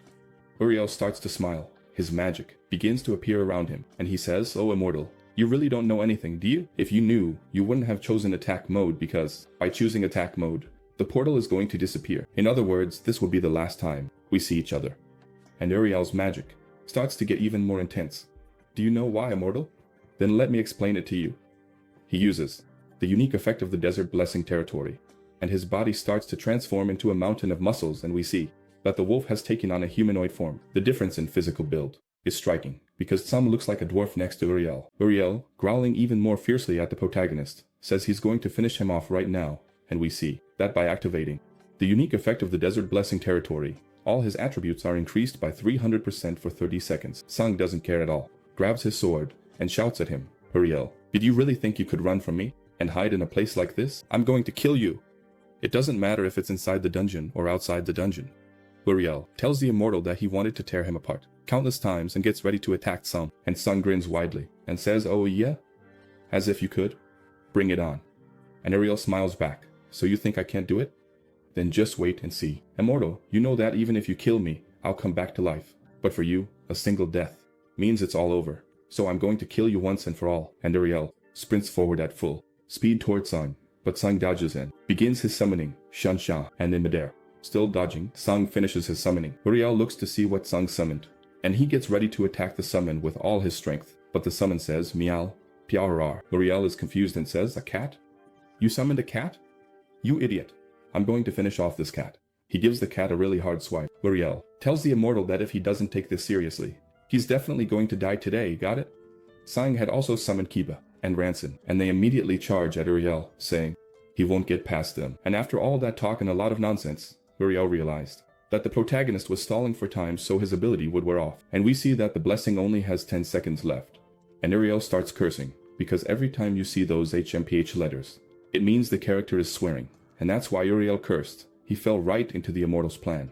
So now there are only 9 seconds left for him to kill the immortal, with 300% more power. And with a single swipe, he sends Kiba and Ranson flying far away, and he starts thinking that he'll be at a disadvantage if he has to deal with each of the protagonists' summons one by one, since time is extremely precious. So he charges at Sun with all his fury, and we see that only 7 seconds remain of the desert blessing. But Uriel knows that 7 seconds is more than enough to defeat Sun, and so he closes the distance between himself and Sun, so he can kill the immortal. Sun realizes that Uriel is much faster than before, and sees that with all these buffs and speed, it's going to be hard to dodge one of his attacks. Uriel hits Sun, and we see Sung's sword flying far away, and Uriel finally managed to feint and land a deadly blow on the protagonist. He pulled it off just milliseconds before the countdown hit 0, and the territorial effect disappeared. And unfortunately, Sun felt that attack and starts spewing a lot of ketchup from his mouth. Uriel starts laughing a lot because Sun fell into his trap, and as his claws pierce through Sun, he shouts, "Die, immortal!" And he's really happy because he managed to do something that not even the greatest monarchs could. And Sang starts to tremble and also begins to smile. Uriel doesn't understand why Sang is smiling. What's making that noise after suffering a fatal attack? And he asks the agonizing Sung why he, and he's interrupted by the protagonist's voice saying that no matter how smart a dog is, it's still a dog. And Uriel realizes the illusion is disappearing from his hands. He looks at Sun with a lot of anger and asks how the hell he did that. And Sun, smiling broadly, pats Bibi on the head and says to Uriel, "How did I do it? No, it wasn't me. It was this little devil right here. Look, she's really cunning." And Bibi bursts out laughing, saying it was really fun watching him duel all by himself. And only then did the little wolf realize they'd fallen for an illusion spell. Sun just had to do a summoning. Bibi, that cat, who ruined all of Uriel's plans. Then Sun looks at Uriel and asks, "Hey, how long are you going to stay in that buffed up form? Hasn't the Deca's effect worn off yet? Or did you take some HGH too?" Uriel looks at Sung and says that soon, very soon, he's going to finish. But Sung slashes Uriel all over with his sword, and this time, a lot of ketchup comes out of every cut Uriel takes. Sung looks at the agonizing Uriel and says, "Never dare set your paws on this earth again." After that, Sung and Bibi approach the dimensional return stone and realize that it's actually a dimensional soil of a very different color. Sung, holding it in his hand, says that he finally managed to gather all 3 dimensional fragments. The 3 fragments start to react with each other, and Sung notices that something different is happening. The system informs us that the 3-dimensional fragments have been gathered, and they fly up in perfect sync toward the sky, while Bibi and Sung stand below, watching the magic unfold. We are told that the fragments resonated, and a dimensional trial has been created. Then all 3 fragments merge into one, creating a very intense yellow glow, and the 3 fragments transform into a beautiful gem. We are shown that this gem is a dimensional trial, and with it, it is possible to own a dungeon. So a dungeon that has lost its owner will seek out and respond to a new owner. Sung smiles because he has finally obtained the 3 fragments that Melody said they would need. The scene shifts to outside station 120-4, and Sung is waiting outside for Sun, who comes out of the dungeon looking very calm. Sun says, "Boss, we've got a problem." Well, that's it for part 9. Sorry it was so short. And of course, let me even put the wolf cursing here, because I stopped at the best part. What a big son of a gun, this narrator. How does he have the nerve to stop at the best part? Ugh, that's so annoying.